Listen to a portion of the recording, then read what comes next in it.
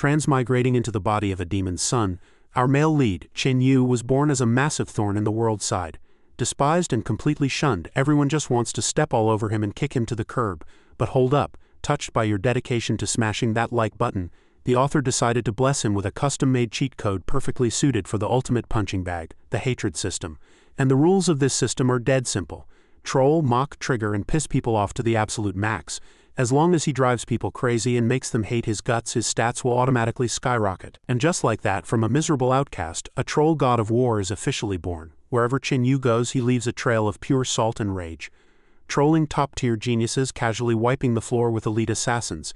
With every stack of rage he farms, his strength evolves to a whole new level of invincibility. Smashing all prejudices to become the one true demon king. Welcome back to BALA Manhua Recaps. Without further ado, let's see how the most shameless, thick-skinned guy in the universe turns this world upside down. Let's get right into it and enjoy the video. In a certain room, a pair of long, slender legs poked out from under the duvet, curling up against the creeping morning chill. Soon after, a handsome face was revealed. Though most of it remained buried beneath the thin blanket, the youth huddled on the narrow bed, shivering. Even his model-like legs had to be tucked in tightly because the bed was too small to stretch out. Chin Yu, his eyes bleary with sleep, thought to himself, "This is ridiculous, even with these 1.3-meter-long legs of mine." Through the haze of sleep, an important realization struck him. "Oh right, I've transmigrated." Just as he was about to drift back into slumber, Chin Yu was jolted awake by a sudden sharp pounding on the door. At the same time, a shrill biting voice drifted in from the hallway. The violent banging on the door sounded as if the house were on fire, snapping Chin Yu completely awake. A surge of inexplicable irritation welled up inside him. Bad enough that he had transmigrated to this godforsaken place, but now this. He widened his eyes and glared at the door, which was still being hammered. The voice outside rang out again, dripping with impatience. "What time do you think it is? Still not out of bed?" Seeing no immediate movement, the girl outside simply kicked the door open and marched in. She stood there with her hands on her hips, her gaze authoritative and provocative. "Do I really have to personally invite you out of bed, young master?" This girl was Yu Li, a high school student and a level 2 warrior, celebrated as the star genius of Hechung School. However, as Chin Yu scanned her, his attention landed squarely on Yu Li's peaks. He silently gave a rather unflattering mental critique. Utterly flat. Unsurprisingly, Yu Li screamed his name in a fury, looking as if she were about to spit fire.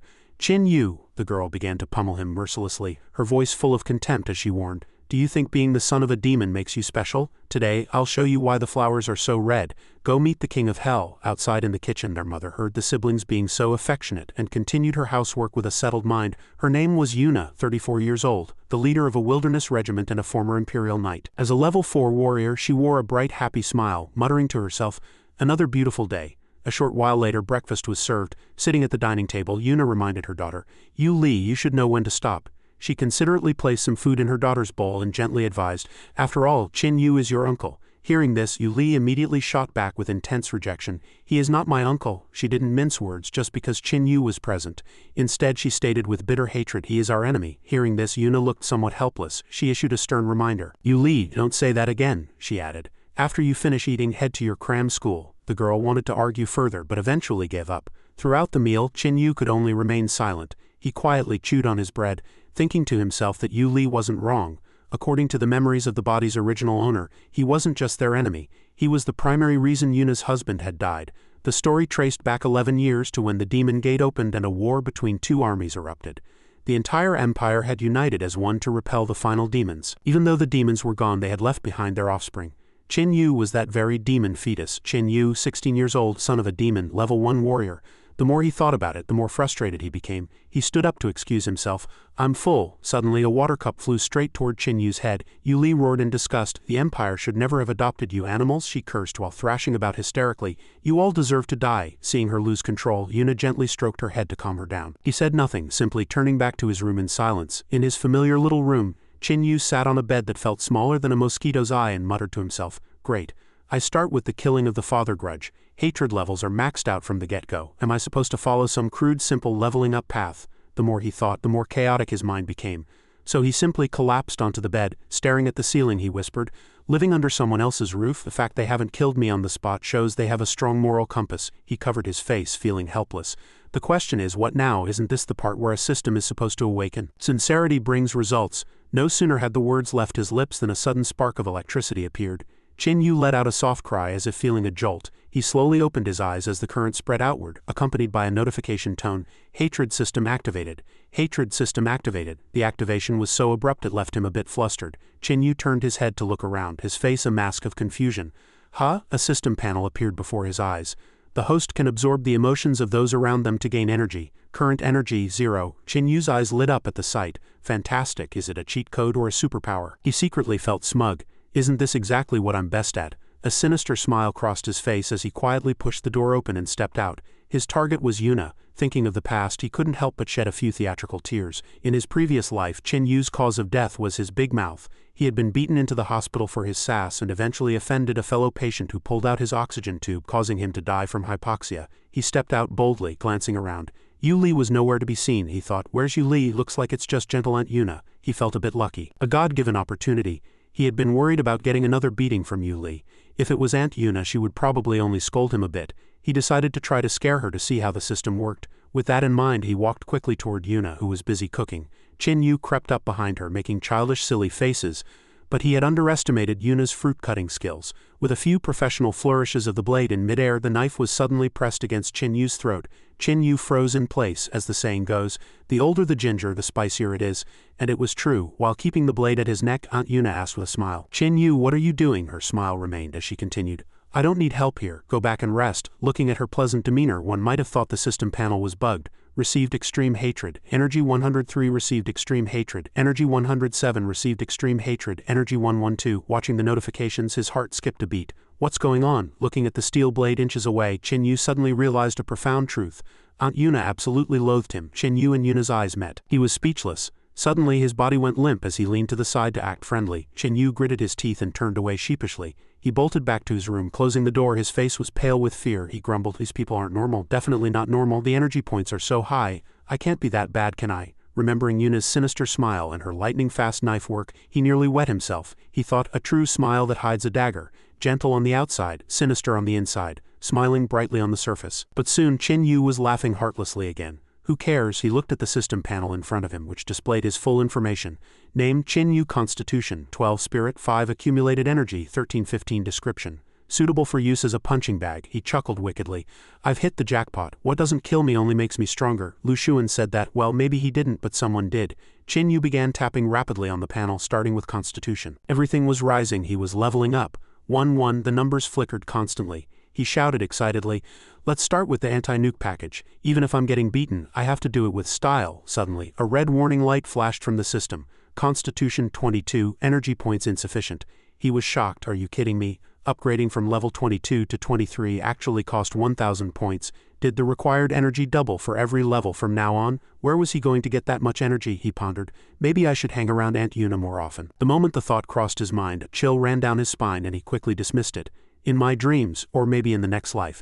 Chen Yu's voice drifted outside. Tactical retreat for now. We fight again next time. In her room, Yu Li was sitting on the edge of the bed changing her clothes. At that exact moment, Chen Yu burst in and said, "Yu Li, your uncle is here to talk to you about the meaning of life." Immediately, Yu Li let out a scream of panic and shame. Chen Yu froze for a moment, and only after taking an eyeful did he raise his hands with a grin.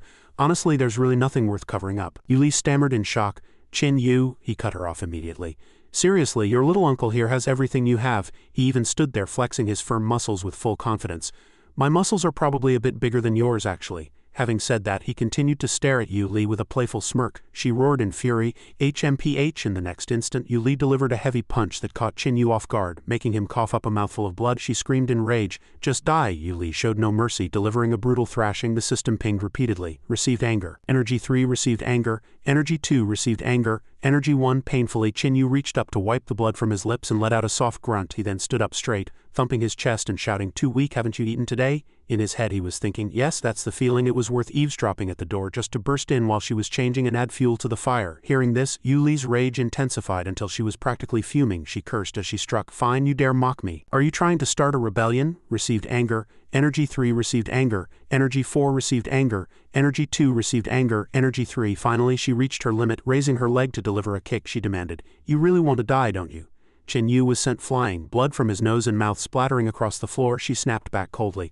"I'll grant your wish," the system continued to display. Received anger. Energy 500. Chen Yu lay motionless on the floor, thinking that this was definitely a profitable haul. Suddenly a voice came from the doorway. "Chen Yu." He reflexively looked up. Through the crack in the door, Yuna poked her head in, her tone eerie. "Chen Yu, it's so late. What are you doing in my daughter's room?" He was terrified. The system immediately logged, received extreme hatred, energy 114. Looking at the system prompts, he felt a wave of satisfaction. Received extreme hatred, energy 44, followed quickly by received extreme hatred, energy 444. Yuna's gaze toward Chen Yu remained calm. Yet Chen Yu was profoundly shocked by the sheer magnitude of the power and energy she possessed. He couldn't believe his eyes. Cold sweat poured down his face. Chen Yu lowered his head and sheepishly admitted, I came here to get beaten." Having said that, he turned quickly, offering only a brief goodnight Auntie Yu Li to the two of them. He thought, goodbye, gotta run. After Chen Yu left, Yu Li walked over and asked her mother timidly, "Did I beat him so hard he went crazy?" Elsewhere not far away, light reflected off the floor as a hand held a knife and stabbed downward with precision. It was Chen Yu. He was testing the sharpness of the blade against his copper skin and iron bones. Surprisingly, he was completely unharmed. Instead, the tip of the knife shattered upon impact with his body. Chen Yu laughed with satisfaction. "I did it." Immediately, a prompt popped up. Constitution 24, Spirit 15, Warrior level 11. The next day on the way to school, a voice suddenly called out, "Hey Birdie, what are you doing with a backpack so early in the morning?" Chen Yu walked over, his eyes wide with shock. "Is this could it be?" he thought. He looked around and saw a multitude of scrutinizing gazes. The system panel jumped frantically. Received hateful glare, energy 4 received cold indifference, energy 2. These were accompanied by various states like contempt and loathing. But Chen Yu didn't mind at all. He had a calculating look on his face. "Incredible, there's so much energy here." Chen Yu smiled and pointed toward a spot, shouting to the crowd, "Look over there," while thinking, "At home one relies on parents, abroad one relies on friends. The ancient proverbs really are true." He walked along confidently, absorbing all the negative energy he encountered. He thought calmly, "Is this a school? No, this is clearly an energy fountain." He walked on happily, leaving Yu Li utterly baffled. What's wrong with him? Didn't he used to hate coming to school? In the school hallway, the morning sun streamed in. Chen Yu looked around in a daze, reflexively smiling. Suddenly a call came from behind. "Chen Yu," a gentle voice rang out. "Chen Yu, you've finally come to school." The speaker was Zhao Yoran, Chen Yu's homeroom teacher, also known as the goddess teacher of Hecheng Middle School. She asked with concern, "Are you okay? I heard you weren't feeling well." Chen Yu replied instantly, "I'm fine." He glanced behind him and saw received hostile glare, energy 55. He thought, another one with a smile that hides a dagger. Looking closer, he realized it was a heavy-set student. He understood then. It was just ugly jealousy. Chen Yu calculated his move. Since that was the case, he feigned dizziness and cried out, "Ah!" With a face full of pain, he tumbled straight into Zhao Yoran's ample bosom. His face turned beet red as he said bashfully, Actually, I'm still not quite recovered." The teacher looked worried. "Well, what? Let me take you to the infirmary." Chen Yu acted spoiled. "No need, the infirmary can't cure this." Zhao Yoran was confused while his actions infuriated the onlookers. With a face full of sincerity and sweetness, Chen Yu told the teacher, "This illness is lovesickness." Chen Yu's words caused her to let out a cry of surprise. Zhao Yoran looked at Chen Yu, a ripple of touched emotion in her eyes, while Chen Yu was secretly over the moon. What a haul! For him, the real treasure was the hateful glares from those around him. The energy points he gained were staggering. Those nearby knit their brows in fury but were helpless. They began exchanging looks, seemingly plotting something. Finally, the school bell rang and cheers erupted across the campus. Chen Yu sat on a bench, thinking he should wait for that girl Yu Li so they could walk home together. Having earned over 10,000 energy points today, he confirmed that school was indeed a gold mine. Suddenly, a group of people burst from the bushes behind him, swinging wooden clubs and shouting, "Brothers, this is the kid." Before Chen Yu could turn around, a burlap sack was pulled over his head. Two men followed with the bag, trapping him tightly. He immediately yelled, "Who turned out the lights?" One of them started pummeling him without a word. Chen Yu chuckled inwardly. "Look at these sandbags coming straight to my door. Perfect for testing my newly upgraded defense." For a moment, the area was filled with the sound of rapid punches and kicks. Despite being in the sack, Chen Yu lunged forward and sent one guy flying with a heavy punch. Then, he leaped into the air, driving his knee hard into another person's face. Hiding behind a wall, Yu Li listened to the deafening sounds of the brawl in horror. Driven by curiosity, she peeked out to see who was causing the trouble, only to be shocked to find her uncle being ganged up on. She thought, "No one gets to bully Chen Yu except me." Yu Li spoke decisively, paused for a beat and then roared, "Nobody touch him." With that, she charged like an arrow released from a bow. Since his head was still in the sack, Chen Yu didn't realize it was Yu Li rushing toward him. Before he could react, he threw a backhand heavy punch, knocking her back several steps. Hearing that familiar scream, Chen Yu froze. Why does that sound like Yu Li? Is she here to help me? But his blow had been too powerful. Yu Li was sent flying back and slammed face first into the ground. Chen Yu couldn't spare a thought for her yet. He followed up with a punch to a brute's jaw and then caught another in the cheek. After enjoying the fight, he leisurely tore off the sack and laughed heartily at the sight of the guys groaning on the ground. Suddenly, the sound of pathetic retching reached his ears. Chen Yu spun around, horrified to see Yu Li doubled over, vomiting uncontrollably. A cold sweat broke out instantly as his heart hammered in fear. It really is her. She could treat him like a sandbag all she wanted, but she truly wouldn't let others bully him. Thinking of this, he began to tremble. I absolutely cannot let Aunt Yuna know I hit Yu Li or she'll kill me. Consumed by anxiety, he rushed to Yu Li's side to help her up, shaking her vigorously while asking urgently, Yu Li, why are you so swollen? Who did this to you? Who was it? Tell me, your uncle will avenge you. By now, Yu Li was so dizzy from vomiting that his violent shaking made her see stars. Qin Yu breathed a sigh of relief, received hateful glare, energy 5. Looking at the semi-conscious Yu Li, he thought, it seems she doesn't hate me as much as I thought. Not only did she step in to save me, but her usual hatred points are actually lower than those of my other classmates. With this thought, Qin Yu closed his eyes, sighed, and carried her on his back, walking slowly toward home. He muttered to himself along the way, what a strange girl. For the next few days, Qin Yu's life was surprisingly peaceful. Only when he saw Aunt Yuna stroking Yu Li's head and asking about her injuries did he feel a surge of inexplicable tension. However, Yu Li quickly made up an excuse for her mother. I got distracted during martial arts practice and got hit. It's nothing. Every day, Qin Yu busied himself with teasing his classmates to farm energy points. The system notifications pinged incessantly. Received hateful glare, energy 45. Received hateful glare, energy 45. He thought to himself, besides working hard for energy every day, I should also shine a little. Suddenly, Qin Yu spotted a young couple being affectionate. He grumbled, isn't that the guy from this morning? Not only did he eavesdrop, but he also intentionally let them see him watching with great interest. Sure enough, he received a hateful glare, energy 211. He didn't just target students. He didn't even spare the homeroom teacher. Qin Yu pushed open the door to the faculty office, holding a box and announcing loudly, Dean, your anti-hair loss kit is here. I picked it up for you on the way. No need to thank me. The dean's face turned beet red with shame as every teacher in the office stared at him with strange expressions. The dean flew into a rage and Qin Yu reaped the rewards. Received hateful glare, energy 985. He wouldn't pass up any target he could tease, calculating in his mind. That which runs under the setting sun is also my energy. 4 or 5 notifications popped up in a row. Received hateful glare, energy 25. Qin Yu walked onto the campus where the North District High School preliminaries, the Hecheng senior high-grade level selections were currently taking place. He looked around, seeing the hallways deserted, and muttered, where did everyone go? No classes today. Suddenly he saw a sight that shocked him.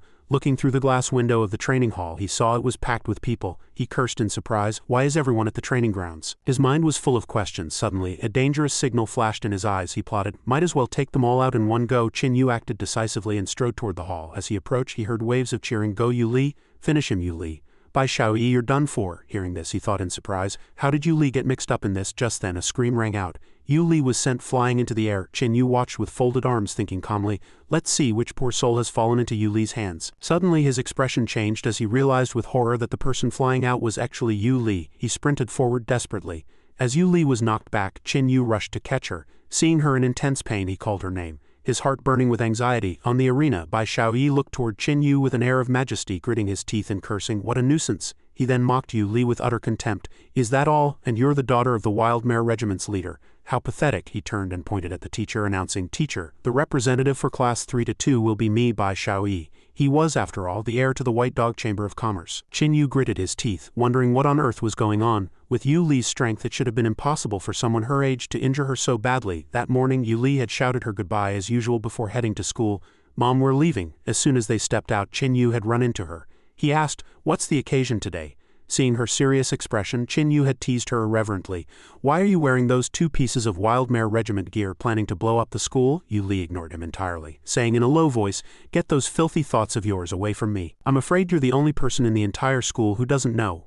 Qin Yu acted as if he hadn't heard clearly, so she answered curtly, forget it. Just know that after today, I'll be able to join the Wild Mare Regiment. After hearing this, Qin Yu looked puzzled and muttered to himself, didn't Aunt Yuna set an age limit for her? Why the sudden relaxation? The scene shifted to the finals of the grade level selection, featuring Yu Li against Bai Xiaoyi. Teacher Zhao Yoran, serving as the referee, instructed before the match, stop when the point is made, understood. Both replied in unison, understood. At Zhao Yoran's command, North District High School preliminaries class 3-2 representative finals begin. Yu Li swung her longsword and introduced herself with a spirited speech. Probationary Knight of the Wild Mare Regiment, student of Hecheng Senior High Class 3-2, Yu Li. Please instruct me. Simultaneously, Zhao Yoran officially declared the start of the match. Yu Li's opponent was not to be outdone, introducing himself as he charged toward her. Heir to the White Dog Chamber of Commerce, student of Hecheng Senior High Class 3-2, Bai Xiaoyi. Please instruct me. At that moment, although Yu Li launched the first attack, she didn't forget to warn her opponent, watch out. But Bai Xiaoyi was no weakling. He quickly raised his shield to block her strike. Not wanting Bai Xiaoyi to gain the upper hand, Yu Li decided to create distance and then launch a surprise attack from the rear to catch him off guard. Oh no! Before Bai Xiaoyi could steady himself, the tip of Yu Li's sword had already reached him. The sudden strike made him scream in pain. Magic armor? Yu Li then continued to swing her sword at him with fierce strikes, driving Bai Xiaoyi back repeatedly. Unexpectedly, Bai Xiaoyi suddenly unleashed a burst of power, pushing her away. He wore a smug, cold smile, thinking, now's the chance, knock her back. Meanwhile, Yu Li looked at her opponent in alarm. Bai Xiaoyi was radiating a terrifying power as he charged straight at her. She cried out, "You dare charge at a member of the Mare clan?" Steeling herself, Yu Li quickly counterattacked. With a solemn face, she bent her knees to gather strength, preparing a lethal kick. Take this! Her move was so fast that Bai Xiaoyi had no time to react. Standing there like a wooden statue, Yu Li dove from above, delivering a heavy kick to the arm holding Bai Xiaoyi's shield.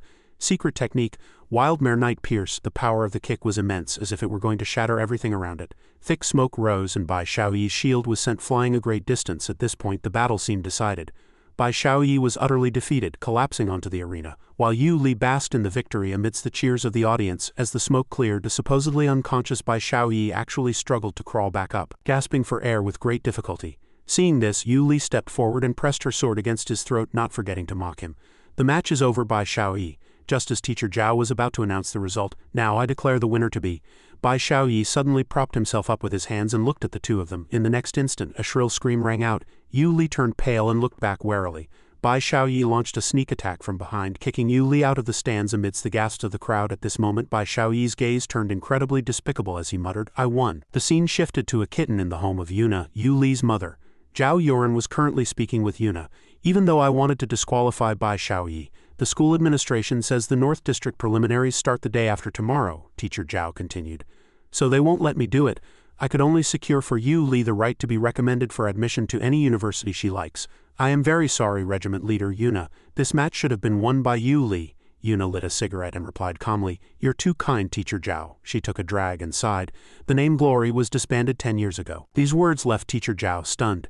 Yuna took a deep drag and spoke calmly about her daughter. "Regarding my daughter, I believe you did your best." Hearing this, Zhao Yoren countered indignantly. "What are you saying? This is the school's fault. If it weren't for you all killing enemies on the battlefield 10 years ago, how could Hecheng have the peace it enjoys today?" Memories of the Wild Mare Regiment surfaced through the blue smoke, showing a young, adorable Yu Li whose dream was to one day become a knight like her mother. But now Yuna had to face the bitter reality. In any case, the Wild Mare Regiment is a thing of the past. Only that child still remembers it. I once promised her that if she could represent the grade in the tournament, I would officially knight her in the name of the Wild Mare Knight Regiment. But she lost. As the conversation neared its end, the two said their goodbyes. Yuna said, "Teacher Zhao, thank you for coming all this way to tell me it's late. Go back and get some rest." Zhao Yoren replied, "I apologize for the intrusion. Goodbye, Regiment Leader." Just as she stepped out of the room, Qin Yu suddenly appeared out of nowhere to strike up a conversation. "Teacher Zhao, let me walk you out." This sudden offer surprised Zhao Yoren, but she agreed nonetheless. All right. After walking for a bit, she said, "Qin Yu, this is far enough." But Qin Yu seemed to have more to say, interrupting her. "Teacher Zhao Yoren." She reflexively turned around. "What is it?" Qin Yu quickly seized the opportunity to ask, "Is Bai Xiaoyi really going to be the one representing class 3-2? The teacher's expression darkened instantly, her eyes filled with disappointment. She sighed. "Those are the rules of the intra-school competition. If no one can defeat Bai Xiaoyi before Friday, I'm afraid he will have to represent the grade." Then Teacher Zhao asked suspiciously, "Why do you ask?" Qin Yu didn't answer directly, only giving a dismissive smile. "It's nothing, I just felt that I haven't shown enough concern for my classmates lately." Then the images from the match flashed in Qin Yu's mind. The scene of Bai Xiaoyi using dirty tricks on Yu Li was vivid. He wore a sinister smile. "I should go and deepen my bond with my classmates." This remark left Teacher Zhao equally confused. The next morning in class 3-2, ignoring the whispers of the crowd, Bai Xiaoyi still maintained his posture as a victor. His chin practically pointed at the sky. He was secretly gloating, "You pieces of trash, no matter what you think of me. Once I participate in the tournament and get good results, plenty of top-tier universities will be scrambling to recruit me." Not only that, he also fantasized about the day he would stand at the peak of glory with a beautiful woman in his arms, his eyes sparkling with excitement. He thought to himself that when he reached the top, it would be like a dragon entering the sea surrounded by a swarm of beauties, allowing him to roam the world as he pleased. As for these high school classmates, they would no longer be on the same level as him. Suddenly, someone pounded violently on the wooden classroom door. A voice came from the doorway, drawing the attention of the entire class. "Excuse me." The person was none other than Qin Yu. He wore a wicked smirk as he spoke. "Excuse me, is the heir to the White Dog Chamber of Commerce in?" Hearing someone mention him, Bai Xiaoyi was startled, his face turning as stiff as a stone. Realizing the other party was provoking him, he began to push back, slamming his palm onto the desk in anger. "Who's the loser here?" he roared. Qin Yu ignored Bai Xiaoyi entirely. walking straight to his desk and sneering, "Whoever answers the question," Bai Xiaoyi demanded. "Who do you think you are?" Everyone expected a fierce brawl, but to their surprise, Chen Yu simply smiled and said, "I'm just here to deliver a challenge. All you have to do is accept." Bai Xiaoyi looked at him with utter disdain. "A level 1.1 warrior actually wants to challenge a genius like me. A level 2.7? No sooner had the words left his mouth than Chen Yu lunged forward, grabbing him by the hair and slamming his head violently onto the desk with a playful smirk. Chen Yu thought to himself that the guy was too weak to even accept a challenge properly. "You're too kind." Then a sinister smile crossed his face, and a terrifying murderous intent flashed in his eyes. "Good boy, what a good little dog." At the training grounds, a crowd had gathered to watch the spectacle, including teacher Zhao Yoren. She watched Chen Yu with horror, thinking he was being far too impulsive. A level 1.1 challenging a level 2.7 was practically a suicide mission. One student told teacher Zhao that they had already stepped onto the stage to fight. Concern was written all over her face. She knew things had gone south. Since they were officially on the platform, she had no right to interfere. She could only fix her eyes on the match, ready to jump in and save Chen Yu the moment things turned ugly. On the arena, Chen Yu simply maintained a silent, faint smile, while Bai Xiaoyi taunted him incessantly. "Even if you get down on your knees and call me daddy now, it's too late." Not stopping there, he pointed at Chen Yu's face and mocked, "You're not even wearing a combat suit, can't afford one, you're nothing but a pauper." Chen Yu didn't care in the slightest. He casually picked his ear to show his total contempt for Bai Xiaoyi. Then, putting on a friendly facade, he whispered a gentle reminder, "Try speaking like a human for once. Do you really think I need to dress up just to deal with someone like you?" At this, Bai Xiaoyi reached his breaking point, gripping his blade and shield. He prepared to launch an attack. He muttered rapidly under his breath, shouting in a fit of humiliated rage, "Mark my words, the moment I strike." Bai Xiaoyi swung his weapon and charged at Chen Yu, grumbling, "You unlucky bastard, you're already a dead man." He was secretly smug, believing his offense and defense were perfectly balanced. He could even go toe-to-toe with Yu Li, so a level 1.1 trash like this stood no chance. However, reality slapped Bai Xiaoyi harder than a betrayal by an ex-lover. Chen Yu actually crushed Bai Xiaoyi's longsword with his bare hands, forcing a shocked cry from his throat. "What?" Immediately after, Chen Yu delivered a heavy punch straight to Bai Xiaoyi's chest, followed by another and another. Punches fell like raindrops until Bai Xiaoyi was vomiting blood uncontrollably. The entire audience was stunned by the sight. They whispered among themselves, was Chen Yu always this strong? But it wasn't over. Chen Yu gathered strength in his left fist and said coldly, "Try being human in your next life." Simultaneously, he unleashed a flurry of consecutive kicks on Bai Xiaoyi, leaving the boy with no power to fight back. This final move officially and completely neutralized him. From below the stage, teacher Zhao saw the situation and shouted, "That's enough!" Fearing that Chen Yu might actually beat Bai Xiaoyi to death and send him to meet his ancestors, she had to step in. "Chen Yu, you've won, stop now." But Chen Yu had no intention of stopping, continuing to pummel Bai Xiaoyi as if he wanted to turn him into mincemeat.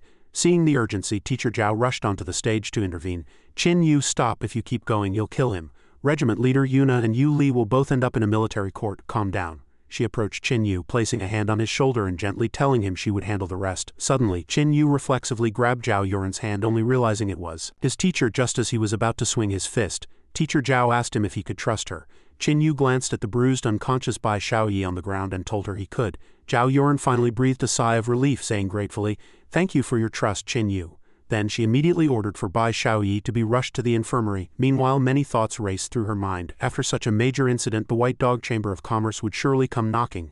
Coupled with Chen Yu's status as the son of a demon, this wouldn't be easily resolved. She glanced to the right, thinking, since it's come to this, I might as well play along. Teacher Zhao turned to him and asked, "Chen Yu, do you want to represent Class 3-2 in the selection tournament?" This sudden proposal took Chen Yu completely by surprise. Meanwhile, in the principal's office, Principal Li sat upright as the questioning began. "Young Zhao," he said, hands crossed in front of him, "what are your thoughts on Chen Yu injuring someone this time?" Zhao Yoren frowned slightly and spoke her mind without fear. "The matter is quite simple. After all, it was Bai Xiaoyi who broke the rules by sneak attacking Yu Li first." Sitting nearby, Vice Principal Lu interjected. "But does that justify breaking nearly every bone in the boy's body?" Vice Principal Yang, who was also present, puffed on a cigarette and said, "Is it really that serious? Ultimately, it's just that Bai Xiaoyi is incompetent. It's okay for him to hit others, but not to be hit back. What kind of double standard is that?" Principal Li closed his eyes and spoke slowly. "Be that as it may, Chen Yu has a unique status. If we don't handle this carefully, I fear it will invite public criticism." Teacher Zhao immediately stated her position. "Principal, I have a proposal regarding this matter." The principal nodded. "Go ahead, young Zhao." She raised her arm, which was marked with bruises, and made a solemn proposal. "Make Chen Yu the representative for the challenge match." Vice Principal Yang slammed the table and stood up, shouting, "Young Zhao, who did this to you? You're a peak level 4 warrior. Did another teacher lay a hand on you?" She recalled the moment and continued, "Even though I wasn't defending with full force at the time, how could a common level 1 warrior break my defense? Therefore I believe Chen Yu is no ordinary individual. He is perfect to represent our school." Upon hearing this, the 3 school leaders fell into a profound silence. Vice Principal Yang, holding a cigar, exhaled a ring of smoke and said, "Then get him to the competition site immediately. We need to avoid the White Dog Chamber of Commerce coming here to cause trouble and affect the match. Zhao, you're in turn to leave." Her voice filled with excitement. "I already took Qin Yu away right after he finished off Bai Xiaoyi. As for the people from the White Dog Chamber of Commerce, I'll leave them to you all to handle." With that, she left the office without looking back, leaving the 3 of them staring at each other. One of them thought, "It feels like she didn't just act first and report later. She's literally using us as shields." 2 hours later, the sky began to darken. The principal invited the relevant parties to negotiate a resolution. "Hello, Regiment Leader Yuna." "Hello, President White Dog." The principal offered a warm greeting. "I'm sure you all know why I've invited you both here today, so let's get straight to the point." Yuna remained silent, while Yu Li, sitting beside her, was shaking with suppressed laughter. On the other side, President White Dog and Bai Xiaoyi sat opposite them, surrounded by a sinister aura and dark clouds of hatred. Yu Li pointed ahead, laughing as she asked loudly, "Was he really beaten like that by Qin Yu?" Bai Xiaoyi jumped up in a rage and roared, his voice muffled by his injuries. "That half-breed did this?" The president of the White Dog Chamber of Commerce looked up and spoke to Yuna with a polite but stiff tone. "Regiment Leader Yuna, I respect your contributions on the battlefield. My son will apologize to your daughter. You can make any demands you like, money, equipment, elixirs. I can provide them all, but as for that little brat, I ask you to—" Yuna cut him off bluntly. "I cannot hand that child over to you. I still have a use for him." Seeing his goal was unattainable, the president's face darkened instantly. "Are you saying there's nothing to talk about?" Yuna responded coldly. "To be honest, calling you president is just a courtesy." Yuna's expression also turned grim as she prepared for a confrontation with the old man. The president lowered his voice, continuing with threats and intimidation. "That animal Qin Yu, you'd better hand him over or I'll spend a fortune to hire assassins to take his life." Everyone knew that in the Great War 10 years ago, only one member of the Wildmare Regiment survived. The current regiment was just a name.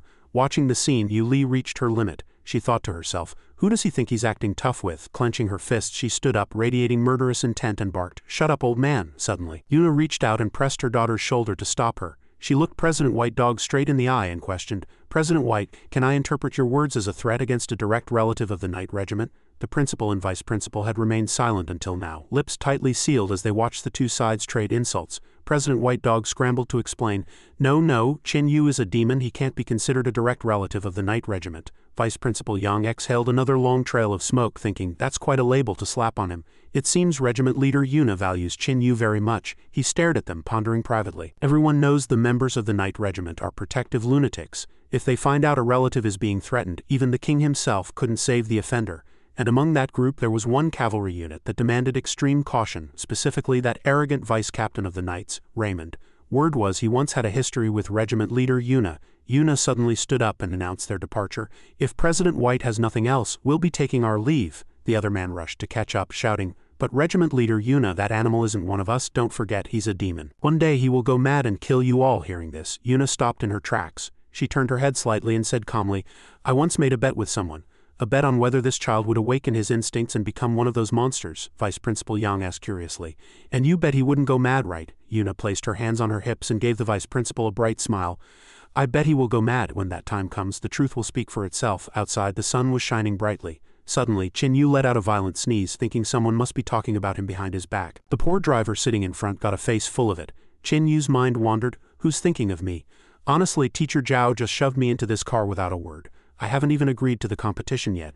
Just then, the system issued an alert. Warning: approaching the North District Middle School Preliminary Arena. Approaching the North District Middle School Preliminary Arena. The convoy sped along like a long dragon. Qin Yu sat in the car, sighing with boredom, when he accidentally caught sight of Quan Xiaoxiao in the next car, busy polishing her longsword. Seeing this, he leaned out and gave her a cheeky, playful grin. Quan Xiaoxiao turned away in disgust, thinking, "He certainly knows his stuff. Ever since my horns were removed, plenty of people take me for a big head.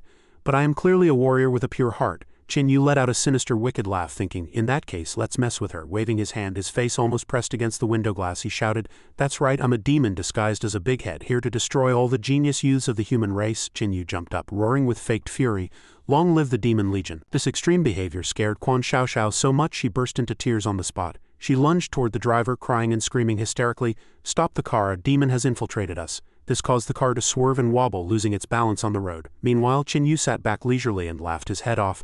The system notifications didn't stop. Received extreme hatred energy 999. Received extreme hatred energy 999. Truly, villains live for 1,000 years. This feeling of pure satisfaction was incredible. He wished he could have a harvest like this every day. He murmured to himself. The car finally came to a halt. Chen Yu looked out the window and was taken aback. A dense crowd had already gathered, forming long queues. A voice announced, "The middle school preliminaries are about to begin. All contestants, please take your seats." Chen Yu stepped out and squeezed into the sea of people, thinking there were far too many. Suddenly he leaned over, a smile playing on the corners of his mouth. His mood instantly turned joyful, as if he were singing freely in a lush green meadow. He hummed softly, "Here comes the handsome guy to harvest the leeks, carrying a big bamboo basket." This confident, stylish look was recorded by the system. Received extreme hatred, energy 1441, Chen Yu pondered to himself.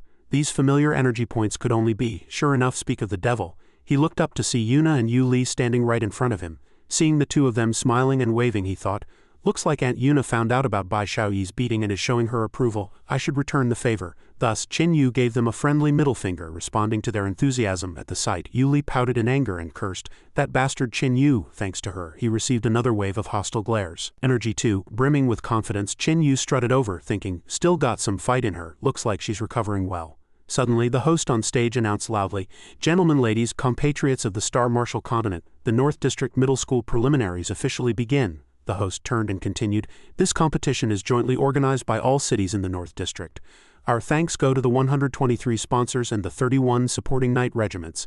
Now let us especially invite the 24 Knight Regiment branch commanders to the stage." The contestants below were listening with rapt attention. Suddenly the earth shook violently. From out of nowhere, waves of passionate shouting erupted. "Honor, justice!" The group of beastmen with bullheads and horse faces stood and roared, "Unity!" Seeing this, the others cheered and laughed with excitement. Chen Yu stood at the back watching them, letting out a helpless sigh, feeling a sense of exhaustion. The host continued his passionate speech. "Humans and beastmen unite to resist foreign invasions. This is the hope of unity. You are the ones who will shine in the future, the new stars who will guide our way. Now, please applaud for all our outstanding students." There were a total of 1,358 contestants. Chen Yu stood up in the crowd, looking at the targets appearing in the distance, his lips curling upward. "More work for you guys. Here comes my chance to farm energy." The host added, "Each student will have 5 seconds for a self-introduction." At the same time, he emphasized to the contestants, "Remember, right now, the entire North District and even all our compatriots on the Star Marshal continent are watching you." Chen Yu waited in line with everyone else, looking around curiously. At that moment, a student stepped onto the stage, gave a crisp salute, and began a solemn self-introduction. Below the stands, the other contestants were cheering in unison, filled with pride. "I must win glory, let the eternal human race bear witness." Chen Yu stood there, listening to this classic cliché speech. When it was finally his turn, he walked onto the stage and stood at the center, a sinister smile playing on his lips. Then, with an air of immense smugness, he flipped both middle fingers at all the contestants. Below the stage, the crowd froze in utter shock. Yu Li helplessly covered her face, refusing to admit she even knew him. She muttered under her breath, "I don't know him, I don't know him, I don't know him." Seeing this, Principal Li asked Zhao Yuan hesitantly, "Teacher Zhao, is student Chen Yu under too much pressure?" Zhao Yuan could only reply awkwardly, "Maybe." Immediately after, the host shouted at the top of his lungs, "All right, now we will announce the rules for this competition." The 1,358 contestants would be sent to Xincheng Island for a 7-day survival elimination match. A simulation appeared before the students. He continued, "When you first arrive on the island, you will be provided with 3 days' worth of food. Once that is gone, you must solve your own food and water needs." The host added that Xincheng Island contained a total of tens of thousands of monsters released from the Magic Gate, evil beasts from the Demon Gate, and killing machines from the Technology Gate, ranging from level 1 to level 5. He also reminded everyone that a special energy ball had been implanted in their bodies. Those who were not eliminated by the end of the competition would have their scores calculated based on how many energy balls they had collected. Then a simulation of the finals appeared on the screen. The host gestured wildly, shouting that the 100 people with the highest scores would be selected for the final showdown on a floating arena in the sky. At that moment, several metal spheres appeared in the sky. The host introduced them as high-tech medical balls. Not only could they live-stream each student's performance at critical moments, but they could also save a student's life. He then added in a lower tone, "But there is one thing to note. Once a high-tech ball intervenes to save you, it means you have been disqualified. The metal bracelets on your wrists will transmit your physical condition to these balls." Subsequently, every contestant, including Chen Yu, had one of these spheres sync to the bracelet on their wrist. The host continued, "When your physical condition deteriorates to a certain point, the metal ball will transport you directly back to the stage. But this does not necessarily mean you have exited the competition." After the host finished speaking, a tall man stepped forward, appearing to be the guide. He told the group, "All right, we will now send you to the competition grounds. Shangda, go." The man raised both hands and let out a roar. External martial technique, a surge of powerful energy enveloped him. That power quickly expanded to cover all the contestants on the field. Within the circle, Chen Yu and the others looked up at their surroundings. In the blink of an eye, only the host and the big man were left on the stage. Chin Yu had already been transported onto an airplane. Looking at the scenery outside the window, he thought to himself, is this the external chi of a martial technique? Pretty interesting. Suddenly, a piercing scream rang out, startling Chin Yu. A demon? Out of instinct, he immediately turned around and asked, Where's the demon? However, he was met with a barrage of wary and hostile glares. Chin Yu let out a sigh of relief as it suddenly dawned on him that he was the demon. He thought, oh, it's me, never mind then. Suddenly, a group of people behind him rushed toward Chin Yu with murderous looks in their eyes, shouting, Demon, give up your life. Seeing this, his face turned pale with shock, and he thought, looks like things aren't going so well. Meanwhile, Yu Li and Yuna were sitting and watching the opening ceremony. Yu Li suddenly spoke up anxiously. Mom, do you think that idiot Chin Yu can get a good result? Yuna replied calmly. Impossible, Yu Li asked curiously. Why, he's not weak. I'm afraid even I'm not his match, Yuna explained. It doesn't matter how strong he is. Don't forget where we are. This was the North District, a borderland that had fought against demons for thousands of years. Regiment leader Yuna continued.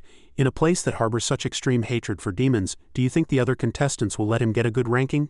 Yu Li stopped talking, merely looking down and pouting. In her eyes, Chin Yu was special. She thought, but Chin Yu isn't like the demons you talk about, he has a conscience. At that moment, Chin Yu's image appeared on the screen. Yu Li watched intently, silently cheering in her heart. Chin Yu, keep going, back to the protagonist. He was being surrounded by a group of beastmen students who were roaring and lunging at him in an attempt to eliminate him. Kill the demon, a sacrifice for the fallen warriors. Chin Yu defended himself while running.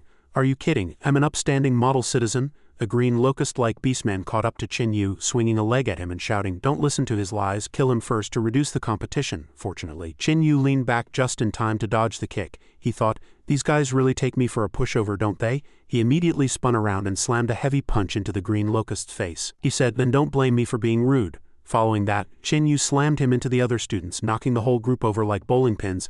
The locust who got punched rolled his eyes, still trying to mumble, Who are you calling a beast? Chin Yu picked up his backpack and gave a meaningful smile as he replied, don't misunderstand, I wasn't talking about you. He swung his pack over his shoulder and stood tall, leaving his sentence half finished. This caused the others to hold their breath and listen intently, wanting to see exactly who Chin Yu was mocking. Seeing them so focused, he kindly offered them a deeply sarcastic compliment. Simultaneously, he made an arrogant, provocative gesture. After hearing this, the crowd's hatred burned like a raging fire. The looks they shot at Chin Yu were filled with resentment. At this moment, the system began to ping incessantly, notifying him that his energy points were skyrocketing due to the rage he was receiving. He smiled smugly, waved goodbye to them, and reminded them, hurry up and put on your parachutes. No sooner had the words left his mouth than Chin Yu punched a hole straight through the airplane. Just like that, a large number of contestants fell into a free fall. Chin Yu laughed gleefully on the side. The audience in the stands was utterly shocked by the sight. People pointed at the screen and gasped, heavens, look at that! On the other side, the contestants were caught off guard, screaming for help in desperation. The system continued to broadcast, rescue ball defense activated, contestant eliminated, removed from the field immediately. Only Chin Yu had not triggered his rescue ball. He remarked, seems like these rescue balls are pretty handy. Meanwhile, the other contestants vanished one by one. The notification tones for energy increases never stopped. Chin Yu's actions infuriated the audience, who cursed him for being too despicable. Who is that? Which school is he from? Someone even asked, isn't that the honest and simple cow tribe? This kid's brain moves too fast, could he be a mutant? Soon, Chin Yu landed smoothly in a forested mountain region. When Yu Li saw this on the screen, a cheerful expression appeared on her face. Conversely, the old man beside her wailed while clutching his face in agony. Oh heavens, he could only howl in despair because his 9 elites, his pride and joy, had all been eliminated in one fell swoop. Yu Li could only remain silent, unsure of how to comfort the old man. The old man collapsed to the ground, his face as pale as if he were about to leave this world, muttering, is there not a single one left? All gone. Suddenly a shout rang out, look, the brat who blew up the plane was about to meet his end. He was being stalked from behind by a shadow demon bull.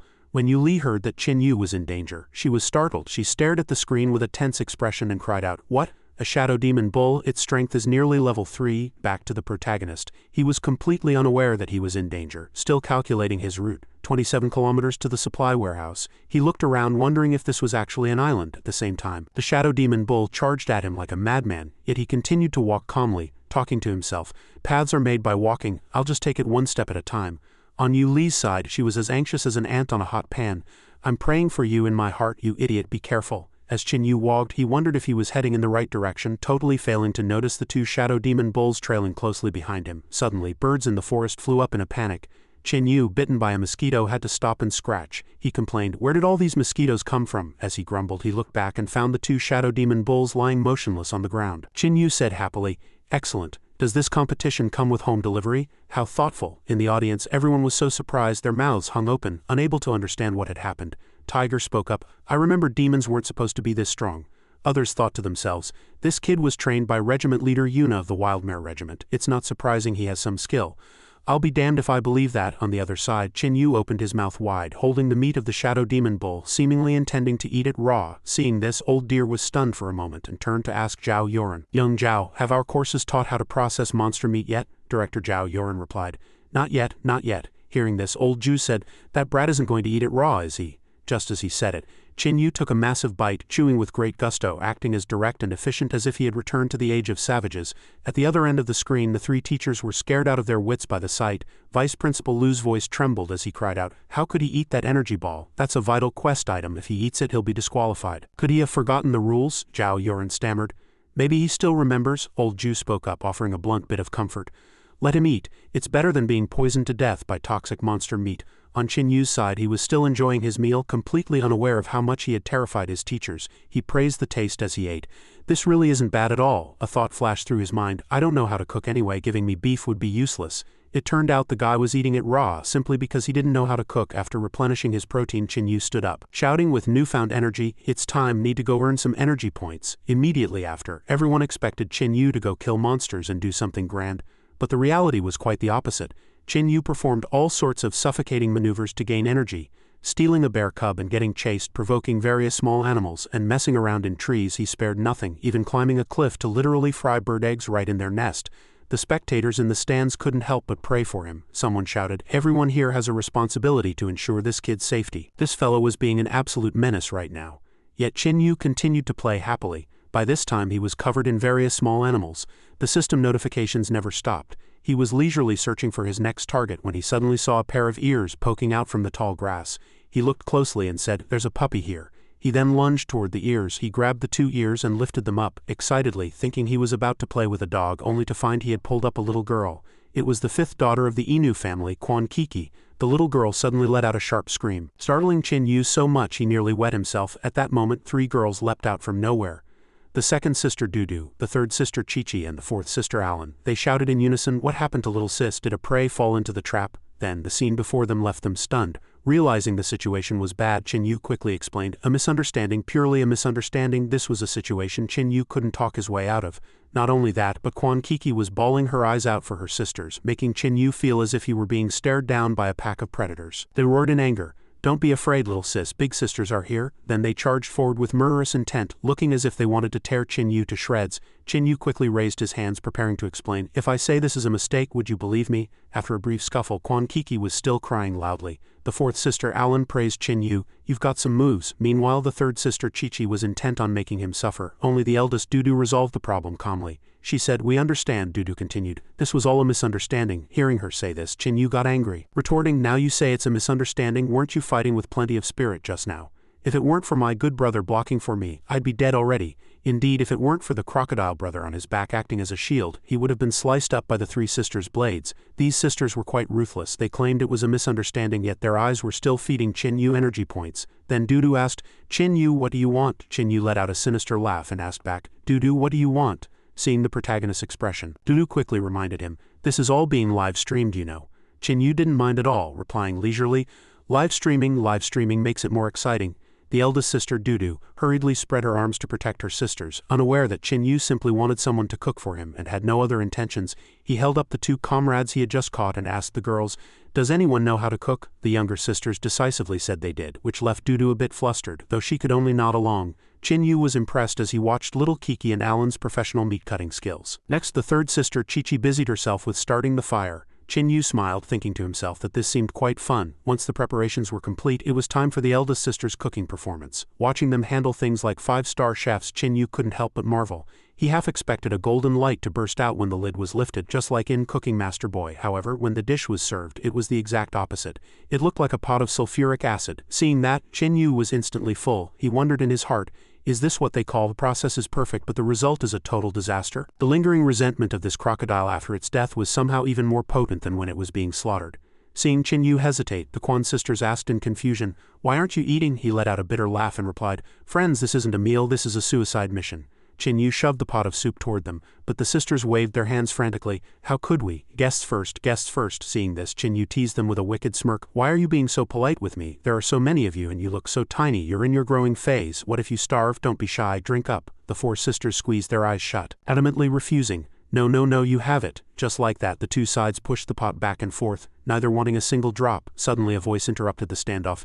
You bastard, let go of my sisters. At that same moment, a glowing red longsword flew straight toward Chin Yu, skimming the ground before burying itself in the dirt. A young woman sprinted out from the forest. It was the eldest sister of the Quan family. The longsword then flew back into her hand. Chin Yu looked back and felt the face was somewhat familiar. The girl leaped into the air, raising her blade high, prepared to hack down at Chin Yu. The eldest sister charged with all her might, intent on splitting Chin Yu down the middle like a piece of firewood. In that split second, Chin Yu's eyes were sharp and his hands quick. He snatched up the youngest sister and used her as a human shield, nearly scaring the eldest sister out of her wits. At this moment, Chin Yu looked utterly monstrous. The eldest sister was forced to desperately change her move mid-air, wrenching the blade to the side. Otherwise, the little sister would never have seen the sun rise again. Chin Yu continued to grip the little sister tightly, letting out a triumphant booming laugh. The eldest sister was fuming, her teeth gritting as she roared, "You demon!" Meanwhile, the protagonist successfully harvested a wave of energy points from her hatred. The little sister screamed and flailed her arms, trying to punch Chin Yu, but she couldn't even reach him. "Let me go, you demon!" Following her wish, Chin Yu tossed her down without the slightest hint of chivalry. The other sisters rushed forward to catch her, asking worriedly, "Little sister, are you okay?" Chin Yu didn't miss the chance to mock them, watching their soft long ears drooping against their cheeks. "Are you lot some kind of dachshund breed?" He wore a punchable, smug expression. The eldest sister pointed her longsword directly at his face and barked, "You're the demon dachshund. It was one thing for you to trick me before, but you actually dared to bully my sisters." With that, she extended the hilt of her sword, transforming it into a massive 40-meter-long blade. She roared at the top of her lungs, "I'm going to cut off all your horns right now." With that, she immediately swung the blade at Chin Yu. He scrambled back to dodge, then pleaded for mercy. "Please, they were the ones trying to poison me." The eldest sister wouldn't hear a word of it, signaling her sisters to form a formation and surround him. Seeing that he was about to be ganged up on, the protagonist retreated in mock terror, even asking himself in a daze, "Wait, am I the villain and you guys are the protagonists?" Chin Yu wasn't about to back down either, shouting angrily, "So we're really doing this? Fine, let's hurt each other." No sooner had he spoken than he hugged a massive tree, ripped it out by the roots and swung it violently toward them, sending them flying from the shockwave. From behind, the eldest sister thought to herself, "This guy is incredibly strong. My sisters are no match for him. I have to do this myself." She charged at Chin Yu, manically swinging her longsword in a series of rapid slashes. Chin Yu quickly raised the tree in his hands to block, letting her shred the trunk until it resembled a giant pencil. Seeing this, he couldn't help but complain, "Good grief, is this the Beastman version of a pencil? Did you really just sharpen this trunk for me, lady?" Chin Yu retreated to build momentum, then leaped into the air and charged at her, thinking, "I have to find a way to make her stop attacking." Seeing this, the eldest sister lunged with her sword toward the pointed tip. Attempting to block the strike, however, because she used too much force, her blade sank deep into the trunk and got stuck, refusing to budge. Seizing the opportunity, Chin Yu spread his limbs to stabilize his center of gravity and taunted, "You want to compete in strength with me? I don't just uproot willows, I'll rip a telephone pole out of the ground for you." He then swung the tree with all his might, hurling her away and shouting gleefully, "See ya!" Suddenly, the eldest sister unleashed a move, external martial technique, earth flow. Chin Yu was taken aback, thinking, "This lady is persistent. She's pulling out all the stops and techniques just to settle this grudge." The eldest sister executed her move, manipulating sand and stone to fly straight at the protagonist. He exclaimed, "This woman is nothing but trouble." Immediately, Chin Yu flipped up and enlarged his body to withstand the attack. Every stone that struck him bounced right back, knocking the eldest sister back. In the stands, Yu Li saw the eldest sister's power and was stunned. "She's a level 3 warrior," Yuna also remarked. "To reach level 3 by senior year of high school, this girl has a limitless future." Hearing this, Yu Li became even more worried for Chin Yu. She muttered that the drills formed from the earth hadn't just failed to pierce the trunk, they had been deflected entirely. Their power was no less than that of a bullet. Back with Chin Yu as the dust settled, the two faced off again. The eldest sister fell into a defensive stance, thinking, "He blocked a martial technique with his bare flesh. Is he some kind of genetically mutated demon?" She glared at him warily, speculating further. "As the saying goes, every land breeds its own demons, but I've never heard of our land producing a demon like this." On Chin Yu's end, although his body was covered in cuts from the previous attack, the wounds healed almost instantly. He thought to himself, "This girl's lethality is too high. I can't give her another chance to use a technique." Next, he lunged toward her like a bolt of lightning, intending to drag her into close quarters combat. The eldest sister saw through his plan and knew she couldn't let him get close. She stomped heavily on the ground, kicking up all the rubble to pelt Chin Yu. The battle was almost perfectly matched. As he charged, Chin Yu suddenly pivoted and jumped, clearing the pile of rocks. Seeing this, the Quan eldest sister quickly changed her move, launching countless boulders like missiles at him. Chin Yu wasn't to be outdone. He used his 10-meter-long legs to snap a nearby giant tree and kicked it straight ahead, blocking the attack. The eldest sister thought, is he trying to use the dust to block my vision so he can sneak in for a close-range ambush? She let out a cold, confident laugh. Too bad for you, I'm from the dog tribe. I can lock onto your position by scent alone. She swung her sword and shouted, got you. To her horror, she realized she had struck a crocodile head. This left her pale with shock. How is that possible? While she was distracted, Qin Yu had already circled behind her, firmly gripping her neck. You lose, he said. The audience in the stands cheered at the screen. Manipulating the soil at will, that's practically cheating. Winning against a level 3 warrior using demonic power, that's totally unfair. Conversely, Yu Li responded enthusiastically from the stands. Great job, Qin Yu. Meanwhile, Yuna sat beside her, resting her chin on her hand in deep thought. Qin Yu was always just a punching bag for Yu Li. Since when did he become this strong? She glanced at the excited Yu Li and thought if he had sneak attacked Yu Li before, he definitely would have won, but he didn't. Why could it really be as Yu Li said? That Yuna turned her gaze back to the screen. At that moment a string of notifications popped up. Received fear, energy 3. A wave of relief washed over Yuna. He really is a demon with a conscience. At the scene, Qin Yu held up a large bowl of the bizarre dish containing the green monster head and said, see this? This is proof your sisters were trying to poison me. Quan Xiaoxiao answered awkwardly, well, with a demon's digestive system, I'm sure it's fine. Besides, even if it looks bad, it might taste great, right? Hearing this, Qin Yu broke into a wicked grin, luring her in. It does taste pretty good. Why don't you eat it and show me? Quan Xiaoxiao and the others immediately raised their hands in surrender, thinking, no way I'm eating that. Don't I know my own sister's cooking skills? I have to find a way to dump this on the demon. Quan Xiaoxiao forced a smile and changed the subject. I know where there's actual food to eat. Qin Yu didn't waste any words. He simply poured the entire bowl of soup into Quan Xiaoxiao's mouth. Moments later she was foaming at the mouth and collapsed unconscious. Her 3 sisters screamed in terror. Big sister, Qin Yu? Qin Yu showed no reaction on the surface, but internally he was panicking. Crap, I moved too fast. Didn't she just say she knew where the good food was? In the blink of an eye it was the 3rd day of the competition. 4 people in staff uniforms were chatting around a campfire. One complained, seriously, we were supposed to go back that day. But the match had suddenly been extended until tonight. Say, what exactly happened here? The person opposite replied softly, that's why we had to extend the supply distribution time. A gray-haired youth picked up a meat skewer, saying, the skewers are done. Eat up while they're hot. No sooner had he spoken than the skewer in his hand was snatched away. The culprit was Quan Kiki, who sat perched on a branch, playfully nibbling on the meat. The white-haired female staff member looked up in a panic and called out. Quan Kiki spoke while eating, implying they had better food where she came from.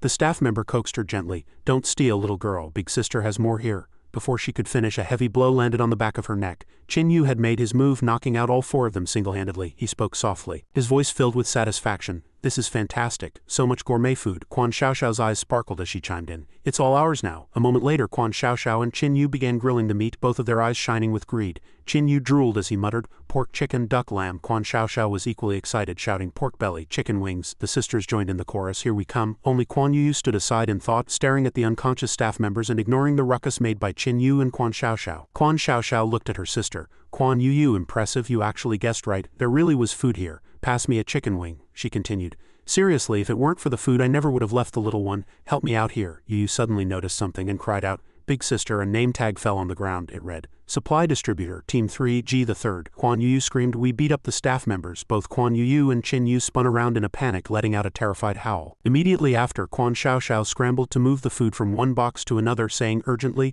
hurry. We need to get this food out of here before anyone finds out. 3rd, 4th, help me. If more people show up, we won't be able to leave. Quan Lan glanced back and saw shadows moving, crying out in a panic, Big sister, I think it's too late. Finally, Qin Yu stood up, a confident smile curling his lips. Don't worry, I have a plan. We might even make a little profit out of this. A group of people was rapidly approaching the supply point, and a follower at the back asked a question. Captain, is that the supply point ahead? Didn't they say they'd stop distributing supplies after the first day? Is there any point in going now? The leader turned back to explain. There was an emergency in the exam. 90 of the candidates parachuted halfway and never got their food. The tournament definitely wouldn't allow such a balance-breaking situation to persist. When they landed and stood before several food crates, the leader thought, so my judgment was correct. Later contestants would leave after getting food at the starting point. Just as he expected, the place was deserted. He shouted excitedly, hello, we're here for the supplies. Qin Yu, disguised as a staff member to deceive them, said cheerfully, hello, hello, hard work everyone. Seeing this, the leader also smiled and made his request. You staff members are working hard too. Could we get 4 portions of supplies please? Thank you. Qin Yu responded immediately, no problem, no problem. Then Qin Yu asked them, however, which grade of supplies would you like? Hearing this, everyone was stunned and asked immediately, there are different grades. The table was now covered in various delicacies arranged by grade. Starting from grade D, there were beans, beer, meat skewers, egg fried rice and seafood. Then came Grade C, featuring soda, juice, burgers, and fried eggs. Grade B consisted of rice balls, black tea, and eggs. Finally, the highest grade, Grade A, consisted of protein bars and mineral water. Under their astonished gazes, Chin-Yu continued his enthusiastic introduction. Of course, our competition is very humane. How could we mistreat the budding flowers of our nation? The three followers were drooling, wanting to choose immediately. We'll take Grade D, Chin-Yu rubbed his hands together sinisterly. Laughing, that will be 4 level 3 energy balls. Thank you for your business. Hearing the price, the captain shouted in terror. We have to pay with energy balls? Chin-Yu replied firmly. Naturally. There's no such thing as a free lunch in this world, is there? The man tried to play dumb, saying, didn't you say this was humane? We're the tender sprouts of the empire. At that, Chin-Yu's expression changed. He smiled and pulled out the Grade A supplies. That's right, the Grade A package is provided for free, no cost. Very humane, the man replied in horror. But those 4 energy balls are everything we've collected over the last few days. Meanwhile, hidden behind a pile of crates, Quan Xiaoxiao, Quan Yuyu, and Quan Kiki were watching quietly. Quan Kiki asked her eldest sister in confusion.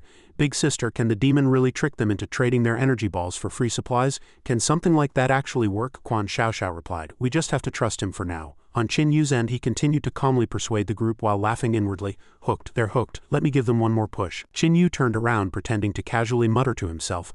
I didn't expect someone to discover the supply trial so quickly. Real geniuses, what a shame. Hearing this, the man asked curiously, what do you mean, what trial, what's a shame? Chin-Yu continued to play innocent, exclaiming, what trial? I didn't say anything, it's nothing. Seeing him flatly deny it, the man became even more desperate. You clearly just said it, what kind of trial is it? Tell us and we're willing to pay to find out. Chin-Yu put on an expression that suggested he could no longer hide the truth. Chin-Yu let out a soft sigh. Sigh, fine. I guess I'm just too soft-hearted. He lowered his voice, sounding mysteriously conspiratorial. Actually, I'm just making this up. Wait, I heard it from someone else. You absolutely can't tell anyone I told you, okay? The group was completely convinced, nodding their heads fervently. Chin-Yu then put on a dead serious face. Do you know why the food is graded? They obviously didn't, holding their breath in worried anticipation. Chin-Yu explained in a hushed, eerie tone, because this is a hidden point multiplier. Those who use energy balls to buy high-grade meals will have their final scores doubled during the closing settlement of the competition. Hidden behind the scenes, the 5 Quan sisters were having the time of their lives watching the drama unfold while snacking. They couldn't help but mutter repeatedly, "Scammer, he's a total scammer." Ignoring the 2 actual staff members still struggling in the back, the group of beastmen stared with wide eyes, blurting out, Is that for real? Chin-Yu gestured for them to keep it down, then adopted a sleazy, businesslike mutter. I'm only telling you because you look like decent folk. I wouldn't breathe a word of this to anyone else. The beastman captain looked toward his companions, puzzled. Chin-Yu casually pointed to the left, and the captain followed his gaze immediately. At that same moment, several other beastman squads arrived on the scene. Everyone came sprinting over in high spirits, shouting, We're almost there, food is coming. Seeing this, the captain grew frantic. He immediately pulled out 4 energy balls and handed them over as payment, demanding, Give me 1 Grade D package. Chin-Yu accepted the energy balls without hesitation, responding with approval. A decisive move, I like it. Watching from the shadows, the Quan sisters were floored by his audacity. Quan Xiaoxiao was stunned by Chin-Yu's scheme. That actually worked. Beside her, Quan Lan marveled. This demon's brain works incredibly fast. Quan Kiki looked on with pure innocence. He's so amazing. Quan Chi-Chi simply offered a flat, Behind the 5 sisters were the 2 staff members, gagged and bound tightly. They could only struggle in vain and desperation. Meanwhile, in the stands, the representatives of the participating schools witnessed Chin-Yu's highly opaque transaction. They swarmed the school officials, complaining loudly, Have you no shame? How can you let him impersonate staff to swindle energy balls? He's not just a demon, he's a menace. This is blatant cheating, it's totally unfair. Return those energy balls immediately. Principal Li began his defense. In the world of warriors, how can you call it swindling? This is resource exchange, Vice Principal Liu added.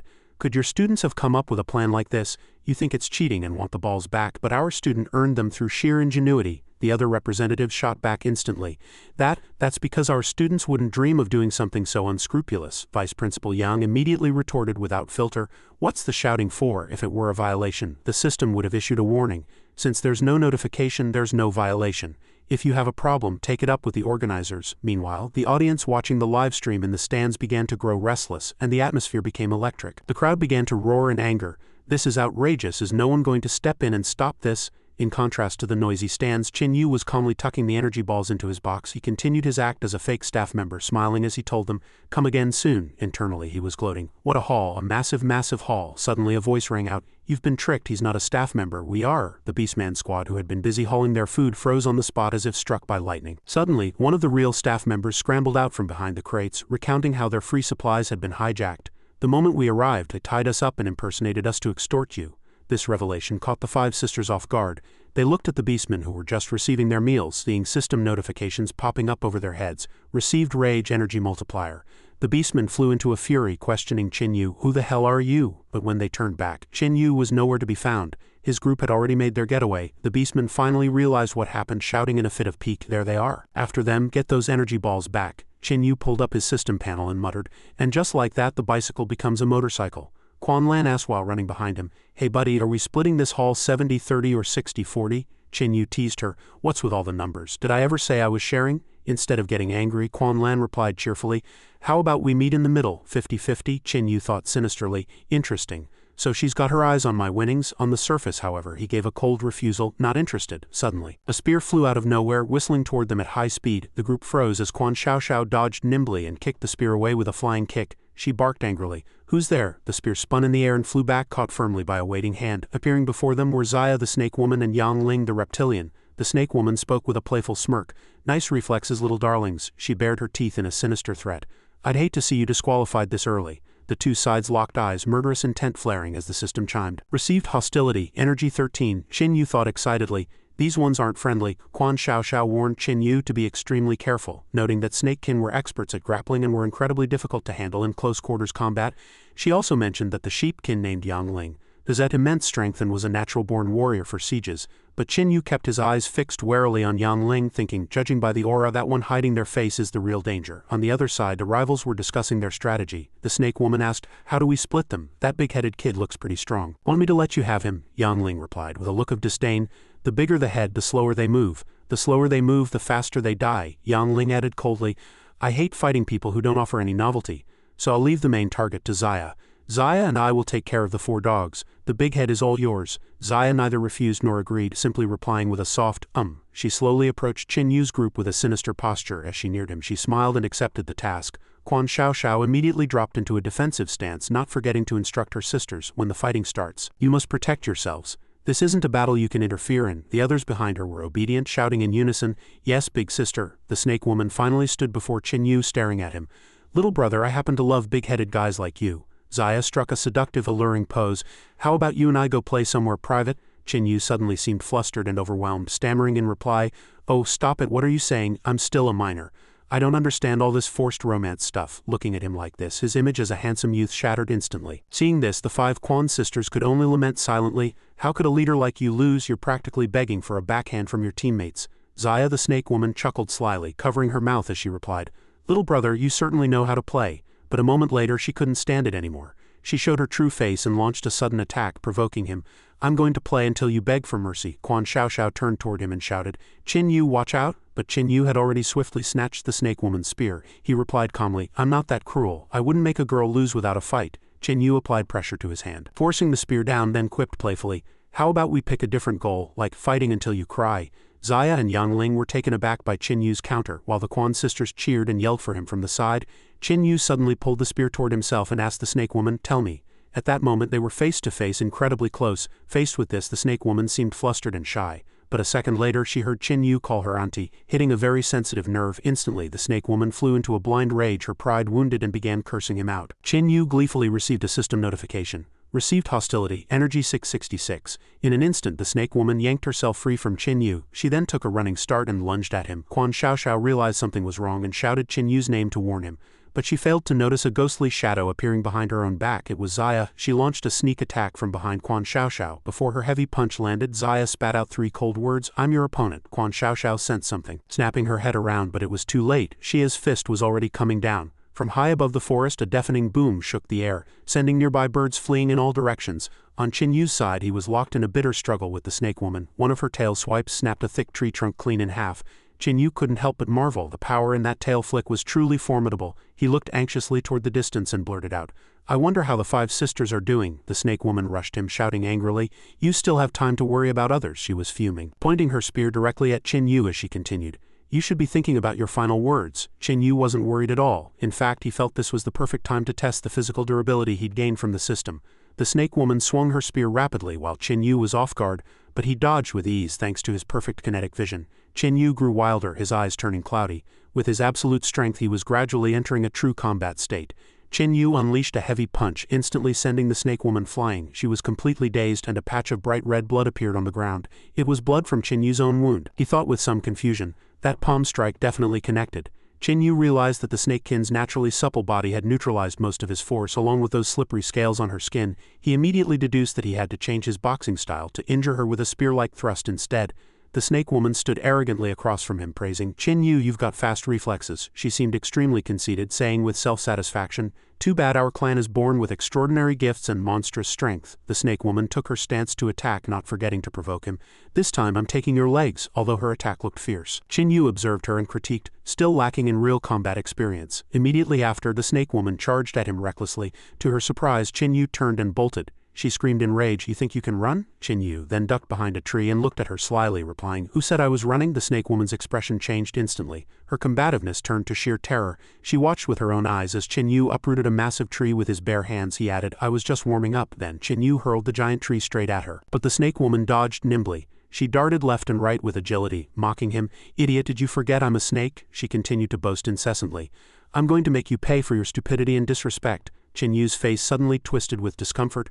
At that moment the snake woman screamed manically, "Remember this lesson, don't you dare go around calling people auntie." She then viciously thrust her spear toward Chen Yu's vitals. But to everyone's surprise the spear shattered instantly. The snake woman was shocked and furious, blurting out, "How is that possible?" In the blink of an eye she was caught by the throat by Chen Yu. Victorious one moment, defeated the next.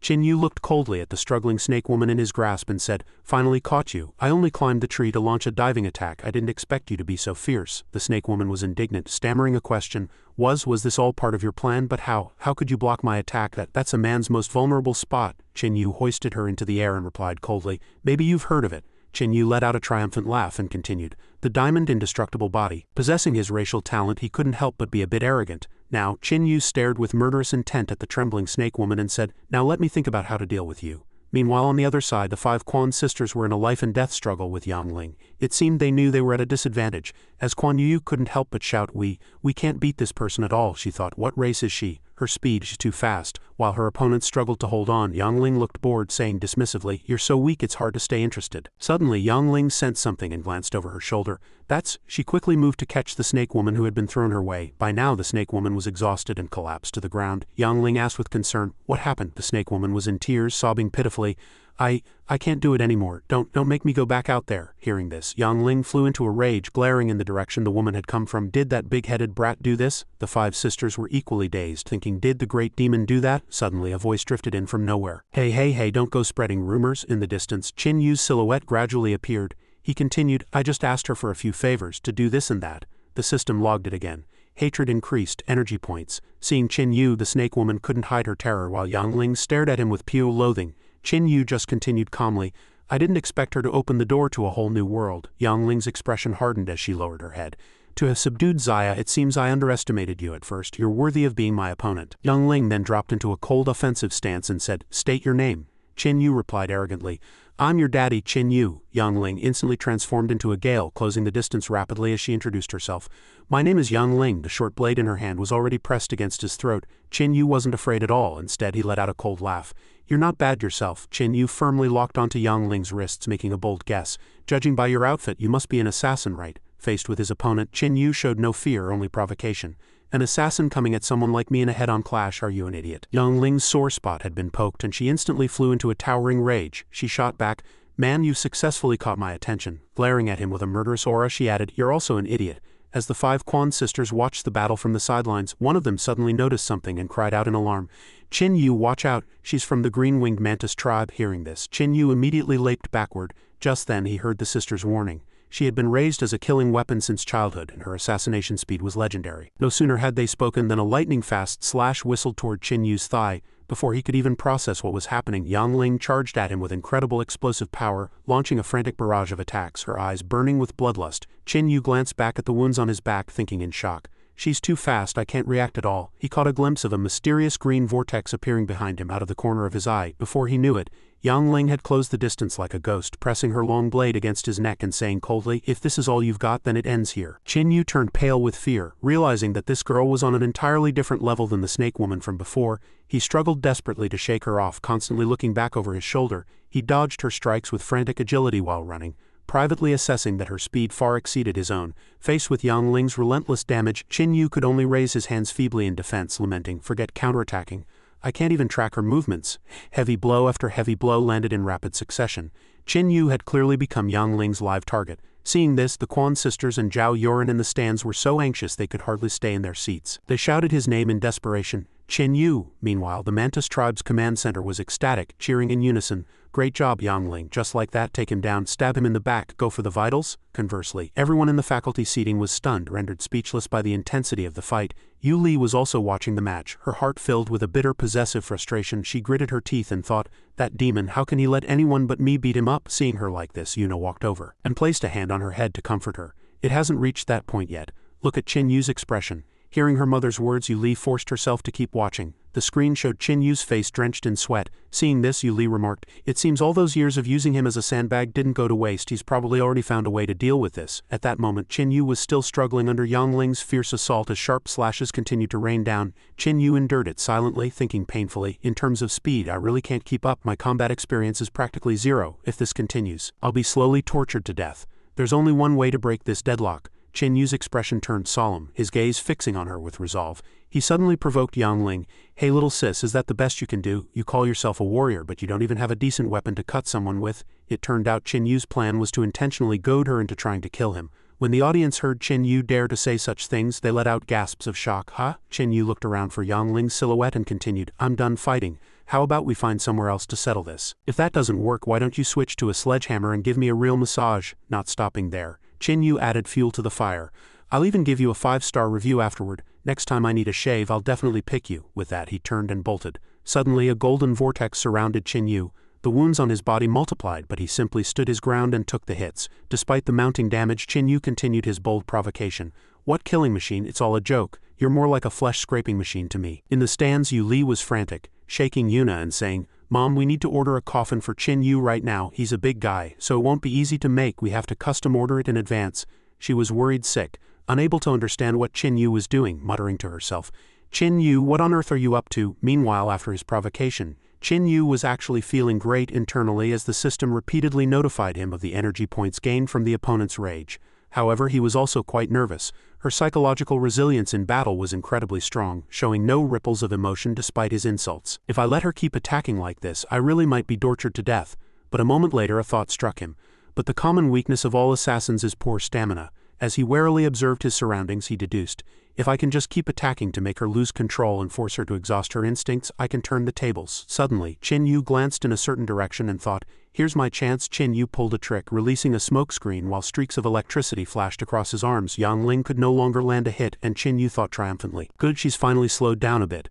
Throwing caution to the wind, Qin Yu frantically dumped points into his constitution on the system panel, boosting it directly from 35 to 45. He decided to bet all his savings on this charge. As Qin Yu prepared to kick, Yang Ling saw the wind from his punch approaching. Because it was too fast to dodge, she let out a cry of pain. "Ah, it hurts." Yang Ling was dumbfounded, watching with her own eyes as Qin Yu's fist shattered the long blade in front of her. She cried out in terror, "How is this possible?" Finally, a heavy punch slammed squarely into Yang Ling's face, instantly breaking her nose. Blood sprayed out as Yang Ling was sent flying into the air.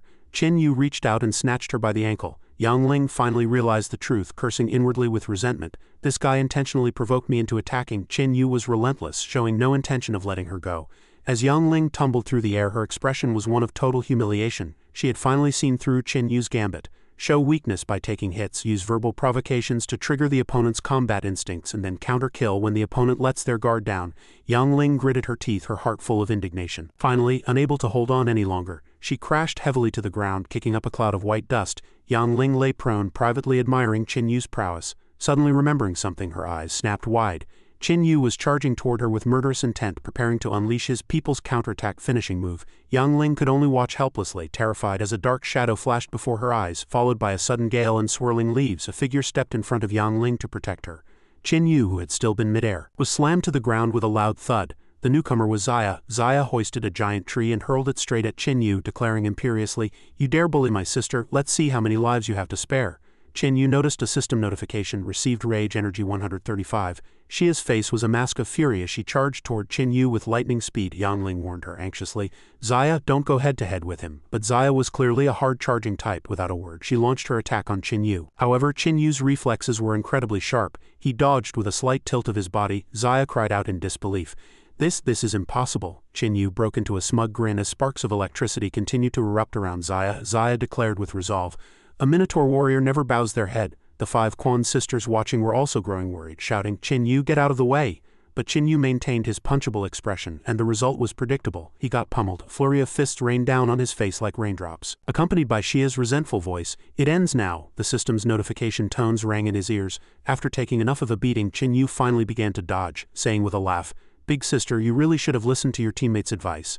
Xia lunged with a punch, shouting, "Don't you dare look down on me!" But before her hand could reach him, Chen Yu revealed a sinister smile. He held out a hand to block the attack and said confidently, "You've hit a brick wall." Xia watched in disbelief as her hand was caught. Chen Yu jerked his hand up and the clothes on Xia's body were instantly torn, exposing an embarrassing area. Xia let out a scream, covering her chest in a mix of shame and rage as she cursed with tears in her eyes, "You pervert." Seeing this, Chen Yu instinctively remarked, "Wow, they're huge." At the same time, the system displayed received shame rage energy 450. Just then, an arrow flew toward Chen Yu. By the time he turned around, Xia and Yangling were already fleeing for their lives. Yangling didn't forget to look back and shout a threat, "Kid, I'll remember you." Chen Yu watched their retreating backs and said helplessly, "What a waste. I let all 3 of them get away." The Quan sisters ran over, praising him loudly. "Demon Chen Yu, you're incredible." Chen Yu looked at the wounds on his hands, which were healing rapidly, thinking, even for a horned demon's constitution, this healing speed is a bit too fast. A moment later, Chen Yu gave a bright laugh.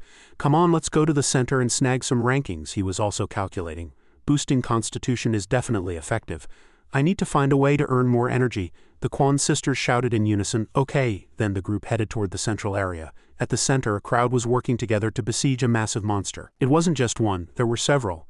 They were level 2 wide-mouth vile bugs, and no matter how much they were attacked, they remained unharmed. Chen Yu and the 5 sisters hid in the shadows to observe. Quan Xiaoxiao asked him, "Chen Yu, aren't we going in?" Chen Yu raised an eyebrow smugly. "What's the rush? You want to line up to be food with so many people in a chaotic brawl? The bug boss is bound to get restless." Sure enough, in the next second the bug queen appeared, and the energy erupting from her sent everyone flying. People screamed in terror. "I'll run!" The bug queen revealed her terrifying form. An incredibly spectacular sight. Quan Xiaoxiao gasped, covering her mouth. "A level 5 evil beast," the bug queen. Chen Yu frowned and replied coldly, "That's her." Quan Xiaoxiao immediately turned to him and said, "Stay calm, we can't beat her." Chen Yu glanced at her and replied mysteriously, "Who says you have to fight personally to win a war?" With that, Chen Yu suddenly stood up from the bushes, leaving a bewildered Quan Xiaoxiao behind. Then Chen Yu shouted at the top of his lungs, "The bug queen has appeared, everyone attack, this is the biggest energy point. If you miss this you won't get another chance." Those who were about to run froze upon hearing this, then charged frantically toward the bug queen, vying with each other and shouting, "The XP is mine. Witness the power of my stone pillar." Others also resolved to move forward. In your dreams, the bug queen stood in the center, watching this group of reckless fools charge at her. They were even fighting among themselves. "This is the prey I found first. Killing her will let me level up. How is your attack faster than mine, you newbie?" The scene was utter chaos. Various shouts and cries rose and fell. The bug queen gave a cold laugh and began to swing her razor-sharp claws. She constantly countered the youths who were rushing up with everything they had. 2 of the young men were using a formation that looked very professional. They said the beast was powerful and they had to use external martial techniques to wear her down. Chen Yu stood to the side observing the situation, muttering to himself, "Something's wrong. Even if this thing is a HP tank, she should have been worn down by now. Why isn't she showing any signs of weakness?" Chen Yu looked at her proudly standing silhouette, and noticed she had 3 arms on each side, ready to respond to attacks at any moment. Chen Yu grew suspicious. Could there be a hidden weakness I haven't found yet? Next, Chen Yu noticed a glowing spot on the bug queen's back and deduced something. Wait, could it be there? Chen Yu suddenly spoke up. "I've got an idea." He whispered into Quan Xiaoxiao's ear. She immediately reacted. "That's too dangerous." Chen Yu performed some warm-up movements and replied, "No risk, no reward." He walked toward the brawling crowd and said, "I'm counting on you." Over there, several young men frowned. Seeing someone flash past overhead, Chen Yu appeared holding a long spear and thrust it directly into the glowing spot on the bug queen's back, shouting, "Die!" She let out a piercing shriek. Chen Yu also yelled, "Now!" Quan Xiaoxiao received a system notification, received rage energy 773. She quickly took to the air and charged forward. "Your life is mine, bug queen." Attacked from all sides, the bug queen howled in pain. Just then the expected weakness was revealed. Chen Yu shouted, "There it is." He clenched his fists and threw a heavy punch. The bug queen was nearly split in half by the immense force. Quan Xiaoxiao rushed over and exclaimed, "I'm really impressed by you. but she suddenly sensed something was wrong, and her face changed drastically. The Bug Queen opened its massive maw, appearing behind Qin Yu like a black hole. Quan Xiaoxiao fled in a panic, shouting, "It's still alive!" Qin Yu's gaze darkened as he asked, "What?" Before he could react, he was snatched up in the Bug Queen's mouth. At that moment he received a notification. Received Rage Energy 1273. Quan Xiaoxiao looked back while running and saw the scene, her face turning pale with fright. The Bug Queen was slowly crawling over. Quan Xiaoxiao screamed, "Qin Yu!" By now the Queen had swallowed half of his body and was forcefully sucking him deep into her belly. But luck was not on her side. Qin Yu extended his power-filled arms and instantly shattered the Bug Queen's body. He raised his solid fists, revealing his 8-pack abs, his eyes turning red as he cursed. "Go to hell!" Quan Xiaoxiao rushed over anxiously, shouting to him, "Don't just focus on killing the enemy. I still need to harvest some energy points." No sooner had the words left her lips than she let out a piercing scream. "Qin Yu!" For some unknown reason, Qin Yu seemed to have lost his soul, swaying unsteadily before collapsing toward her. He had passed out, but his landing was remarkably precise, resting his head right upon those soft fragrant curves as he drifted into sleep. Quan Xiaoxiao's face turned beet red, but she asked with genuine concern, "Hey, what's wrong? Don't scare me." Meanwhile, in the spectator area, the observers couldn't help but grow tense. Vice Principal Yang slammed the table anxiously and roared, "Medical team, organizing committee, I demand a medical team get to the scene immediately." Yu Li had also been watching intently since the beginning. Yu Li called out Qin Yu's name with worry. Just then, the system issued another notification. "Congratulations to the host for successfully devouring a level 5 demon soul. Obtained. Demonic power, low-level demon armor. Congratulations to the host for successfully devouring a level 5 demon soul. Demon bloodline fully activated. Obtained. Demonic power, basic flesh regeneration." Later, Qin Yu lay in a hospital bed, his entire body wrapped tightly in bandages. He suddenly snapped his eyes open and let out a loud shout. Seeing the patient awake, a nurse with an adorable face and a pair of small horns on her head quickly approached and inquired, "Student, are you awake? How are you feeling?" "Wait here, I'll go get the doctor." She sprinted away. Qin Yu stared at his palms, a flicker of doubt in his mind. Is this real? Then the system's voice rang out again. The screen displayed Qin Yu's personal information. Name: Qin Yu, Constitution 45, Spirit 25, Accumulated Energy 3247, Skills: Low-level demon armor 1000 energy points required to upgrade to basic level. Basic flesh regeneration 5000 energy points required to upgrade to intermediate level. Description: His presence drives ordinary people to such extreme despair and rage that they wish to slit their own throats just to spite him. He jumped up in excitement and said, "I thought I was destined to be a mindless brute my whole life. I didn't expect to gain an ability like demonic power." He then held his head and thought, "But why didn't it awaken before? Am I growing by devouring the souls of my own kind or other races?" Shortly after, Qin Yu clenched both fists, decisively pushing the thoughts aside. "I'll test out the new moves first and worry later." Suddenly, he noticed something, and his face broke out in a cold sweat from the tension. Qin Yu stared at his hand, feeling a surging power. He whispered, "The feeling, it's coming, it's here." With several sharp, shua sounds, the bandages on his body were all shattered and sent flying. He said excitedly, "I can feel the power coursing through me." That energy flowed along his fingertips, eventually converging in his hand and wrapping around his middle finger. Qin Yu stared at it for a long time, utterly dazed, before shouting in annoyance, "What use is this? It only covers one finger. Is this for emergencies when there's no toilet paper?" He then muttered to himself, "Fortunately I still have this." He consumed 1000 energy points to infuse the demon armor, and a layer of substance gradually began to envelop his entire hand. Qin Yu was taken aback. That power grew more intense, showing a tendency to spread upward. After a moment of surging, Qin Yu looked on with satisfaction as his entire arm was encased. He extended his hand, thinking of testing its offensive power. Just then, the nurse entered with the doctor. She introduced him as the student who had defeated the Bug Queen. The doctor replied with a smile, "It's good that you're awake. Such a shame you won't be able to participate in the upcoming 1v1 advancement tournament." As the doctor stepped through the door, he felt an extremely powerful gust of wind.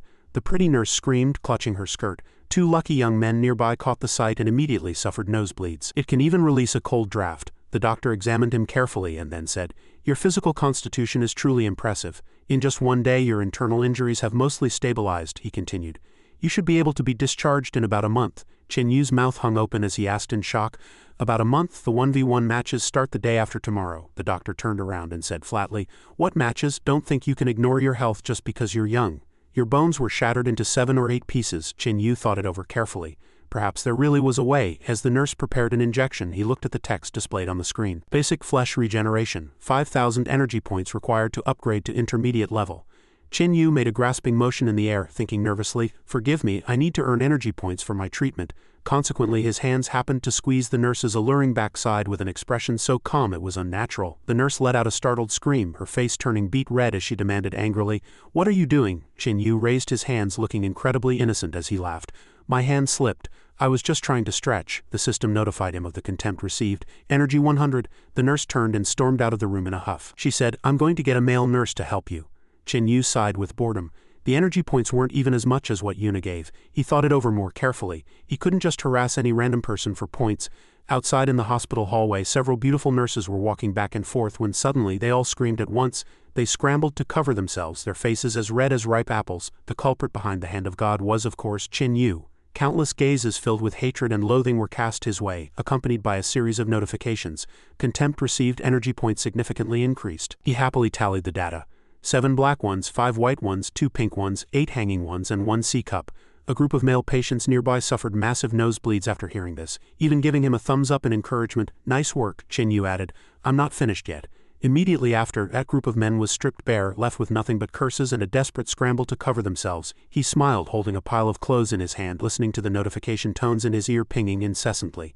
A few days later, the 1v1 duels of the high school preliminaries officially kicked off. Yu Li sat beside Yuna complaining, what a waste. Yu clearly defeated the level 5 bug queen, and yet he can't continue the competition because of his injuries.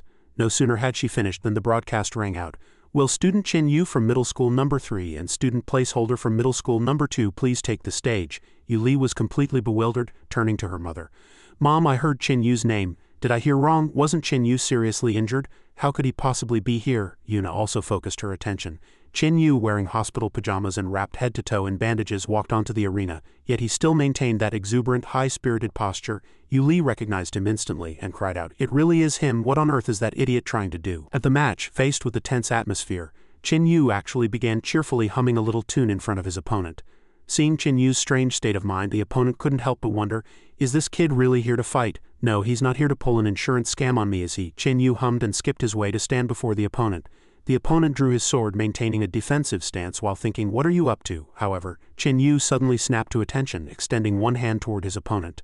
Under the other's startled gaze, he gave a deep bow and shouted at the top of his lungs, please instruct me. The hand holding the opponent's sword jerked to a halt. He grew flustered, thinking he had forgotten the most basic of etiquette. Thus he mirrored Yu's posture and replied, please instruct me.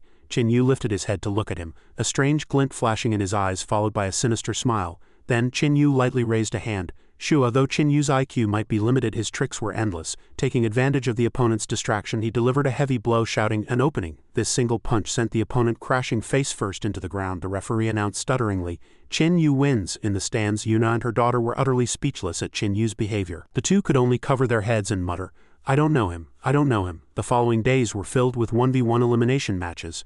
Yu shamelessly relied on his adaptability to defeat opponent after opponent. When Yu poked another person in the eye, the referee's voice rang out again, Yu wins. Simultaneously, the system notified, contempt received, energy 15. Another person fighting Yu was hoisted into the air and slammed violently onto the ground. That familiar voice rang out again. The winner is, Yu received more contempt, energy 20. Another poor soul was poked in his vitals by Yu's magic hand, causing the guy to run away crying for his parents in pain. The broadcast rang out again. Yu wins, contempt received, energy 43. Finally, one day the referee announced Yu versus Yangling. Yu realized he had met his destined rival. Yangling spoke warily, big head, we meet again. Today I'm going to settle the old grudge once and for all. Yangling spoke with determination as she removed her cloak. I won't give you a chance to play dirty tricks this time. At this moment, Yangling made her entrance looking incredibly cool. Seeing Yangling in this armor, Yu was stunned for a moment. He was both worried for himself and could only give a bitter laugh. He moved his body to warm up before the fight. Then Yu quickly dropped into a Wing Chun stance to face Yangling. Neither was willing to show weakness as they locked eyes, prepared for a well-matched battle. Yangling asked in confusion, where's your weapon? Yu patted his chest confidently and replied, my body is the strongest armor. But Yangling didn't believe him for a second. She barked angrily, speak like a human. Seeing this, Yu had to confess, I'm poor, no money, can't afford one. After he said that, Yangling actually reached out and began removing her armor for the sake of a fair fight. As she stripped it off, she said, I won't take advantage of you. Suddenly, she realized something was wrong. Yangling fell silent, seemingly understanding the gravity of the situation. Just then, the host also took the opportunity to rush over and join the fun. Yangling's face was as red as an apple as she said awkwardly, I'm not wearing anything underneath, you're just lucky today. Seeing this once-in-a-lifetime opportunity, Yu immediately encouraged her, don't stop. So what if you aren't wearing anything? It doesn't matter, no one's looking. If it comes down to it, I'll strip too. The audience in the stands joined in the heckling in support. Seeing Yu being so shamelessly bold, Yangling's expression turned serious, her eyes burning with rage as she said, then I'll help you strip. In an instant, a green light lunged toward Yu. Out of instinct, Qin Yu immediately reached out to block the strike. The sound of metal clashing rang out. Before Qin Yu could react, Yang Ling vanished in a heartbeat. Yang Ling was as fast as lightning, moving around Qin Yu while launching a continuous barrage of moves. Qin Yu couldn't help but be shocked, thinking, too fast. Now that he was on the defensive, he thought that if he had encountered her on the battlefield back then, he probably would have lost his life long ago with no chance to farm energy points. Yang Ling was also surprised by Qin Yu's formidable resistance to her strikes. She thought to herself that she had expected to easily deal with this idiot once she put on her armor. With that thought, Yang Ling gathered all her strength and let out a loud shout, "Hey, can't stop, absolutely can't lose." After speaking, Yang Ling leapt back, concentrating all her power to activate her level 3 arm chi. Lightning Blade, activate. Seeing Yang Ling getting serious, Qin Yu was instantly terrified, quickly assuming a defensive posture and shouting, "I'm doomed, it's explosives, isn't it?" Yang Ling lunged at Qin Yu in a flash, appearing before him in the blink of an eye, startling him so much he cried out. He thought helplessly, "I can't block it. If this continues, I'll end up with broken arms and legs." Time was running out. Qin Yu remembered the move that had made her lose before, but she was likely already on guard against it. No good, if that's the case, I'll just have to gamble. Qin Yu abruptly thrust out his hand. He met the attack head-on. Seeing him expose a flaw, Yang Ling seized the opportunity, thinking, he can't hold on. Taking the opening, Yang Ling thrust forward, piercing straight through Qin Yu's body. Taking the heavy blow directly, Qin Yu painfully spat out a mouthful of blood. Yang Ling revealed a victorious smile and said, "I win." However, Qin Yu remained unnaturally calm, responding with a mysterious smile. The one who wins. Yang Ling's 2 short blades were wedged deep in his body, unable to budge. Qin Yu finally shouted happily, "Is me." Immediately after, Qin Yu swung a burning heavy punch. It went straight for Yang Ling. The punch landed squarely in Yang Ling's abdomen, causing her to vomit blood in pain. Qin Yu continued his fierce assault. As he attacked, he thought, "This woman has incredible speed, a strong will, and extraordinary talent." Qin Yu funneled all his strength into his fist, deciding to use his most powerful strike to end the battle. Qin Yu silently appraised her. What a troublesome character. Then the ground where Qin Yu's heavy punch landed instantly shattered, sending rubble flying everywhere. Yang Ling had no time to defend and fell straight into unconsciousness. Seeing her lose the ability to resist, Qin Yu muttered to himself, her strength could definitely be ranked among level 3 warriors. Having said that, Qin Yu calmly pulled out the short blades. He spat out some blood and thought, thank God I'm using a cheat. In an instant, the wounds on Qin Yu where he had just been stabbed began to automatically heal themselves. Qin Yu tossed aside the 2 blades and turned to leave. Suddenly, movement behind him caught his attention, and he looked back. As soon as he turned his head, he saw Quan Xiaoxiao lying on the ground. Qin Yu blurted out in shock, "Stupid dog." Qin Yu hurried forward to help Quan Xiaoxiao up. He gave a mocking smile and said, "Tisk tisk, you've mutated into a stray mutt? This look doesn't suit you." Though Qin Yu insulted her, he had already begun checking her injuries. He silently deduced 32 fractures across the body.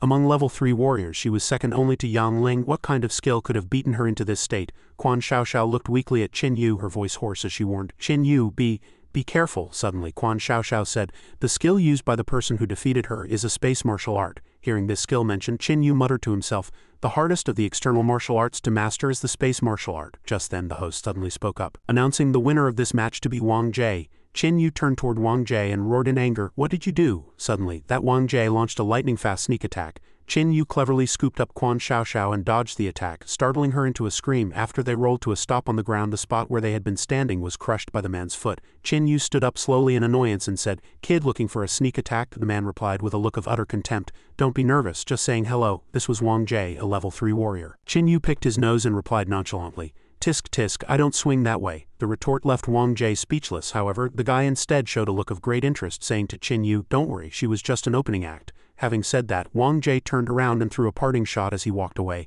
"Our next meeting will be the time we settle our grudge for good." Meanwhile, the medical team rushed over to provide emergency aid to Quan Xiaoxiao. They shouted as they ran, "Hurry, someone's injured on the arena." "Oh, make that too." Regardless of what they said, Qin Yu stared at the man's retreating back and thought to himself, "Looks like he's coming for me." Sigh. "That stupid dog got caught in the crossfire because of me." The medical team carried Quan Xiaoxiao away.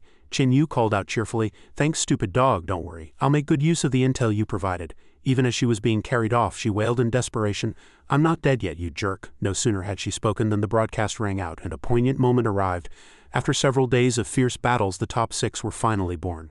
As the slaughter reaches a fever pitch, our champion is about to emerge. The host pointed toward the bracket and shouted, "Contestants, please take your positions. Let's see who your next opponent is." The matchup information flashed on the screen. In the next round, it would be Qin Yu versus Wang Jie. Seeing that they were meeting so soon, Qin Yu rested his chin in his hand and muttered to himself, "Looks like I need to get prepared." Finally, the day of the showdown between Qin Yu and Wang Jie arrived. Wang Jie shouted with full confidence, "Where's that kid Qin Yu? The match is about to start, why hasn't he shown up?" Just then, Yu Li, sitting in the stands, shouted, "He's here, he's here." Qin Yu walked out, sporting a bizarre attire. He calmly waved to the audience while everyone else stared at each other and whispered, "What on earth is up with that look of his?" Amidst the crowd's gasps, Qin Yu hopped onto the stage with total confidence. When they got a clear look at his outfit, a wave of discussion broke out. "Look, what's that hanging all over him? Good heavens, are those seasonings? Is he here for a fashion show?" Seeing Qin Yu dressed like this, Wang Jie looked at him with utter disdain. "Are you planning to stew yourself after you lose?" Qin Yu's face was as cold as frost, but a mysterious smile curled the corner of his mouth. He raised a hand and retorted, "Whether I'm stewed or not is none of your damn business." The host immediately signaled, "Begin." Wang Jie raised a shimmering longsword, preparing to strike first, and sneered, "You armored demon royals have nothing left but this kind of bluster." Qin Yu put on a face of pure innocence and asked back, "Armored demon royal me? Strange, how come I didn't know?" No sooner had the words left his lips than Wang Jie charged toward him like lightning. At the exact moment the longsword was about to touch his body, the demon armor manifested. Wang Jie was sent flying a great distance, but he still said contemptuously, "Demon armored suit, it really wasn't easy for a brainless horned demon like you to obtain such power." Having said that, Wang Jie gave a sinister laugh and roared, "But that's as far as it goes." Wang Jie lunged forward, thrusting his longsword directly at Qin Yu, while Qin Yu simply responded calmly, "Is that so?" Qin Yu nimbly parried the longsword. But to his surprise, Wang Jie had tied thin wires to the hilt. He shouted, certain of victory, "You fell for it." In an instant the longsword appeared before Qin Yu like a ghost. Qin Yu hastily raised his hand to block, but the sword suddenly changed its trajectory and slashed him brutally. He was sent flying by the impact. Wang Jie pointed a finger and mocked triumphantly, "Weakling, you lose." Despite taking a direct hit, Qin Yu landed steadily. He said softly, "Don't get ahead of yourself." Qin Yu let out a cold laugh and pointed upward, saying to Wang Jie, "Look at the sky." Wang Jie looked up, utterly bewildered. At that moment, dozens of seasoning bottles that Qin Yu had brought onto the stage were falling right toward his head. These seasonings instantly enveloped Wang Jie. He had no time to react and was doused from head to toe. Wang Jie cried out helplessly, as Qin Yu seized the opportunity to lunge forward and launch an attack, roaring excitedly, "Down you go." Surrounded by seasonings, Wang Jie coughed in a fit of rage and said, "I was planning to let you off for the sake of your royal blood." Then his power erupted, his aura surging several times over as he said through gritted teeth, "Since you're hell-bent on dying, I'll grant your wish." Suddenly, a plume of black smoke rose around Qin Yu. At this time, Quan Xiaoxiao, watching from offstage, couldn't help but say indignantly, "That's the move. That's how he used the smoke to block my vision and dodge my earth flow technique to beat me before." Inside the black smoke, Wang Jie's body began to mutate. His muscles swelled and his frame grew increasingly massive. He stepped out from the mist, roaring in fury. "Brats!" Wang Jie had now revealed his final form, bellowing at Qin Yu, "Tremble, you will pay the price." This is Wang Jie, decapitating Demon King form. As a level 3 warrior, he felt victory was already in his grasp. He continued smugly, "Pay for everything you've done." Before he could even finish, Qin Yu delivered a friendship face-breaking punch right to his mug. Qin Yu responded calmly, "We're all the same species, what are you pretending to be a big shot for?" This sent Wang Jie into a total frenzy and he roared, "Ah, die, I'll fulfill your wish." He unleashed his shadow fusion and black smoke coiled frantically toward Qin Yu. Zhao Yoren, observing from the side, couldn't help but marvel. "This student's ability is truly rare. Regiment leader, do you know his background?" Yuna replied calmly, "There are many possibilities, but regardless, the opponent's strength is definitely above Qin Yu's." Meanwhile, Qin Yu maintained a calm defensive stance. Wang Jie moved around Qin Yu with lightning speed, making it impossible for him to lock onto a position. Suddenly, Wang Jie delivered a brutal sword slash from behind, making Qin Yu cry out in pain. Just as Qin Yu turned around, Wang Jie vanished without a trace. Immediately after, Wang Jie appeared behind Qin Yu again to launch a heavy assault, shouting triumphantly, "Stupid armored demon, did you really think you were the only royal?" Before Qin Yu could counter, Wang Jie vanished into the spatial dimension once more. Qin Yu observed calmly. Seeing Wang Jie appear behind him, he asked back in surprise, "You're a royal too?" Just as Qin Yu turned to swing his fist, Wang Jie vanished quickly, leaving behind only the words, "Damn right I am." By then, he had already appeared elsewhere, continuing to shout, "Decapitating demon royal." No sooner had the words left his mouth than Wang Jie swung his heavy sword at Qin Yu. However, Qin Yu's reflexes were incredibly fast and he blocked the strike instantly. Wang Jie blurted out in shock, "Impossible. Not even an armored demon royal could have defense this high. You aren't an armored demon at all. What the hell are you?" In the blink of an eye, Qin Yu slammed a heavy punch into his stomach. He said with a wicked smirk, "I'm your daddy." The system notified him that envy energy had been received. Wang Jie let out a scream of agony as the system continued to ping with envy energy. Qin Yu was about to continue his attack, but Wang Jie used a martial technique to escape. Seeing Wang Jie flee in desperation, Qin Yu curled his lip in disdain. "Decapitating demon royal? You're more like a desperate king looking for a drop of water in a drought."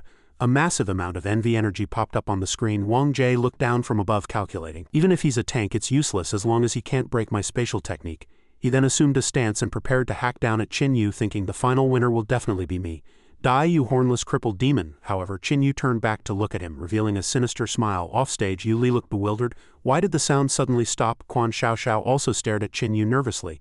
As the smoke gradually cleared, Yu Li shouted Qin Yu's name as the mist vanished. It was revealed that Wang Jie had been pinned down by Qin Yu, who held a sword to his neck, victory assured. Quan Xiaoxiao cheered in pleasant surprise. Qin Yu won. Beside her, Zhao Yuren said with great astonishment, "That's a demon." This led everyone to ask in surprise, what on earth happened? At this point, Wang Jie was at his wit's end, not knowing what to do. Qin Yu stared him down, rewinding to a few minutes prior. Before Wang Jie launched his attack, he had roared, "Die, you low-level demon!" But Qin Yu had already sensed his position and quickly struck to block the blow. Seeing Qin Yu catch the attack so easily, Wang Jie had cried out, "How can this be? This is impossible." Taking advantage of the fact that he couldn't get away, Qin Yu delivered a powerful kick to Wang Jie's groin, making him scream in agony.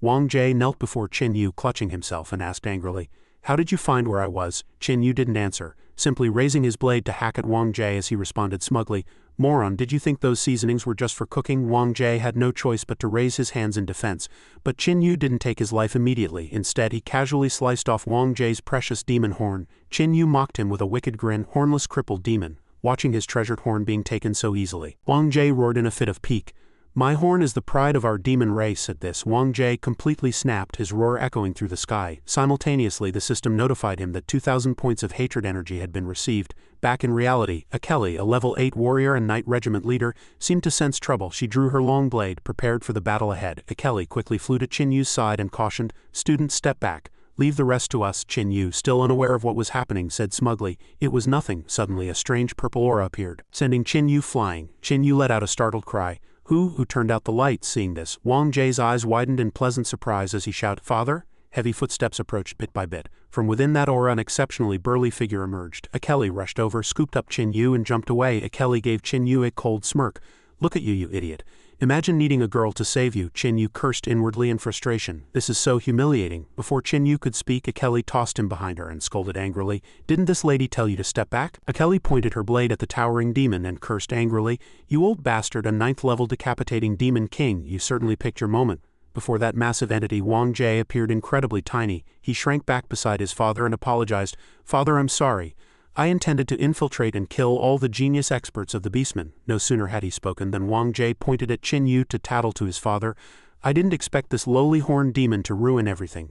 Akeli shot back furiously, "Such a poisonous heart, you demon brat." Qin Yu stood in the back picking his nose, mocking them with a sharp tongue. "Back where I'm from, only pets care about bloodlines." Upon hearing this, the demon king blurted out in surprise, "The son of the armored demon?" He angrily pointed one hand at Qin Yu while hoisting Wang Jie with the other. Having his father as backing, Wang Jie became even more arrogant in his provocation. "Lowly trash, you're dead meat for crossing my old man." Wang Jie's contemptuous voice continued, "You're qualified to be my subordinate.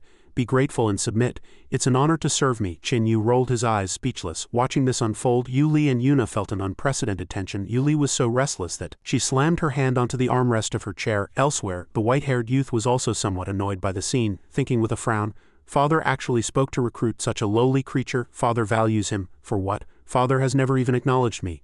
On the other side of the arena, Akeli joked, "Hey student, how do you feel about destroying the facilities on the other side?" Qin Yu had no interest in humoring her. He waved his hand and replied with a look of exhaustion, "They're too ugly, not going." Akeli said triumphantly, "Did you hear that?" No sooner had the words left her mouth than she leaped into the air, putting all her strength into delivering a heavy blow to Wang Jie's father. She roared, "Everyone thinks you're an eyesore. Get back to your demon realm and stop hurting our eyes." Having said that, Akeli immediately launched an attack, sending sparks flying everywhere. Flames burned fiercely, but they weren't actually from Akeli. It was the demon king father blocking her attack and counterattacking. She cursed inwardly with frustration.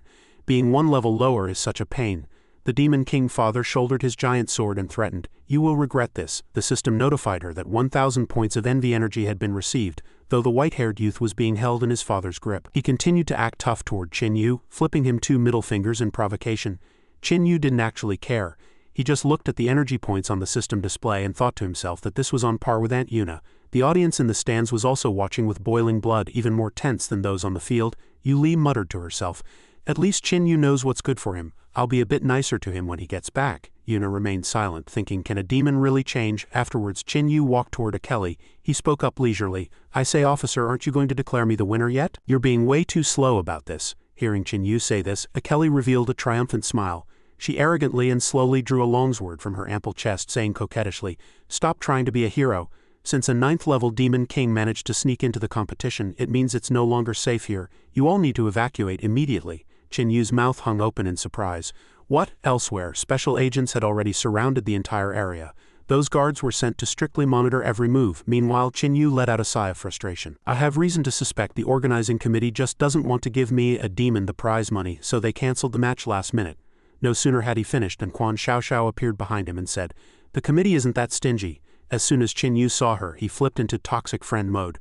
"Oh, so the 5 dogs are retreating too, and you've got the other sisters following behind you?" One of them replied to Qin Yu, "That's right. There are only 2 of us left from our school. Big Sis wanted to come say thank you before we leave." Quan Xiaoxiao added sincerely, "Thank you truly.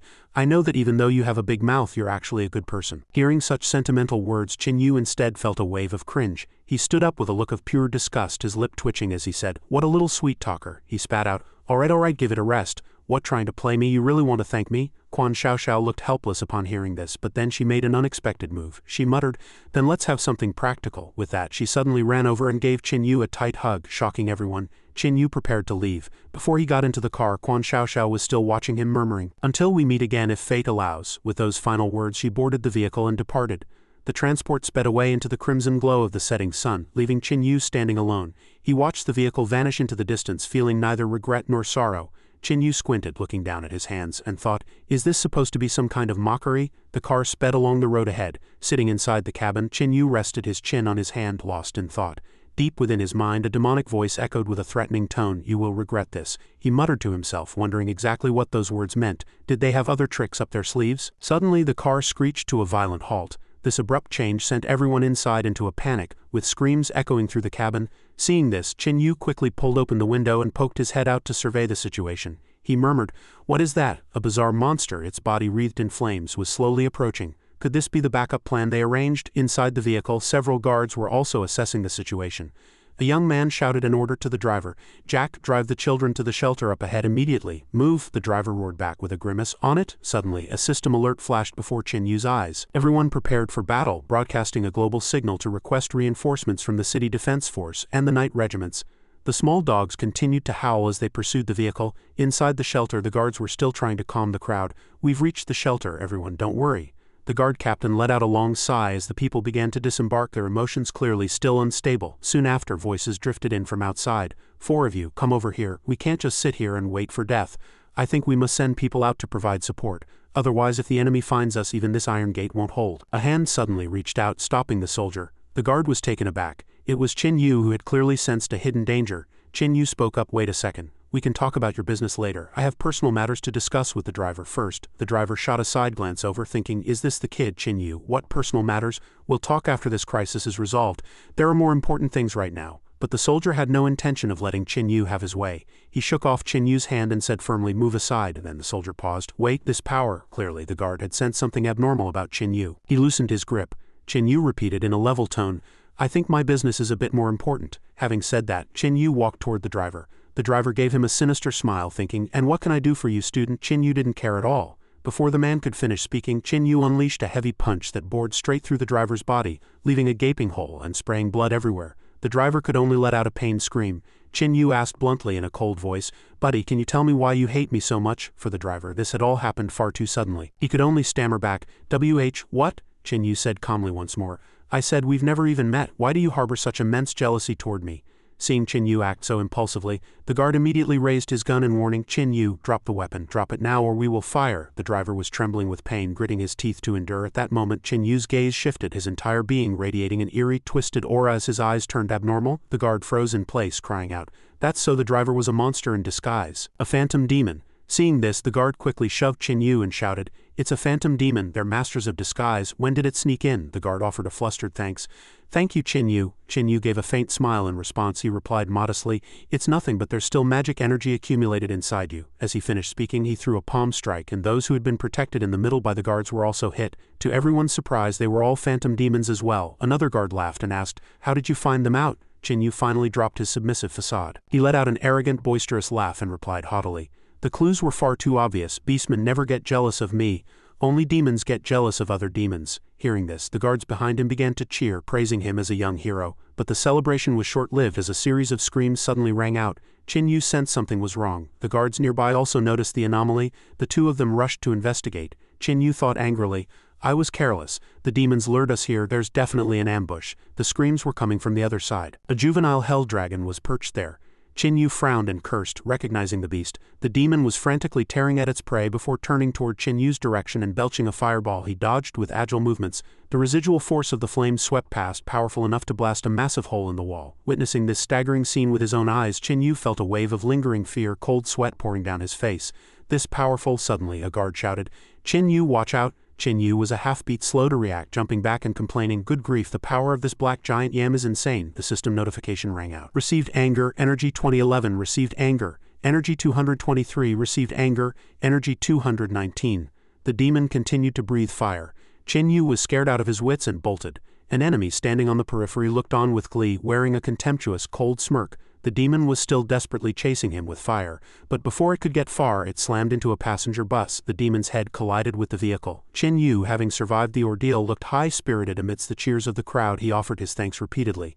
System notification. Received shame, energy 213. Received anger, energy 233. Received hateful glare, energy 227. Seeing these prompts, Qin Yu grew even more excited.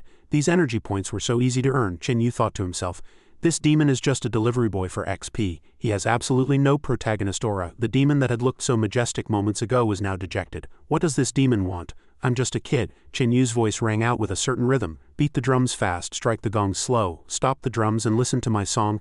Listen to my song. The 18 touches. The dragon appeared to be in extreme agony, even shedding tears. Immediately after, Qin Yu's eyes sparkled as he rushed forward to launch an attack, chanting, reach out and touch the silken hair, like dark clouds flying halfway to the sky. Reach out and touch the edge of the brow, how fresh it feels in the court of heaven. While singing these strange lyrics, Qin Yu showed no mercy as he tore at the dragon.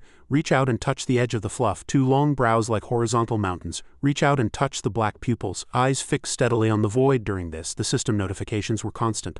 The soldiers witnessing this were terrified, muttering, he won't even spare a female dragon? Though they didn't understand, they were profoundly shocked. Suddenly an order came over a soldier's walkie-talkie. Squad 7, Hechung District 4 is under attack. The support troops cannot break through. Send reinforcements immediately. Send reinforcements immediately. Qin Yu heard it too, stopping his actions to think, Hechung, that stupid dog is over there. The soldier with the walkie-talkie cursed under his breath, damn demons, something's happened in Hechung. Seeing this, Qin Yu pointed at his walkie-talkie and asked, is that the guard's specialized headset? The soldier could only stammer in reply.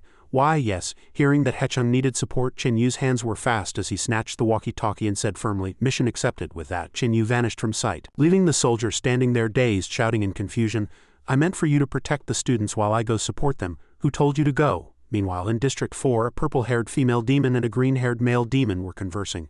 The female demon complained, this is so frustrating. Why aren't we allowed to kill people in the streets? Why do we have to lock those Hechung students from the competition in the dungeon?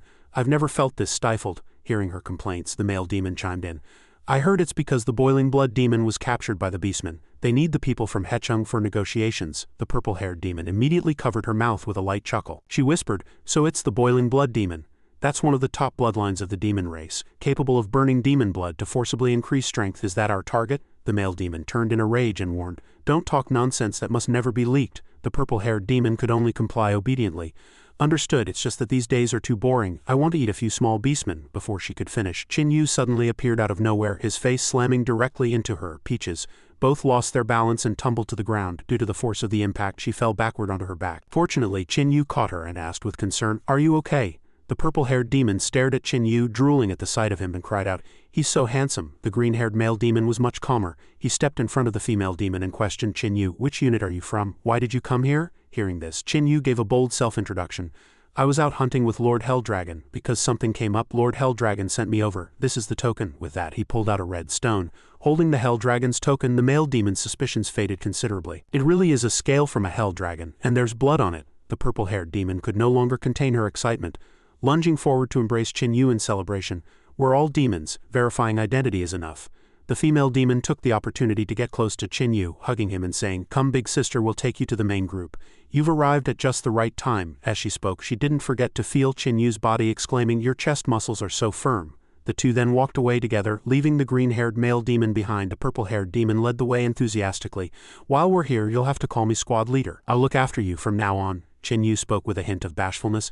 "Sister, I happen to have a small favor to ask." Behind them, the green-haired male demon muttered resentfully under his breath. "Horned demon, you just wait." Then the three of them set off together. Meanwhile, Chen-Yu was hardening his heart. "Stupid dog, daddy's coming to save you." At the same time, in another cell, Quan Kiki and her sisters were being held, their faces full of sorrow. Quan Xiaoxiao looked at the moping Quan Kiki and comforted her. "It's all right, the support troops will definitely come for us." Suddenly, they heard Chen-Yu's familiar voice. "Is the stupid dog in there?" Quan Xiaoxiao was overjoyed, turning back to look for him and crying out, "Chen-Yu!" But in the next second she was stunned because she saw Chen-Yu gripping the iron bars and grinning like an idiot, his face covered in bright red lipstick marks. The sight gave her quite a shock. Quan Xiaoxiao stood behind the bars and asked suspiciously, "Chen-Yu, have you defected to the demons?" The purple-haired demon stood behind Chen-Yu, hands on her hips as she teased, "Little brother, have you found your old flame?" Quan Xiaoxiao was fuming. She gripped the iron window with both hands and questioned him in a low voice. "Old flame, Chen-Yu, what kind of nonsense have you been telling her?" Suddenly, a hand reached through the bars and covered Quan Xiaoxiao's mouth.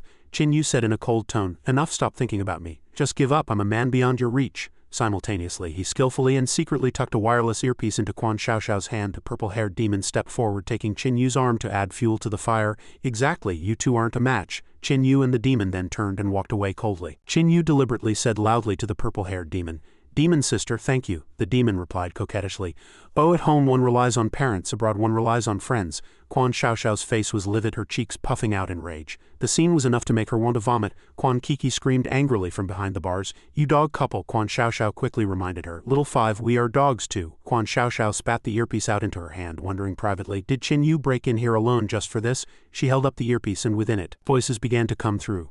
"Squad 3 and Squad 4 responsible for the left flank defense. Squad 5 and Squad 6 stay at the main gate and coordinate with the main force for the charge. Squad 1 and Squad 2 prepare to follow me." She was shocked. Why was there an extra channel? Who was connecting the communication? The sisters also huddled curiously behind her to listen. Quan Xiaoxiao covered her mouth and explained with a smile, "This is the Hecheng Middle School convoy. Repeat, this is the Hecheng Middle School convoy. Student Chen-Yu is using a special identity to infiltrate the interior. The headset is now in our hands outside." Flames lit up the sky and thick smoke billowed. A level 6 Bone Demon Warrior and a level 4 Barrier Demon Warrior were recruiting troops. The level 6 Bone Demon stood on high ground, mobilizing the soldiers. "We can't count on them releasing the prisoner. I've decided to form a special assault team to take back the Boiling Blood Demon. Who's willing to go?"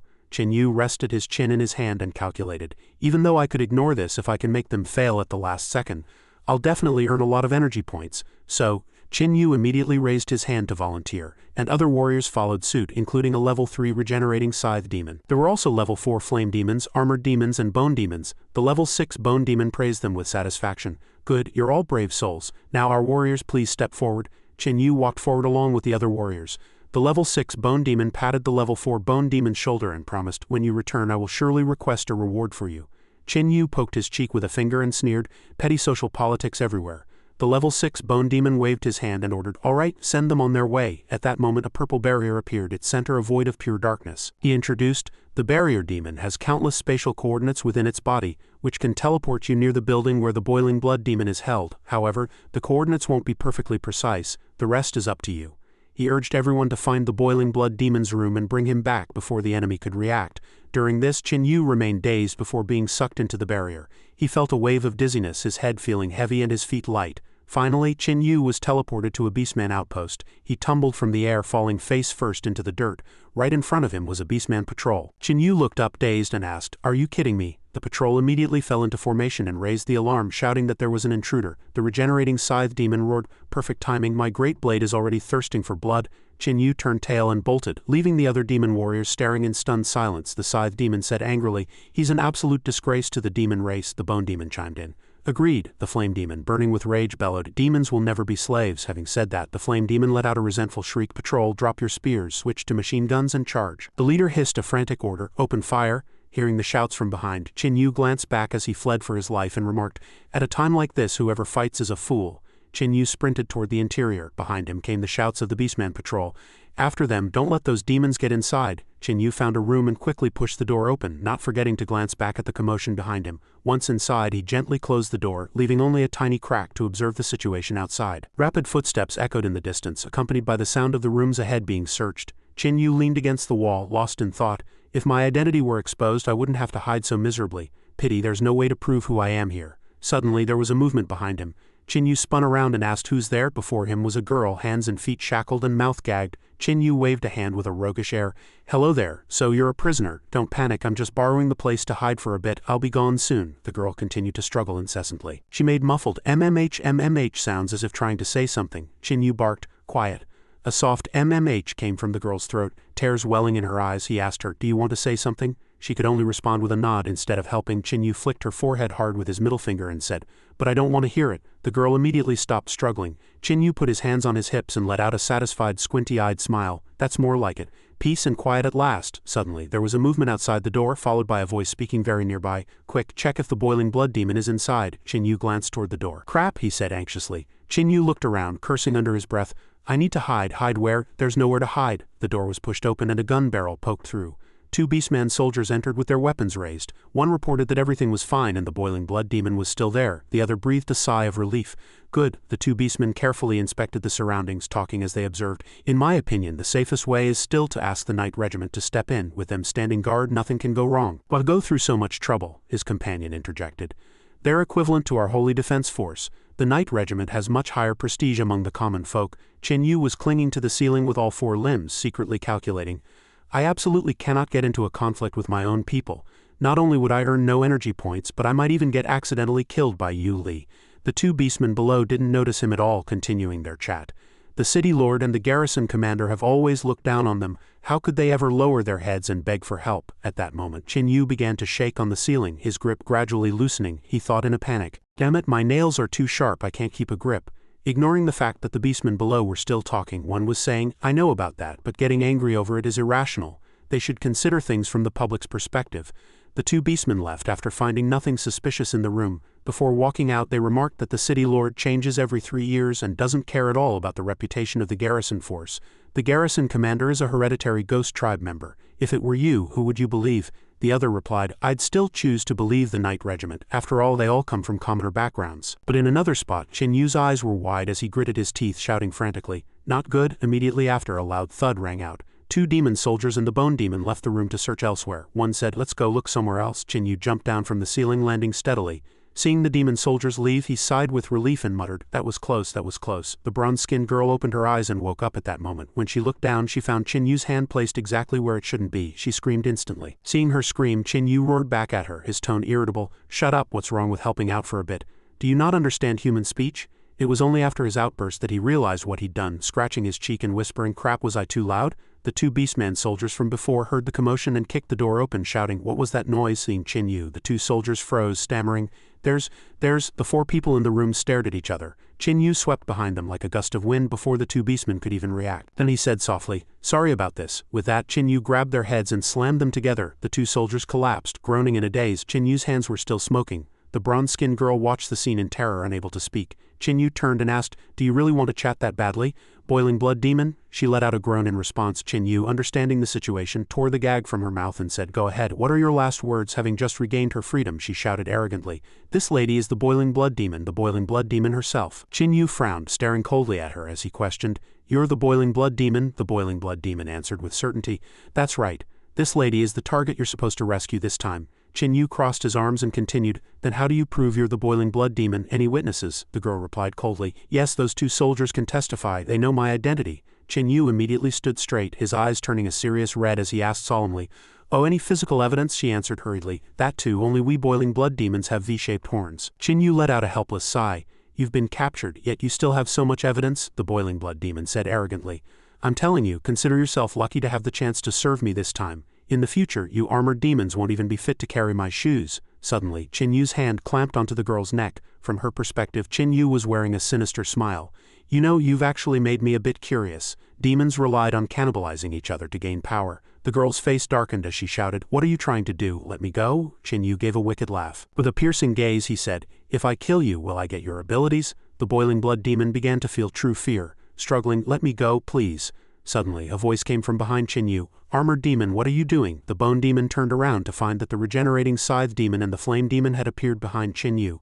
The bone demon ordered authoritatively, "Release the boiling blood demon." No sooner had he spoken than the group rushed forward to surround Chin-Yu. The Bone Demon thought with a hidden agenda.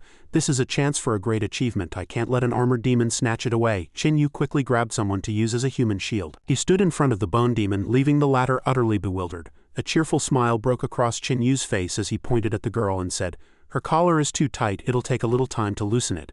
Seeing the situation, the Bone Demon took advantage of it, taking her over as he prepared to leave. He said with slight annoyance, "At least you're sensible." He shouted a reminder to his companions, "Let's go, wait for the barrier demon to open the portal." From behind, Qin Yu watched his back and muttered, "That was definitely murderous intent just now, he wanted to kill me too." Just as the regenerating scythe demon stepped over the threshold, a red dot quickly locked onto him. In an instant he was centered in a sniper scope. With immense power, a dense barrage of bullets poured out, tearing the scythe demon's body to shreds. The sudden turn of events stunned the Bone Demon, the Flame Demon, and the Armored Demon. Seeing this, the Bone Demon looked back at Qin Yu in a panic, his heart tightening as he marveled at the beastman's reaction speed. In the distance, a fully armed assault squad rushed toward them. The captain, holding a heavy firearm, roared, "Don't let a single one escape." The Bone Demon immediately gave a signal, and the nearby Armored Demon understood perfectly. He nodded quickly. He immediately raised a solid red shield, blocking the oncoming hail of bullets, and shouted, "I'll buy time, you guys go." The others didn't waste a second, fleeing as fast as they could. Panting heavily, they rushed toward the corner ahead together. The Flame Demon shouted a reminder, "Almost there." Then, as if awakening his potential, Qin Yu accelerated into a sprint with everything he had, showing no hesitation.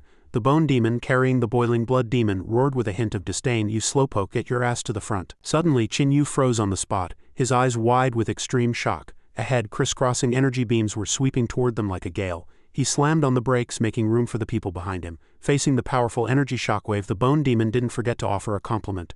"At least you're sensible." No sooner had the words left his mouth than the Bone Demon was hit head-on by the Elephant Demon ahead, being sent flying with a scream. The Boiling Blood Demon was also tossed into the air.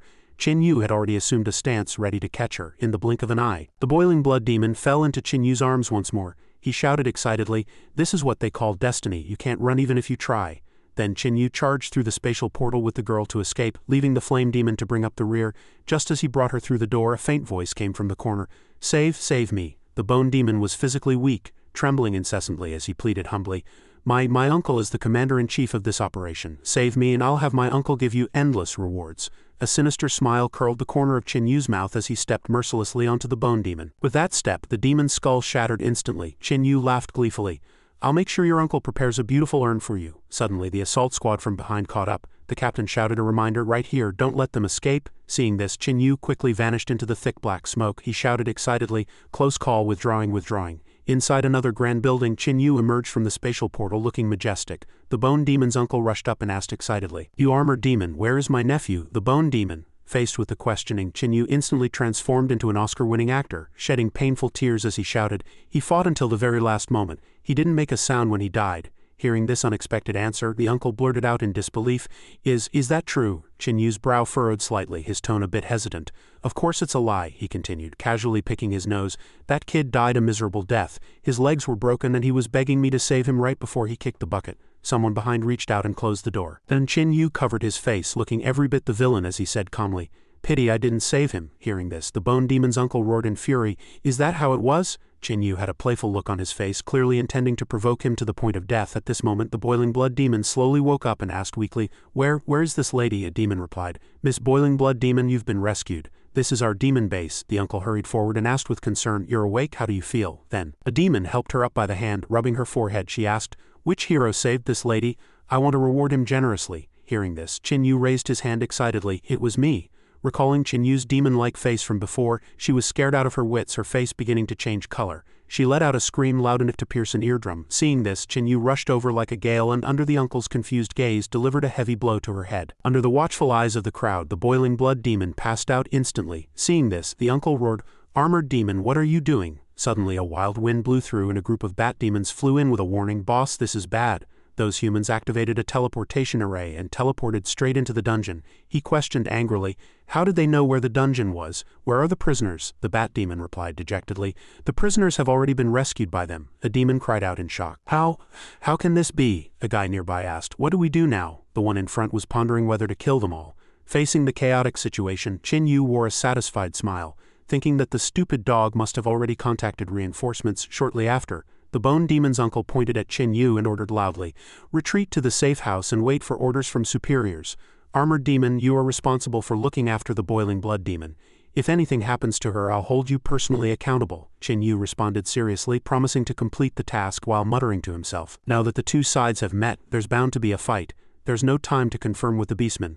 I'll just take it one step at a time. Then the group hurried to evacuate together. Qin Yu pointed to the door ahead and said, right there. Carrying the unconscious girl on his back, he sprinted forward with the other demons following close behind. In the blink of an eye, everyone had reached the doorway. Qin Yu was the first to enter the room, slamming the door shut behind him. Faced with this strange behavior, the bone demon's uncle shouted. When he saw the sight before him, he was completely stunned. Ahead stood a demon of staggering power and an exceptionally hulking frame. Qin Yu was secretly alarmed, his eyes widening. This was the beastman's nightmare, the overlord among demons, the berserker demon. Its level remained a mystery to this day. The creature questioned him loudly. Brat, were you the one who locked the bone demon outside? Faced with the interrogation, Qin Yu's face changed color from fear as he thought to himself, what does he mean? Does he want to avenge the bone demon? Qin Yu maintained a stone face as he tightly held the boiling blood demon, then carefully set her down. He muttered to himself, the odds of making it through from here are slim. Otherwise I would have gone straight to rescue the boiling blood demon instead of taking this massive detour. Then Qin Yu spoke up. Of course, the goal of our mission was to rescue the boiling blood demon, not to protect the leader, right? Hearing this, the berserker demon said with great interest, now that's interesting. Fine, bring the boiling blood demon over and you'll get your reward. Standing in front, Qin Yu firmly gripped the boiling blood demon's shoulders and reminded him with a smile, I have a habit of doing the nasty business before the gentlemanly business. If the price isn't right, he continued with a sinister smile, I'd rather just keep her for myself. As he spoke, Qin Yu's hands continued to wander over the boiling blood demon's body. Witnessing this, the berserker demon turned beet red with rage and roared in a panic, I can give you an advanced armored demon essence. It can increase the strength of your demon armor. After hearing this, Qin Yu asked with a look of confusion, essence, the berserker demon immediately explained, I can also give you an advanced blood demon essence which can enhance your self-healing abilities. Are you satisfied now? Faced with these offers, Qin Yu thought with satisfaction. Though I don't know what this essence actually is, judging by his pain tone and his status as a big shot, this definitely isn't cheap stuff, he lamented with a look of feigned conflict. Oh, this is truly difficult. At that moment, the boiling blood demon suddenly let out a strange cry followed by a shout. No, that's too much force. Qin Yu was still immersed in thought. Which is more important, self-healing or defense? Obviously, self-healing is superior. Meanwhile, the boiling blood demon continued to make strange coquettish sounds. These sounds caused the berserker demon's lust to flare up and blood began to spray from his nose. Qin Yu continued his calculations. After all, this is a matter of life and death. Wearing a meaningful expression, Qin Yu made his choice excitedly. I've decided. No sooner had the words left his mouth than he reached out and grabbed the boiling blood demon. She began to pant heavily, reaching back to wrap her arms around his neck in a very strange manner, leaving Qin Yu utterly bewildered. What's wrong? The boiling blood demon fell into his arms, her face flushed as she stammered. You're not bad. The berserker demon ahead let out a few awkward coughs. Qin Yu looked back at him blankly. Wiping his nosebleed, the berserker demon asked, Have you made up your mind? He replied cheerfully. I want both. If you want me to hand the boiling blood demon over to you, you have to give me both items. Upon hearing this, the berserker demon fell into a long, silent contemplation. Seeing him hesitate, Qin Yu tightened his grip on his sword hilt and shouted a reminder, I am threatening all of you here, either pay up or I'll tear the ticket and kill the hostage. He placed the sword against the boiling blood demon's neck and said, Choose for yourselves. The berserker demon thought for a moment with his hands on his hips and quickly made a decision. Fine, I agree. He then hurled a pill radiating blue light toward Qin Yu. Qin Yu reached out and caught the flying pill, then the berserker demon extended his hand and said, Bring the boiling blood demon over. Qin Yu began to play the rogue again, calmly raising his index finger. I have a second request. At this, the berserker demon nearly exploded with rage on the spot, roaring at the top of his lungs, Are you ever going to finish? In extreme fury, the berserker demon warned, Horned demon, don't push your luck. Qin Yu responded without a hint of fear. The second request is that you have to tell me how to use this thing. He was holding the glowing sphere he had just received. Hearing this, the berserker demon asked back in confusion, You don't even know how to absorb demon essence?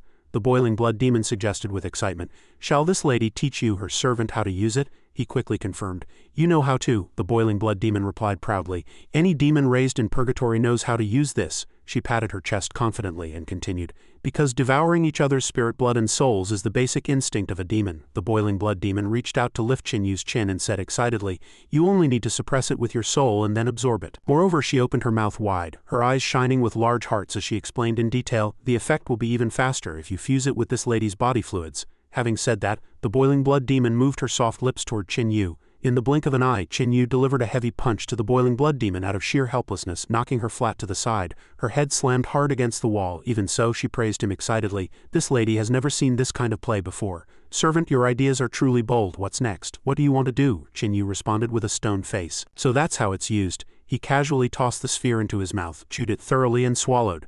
The system panel immediately popped up. Intermediate flesh regeneration. 10,000, intermediate armor strength 5,000 to 10,000. Seeing this, Qin Yu shouted excitedly, "Good stuff." He rubbed his head and asked greedily, Do you guys have any more of these?" The berserker demon muttered in confusion.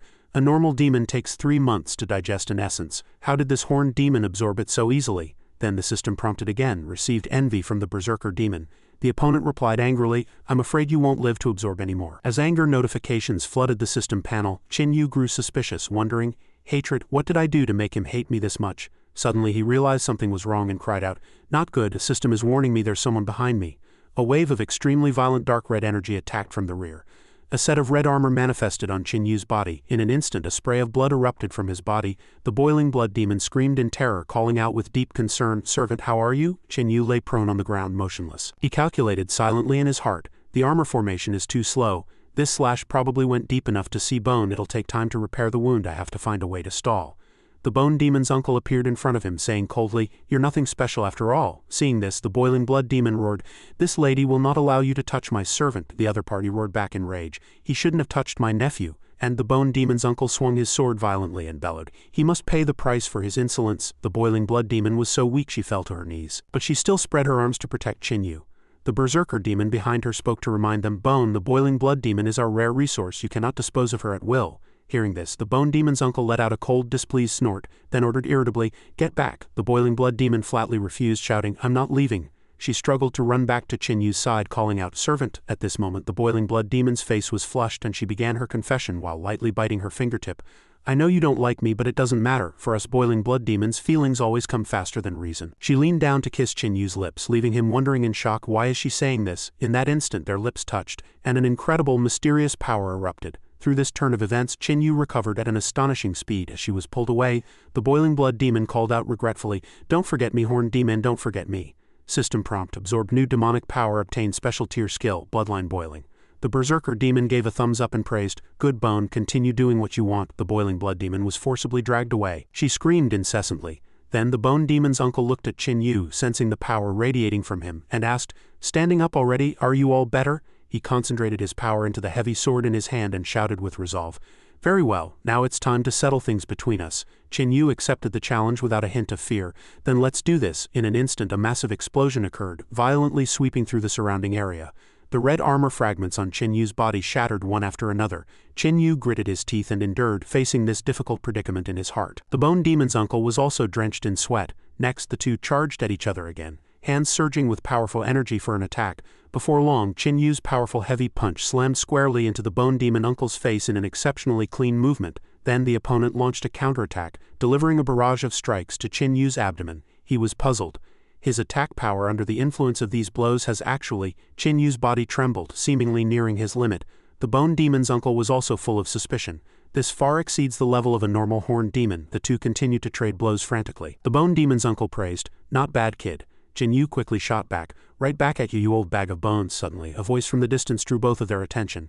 Qin Yu hastily leapt backward. In an instant, a hail of bullets poured in, sweeping frantically toward the bone demon's uncle. A beastman assault squad quickly arrived as reinforcements, shouting in unison, "Kill the demon, avenge our comrades." Faced with the ambush, the bone demon's uncle showed no fear, suddenly hoisting a massive boulder from behind him. The movement was effortless. He then let out a furious roar and unleashed a staggering wave of energy, instantly wiping out the beastman squad. Taking advantage of his distraction, Qin Yu launched a sneak attack from behind, swinging a heavy punch and shouting, "Now's the chance." The punch landed precisely on the bone demon uncle's face. The opponent roared contemptuously, "You think you can break my defense?" Qin Yu fought back without fear.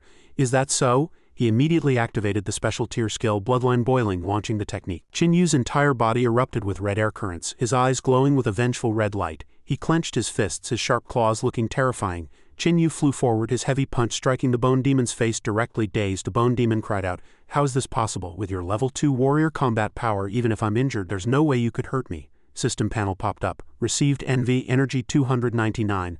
The power within Chen Yu continued to climb, his aura like a rising tide as both his armor strength and bloodline state soared. The bone demon shouted in utter shock. Did that boiling blood demon transfer her energy to you, forcibly burning one's own blood for a short burst of great power? Once the blood is burned out, your life will be in danger. A wicked smirk curled Chen Yu's lips as he said coldly, then you better get used to it quickly, because the next version of Chen Yu, he began a wild sprint forward, charging at the bone demon like a gale. He let out a loud roar. Is going to hurt a lot? Then a storm of heavy punches rained down on the opponent. Seeing the flashing energy light, the patrol soldiers cried out in shock. What's happening? Is there infighting among the demons? Chen Yu quickly knocked him down, his thunderous punches continuing to fall. The bone demon was punched straight through the roof and sent flying into the sky. Subsequently, some debris fell to the floor with a series of wet thuds. The patrol soldiers looked at each other. Those were the fragments of the bone demon. His body had been smashed to pieces. Seeing the bone demon's head, they were scared out of their wits, asking each other in disbelief. The level 6 leader, the bone demon, died just like that? Then they reacted and shouted, Can we really win against the demons inside? Before them, Chen Yu was slowly collapsing to the ground, his body covered in wounds as he fell into a coma on the spot. Finish him off while we have the chance. Wait, I think he looks a bit familiar. They soon recognized him and cried out in shock. Isn't this that horned demon from the middle school preliminaries? He's one of us. Quick, rescue the people. No, quick, save him. Thus, Chen Yu was sent to the 3rd People's Hospital. Yu Li rushed into the ward, only to see a nurse pressing a pillow firmly over Chen Yu's face, screaming, I'll kill you, you bastard. The nurse roared in rage as Yu Li rushed up to pull her back. The nurse cried out, I'm a little horned beetle, not a dung beetle. Wah. Yu Li coaxed her. Sister, please be the bigger person. Don't lower yourself to this rogue's level. Chen Yu's long tongue was hanging out as he panted for breath. He instantly changed his expression, waving a hand to provoke her intentionally. Goodbye, Sister Dung Beetle. Out of options, Yu Li could only pull the nurse out of the room. System display, received hostile glare, energy 99. Chen Yu turned around and thought to himself, do you think it's easy for me to earn a little energy to repair my body? He stared blankly at the ceiling, and heard someone say, injured like this and you still have the heart to tease others. Yuna suddenly appeared and took over the conversation. It seems your injuries aren't as heavy as I imagined. Chen Yu's face turned pale with fear as he said with a trembling voice, hello, Aunt Yuna. Chen Yu pressed his lips together and swallowed, thinking, why is this crazy woman here? Is she trying to take my life while I'm down? Yuna stood there with her hands on her hips and said, know what I'm thinking right now? I'm wondering if I can kill you with my current abilities. After all, you even managed to defeat a level 6 bone demon. Chen Yu flinched in shock, scratching his head and laughing awkwardly. Luck, it was pure luck, Yuna continued. I know he was heavily injured first, but I was also injured at the time, she added half-jokingly. Do you think I'm nurturing a threat to myself? He immediately shook his head in denial. Yuna slowly closed in on Chen Yu. What do you think? She leaned her face close to his and asked in a low whisper, making him too terrified to breathe a word. Are there good people among demons? Chen Yu replied with a pale face. There are, like me, a good citizen. In his mind he thought in terror, Yu Li, come back quickly or I'm going to end up as your stepfather just to survive. Just then, Quan Xiaoxiao burst in with her sisters shouting, you idiot? Chen Yu turned around, pleasantly surprised. Perfect timing, silly dog. Seeing Yuna standing there, Quan Xiaoxiao froze instantly and stammered her greeting. Hello, we're Chen Yu's classmates. Yuna approached them and said with a smile, Quan Xiaoxiao, right? Don't be nervous. We met when Chen Yu was competing last time. She nodded frantically. Yes, you have an incredible memory. Yuna considerately prepared to leave the room. You're here to see Chen Yu, right? I'll leave you to it. I'm going home to cook. Chen Yu let out a long sigh of relief. I finally survived, everyone answered in unison. Okay, Quan Xiaoxiao slowly stepped forward, her expression serious as she called Chen Yu's name. She patted her chest and said loudly, Our Quan family will never forget your kindness. You risked your life to save us. We will definitely repay you. Money and material goods are far too vulgar. Chen Yu looked up blankly and replied, I want vulgar. I want money. Xiaoxiao was rendered speechless. But our family doesn't have much money, so what's the point of saying that? The 4 sisters behind her walked up to Quan Xiaoxiao and said with a smile, However, to show our gratitude, we 4 sisters have decided. They suddenly shoved their eldest sister toward Chen Yu. To give big sister to you. Their noses bumped together and Xiaoxiao's face instantly turned red to the tips of her ears. While Chen Yu's gaze toward her was filled with pure disgust, even though her heart was clearly pounding, Quan Xiaoxiao remained stubborn, turning away and shouting, I never heard a word about this. Quan Chichi came over to tease her. Big sister is blushing, Xiaoxiao responded with embarrassed irritation. Chichi, why are you joining in the nonsense too? At this point, Chen Yu wasn't in a great mood. He frowned, thinking they were too noisy. He still wanted to see if his skills had changed after defeating the bone demon. A day later, Chen Yu stretched lazily in bed. No one should be here to bother me today. I can finally check my attributes. However, the piece lasted less than 3 seconds before there was a knock-knock at the door. He shouted angrily, Who is it now? 3 beastmen walked in, greeting him with a smile. Young hero Chen Yu. Chen Yu lay calmly on the bed and said, It seems the news of me defeating the level 6 leader, the bone demon with level 2 combat power, has already spread. A confident, wicked smirk curled the corner of his mouth. Now that I've become the object of competition among all the top schools, you're all here to invite me to enroll, right? He moved his limbs and turned to shout, "Everyone, since I'm in such high demand, please make an offer. The starting bid is 500,000. Let the bidding begin." The gorilla beastman was stunned. The dog beastman quickly tried to explain, "Student, you might have a slight misunderstanding about our profession." Before he could finish, the white eagle beastman raised a hand and placed a bid, 600,000. At the mention of money, Chin Yu's eyes instantly lit up. "Excellent. It seems this gentleman has great vision. You will surely be proud of today's choice. 600,000. This gentleman bid 600,000. Any higher bids? If not, he's the highest bidder." No sooner had he spoken than the gorilla and dog beastmen couldn't sit still, their eyes turning red as they competed for the bid. 700,000, 800,000. The white eagle beastman squeezed below them asked irritably, "Didn't you two just say you weren't participating? 900,000. Those were just formalities. Who knew you were playing for real, kid? 1 million. Their shouts grew louder and louder. The price continued to climb. 1.2 million. Longteng, you actually took advantage of an opening to sneak attack. 1.35 million. The dog beastman stepped forward with a bared teeth grin. "How about 1.35 million? You want to fight our academy? Everyone knows the thing our academy lacks least is money." Chin Yu snapped upright and shouted excitedly, "No more bids, deal. Congratulations to the representative of Tianlong Academy for successfully buying me for 1.4 million. The dog beastman was startled. "Ha, I bid 1.35 million. Chin Yu walked over and put an arm around his shoulder. Smiling broadly, he began his psychological manipulation. "The remaining 50,000 is the auction fee. You can't expect me to host an auction for free, right? Or are you trying to stiff me on that 50,000? Which two just made those other bids again?" The dog beastman immediately conceded loudly. Fine, I'll pay, okay?" He raised Chin Yu's arm high and announced, "Welcome student Chin Yu to Tianlong Academy. Don't worry, our school's resources are incredibly abundant," he continued to boast. "Furthermore, we implement an elite policy. Although our student body is much smaller than other schools, every student who graduates is enough to make others look up in awe." Chin Yu's face instantly darkened, his smile vanishing. "Elite policy, very few people." The other blinked and laughed. "That's right, we use one-on-one teaching to ensure students stand out from the crowd." Suddenly, Chin Yu snatched back his hand and gave a clean, decisive refusal. He turned and walked away, thinking with disgust, "One-on-one teaching? Doesn't that mean I can only annoy one teacher? This school is trying to ruin me." He looked back and asked, "Who was the second highest bidder just now? Was it Longteng Academy? Come, let's discuss my enrollment." Thus, the deal was struck. Chin Yu joined Longteng Academy for 1.2 million and incidentally collected 200,000 in hush money from the other three representatives. A few days passed and Chin Yu and Yu Li were practicing seriously in the courtyard. After being discharged from the hospital, Chin Yu stayed home to help Yu Li with her rehabilitation. Just then, the news once again broadcast the demonic organization's invasion. Suddenly, a car stopped at the door and a group of beastmen stepped out. Chin Yu and Yu Li went forward to investigate. "What happened?" the big gray wolf beastman asked loudly. "Is the Honorable Yuna here?" Chin Yu clamped a hand over Yu Li's mouth and answered with a smile. "No, she's out on business." Yu Li frowned in confusion. "What is Chin Yu talking about? Mom is clearly right inside." The other party continued. "When will she be back?" Chin Yu lied without blinking. "In 10 minutes if she's fast." Hearing this, the party nodded. "Then we'll wait a while." Chin Yu's face instantly dropped as he changed his tune. "If she's slow, it might be 100 years. Out of options, the party turned to leave, handing Chin Yu a letter. "In that case, we won't wait. Please pass this letter to the Honorable Yuna. It must be delivered personally." With that, they drove away. Chin Yu stood there waving goodbye, then changed his expression faster than turning a page. Throwing the letter to the ground without hesitation, Yu Li bent down to pick it up and scolded loudly. "Hey, that's a letter for Mom. How can you just throw it away?" Chin Yu held his head and said wearily.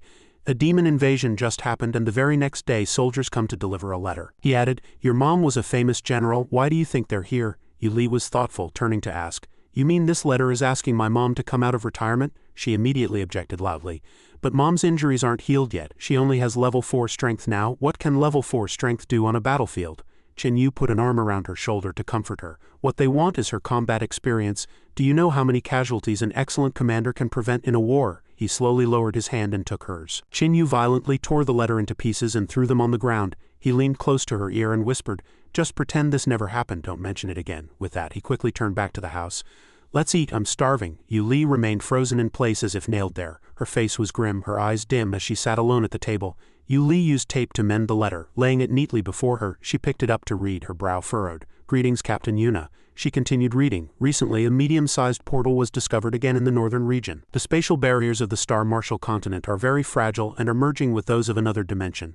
The letter continued. "When two spatial planes merge, a primordial plane similar to a space-time wormhole is formed. The swamps and streams within undergo massive changes, and terrifying faces emerge along with them.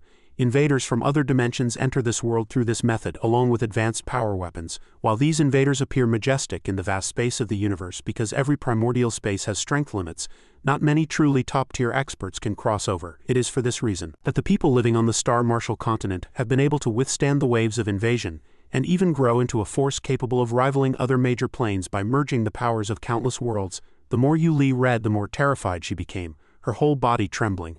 The emergence of a portal was undoubtedly catastrophic news, because once the enemy fully mastered this passage, the northern border would face an invasion by countless demons. Yu Li stood up and walked out of her room. The contents of the letter continued to haunt her.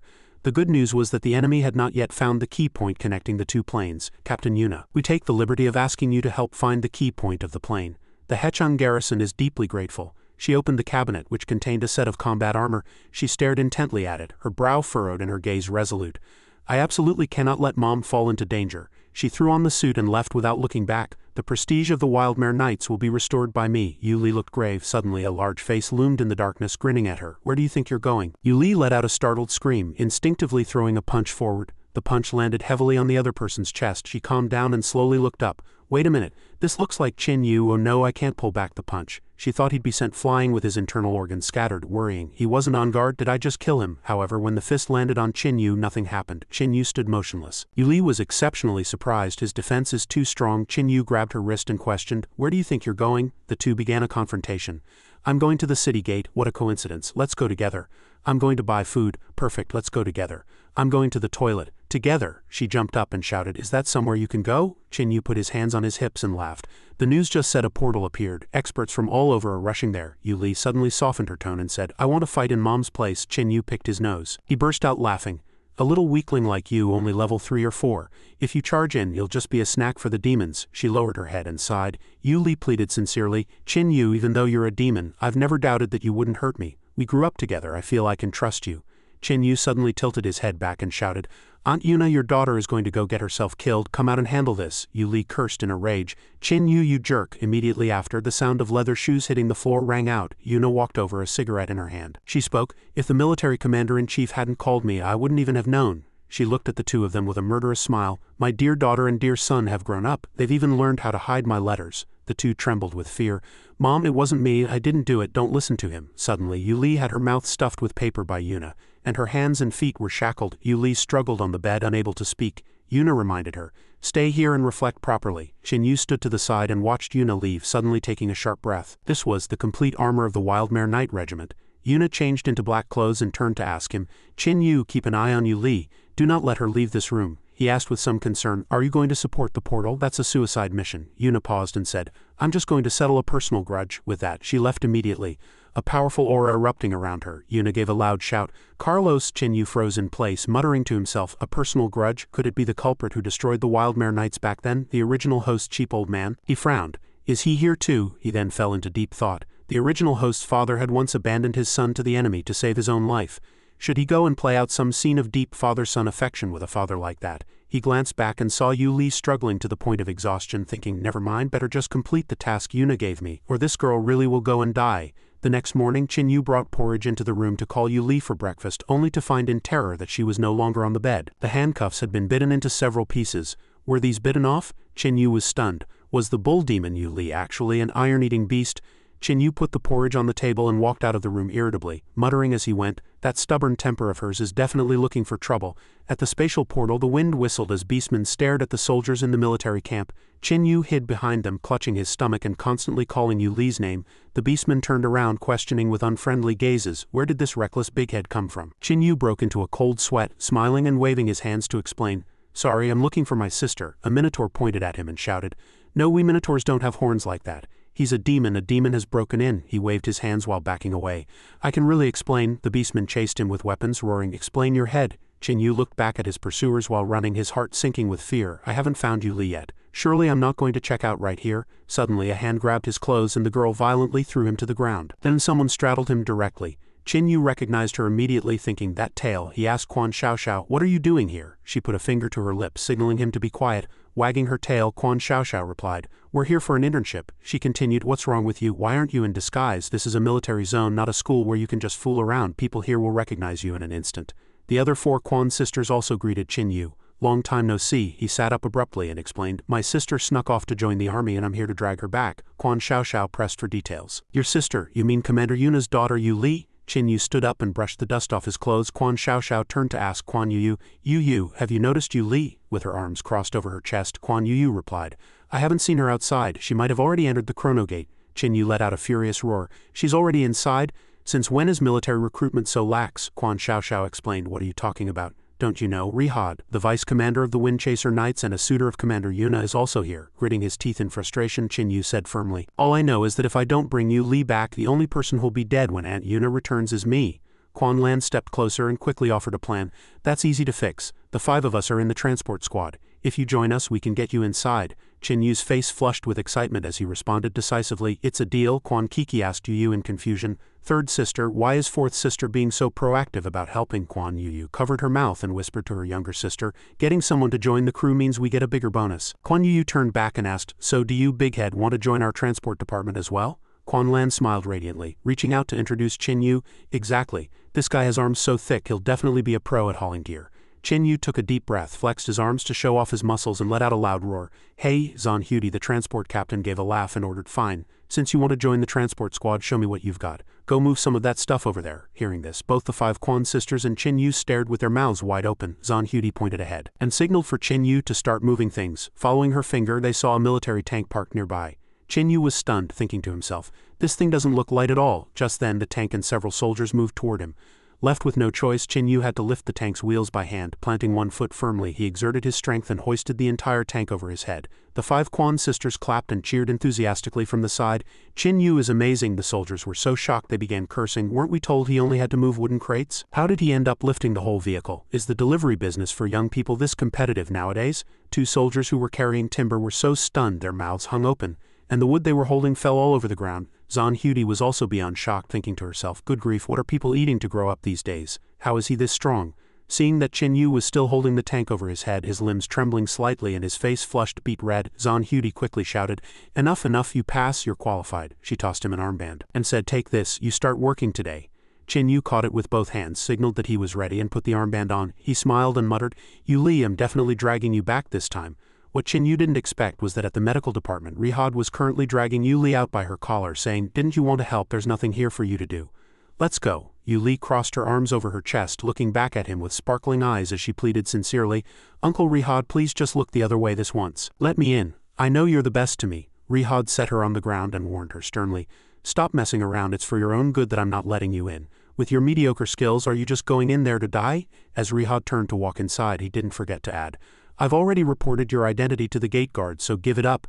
Yu Li, your mother has already lost too many important things. Don't make her lose everything completely. Yu Li softly called out to her uncle Rihad. Meanwhile, at that very moment, 3 rows of military tanks and trucks were roaring forward. Qin Yu and Quan Xiaoxiao stared ahead. Qin Yu whispered in his heart, I'm coming, Yu Li. Explosions rang out everywhere. High-rise buildings collapsed, their steel reinforcement bars exposed. The military convoy wove through the streets while soldiers busied themselves transporting supplies. Qin Yu was gasping for air as he moved gear in and out, racing between various outposts. Finally, he was able to sit down and catch his breath, sweat pouring off him like rain. He said breathlessly, we have so many outposts. How long is it going to take to search them one by one? Quan Xiaoxiao sat beside him and handed him a bottle of water. Suddenly, a driver screamed a warning, watch out! A massive demon appeared ahead, its eyes glowing red, its mouth filled with fangs, and its 6 arms firmly gripping heavy swords. The monster stood directly in the middle of the road. The military trucks braked sharply, and a shout erupted from the crowd. It's a mutated giant demon. This is a level 5 warrior class mutated giant demon. With one swift kick, it sent a tank flying. Soldiers on the other vehicles opened fire, but the bullets hitting the mutated giant demon caused no damage at all. Still, the soldiers continued to fire, shouting for the glory of their race.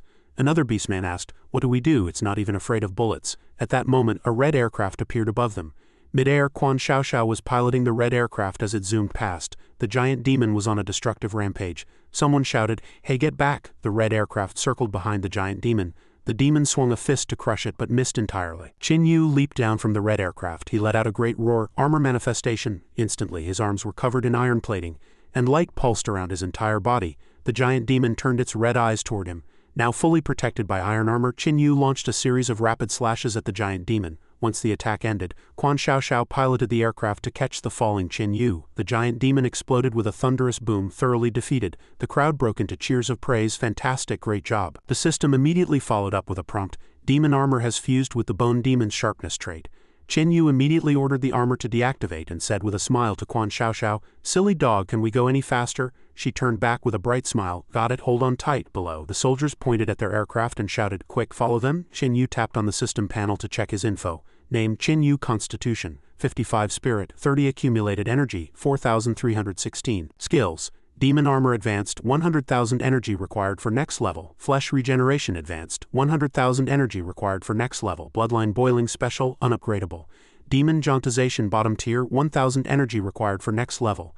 Chen Yu stared at the information with wide eyes, thinking, jauntization like that giant demon just now? Chen Yu fantasized excitedly, feeling that he would soon become a 10-meter-tall giant with bulging muscles. Broad-shouldered and towering, he would leave the tiny beastman in constant awe. So cool. At the thought of this, he couldn't help but laugh out loud and challenge. "Bring it on, demon jauntization." He opened his eyes wide and cheered in his heart. I can feel the power. A blindingly intense light radiated from his body, forcing the Quan sisters to cover their eyes and turn away, shouting, "It's too strong, too bright." Suddenly, the red aircraft came to an abrupt halt. Quan Xiaoxiao scrambled to steady the control lever. Chen Yu opened his eyes only to find that he hadn't changed at all. Beyond the surprise, he was filled with confusion. "Why is there no change?" Smoke puffed from the top of Quan Yu's head as she covered her mouth. Her face flushed crimson. Each of the Quan sisters was red-faced and steaming. Tuan Lan quickly covered her eyes, while Quan Kiki and Quan Yu screamed bashfully. Pervert, however. Quan Chi stared with wide eyes and a smile, saying, "So powerful."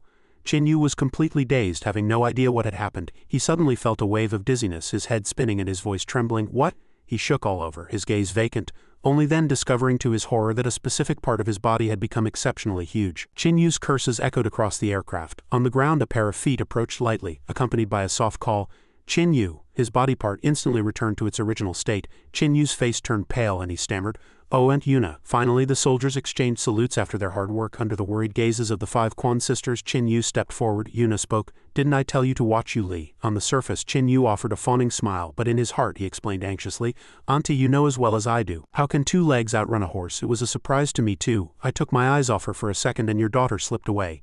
Yuna thought to herself, "It seems he came in here just to find you, Li, but he doesn't know she was stopped long ago by Rihad. This guy has certainly changed a lot. He's grown his wings and doesn't take my word seriously anymore."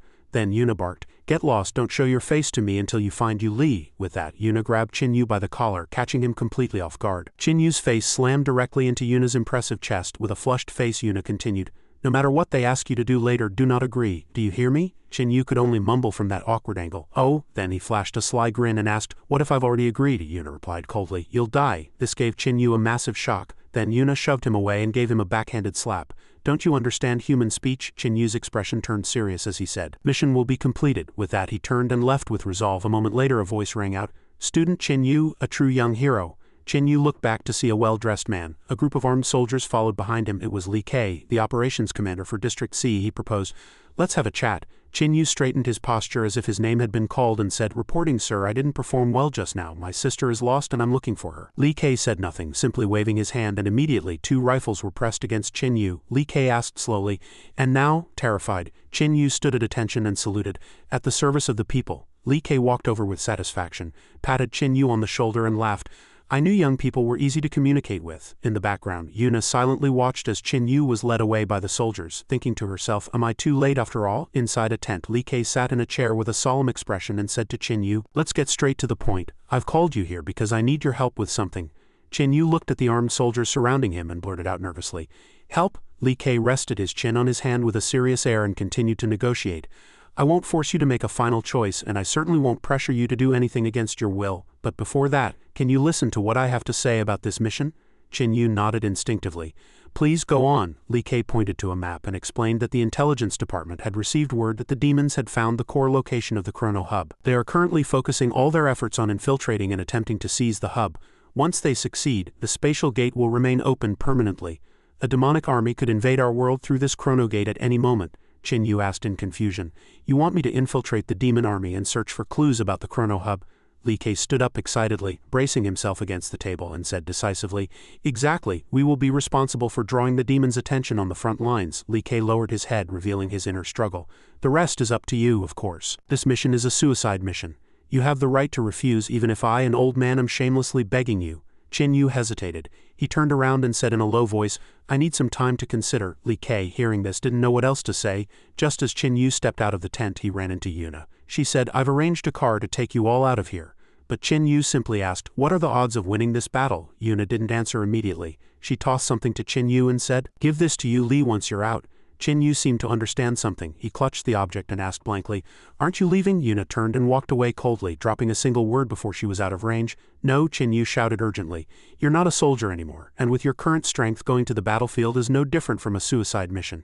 Yuna didn't stop, answering as she walked, "So what? National duty comes first, family grudges come second." Yuna turned her head and gave Chen Yu one last deep look. She smiled, her eyes filled with resolve. "I won't back down." Chen Yu had seen many sides of Yuna, the terrifying, the arrogant, the gentle, and the cold, but he had never seen her more radiant than at this moment. He continued to watch Yuna's retreating back, his face a mask of astonishment. He wondered to himself, what did restoring the Wildmare Knights actually entail? Just from the sight of her silhouette, Chen Yu could imagine the earth-shattering momentum of an entire army. He couldn't help but think, haven't they been here all along? So brilliant they leave me dazzled. Suddenly a car pulled up beside Chen Yu. It was Quan Xiaoxiao in the driver's seat. She shouted to him, "Chen Yu, hurry up and get in." But Chen Yu only had time to toss the object Yuna had given him to her, saying urgently, "Help me pass this to you, Li. I have things to take care of." Quan Xiaoxiao only had time to look back and scream, "Where are you going? The car's leaving." But Chen Yu had already nimbly sprinted back toward the military tents, waving a final goodbye before entering. He even muttered something about heading off to his death. The 5 Quan sisters huddled curiously against the car window trying to figure out what was happening. Inside the tent, Li Ke was sitting dejectedly with his head in his hands when he heard Chen Yu's voice. "What's the specific infiltration plan?" Li Ke looked up in surprise, trying to see who was speaking. When he saw it was Chen Yu, he couldn't help but ask, "You changed your mind?" Li Ke pressed further in confusion. "Why, this is a suicide mission with less than a 1 chance of success." Chen Yu spread his hands and replied decisively, "Who knows?" Looking up at the sky, he teased half seriously, "Maybe it's because the morning sun was just too beautiful today." Li Ke could only scratch his head, thinking, morning sun, isn't it dusk? Regardless, Li Ke's excited voice could be heard from outside the tent. "Good," he slapped Chen Yu on the shoulder with delight. "Since you're willing to help, I'll change the plan." Following that, Li Ke stuffed a heap of equipment into Chen Yu's arms and instructed, "This is a metal attribute teleportation orb. It can send you anywhere within a 10-kilometer radius. But remember, it takes 3 seconds to activate. And this dagger, once activated, it allows for an instantaneous 100-meter dash and slash. It has enough energy for 3 consecutive uses. Keep it for self-defense." Looking at the items, Chen Yu couldn't help but exclaim, "An earth-tunneling charm, defense orbs, a formation disc, and emergency signal flares. With all these protective items, can the death rate really be over 50? Li Ke looked at him with a dead serious expression. "I'll give you 1 day to pinpoint the location. In 3 hours, our elite forces will officially launch a cleanup operation against the demons."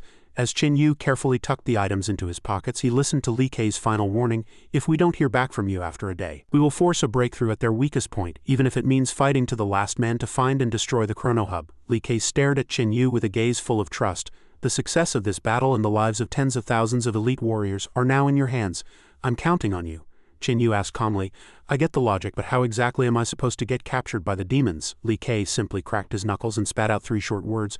"That's the easy part." With that, Li Ke delivered a heavy punch straight to Chen Yu's face. Outside the tent, the guards could even hear the sounds of a fierce scuffle. A short while later, in a heavily guarded detention cell, Li Ke angrily shoved Chen Yu to the ground and roared, "Get in there! You dare sneak attack me?" Chen Yu looked furious, but he could only curse inwardly, starting a fight without even a word.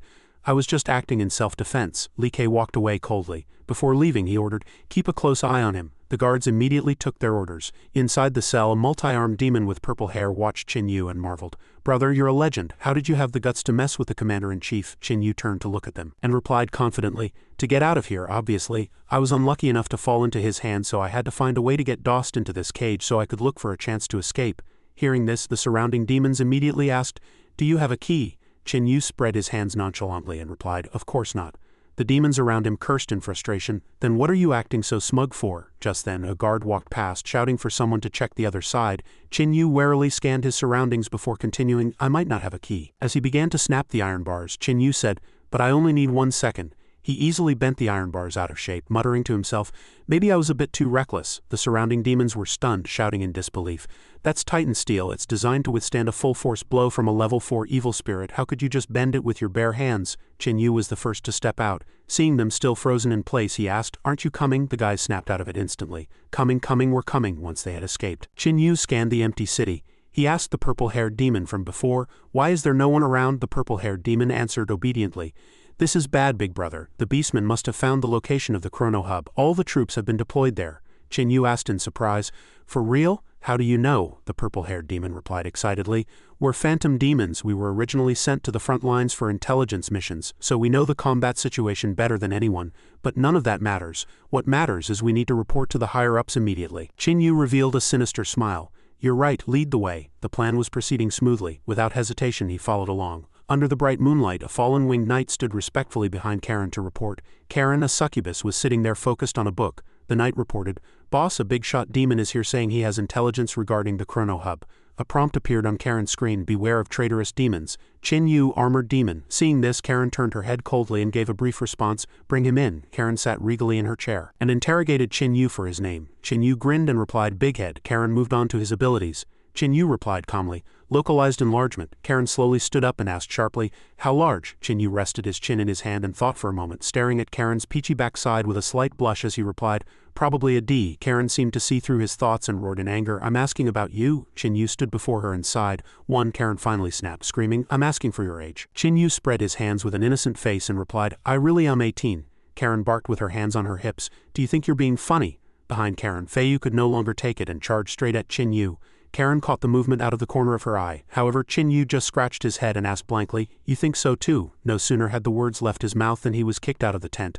A few seconds later, Qin Yu was still flying through the air. Inside the tent, Feiyu hadn't even had time to retract his attacking stance. Karen stood to the side and said coldly, next time just be born a mute. Feiyu stood there in silence thinking to himself that kick just now didn't feel right. Meanwhile, the surrounding tents were already a mess.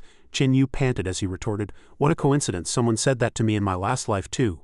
Qin Yu watched as Feiyu slowly drew his longsword, realizing that a fight was inevitable. Qin Yu immediately threw a punch at Feiyu, saying, you should have said so earlier.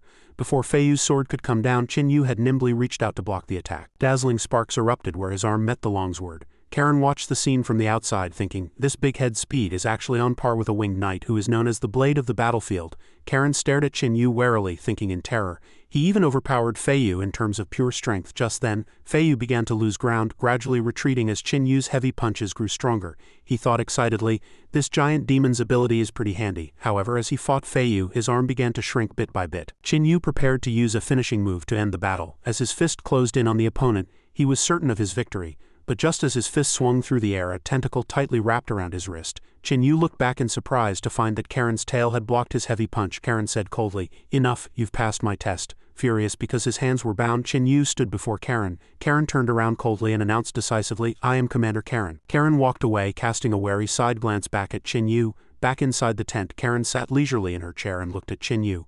Big Head, don't blame me for the sudden attack. A traitor named Qin Yu had appeared on the human side and even killed a level 6 bone demon. Karen stared into the void with a sinister gaze and said, I heard he specializes in demon armor and self-healing. To prevent spies from infiltrating, I personally inspect every demon sent out on a mission. Qin Yu thought to himself, Exactly. What does the demon Qin Yu killed have to do with me, Big Head? But on the surface he said hypocritically, so it was an inspection, very necessary, very clever.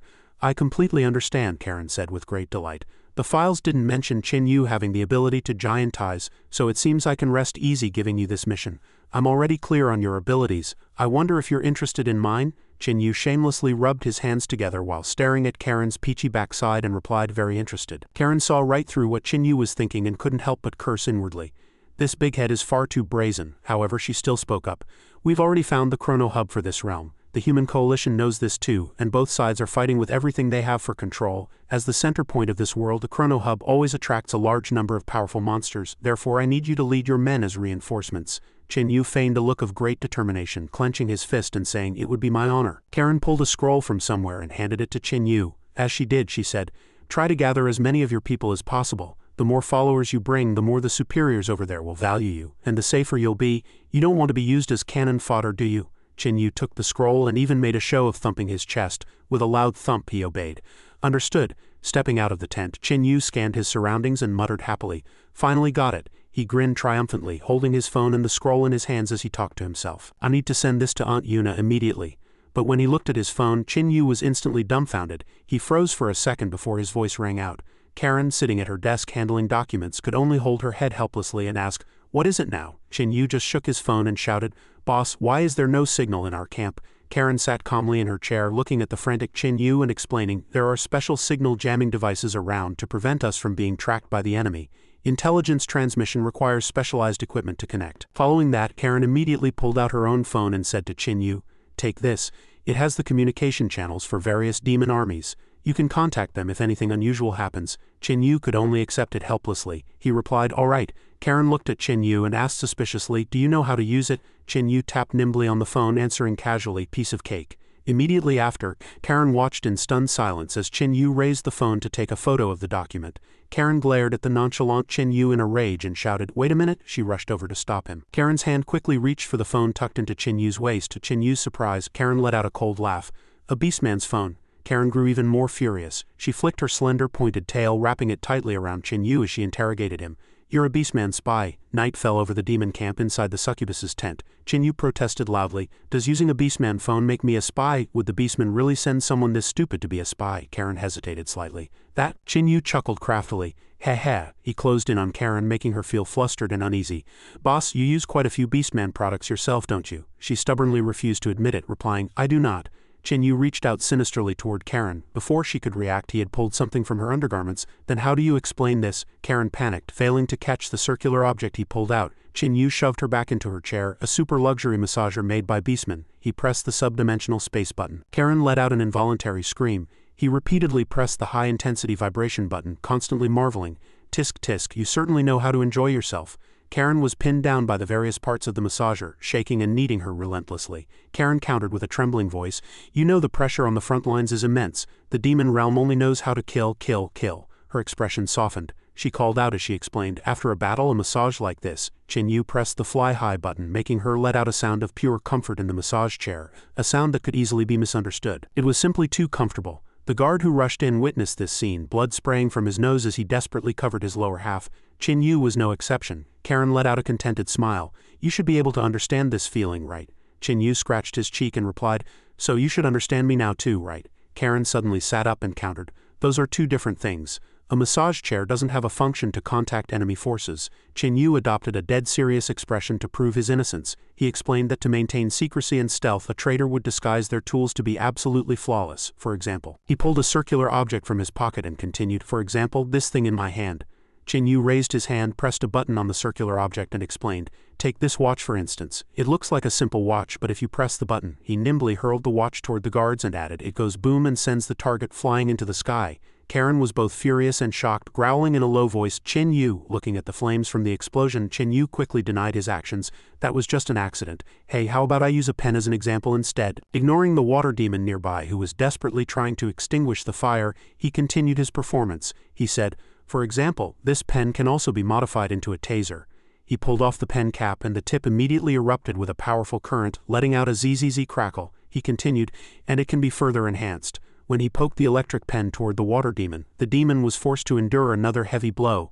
Chin Yu was still excitedly explaining, "This current is extremely strong," he added. "In short, the very fact that I use a beastman phone proves I have a clear conscience." Karen and her subordinates were terrified, watching helplessly as the water demon was nearly electrified into a puddle. The water demon collapsed directly in front of her.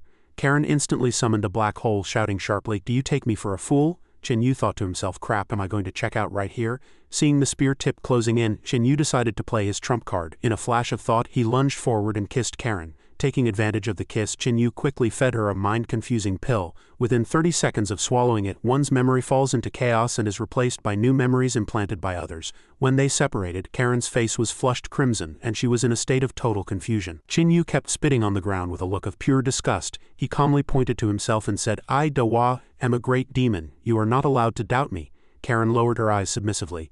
Although she didn't understand, she nodded repeatedly. Chin Yu said triumphantly, "All right, now it's time to go collect some lackeys." The group of soldiers broke into devious smiles, giving him thumbs up in admiration. Everyone crowded around with non-stop praise, impressed that even Lady Karen had been subdued by him. "Big brother Dawa, we're following you from now on." Chin Yu offered a hypocritical courtesy. "You flatter me. You flatter me." Karen blinked and looked outside, asking blankly, "Where is everyone?" She walked into the barracks courtyard to find the surroundings in a total shambles. Seeing the desolate state of the camp, Karen turned pale with shock. "What happened? Where are my troops?" She broke into a cold sweat, wondering if a beastman army had attacked. Karen shook the fire demon lying nearby. Fire demon, wake up!" Hearing the call, the fire demon lifted his head and quickly jumped up, covering his face as he reported painfully, "Commander, that Dawa guy grabbed everyone he saw and took them all away. He even requisitioned the pigs and chickens from the kitchen."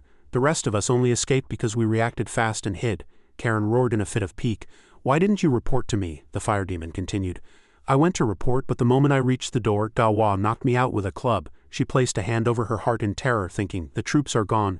How am I supposed to set up a defense line to stop the enemy from reaching the center?" Karen screamed in rage. "Chin Dawa, you bastard." At the demon military base, Chin Yu let out a loud sneeze. Before he could cover his mouth, spit flew directly onto the general's face. The other man reached out with resentment to wipe the spit from his face, muttering something under his breath. Chin Yu explained, "Oh, sorry about that. I guess someone was just thinking about me." The other man looked at the list in his hand and said to him, "Lust Demon Karen's unit. I recall there were several thousand in total. Have you all come over?" Chin Yu confirmed. "That's right, every single one." The general's face darkened as he asked, "And where is Lady Karen?" Chin Yu calmly raised his hands and boasted, "Lady Karen has already been persuaded by me. She's staying in the rear to formulate the grand battle plan. She has fully entrusted the command of this unit to me to provide timely support." He added, "She said, Dawa, I trust you more than anyone." He covered his mouth and let out a couple of deliberately feminine dry coughs. Then Chin Yu confidently stood tall and introduced himself. "I am Lust Demon Karen's representative." Both the general and the soldiers behind Chin Yu shouted out in surprise. The general frowned at Chin Yu with a look of utter disbelief, like a difficult boss. Chin Yu adopted a scrawny, shrewd-looking expression, placed his right hand over his heart and said sincerely, "Don't find it strange. I know I don't look like a typical lust demon, but I am indeed a genuine lust demon." Then he clenched his fist and raised his left hand high. The spectating soldiers didn't understand what Chin Yu was trying to do, their expressions strange and full of question marks. Suddenly a soldier stepped forward. Chin Yu shot a side glance at him from behind, thinking, "This guy wants to show off too." A moment later, all the soldiers realized what was going on. Thunderous applause erupted on the scene, but the general remained unconvinced. He pointed at Chin Yu and said, "But no matter how you look at it, you can't possibly be a lust demon." Hearing this, Chin Yu flew into a towering rage. He rushed forward, grabbed the other man's collar, and roared, "Why can't I be a lust demon? On what basis do you doubt my race?" He kept tugging at the other's collar, saying, "Just because I look different from most people? Can't someone who looks a bit plain and has rugged features be a lust demon?" The more he spoke, the angrier he became. "This is racial discrimination, you know. Believe it or not, I'll sue you," the general explained in a somewhat cramped tone. But lust demons aren't this tall and burly." Hearing this, he grew even more furious, his eyes burning with fire. "On what basis do you question my physique? Can't I just eat a lot?" The general still wanted to provoke Chin Yu, adding, "Lust demons don't resort to violence the moment things don't go their way either. First you nitpick my looks, then my temper. You old man are way too hard to please," Chin Yu said to him. "On what basis do you question my temper? What's wrong with having a fiery personality?" Then the old man spat out another line. "But lust demons are all female, there are no males among them." Good grief, is this old man ever going to stop? Chin Yu asked back irritably. "On what basis do you question my gender?" Chin Yu maintained his grip on the collar, then released his hand and pulled back, letting out a long sigh. Suddenly he shifted his attitude and said a sentence that made all the soldiers on the scene want to vanish on the spot. "I just naturally happen to look like a man, that's all." The general hit his limit. He raised his gun and racked the slide with two sharp caca sounds. Hearing the chambering sound, Chin Yu raised his hands in surrender, terrified. "Fine, I'll come clean. I'm indeed not the lust demon Karen, I'm her husband." A combat expert among the fallen demons, the demons nearby were also shocked by his words, whispering into his ear, "Boss, it's the fallen knight Feiyu." Chin Yu realized he'd misspoken and quickly corrected himself. "Right, that's the one, Feiyu." "But good heavens, you pronounced Feiyu like herring. It's a homophone." After speaking, he once again put on a devastatingly confident expression. He placed the lust demon's hat on his head and said majestically, "I am the high-tier fallen knight, Feiyu Fallen Wing." Then he asked with a serious face, "Do you have any more questions now?" The general replied, The fallen knight Feiyu isn't a demon from Karen's camp. He's the commander of another base. This is impossible." Before he could finish, Chin Yu slammed the hat onto his head. The blow was incredibly powerful, raising a huge bump on the general's head shaped like a wine gourd, making him look utterly ridiculous. The general collapsed to the ground. Chin Yu turned his back to him and said decisively, "All right," he said he had no more questions. "I'm going in. You lot stay on guard outside." Chin Yu looked toward the room ahead, where several level 7 demons were currently sitting around a circular table. Chin Yu carefully scanned the demons in the room, and suddenly a flash of surprise crossed his eyes. What a coincidence! Even more coincidentally, he ran into an old acquaintance, Wang Jie. Chin Yu walked in and introduced himself. "Greetings everyone, I am the fallen knight Feiyu." Everyone listened in silence. Suddenly Wang Jie spoke up to break the quiet. "A fallen knight, a master of combat." He let out a heavy snort and continued with a face full of disdain. "In the face of spatial power, so-called techniques are not even worth mentioning." Seeing his insufferable attitude, Chin Yu really wanted to pummel him, thinking, has this kid not had enough of a beating yet? It seems he's asking for it. Isn't that punchable face a blatant invitation for a beatdown? Action speaks louder than words. He slowly pulled his hand from his trouser pocket and delivered a heavy punch toward Wang Jie.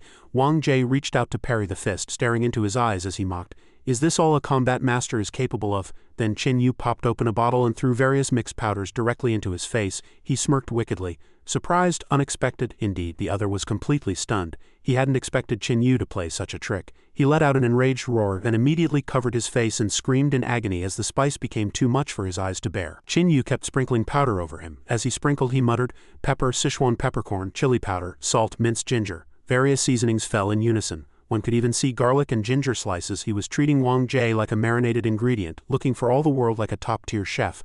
A miserable scream echoed through the space. Qin Yu stood there dusting his hands off while Wang Jie was slumped in the corner, unable to stand, his head spinning. Suddenly a voice rang out. Fei Yu has demonstrated his strength. We'll leave the task of intercepting the Beastman experts to him. Does anyone have an objection? Everyone turned toward the source of the voice. Qin Yu's face went dark, thinking, intercepting experts, my ass. Under the scorching sun he lay on the ground with dry grass stuck all over his back, talking to himself. So this is what being cannon fodder is like. A group of demons, including Qin Yu, were lying in ambush here. Seeing the vehicles below, a voice rang out. Boss, the beastmen are coming. Shall we move? He stared at his phone and said, no, let them pass. The guy beside him looked bewildered. Weren't they lying in ambush here precisely to deal with the beastmen? Meanwhile, Qin Yu was busy answering his phone, saying to the other end, hello, silly girl. On the other end was Quan Xiaoxiao. She said, Qin Yu, we've already received your intelligence. The main force will break through the defense line from your road, he said with satisfaction. Is that so? Good. By the way, there's another demon pincer attack behind the main force. See if you can help intercept them, a voice rang out. Received. A group of demons were blocking the path of the Beastman convoy. He waved and shouted, brothers, take them out. Then he spread his arms to block the person in the lead. He then followed the script's lines. This mountain was opened by me. This tree was planted by me. If you want to pass this way, don't even think about it. He actually said these lines without blushing, even though there wasn't the slightest shadow of a tree on this road. Suddenly, someone was blocking the way, startling him into quickly pulling the horse's reins. The opponent roared, the Horned Demon Blood Aid Unit is performing a mission under orders. Make way. Qin Yu frowned at him and said, quite aggressive, aren't you? Let's see who's more aggressive. With that, he clenched his fist and charged toward the opponent like a gale. His thunderous heavy punch sent the man and his horse flying straight into the sky. The guy was even lifted clean off the saddle, flying quite a distance. He settled the opponent with just one punch. Looking at the guy lying on the ground, he announced loudly, as long as I, Tai Dawa, am here today, no one shall step 1 foot past this road. The opponent broke into a cold sweat from fear. He said with a tremble, I'm a demon, he answered flatly. It doesn't matter what kind of demon you are, this road is closed. 2 soldiers stepped forward to help him up, yet he remained stubborn in his view. The orders I received were to go back and provide support. Qin Yu placed a hand over his heart and stared at him, saying solemnly, providing support is your business, guarding the road is my responsibility. I, Tai Dawa, am loyal and true. Listen to that. How loyal he is. It's truly moving. After getting up, the opponent stared at him fixedly, asking through gritted teeth, do you want to die? No sooner had the words left his mouth than his eyes turned blood red. Sharp claws grew from his fingertips and he lunged at Qin Yu. Qin Yu stood his ground without moving an inch. The opponent's punch landed solidly on him. But as a result, Qin Yu was fine while the guy's hand suffered a fracture instead. It was Qin Yu's turn to counterattack. His thunderous heavy punches rained down on the opponent in quick succession. The opponent couldn't take the pain and quickly clutched his head, shouting, stop hitting, we really are on the same side. Qin Yu was currently straddling the opponent, gripping his collar tightly, prepared to deliver one more punch. Suddenly a phone ringtone blared out. He answered it, his tone dripping with impatience. Hello, who is it? Can't you see there's a fight going on here? Why are you calling? If it's nothing, I'm hanging up. Whatever was said on the other end left him stunned in place. Then he slammed the phone directly into his opponent's face and cursed, it's for you. The opponent was struck so hard his face swelled up like a pig's head. He grabbed the phone in a rage and roared, who is it? I'm busy here. If it's nothing, hurry up and hang up. No sooner had he spoken than Qin Yu delivered a heavy blow to his head. Qin Yu demanded sharply, what did they want? Pointing at the phone, the man stammered and muttered, product sales. I didn't expect it to be a telemarketing call. Qin Yu cursed and added, next time remember to set unknown numbers to anti-harassment mode. Qin Yu shook his fist in a rage and roared, you're in a fight and you didn't even turn off your phone? Where is your professional ethics? The man weakly defended himself. I was telling you to pick up, telling you to pick up, telling you to pick up. His voice was as thin as a mosquito's buzz, seemingly saying the call was for Qin Yu. Hearing this, Qin Yu froze and pulled back his fist. Realizing it was his own phone, his fury burned even brighter. Rage instantly surged through his entire body. Qin Yu roared into the phone, who is it? The voice on the other end replied that this was Demon Command Headquarters. The main human forces had broken through the defense line, and he was now formally ordered to lead the elite troops back for support. From now on he was officially the leader of the Horned Demons under Lust Demon Karen. Hearing that he had been made the Horned Demon leader, Qin Yu frowned, unsure of how to react, and simply remained silent. With one hand still death gripping the man's throat, he muttered, could the one HQ mentioned be this guy? Then he hauled the man up. He glanced at the group of demons, hoisted the man onto his shoulder, and said to the remaining demons, we're all family now, follow me. The soldiers stood there dazed, watching him. 10 minutes later, the Horned Demon unit was marching briskly along the road. Under the scorching sun, Qin Yu pondered as he walked, his expression becoming more serious than ever before. The guy on the stretcher suddenly opened his eyes, and the first thing he saw was Qin Yu's face. Qin Yu said happily, "Oh, you're awake? Congratulations, the surgery was a complete success. From now on you're a woman." Qin Yu's acting was so realistic it scared the man out of his wits. He snapped upright and asked loudly, "You, what do you want to do to me? Let me go." Suddenly, Qin Yu gave a military salute and said, "Iron Big Head, the Great Demon, at your service, sir. I await your orders." Hearing this, the man's mouth fell open in shock, unable to believe his ears. Once he realized what was happening, his face turned black with rage, his fury boiling over. He asked through gritted teeth, "Are you the demon assigned to be my subordinate? Your name is Qin Yu?" Qin Yu suddenly burst out laughing and replied, "That would be me, sir." Then he leaned in close with a cheeky grin, making the man tremble with rage. The man frowned and stared at him, but then his attitude suddenly shifted, surprising everyone. He patted Qin Yu on the shoulder and said, "We're all brothers. Why call me sir? Just call me Ce. I am the son of the Blood Ape Great Horned Demon, Ce. I wonder where you hail from, brother." Qin Yu looked at him, frowning as he thought, Blood Ape Great Horned Demon Ce, a level 1 demon. That nominal father of his was actually related to this guy. Karen immediately turned her attention to the broadcast, announcing that it was the rally signal. Qin Yu gripped Karen's horn while struggling to call for the assembly. "Do we have to go to the Chrono Hub now?" On the other side, someone suddenly cried out in shock. The Chrono Hub was right in the middle of their group. They were currently standing amidst a field of ruins. Another person followed up, saying that under the influence of the Chrono Hub, the city had turned into a chrono maze. "We need to split into small squads to enter." By now, Qin Yu and Karen had separated. Blending into the crowd and exchanging a glance, just as the group prepared to enter, a voice suddenly rang out, "Everyone, please wait a moment." It was him. Under the astonished gazes of the crowd, he held up an object suspended in midair and said, "Before going in, I think it's better to take some defensive measures first." The object in Ce's hand was a circular steel box emitting a blue light floating in the air. Someone immediately cried out in alarm. "That's an energy-blocking defense device. Isn't that a treasure humans use in war?" Hearing this, Ce smiled. "Exactly, that's the one." He happily placed a hand on the shoulder of the person who had just spoken. "Well praised. I didn't expect your strength to be average, but your vision to be so sharp." The man grinned back and pressed further. "This is a rare human treasure, only brought out for major battles. How do you have it?" Hearing this, Ce glanced back at Qin Yu behind him. Seeing this, Qin Yu nodded, having received Qin Yu's permission. Ce turned back and boasted with great momentum, "This general risked his life to snatch it from the humans." A group of people immediately gathered excitedly around Ce, shouting, "Incredible, quick, show us how it works." At this request, he laughed loudly, putting on a very smug front. Holding the treasure in both hands, Ce pressed the device's switch, shouting that he was going to open everyone's eyes today. As soon as the device started, it erupted with a blinding glare like lightning, illuminating the entire sky. Under the stunned gazes of Ce and the crowd, it flew straight into the high heavens. Only Qin Yu stood to the side with a mysterious smile. As the device flew high, the energy it emitted grew stronger and stronger, as if hundreds of lightning bolts were striking at once. The crowd below screamed and cheered in excitement. Ce clenched his fist, smiling with anticipation as he said, "Mission accomplished." Someone in the crowd noticed something was wrong and asked worriedly, "When this thing starts up, is it supposed to emit this kind of light?" Another person behind him also said with concern, "I don't recall that. I clearly remember it only emitting blue light. The energy coming from the device is getting more and more violent." Another person clutched his head and shouted, "I feel like I've seen this white light somewhere before." The device continued to release energy until a strange flow of light suddenly erupted from its center. Immediately after, a human emerged from within. Holding a weapon, he leaped down and landed steadily in front of them. Subsequently, more and more people jumped down from the light flow, each fully armed. A brown-haired man pointed upward and shouted, "Isn't that the science gate humans use to project chrono-transfer technology?" The crowd immediately glared at Ce in a rage, demanding, "Are you a traitor?" Ce was scared out of his wits, stammering and unable to speak. Another person rushed forward and grabbed Ce's clothes, asking angrily, "Then why is there a human spatial locator installed inside your energy blocker?" Ce turned pale, waving his hands desperately to explain, "No, I'm not. I don't know. This thing isn't mine." Big Head, hurry up and explain." Hearing his name called, Qin Yu feigned panic on the surface, shouting that he didn't know. Deep down, however, he thought calmly, "I really don't know. Li Ke had said that once the center was found, just start this thing up." So Qin Yu continued his act, turning around and clutching his shoulders, his body twisting as he spoke with a face full of disappointment.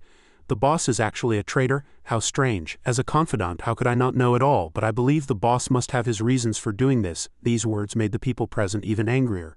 Qin Yu suddenly shed crocodile tears, continuing his pretense. He definitely didn't betray everyone. He would never collude with the enemy. Qin Yu continued to add fuel to the fire. And he couldn't possibly be that rumored demon traitor Qin Yu, although he has powerful self-healing abilities, although he is a master of demon armor power, although his abilities perfectly match the rumored Qin Yu, he definitely has nothing to do with that Qin Yu. I believe in my boss. Over here, CE was being held by the collar, shouting in terror under the horrifying gazes of the crowd. Don't say any more, we're all brothers, they don't believe you. And you lot don't believe me either? Immediately, CE was surrounded and pummeled by the crowd, everyone roaring, believe you my ass, Lord CE has tens of thousands of sons, who's going to recognize you? Meanwhile, Chin Yu had somehow already stood near the Chrono-Gate, watching CE being beaten with a series of thuds. Chin Yu was just wondering if his cheap old man really left his seed everywhere. As Chin Yu stepped into the gate, he continued to calculate that the plan to kill him would have to be a long-term consideration. Once most of his subordinates had passed through the gate, Chin Yu thought without looking back that he still had an important mission to complete. He looked down at the compass in his hand and muttered to himself, "Thankfully I kept the compass." As Chin Yu walked inward, he looked around, not noticing what was ahead. He thought to himself that otherwise even a god wouldn't be able to get out. Suddenly, Chin Yu bumped into something. Looking up, a massive green monster with 2 yellow horns was standing before him.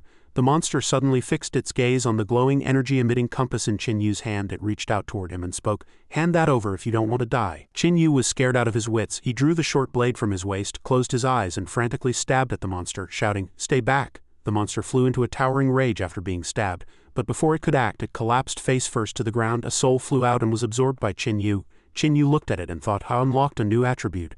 Chin Yu continued into another door, thinking helplessly that it was another useless skill. Just as Chin Yu stepped out the exit, the crowd waiting there launched an attack on him. After narrowly dodging a strike, Chin Yu cursed inwardly. Bullets hit Chin Yu's body, but he was completely unharmed, which left the surrounding beastmen utterly aghast. They stared with wide eyes and exclaimed, "Is this even human?" The demons also stared with wide eyes and shouted, "Is this even a demon?" Meanwhile, Chin Yu just clicked his tongue at the compass, then scanned his surroundings and roared in anger, "It's all that fat guy's fault. He just had to try and steal my stuff, making me hold the compass upside down." He looked at the people around him with a face full of surprise and blurted out, "What, a phantom battlefield?" Then he immediately turned around, anxiously adjusting the compass. Behind him appeared a battlefield filled with various weapons and violent explosions. Chin Yu continued to adjust, and the surroundings instantly changed into a sea filled with hidden reefs, with a monkey appearing in the distance. He adjusted again, and the scene became a forest with Chin Yu standing in a toxic swamp. A 2-headed green snake jumped up in a rage and wrapped itself around his neck, but he was busy adjusting the compass. The green snake tried its best to strangle his neck, but he remained unharmed, merely casting a cold side glance. He spoke of a murderous aura. Looking around, the space had switched to another battlefield. Chin Yu stood between them. On one side were humans and on the other were magic beasts, both sides holding weapons and radiating murderous intent. Seeing him, the magic beast grew even angrier, letting out savage, frenzied roars. Chin Yu was also terrified, breaking into a cold sweat as he blurted out, "Where on earth is this thing pointing?" He held the compass in one hand and drew his short blade with the other. Suddenly, a magic beast with blood-red eyes and no pupils bared its sharp fangs and pounced at him. But Chin Yu still forced himself to stay calm despite being drenched in sweat. Suddenly he turned and bolted in a panic, shouting as he ran that he had to break out first, no matter what. That was when he saw those guys charging over, but their target wasn't him. They brushed right past him. Seeing this, Chin Yu froze for a moment. Seeing them locked in a fierce battle, Chin Yu stood there and marveled, "Is identifying comrades this precise nowadays?" Then he turned and continued his escape. Meanwhile, in another warehouse, a group of demons were locked in a chaotic fight, with explosions ringing out one after another. A single-horned magic beast opened its mouth to roar in a rage. Just as it was about to attack someone, a powerful force suddenly swept past it. It turned out to be the 5 Quan sisters fighting the magic beast they had gathered together. And Quan Lan asked, "Big sis, do we need to go support Chin Yu?" "No time, use the ultimate move." By now, Quan Xiaoxiao was exhausted and drenched in sweat. She shouted with effort, "Fusion!" Quan Xiaoxiao stood her ground while the other 4 leapt up simultaneously. Under the magic beast's gaze, the 4 charged toward her. Quan Yuyu and Quan Chichi shouted in unison, "Converge!" Instantly, a power like lightning erupted around the eldest sister. Quan Lan and Quan Kiki followed closely behind, shouting, "Armament!" Just like that, the 5 merged into one. She donned a set of spiked armor, her power exceptionally formidable. The monster let out a red-eyed roar and swung a fist, but before it could hit, a giant rock suddenly appeared in front of it, blocking the way. The monster's fist became stuck fast in the stone. It struggled desperately to pull its hand out, but it wouldn't budge. At another corner of the rock, a spearhead suddenly emerged. 5 spearheads instantly extended from the giant rock before it, aiming right at the beast. The monster was shot repeatedly, closing its eyes in pain. After a struggle, it finally pulled its hand from the rock. But before it could celebrate, the ground beneath its feet suddenly softened like water, surging up to tightly bind its legs. The mud clung firmly to the monster's legs, making it lose its balance and tumble to the ground. At that moment, even more spearheads appeared. Meanwhile, before the monster with both feet trapped, Quan Xiaoxiao walked away without looking back. As she walked, she muttered to herself, "Chin Yu is still waiting for us." At that moment in the demon realm, CE was being dragged into the grand hall by 2 demons and was eventually thrown before a massive throne. They released their grip. CE looked around in a panic when a voice suddenly rang out, "Are you looking for me?" Carlos the Demon King appeared behind Ce, weapon in hand, radiating a staggering aura. Seeing Carlos appear, Ce prostrated himself on the ground and pleaded, "Father." Carlos looked at him coldly before stepping on Ce's face without hesitation, demanding, "Have you defected to the humans?" With his face pressed into the ground, Ce struggled to explain, No, I was tricked. That thing was given to me by someone else. It was Dawa. No, it was Chin Yu. It must have been Chin Yu." But Carlos didn't care at all. He kicked Ce aside and said coldly, "I don't care whether you're a traitor or not. If you can win, it doesn't matter if you're a traitor. If you can escape, that's fine too. But you can't win, you can't escape, and you're not even as smart as your opponent. What use is a piece of trash like you?" Ce struggled to crawl back, clutching Carlos's leg and begging, "Father, give me one more chance. I can definitely kill him this time. I have talent. I really do have talent." But Carlos remained unmoved. He raised his weapon with one hand, pointed it at Ce and shouted coldly, "You do have a bit of talent." After devouring Ce's soul, Carlos remarked coldly, "But it's merely making use of waste." Carlos then turned to leave, muttering under his breath, "Chin Yu specialized in flesh regeneration and demon armor, truly worthy of being my descendant." At this he burst into wild laughter. "I never expected a genius to emerge from the children I abandoned." Meanwhile, on the Chrono battlefield, a powerful force swept past, instantly killing 3 monsters. One monster screamed in terror as it fired, "It's a decapitating demon. Look, it's Yuna." Yuna, clad in armor and wielding her weapon, stood before the crowd and ordered, "Everyone get back. Leave this to me." The other monsters scattered and fled, leaving her alone to guard the battlefield. Suddenly, the decapitating demon Wang Jie emerged through the spatial gate and slowly approached. He spoke, "Rather than being defeated one by one, it's better to go one-on-one. At least it's much easier to protect those close to you than trying to save everyone." He let out a cold laugh. "Woman, it seems you know us decapitating demons quite well." However, Yuna showed no fear, retorting, "I've killed decapitating demons before and more than one." Hearing this, he grinned wickedly and said, "I can wear you down even if I just stall for time." Internally, however, he appraised her. This woman is not simple. Yuna was not to be outdone, provoking him further. "The last decapitating demon who thought that way still has his head hanging in my room." No sooner had the words left her lips than he vanished from before Yuna. Yuna immediately raised her weapon. She successfully blocked the ambush from above. He revealed a sinister smile again, instantly manifesting several clones that hovered above Yuna, shouting arrogantly, "I don't even need my true body to kill you." Suddenly his true form, Wang Jie, appeared, swinging his sword directly at Yuna's face. Yuna's weapon was knocked away, stabbing into the ground. Wang Jie appeared behind her before she could react. He sneered, "You're dead." Wang Jie stood behind Yuna. His fire thunder heavy sword pointed straight at her, relying on her sharp intuition. Yuna's ears twitched as she sensed the movement behind her. Wang Jie swung his sword with great force. Yuna quickly ducked to avoid it while launching a backhanded counterattack. Wang Jie stared at his waist in shock, where blood was flowing from a wound. He hadn't expected Yuna to actually wound him, and cursed in frustration. Damn it. Yuna retreated behind him, panting as she thought, "This guy's intuition is too sharp." Wang Jie suddenly accelerated, moving in a rapid zigzag pattern, his speed leaving nothing but afterimages. A thought crossed his mind. "Since a frontal assault isn't working, I'll play dirty." Yuna immediately chased after him, shouting, "Where do you think you're going?" Suddenly, Yuna's footsteps faltered as she felt a strange sensation. With a loud thud, she jumped back but collapsed weakly to the ground, thinking in confusion, "Why has my body suddenly lost its strength?" Wang Jie burst into a triumphant laugh. He swung his heavy sword and said, "Surprised my sword was coated in poison?" Yuna struggled to stand up, her face full of disdain as she mocked him. "When did decapitating demons become so despicable, resorting to low-life tactics like poison? You've utterly disgraced your kind." Wang Jie felt insulted and roared in rage.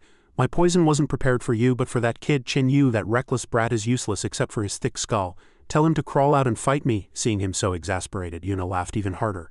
Enraged, Wang Jie channeled his domain power into his heavy sword. He roared through gritted teeth, "You dare mock me?" Wang Jie was completely infuriated. He leapt into the air, swinging his sword at Yuna, bellowing, "You woman, how dare you look down on me?" Facing the thunderous strike, Yuna suddenly shouted, "Chin Yu!" This successfully diverted his attention, and Wang Jie instinctively turned his head to look for Chin Yu. Seizing the opportunity, Yuna swung her spear and decisively pierced his chest, blood spraying everywhere. Wang Jie grabbed the spear in terror, asking in disbelief, You weren't poisoned?" As the words left her lips, Yuna collapsed to the ground, answering calmly, "My race's poison resistance is special. Others can last 5 minutes, we can last 8. You were fooled by your own limited knowledge." Hearing this, Wang Jie grew even angrier. Gritting his teeth, he pulled the spear from his chest, his eyes fixed on her with a sinister glare. "You fell on purpose just to lure me close." Yuna's face was turning blue from the poison, but she replied weakly, "Don't bother, my spear is also poisoned. It wasn't prepared for you, but it's the toxin of a 6-armed snake demon. Their poison causes rapid paralysis. Even a decapitating demon can't withstand it." He muttered to himself, "6-armed snake demon." With that, Wang Jie violently yanked the spear from his chest. His expression suddenly shifted, revealing a smug smile as he asked slowly, "Do you know what the most terrifying thing about a demon is? It's not our powerful physiques but our unpredictable randomness." He toyed with Yuna's spear. He spoke in a pretentious tone, "I'm sorry to say, but I happen to have devoured a 6-armed snake demon before." Yuna was shocked by the news, struggling to sit up. Seeing Yuna's startled look, Wang Jie laughed even more delightedly. Therefore I have already obtained immunity to this toxin. He walked toward Yuna arrogantly, his eyes filled with contempt. It seems the goddess of luck is on my side after all. Wang Jie's towering silhouette gradually closed in and Yuna fell into total despair. She no longer had the strength to fight. Wang Jie stood arrogantly before Yuna, holding her spear, and mocked playfully. Woman, I'll use your own weapon to send you on your way. He excitedly raised the spear to thrust at Yuna. In that critical moment, Yuna called out Qin Yu's name. Wang Jie let out an irritated snort. No one is stupid enough to drown in the same river twice. You still want to use that trick to fool me? Do you take me for an idiot? As he finished, the spear thrust rapidly toward Yuna. She closed her eyes in despair and let out a scream. Suddenly, Qin Yu stepped out from a spatial portal. He held a treasure in his hand and spoke leisurely. It seems I've arrived just in time. Hearing the voice, Wang Jie froze and turned back to look at Qin Yu. He immediately stood tall, pointing at Qin Yu and cursing in a rage before roaring, Iron Dawa, no, it's Qin Yu in demon armor. Instantly, Qin Yu's entire body was encased in hard, lustrous red armor, radiating a scorching fire. He chuckled modestly. I wouldn't dare take the credit, but yes, it is I. Wang Jie rushed forward in a fury, swinging his sword at Qin Yu's head and roaring, give me your life. However, that bit of power was like an itch to Qin Yu. It didn't even break his defense. He stood calmly in place, taking the blow head-on. With a casual wave of his hand, Qin Yu sent Wang Jie flying a great distance. At this point, the aura around him grew increasingly formidable, his power staggering. Wang Jie took the hit directly and struggled immensely just to steady himself. He stared at Qin Yu, panting, his heart filled with shock. When did this guy become so powerful? Behind them, Yuna struggled to sit up to observe the battle, while Wang Jie was nearly driven mad with rage. Wang Jie let out a furious roar. Just as before, he increased his speed again. Moving through the air like lightning, so fast that only afterimages could be seen, he roared frantically in his heart. This is impossible. Why did he get stronger? Someone like him should be under my boot. In the blink of an eye, Wang Jie manifested behind Qin Yu, putting all his strength into a sword strike toward his head, accompanied by the crisp sound of clashing metal. The blow was still like a mosquito bite to Qin Yu, not even scratching the armor. Refusing to give up, Wang Jie attacked Qin Yu even more frantically. But the result was the same. Before Qin Yu's diamond-hard armor, all attacks were in vain. Qin Yu thought to himself, so what if you're fast? Didn't you appear just to attack? Then I just need to make you stop attacking. Looking at the frantically hacking Wang Jie, Qin Yu frowned slightly, an idea forming in his mind. I just need to seize this opportunity. With that thought, Qin Yu let out a loud roar and delivered a heavy punch directly to Wang Jie's face. The punch was immensely powerful, instantly knocking out one of his front teeth. Wang Jie slammed heavily into the ground in excruciating pain. He coughed up several mouthfuls of blood, clutching his chest, unable to lift his head from the pain. His whole body trembled, his breathing heavy, and bloody tears even leaked from the corners of his eyes. Wang Jie couldn't believe his eyes. How could a demon grow strong so quickly? Never mind that his defense is unbreakable. What is with this speed and power? Wang Jie exploded with all his might, letting out a piercing scream. No, absolutely impossible. I am a genius. I am a top-tier demon. I am the natural-born king of melee. I will never lose to a demon like this. He suddenly shifted his gaze toward Yuna, clearly intending to use her as a breakthrough point. Yuna sensed Wang Jie's sinister gaze and her heart tightened, realizing her poison hadn't been neutralized yet and she was currently unable to resist. Qin Yu's expression also became exceptionally grave. Without hesitation, he immediately rushed in front of Yuna to shield her. Simultaneously, Qin Yu's armor began to dissipate and the system issued a warning. Demon armor energy depleted. 30-minute duration has ended. Qin Yu stood there guarding Yuna. He stared tensely at Yuna. Seeing this, Wang Jie laughed even more triumphantly, swinging his sword toward the two of them. So your weakness is here? Wang Jie's eyes flashed with red light as he charged with his sword. He revealed a wicked smile, mocking, trying so hard to block me. It seems you care quite a bit about this woman. Qin Yu looked solemn. Wang Jie continued his provocation. Let's see how long you can hold out. With that, he frantically left several sword gashes on Qin Yu's body. Although Qin Yu's physique was tougher than an average demon's, he could only grit his teeth and endure under such a fierce onslaught. Yuna watched him from behind in shock. She hadn't expected this fool to protect her to such an extent. The following attacks grew even more violent. Wang Jie constantly dodged and moved, his longsword swinging frantically, and Qin Yu had to use everything he had just to barely block them. Looking at Qin Yu protecting her, Yuna fell into deep thought. Is there really such a thing as a kind-hearted demon in this world? Wang Jie looked at the scene. The person he hated most was now in a pathetic defensive struggle to protect someone else, not even daring to strike back. He couldn't help but laugh out loud. Wang Jie leapt into the air below him. Yuna took advantage of his distraction and rapidly threw a flying knife. Her eyes fixed sharply on Wang Jie, she timed it perfectly. While he was in the air with nowhere to dodge, the knife pierced precisely into the sole of Wang Jie's foot. Both Wang Jie and Qin Yu were stunned for a moment. Qin Yu immediately realized Yuna was helping him. His gaze turned resolute as he looked at Wang Jie and roared, "A fight is a fight.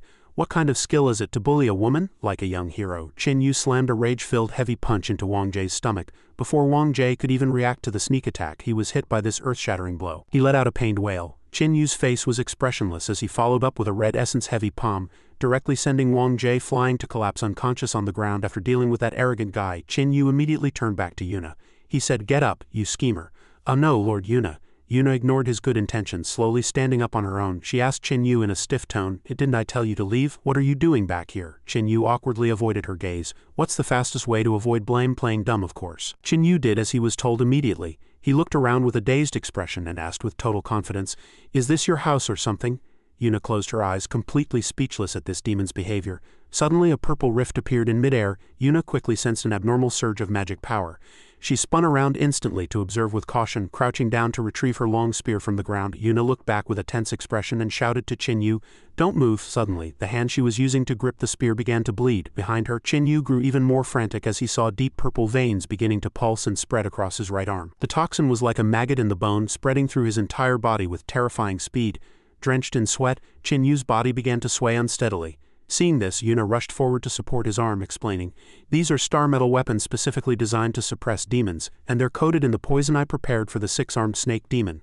As the toxin continued to spread, Chin Yu's face turned deathly pale, devoid of all color. He asked anxiously, "Where's the antidote?" Yuna's expression darkened with difficulty. She coughed a few times before answering, "It's no use, you've been poisoned and so have I. Since they were in the same predicament, they might as well keep each other company." Suddenly her gaze shifted away, sweeping toward the rift from a moment ago. A force carrying immense pressure was rolling toward them. Both Yuna and Chin Yu were forced onto high alert. A burly, high-tier elder demon emerged slowly from the spatial rift. His aura was arrogant as he stood with his arms crossed over his chest, closing in step by step. He clapped his hands with great interest, offering a mocking and appreciative praise. "Impressive brute force. You truly are a demon who managed to survive in the human world. You certainly live up to the name Chin Yu." Chin Yu shouted in shock. Carlos stepped out of the spatial gate with a look of pure delight, waving a hand as he said, "Welcome home." Suddenly, Chin Yu's expression turned grim. Gritting his teeth, he caught Yuna completely off guard and violently grabbed her by the throat. She let out a startled scream. "Chin Yu, let me go, there's no time to waste." Chin Yu held Yuna's head in a death grip and roared, increasing his volume. "Calm down." Stunned by the sudden attack, Yuna lost consciousness. He quickly helped her into a sitting position, then stood up abruptly, facing the elder demon with a solemn expression as he said, "I've actually wanted to see you for a long time." "Because I have a few questions to ask," Carlos replied flatly. "Ask away." In an instant, Chin Yu manifested before him, pointing at himself as he asked, "As a father, can you give me a reason?" Chin Yu asked through gritted teeth, "Why did you dump me in the human world? That's a place where I was certain to die." He smiled indifferently and replied, "No reason. Bringing you lot back was just too much trouble." Hearing Carlos's cold response, Chin Yu seemed to become even more excited. He said with a smile, "I was thinking the exact same thing." Subsequently, the two demons simultaneously threw their heads back and laughed, appearing exceptionally happy. Suddenly, Chin Yu stopped, reaching out to grab his poisoned arm. A series of crisp bone-cracking sounds followed. His face was pale, but his serious expression remained unchanged. He decisively tore off his own right arm, and black blood erupted like a waterfall. A smirk curled the corner of Chin Yu's mouth. "Since I now know for sure that you're an old bastard, I can rest easy." In a brief instant, the muscles and nerves at the stump began to regenerate rapidly. Chin Yu gripped his longsword tightly. He walked toward Carlos without a hint of fear. He continued, "Any last words? Are you finished?" Before he could even finish the sentence, the elder demon, still wearing that playful smile, pulled a precious blade from his back in a backhanded motion. He replied, "This king originally valued your talent and intended to cultivate you with everything I have." Carlos's burly frame had leaped into the air at some unknown moment, landing right in front of Chin Yu. He swung his blade back to build momentum, intending to end Chin Yu with a single strike, bellowing contemptuously, "But it seems you no longer have the chance to grow. Then allow me to send you on your way." A heavy horizontal slash fell. Although Chin Yu raised his sword in time to parry, he was utterly unable to block the momentum. The terrifying force sent Chin Yu flying a great distance. Before he could even land, the opponent charged forward like a frenzied beast, his explosive aura closing in like a gale. The next wave of attacks followed immediately. Carlos roared frantically, "Now I shall teach you the final rule of demons.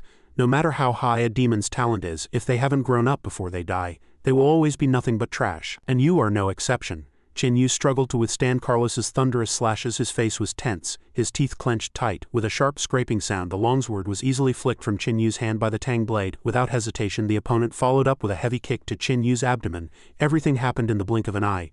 Before Chin Yu could land, he was kicked several meters away. Carlos looked at his handiwork, a smile curling his mouth. "Not bad." Suddenly he froze. He stared at the cracks gradually spreading across his peerless blade, his gaze shifting abruptly. His brow furrowed in extreme rage, but in an instant Carlos regained his composure. He stroked the long blade in his hand, nodding in admiration.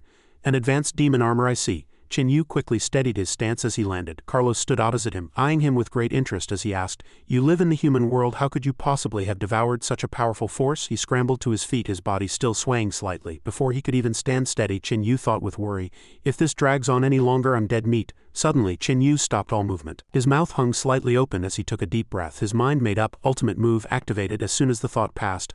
A massive surge of magic power erupted from within his body. Emperor's pureblood, his bloodline boiled.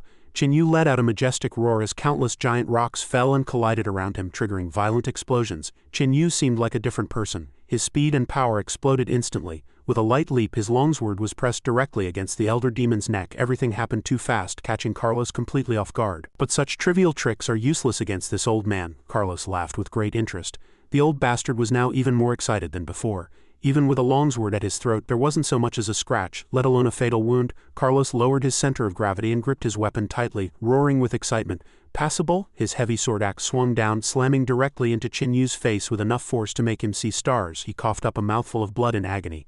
The result was the same as the previous attacks. Chen Yu was sent flying, falling into a state of unconsciousness. "You don't even have the strength to hold a sword. They're scattered all over the ground." The elder demon smiled sinisterly, clutching his sword axe. He thought triumphantly, "I don't know how this kid obtained this power, but these few moves he's shown are enough for me to take him seriously." Chen Yu struggled to land, wiping the residual blood from the corner of his mouth as his eyes fixed warily on his opponent. Simultaneously, the demon armor once again covered his entire body, and purple smoke began to rise from the wounds he had just sustained. His face was grim as he cursed through gritted teeth, thinking, "This is the first time I've encountered such a troublesome monster." Chen Yu's eyes were locked onto Carlos. That arrogant guy was closing in step by step, and yet his entire body didn't have a single scratch. He began to calculate calmly.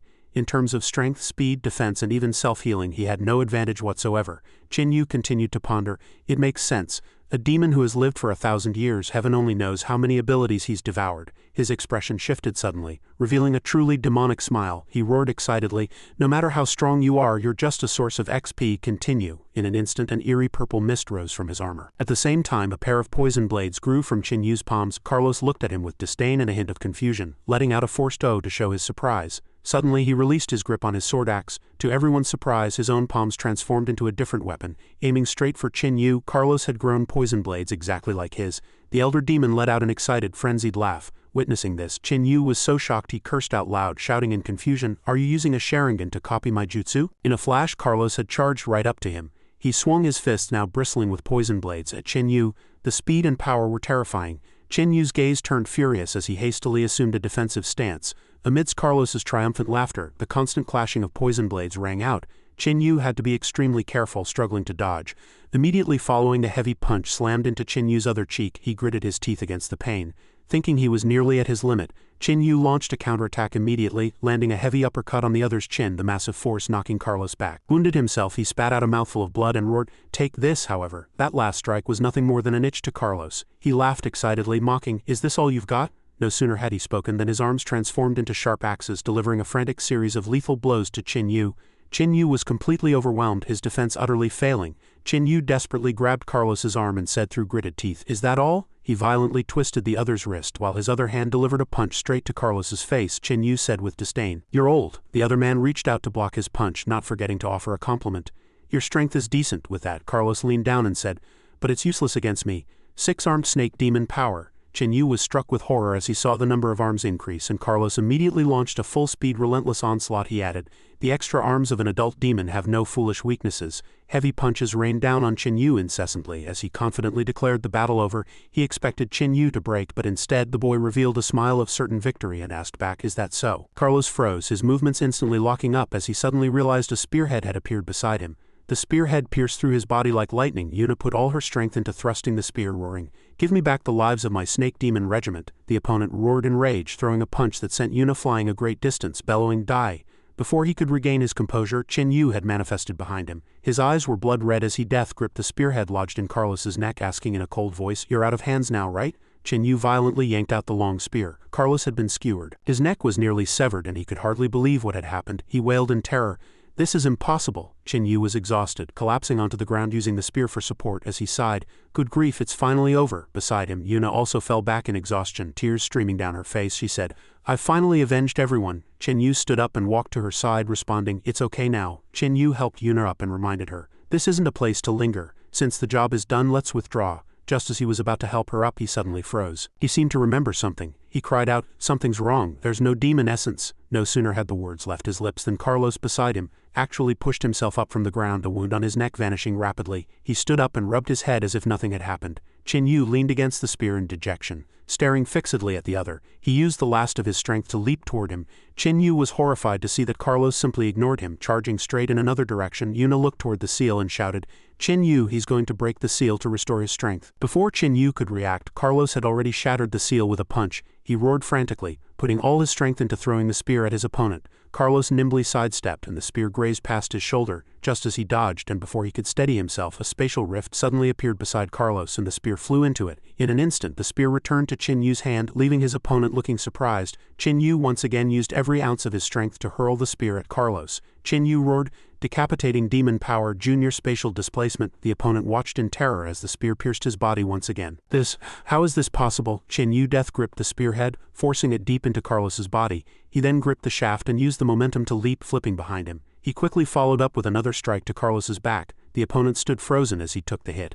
Qin Yu gave him no chance to counterattack, launching another charge. He thrust his hand directly into the wound the spear had left in Carlos's back. Qin Yu's arm erupted with a blinding light as he roared at the top of his lungs. "Absorb!" Carlos's corpse slammed heavily to the ground. The skin began to peel away. Seeing him in this state, Qin Yu finally let out a long sigh of relief, collapsing onto the ground from exhaustion. Yuna ran over and shouted urgently, "Qin Yu, you're covered in wounds, you're completely spent," he answered weakly. I think I can still be saved." Yuna walked toward the chrono machine, clutching a timed explosive in her hand. She carefully placed the set bomb onto the machine. After finishing, she made a report over the phone. "Report, this is Yuna. Chrono coordinates have been located. Detonating in 5 minutes. Everyone evacuate immediately." With that, she picked up her spear and went to Qin Yu's side to prepare for teleportation. 2 pillars of intense light shone down on them, sending them out of this space. Carlos, who was thought to be as dead as a piece of rotted meat, suddenly had his fingertips twitch. That pile of terrifying flesh began to writhe, remarkably reconsolidating into a human form. Fission regeneration, this rare resurrection technique. He let out a low, furious roar. "Did you truly think this king's trump cards ended there?" Carlos glanced in the direction where the two had vanished and said with venomous hatred, "Though my strength has dropped back to level 1, as long as I cultivate anew, Qin Yu, this isn't over between us." Just then, a voice came from nearby. "Hey you, the one with the wine-gourd bump, have you seen my boss?" Carlos whipped his head around and demanded, "Who are you?" The other replied, "My boss is the Flame Demon's subordinate Poca." As he spoke, Poca finished putting on his clothes and delivered a punch directly into Carlos's face. "What boss? That would be my boss, Lord Tai Dawa, the future king of demons." Carlos was beaten into a state of extreme weakness, shaking his head and wailing incessantly. No, I don't know any Tai Dawa," he lamented bitterly in his heart. "I, a dignified level 7 demon master, when have I ever suffered such humiliation?" Poca said irritably. "I finally found someone willing to take me in and protect me, someone who even commissioned me as his first lieutenant, and he vanishes in the blink of an eye." In his frustration, he saw Carlos crawling on the ground in a bizarre posture. Carlos thought to himself, "Once I find a teleportation point back to the demon realm and restore my peak state, it will be the day you die." Before he could even finish the thought, Carlos died yet again. Poca's arm had already pierced through his chest. Before dying, Carlos only had time to sputter out a single word, "You," before collapsing once more in the very spot where he had just been resurrected. Poca's hand remained pressed against him. While Carlos wore a face of utter disbelief, Poca threatened, "Is the name Tai Dawa something you can just throw around so casually?" This time, Carlos turned completely into a pile of lifeless mud. Poca didn't care much, continuing to walk and shout, Boss, where are you? It's me, your flame demon lackey." "Boss," but this flame demon didn't realize at all that a pure surge of power belonging to a level 7 demon overlord was currently merging within him, quietly transforming his constitution. In the hospital, a haggard-looking Qin Yu was on an IV drip. He complained gloomily, "Excessive blood loss. I defeated a grade C and the system only rewarded me with 3 attribute points, and the absorbed demon abilities are only a tiny bit. It even added a restriction that I can't freely use energy points while the phantom demon is in a weakened state." In his weak, bloodless state, he sighed while checking his info, wondering how long this weakness would last when someone walked in from outside. Wang Na asked with concern, "I heard you're awake. How are you feeling?" He replied listlessly. "Not great." She sat by the bed and told him, "I've already reported Carlos's death to the military. You'll be issued a bounty reward later." However, Wang Na continued, "High-tier demons might target you in the future. You must be doubly careful." As soon as Qin Yu heard the word bounty, he instantly regained his spirit. Completely ignoring Wang Na's subsequent warnings, he focused solely on the reward and asked, "Is the bounty valid long-term? Because I'd like to go kill a few more." Wang Na was so angry she grabbed him by the ear. "Threatening me? Still want to go adventuring? Do you have a death wish? Longteng Academy is about to start its semester." When you go to report this time, don't cause any more trouble for me." Chen Yu cried out in pain. I get it. Wang Na was sitting right next to him.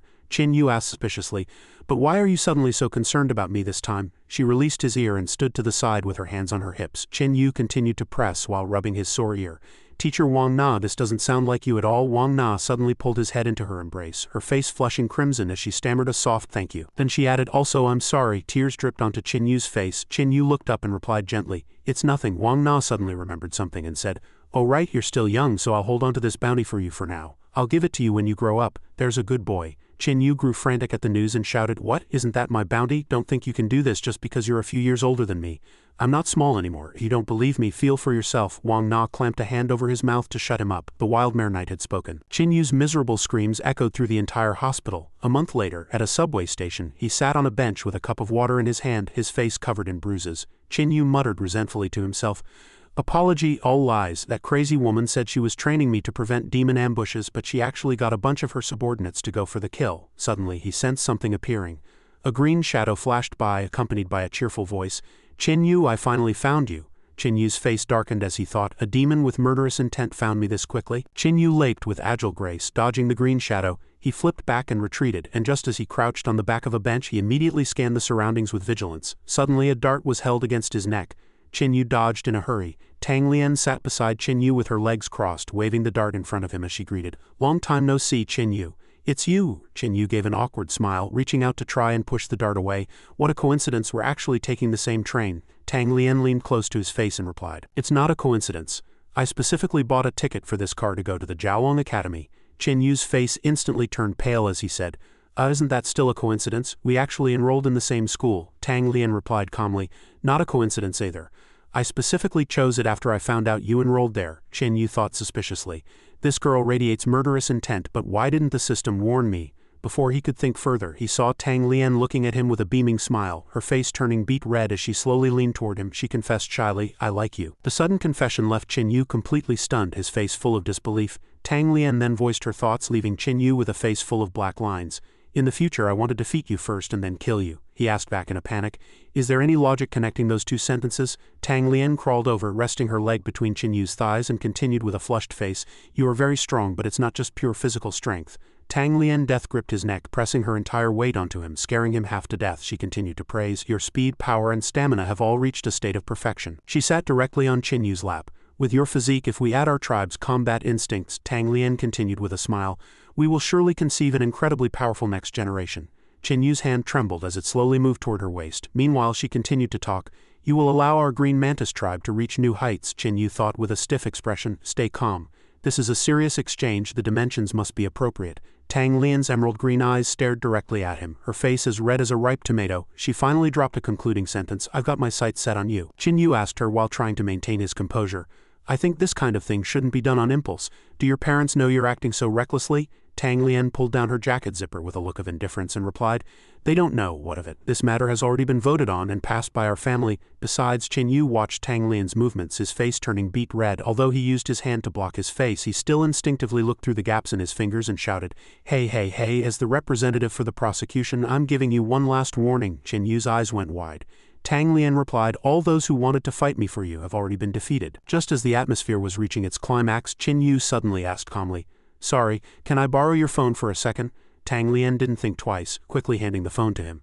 Chen Yu clicked into the search history on the phone and a pile of information appeared on the screen.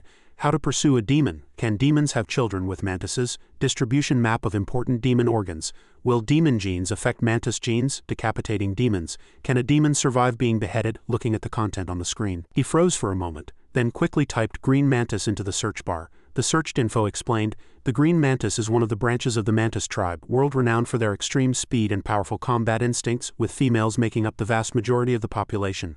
However, this doesn't mean there are few male offspring, but rather because the tribe has a very fine tradition eating the husband. Marrying into tribe X means you don't have to follow procedures anymore. Marrying into the mantis tribe, especially the green mantis, means you won't even have your life left." Chen Yu looked at Tang Lian, who was hugging his neck in utter terror. She asked with a flushed face, "Are you free tonight?" He answered in a panic, "I'm not free." Chen Yu handed the phone back to her and said, My mom was right. Tang Lian tilted her head and asked in confusion. About what? He bolted away so fast he nearly crashed through the train car, not forgetting to shout, I'm still a minor. Tang Lian stood there dazed as she watched him run off. Then, as if ignited by the power of love, she held her hands to her chest with a look of worship and sighed, that enchanting energy, his speed has increased again. Qin Yu, you are the man I'm destined for. Tang Lian immediately gave chase. Qin Yu is mine? She pursued in the direction he had fled. Meanwhile, Qin Yu was hiding behind a broken wall, having activated the decapitating demon junior spatial displacement skill. Qin Yu muttered, so persistent. It seemed going to Longteng Academy was the right decision. The train continued to speed through the countryside. At the entrance of Longteng Academy, the crowd was buzzing with discussion. Is that a freshman? I don't know, look at that freshman over there. Tang Lian stood at the school gate with her hands on her hips waiting. Qin Yu meanwhile hid by a nearby teaching building, poking his head out and sighing. She's so fierce, actually guarding the gate. He calculated in his heart that if he went up and won, the trouble would be even bigger, and if he lost, the end would be even more miserable. He wondered if the junior phantom demon ability could fool others. While he was pondering, a hand suddenly landed on Qin Yu's shoulder. It was Quan Xiaoxiao who called him an idiot. He let out a sigh of relief and answered, Silly dog, what are you doing here? Quan Xiaoxiao said softly with a pounding heart. I heard you were coming to school here. The 5 of us didn't know which school to pick, so we followed along. What are you doing? Acting all sneaky instead of reporting for orientation? Qin Yu revealed a sinister smile and said, Good brothers, you've arrived at just the right time.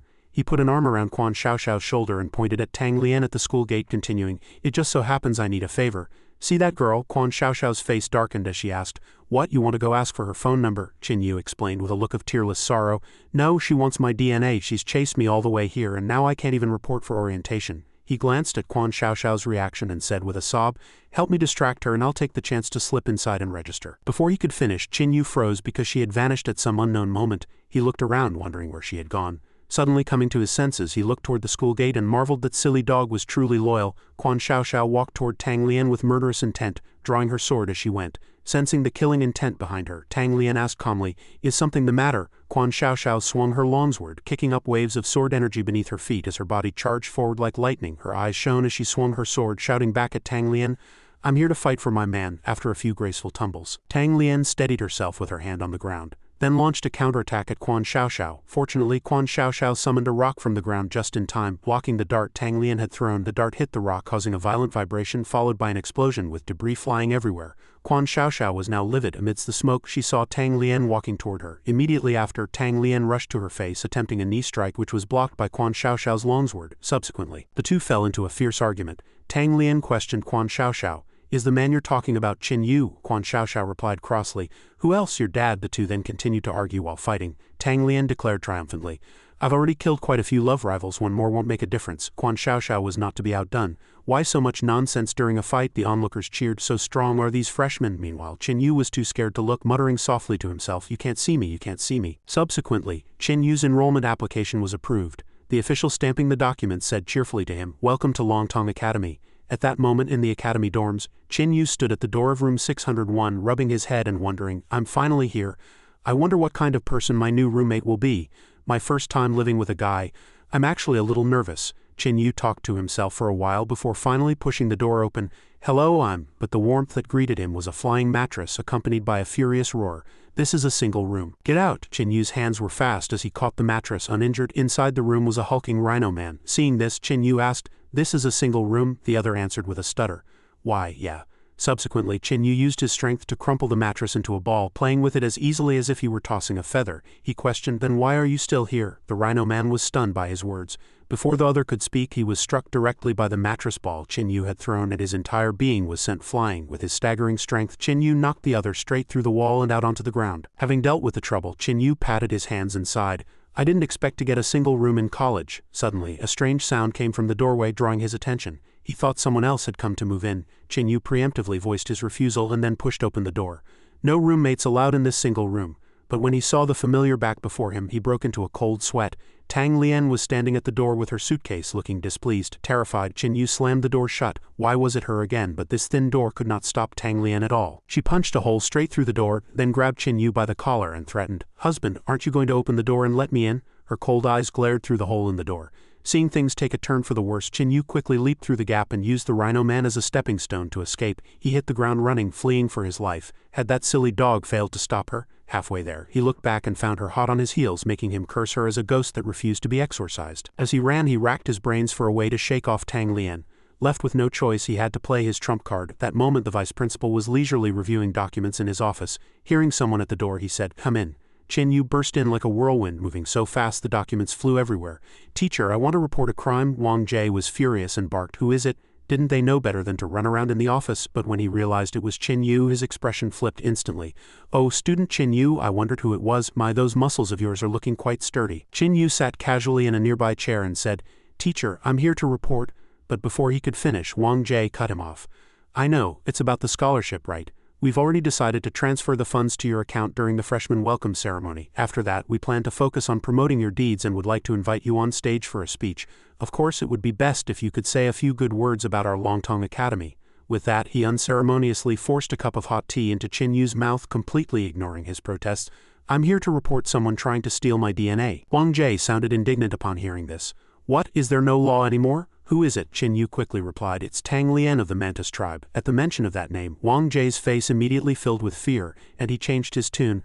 "Oh, about that, our school encourages the freedom of romance." Seeing that the matter wouldn't be resolved, Chen Yu prepared to leave with a disgruntled look. "It seems I came to the wrong school." Seeing Chen Yu's displeasure, Wang Jie hurried over to explain. Wait, their tribal leader personally called me and told me to give you two my blessings. You see, I'm in a difficult position here too." He then took Chen Yu's hand, handed him a key, and advised, "How about this? I have another room available. Why don't you make do there until that Mantis girl gives up?" Taking the key, Chen Yu readily agreed. Standing at the door of his new place, he couldn't help but marvel.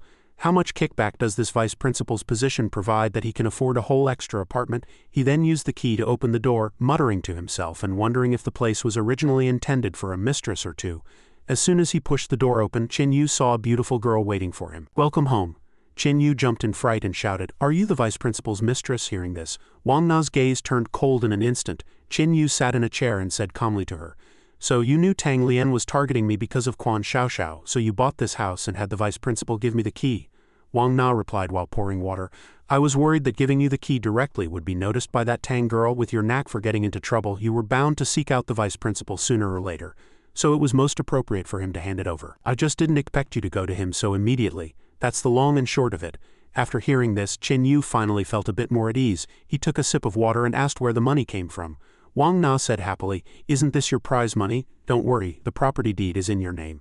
It'll be easier for you to find a wife if you have a house later. However, this apartment only has 2 rooms, so you'll have to sleep in the living room." Chen Yu spat out his water. He wiped his mouth and said irritably, "So in my own house I can only sleep on the couch?" Wang Na ignored his reluctant look. Holding a sharp knife, she turned to ask him, "Do you have an objection?" Chen Yu folded instantly, immediately picking up a broom to sweep the floor as he backtracked. "I just didn't know how to express my joy earlier. I'm so happy, finally I don't have to sleep on the steps." Wang Na left satisfied, leaving Chen Yu alone in the living room to fume in helpless frustration. He collapsed onto the sofa and wailed, "Fine, I'll sleep, all day and night. All she knows is making me sleep on the couch. Once I make some money, I'm buying a 10-meter wide bed to block the door completely so neither of you can get out." A week later, at the award ceremony, the stands were covered with photos of Chen Yu, and the atmosphere was filled with joy. Chen Yu was happily taking a walk with Yu Li and Wang Na. Yu Li suddenly praised him, "Great job, Chen Yu." Chen Yu, however, picked his nose with a look of disinterest. "I got ripped off. If I'd known I'd attract this many people, I would have asked for more money." He then muttered to himself, "That million was just the price for winning the Northern League Championship. I haven't even settled the bill with Longteng Academy for sealing the Chrono-Gate and slaying the Great Demon." His words caught the attention of 2 nearby security guards. They immediately came over to verify his identity and then led him away. "You're student Chen Yu, right? We've been waiting for you. Come on, we'll take you backstage to prepare for the main attraction." Chen Yu shouted urgently, don't push, I can walk myself." He then looked back and shouted to Yu Li and Wang Na, "Teacher Wang Na, I'm heading off first." Yu Li watched his retreating back and sighed, "Mom, why do I feel like Chen Yu is drifting further and further away from us?" Wang Na stepped forward to comfort her daughter. "He's not an ordinary person, didn't you know that already? No matter how far he goes, we'll always be family." Hearing this, Yu Li asked in surprise, "Family, Mom, have you accepted Chen Yu?" Wang Na replied, "In a way, it's about returning a favor. Perhaps it's time I started doing what a mother should do." Backstage, Chen Yu was being nagged to exhaustion by Wang Jie. "Chen Yu, how is it? Have you memorized your lines?" Chen Yu revealed a sinister smile and waved the paper in his hand. "Just you watch." Wang Jie had no choice but to let it go. Soon after, the announcer called Chen Yu's name.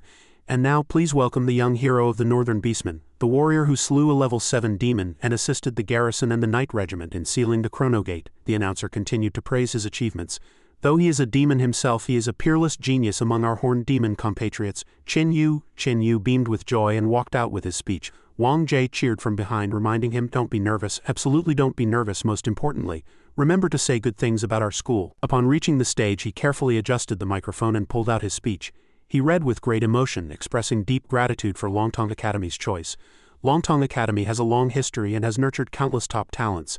The founder is highly respected and was once a level 10 master. He then leaked some gossip, mentioning that the founder and his lover were living in seclusion in some remote mountains. Wang Jie's face turned green with frustration, but there was nothing he could do. Chen Yu continued his speech, even mentioning his thoughts on founding a school. While he was speaking on stage, a change occurred backstage. Tang Lian was hiding in the shadows, secretly observing Chen Yu, but she was discovered by Wang Na. A longsword was immediately pressed against her neck as Wang Na threatened, "Let's talk."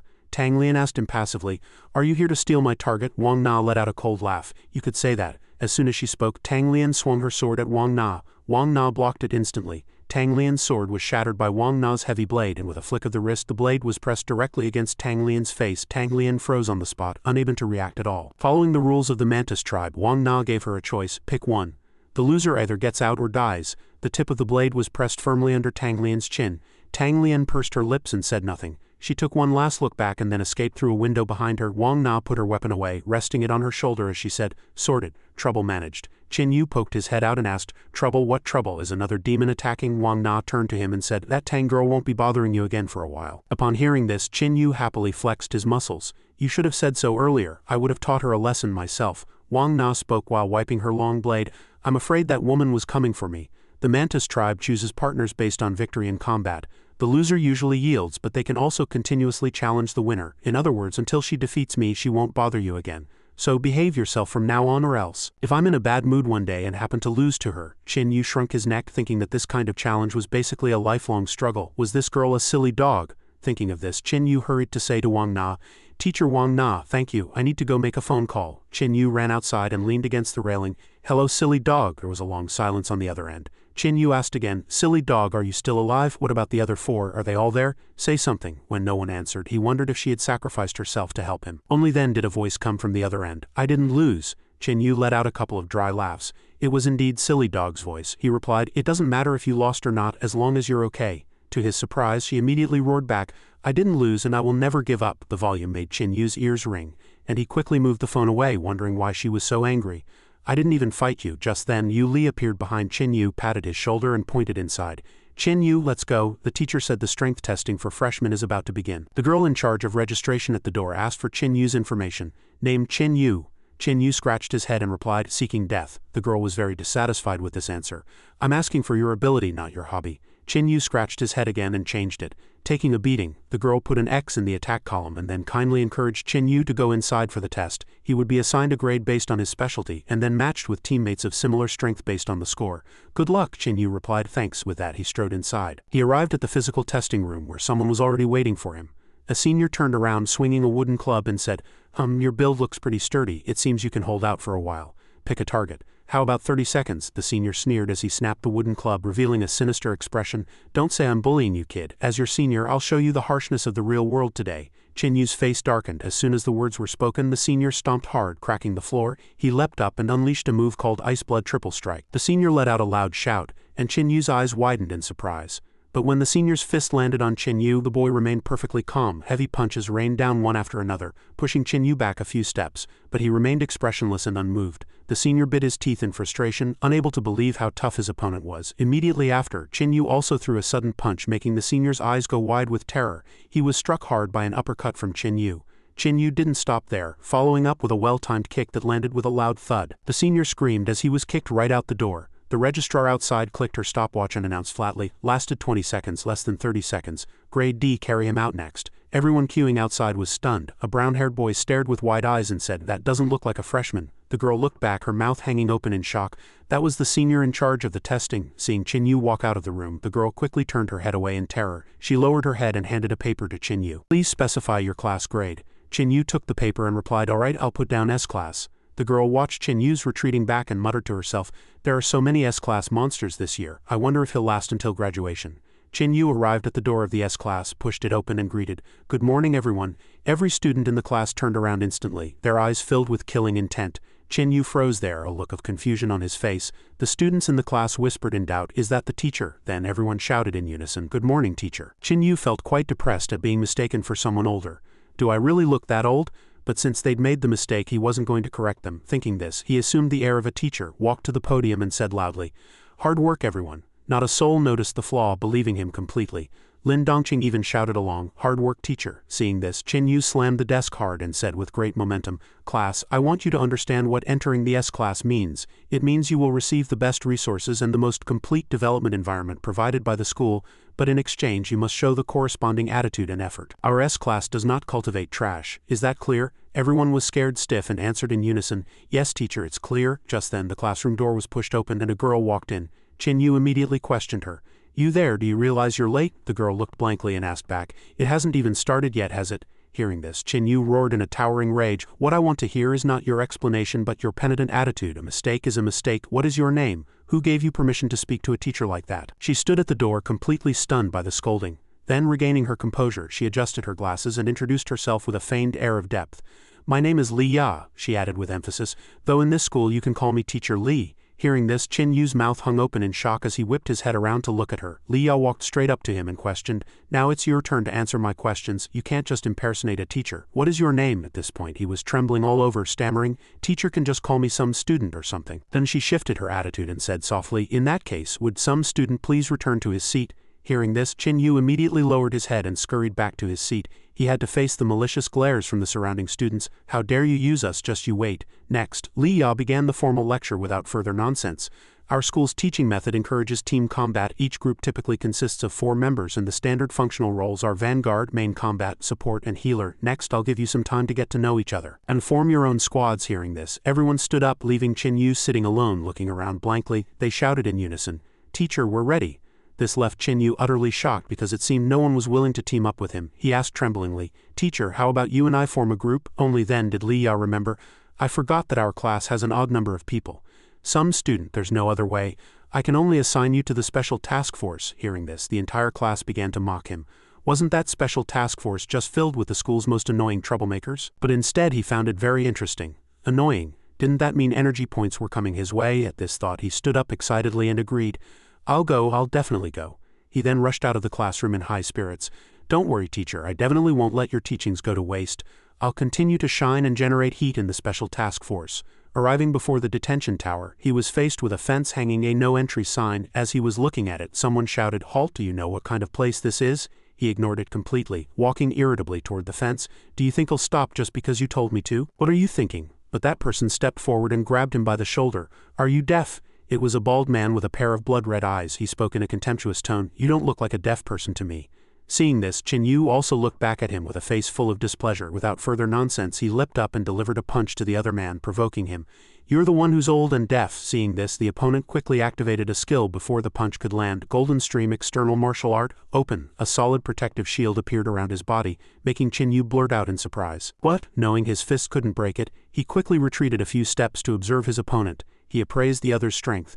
This guy's power was not much different from his own. While he was dazed, the opponent chose to strike first, but unfortunately his heavy punch was blocked by Chen Yu. Then Chen Yu concentrated his power to use demon power, Jauntization. Delivering a savage punch in return, this punch sent him flying over 100 meters, slamming the man into a wall with enough force to crack it. The opponent seemed to be knocked senseless, hanging on the wall motionless. He hung there, but he appeared to be completely unharmed. Chen Yu looked at him in shock, lamenting, "He's actually fine?" Back then, Class C hadn't been this composed after taking one of his palms. At this thought, he decided to use his next move. Is this the strength of an elite class? If he could truly receive training here, it would likely be thousands of times better than being outside. He then rushed forward, his hands transforming into the shape of heavy mallets. Meanwhile, the bald man had also calmed down. Observing the situation from his high position, he wondered, "I just wanted to ask if he had come to the wrong class. Why did he start fighting immediately?" The more he thought, the angrier he became. Is this kid trying to give me a show of authority? Well, he had picked the wrong person. He wanted to teach Chen Yu a lesson. Today he had to make this kid understand the meaning of respecting one's teacher. Chen Yu was not to be outdone in his counterattack. Today he was determined to learn something from this guy. He then leaped up quickly, prepared to deliver a heavy blow, but the opponent's hand was faster, slamming a fist into Chen Yu's stomach. It seemed this strike had no effect on Chen Yu. Instead he mocked, "Is that all?" But in the next second he regretted it. The opponent had struck his internal organs, causing him excruciating pain and even making him cough up blood. but the opponent had no intention of stopping, raining a series of heavy punches onto his stomach while shouting, "Continue." This was a university teacher. He launched a barrage of violent attacks at Qin Yu. When he discovered that Qin Yu's defensive layer left him virtually uninjured, he was also taken aback. The teacher marveled in surprise. "I actually can't break through this kid's defense at all." Faced with the attack, Qin Yu was also startled, thinking to himself, "No, if I keep being this passive I won't be able to hold out. Time to reveal my trump card." With this thought, Qin Yu death gripped the man's bandaged arm, but the opponent only gave a cold laugh, prepared to finish him off with his other hand. Before he could celebrate for even a few seconds, he froze, staring blankly above his head. Qin Yu retorted, "You call others naive, but you're the naive one." An exceptionally massive arm suddenly grew from Qin Yu's body, and he used all his strength to deliver a fatal heavy blow to the opponent's head. This punch sent the man straight into intimate contact with Mother Earth. Two muscular arms sprouted from Qin Yu's back. He began to launch a series of heavy blows at the opponent, causing massive damage. These attacks caused the opponent's armor to gradually shatter. The teacher's blood-red eyes began to glow. He roared through gritted teeth, "What a fine specimen!" The teacher began to transform. A sharp precious blade slowly extended from his injured arm. Internal martial art, golden guarding slaying blade. He swung the longsword decisively at Qin Yu, instantly severing his two muscular arms. Seeing that he had easily dealt with those arms, he was also somewhat surprised, thinking to himself, did he give up on defense? But from the severed points, heavy objects resembling giant hammerheads regrew, even sturdier than the previous arms. Qin Yu sneered, "It's only a matter of a punch or two. This is for you." Staring at him, Qin Yu said, "The winner is me." No sooner had the words left his mouth than under his control those two arms unleashed a frenzy of strikes on the teacher, ending the battle. Qin Yu decisively sent him flying. This shocking blow triggered a massive explosion. Amidst the gradually dissipating clouds of thick smoke, Qin Yu noticed a portal appearing where the opponent had been. Once the smoke cleared, he saw a girl helping the teacher up and feeding him a special potion. As she supported him, she asked, "Teacher, do we need to notify the guard unit?" Qin Yu reminded them coldly, "Hey, popping pills is against the rules." As soon as he spoke, the opponent woke up, snapping his eyes open. Without thinking much, the teacher rushed forward and grabbed Qin Yu by the collar. In his fury, he warned, "Good kid, you dare hit a teacher on your first day of college, and you even want to hit a female student. You've got guts. Do you know the consequences of attacking a teacher? I can have you graduated on the spot, believe it or not." It was only then that Qin Yu felt a surge of panic and confusion. He's a teacher, a thought flashed through his mind. He's fast and his combat skills are excellent. He had held back earlier. If he studied under him, he would surely learn many good things. The other ignored his question, simply letting go and letting him stumble. He turned to the roof and shouted, "Seen enough, come down and take him." No sooner had he spoken than a frog and a salamander appeared. The green frog replied. "Save your breath," the salamander continued. "I told you the newcomer would last more than a minute. Hand over the money." "A bet is a bet." The teacher didn't respond, turning around and kicking Qin Yu's butt. "Although the process was a bit convoluted, I'm quite satisfied with you. A few adjustments will be beneficial. Now introduce yourselves," the girl from before said gracefully. "Level 3 warrior, refined red dragon dragonfly tribe, specialty speed," the purple-haired boy followed. "Level 3 warrior, Wu Shaoging chameleon tribe, specialty scouting," the green-haired boy said. "Level 3 warrior, Ji Shi, green tree frog tribe, specialty defense." Finally it was Qin Yu. "Level 1 warrior, Qin Yu, demon tribe, specialty getting beaten up." Hearing his introduction, the two boys in the class were so shocked their mouths hung open, lamenting that he was only level 1. Jing Hong just rolled her eyes at them and said nothing, suddenly delivering a sharp knock to the heads of Shaoging and Ji Shi. "Tisk, your tuition was wasted. The way to judge a demon's strength is different from ours," she continued. "The more a demon fuses, the stronger they become. Count how many demon abilities he showed just now." The teacher looked at them and mused. "An assassin, a scout, a tank, and a demon. The only thing missing is a healer. This battle will be hard to fight." Just then a girl walked over and asked, "Excuse me, is this class 8? Jing Hong, Shaoging and Ji Shi answered in unison that it was, except for Qin Yu, who said it wasn't.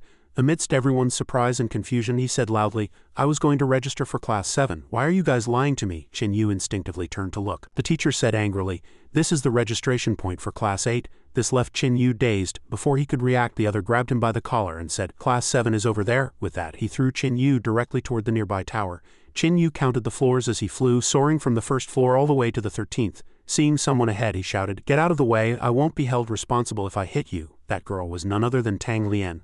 While she was dazed, Qin Yu crashed into her. Without hesitation, she grabbed his hand and the two fell together, extremely close to each other. Tang Lian couldn't help but blush and said, "Want to do it here? You can do whatever you want." Qin Yu was startled and pushed her away, shouting, "Heavens, why is it you?" He backed away in panic, only to bump into someone else. Qin Yu froze, feeling a sense of familiarity. Wait, this flat and solid feeling like a city wall. Just as he turned around, he shouted in terror, "Yu Li!" She frowned and said, "Don't try to claim kinship in this situation." With that, Yu Li directly kicked Qin Yu away. Before he could react, he was sent flying by the protagonist's aura. Just as he was about to fall, a hand caught him. Qin Yu looked closely and saw that the one who caught him was Wang Na. He stammered, "Teacher Wang Na is here too, what a coincidence." Wang Na looked at him and explained, "Because Longteng Academy sent an invitation, I am now an honorary teacher for Class 7.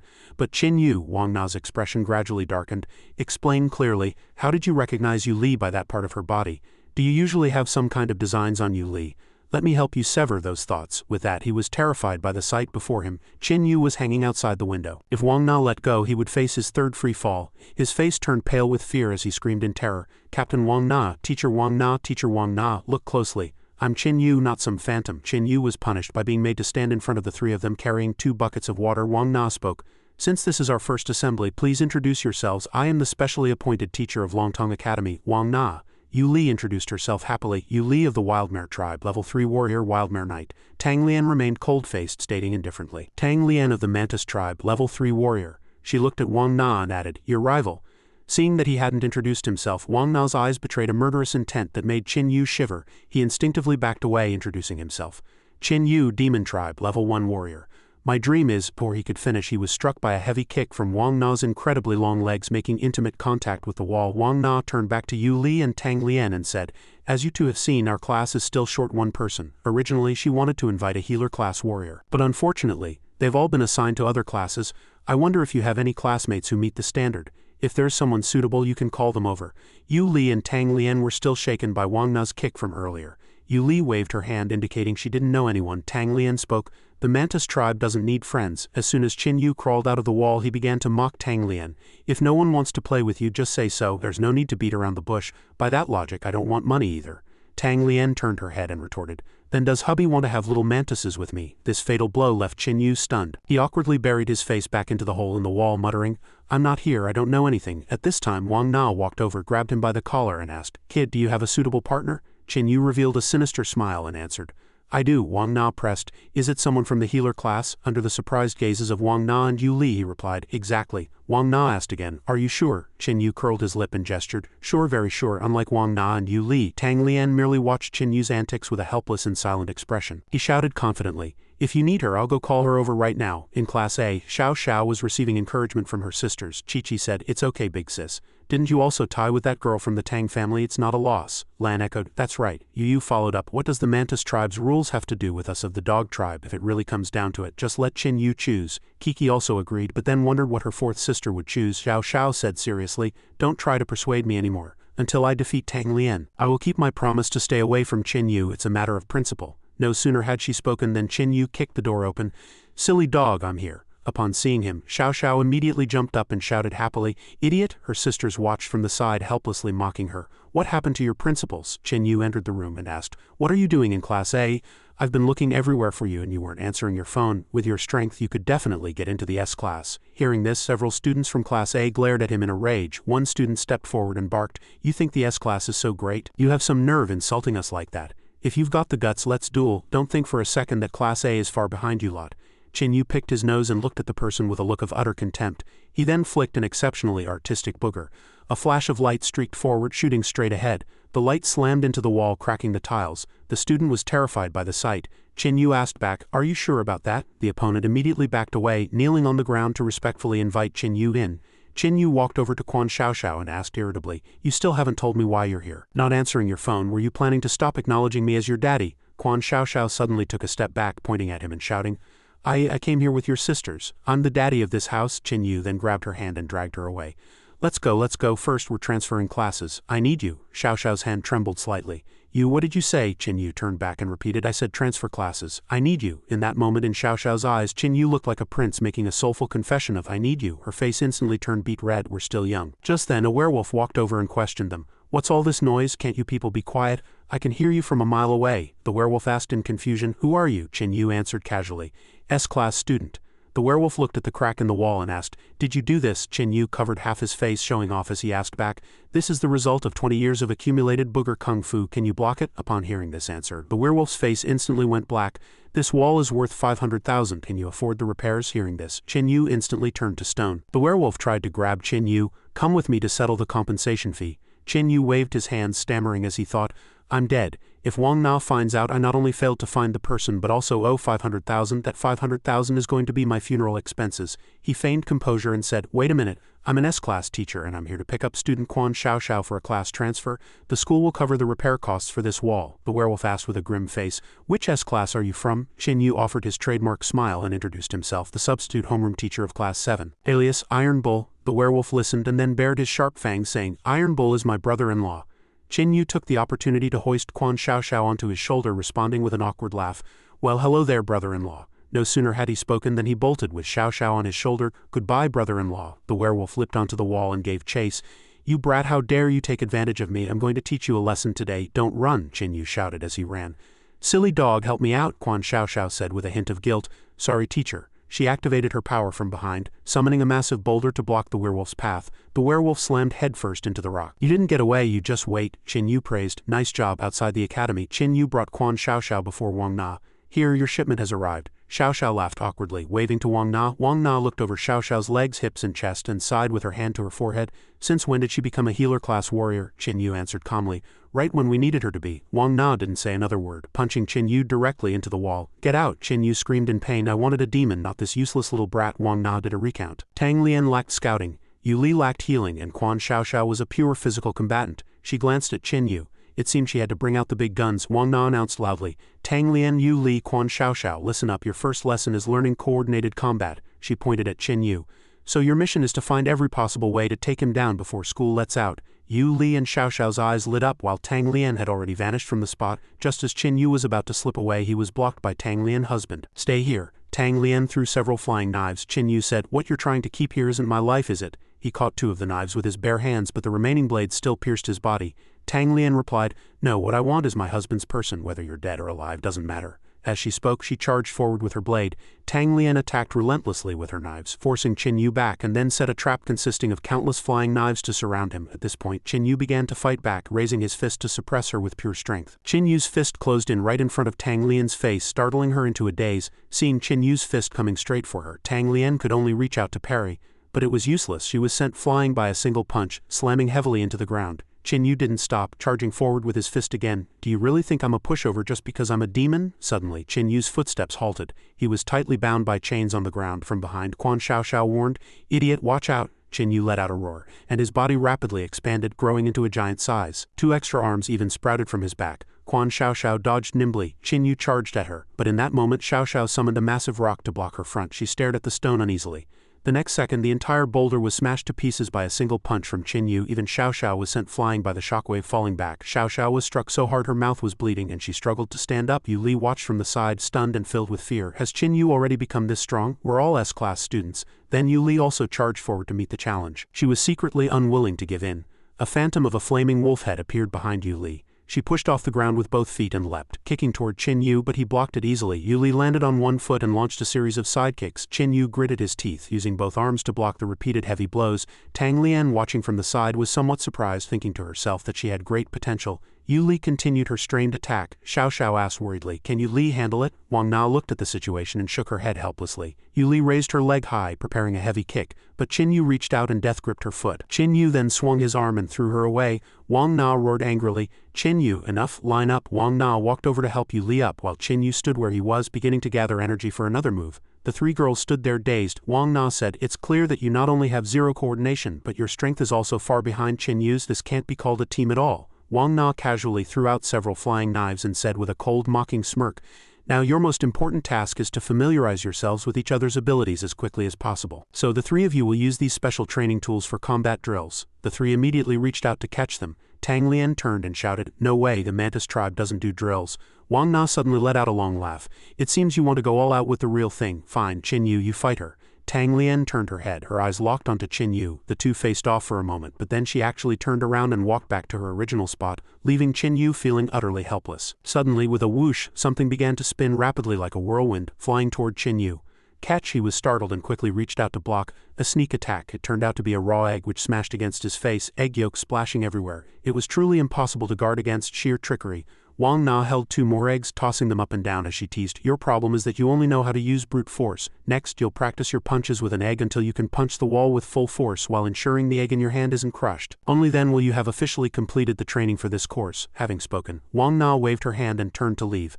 I'm going to supervise their training, you behave yourself. Chen Yu looked at the pile of eggs and shouted in terror. With this many eggs you sure lay them fast. No sooner had the words left his mouth than Wang Na whipped around and delivered a heavy punch.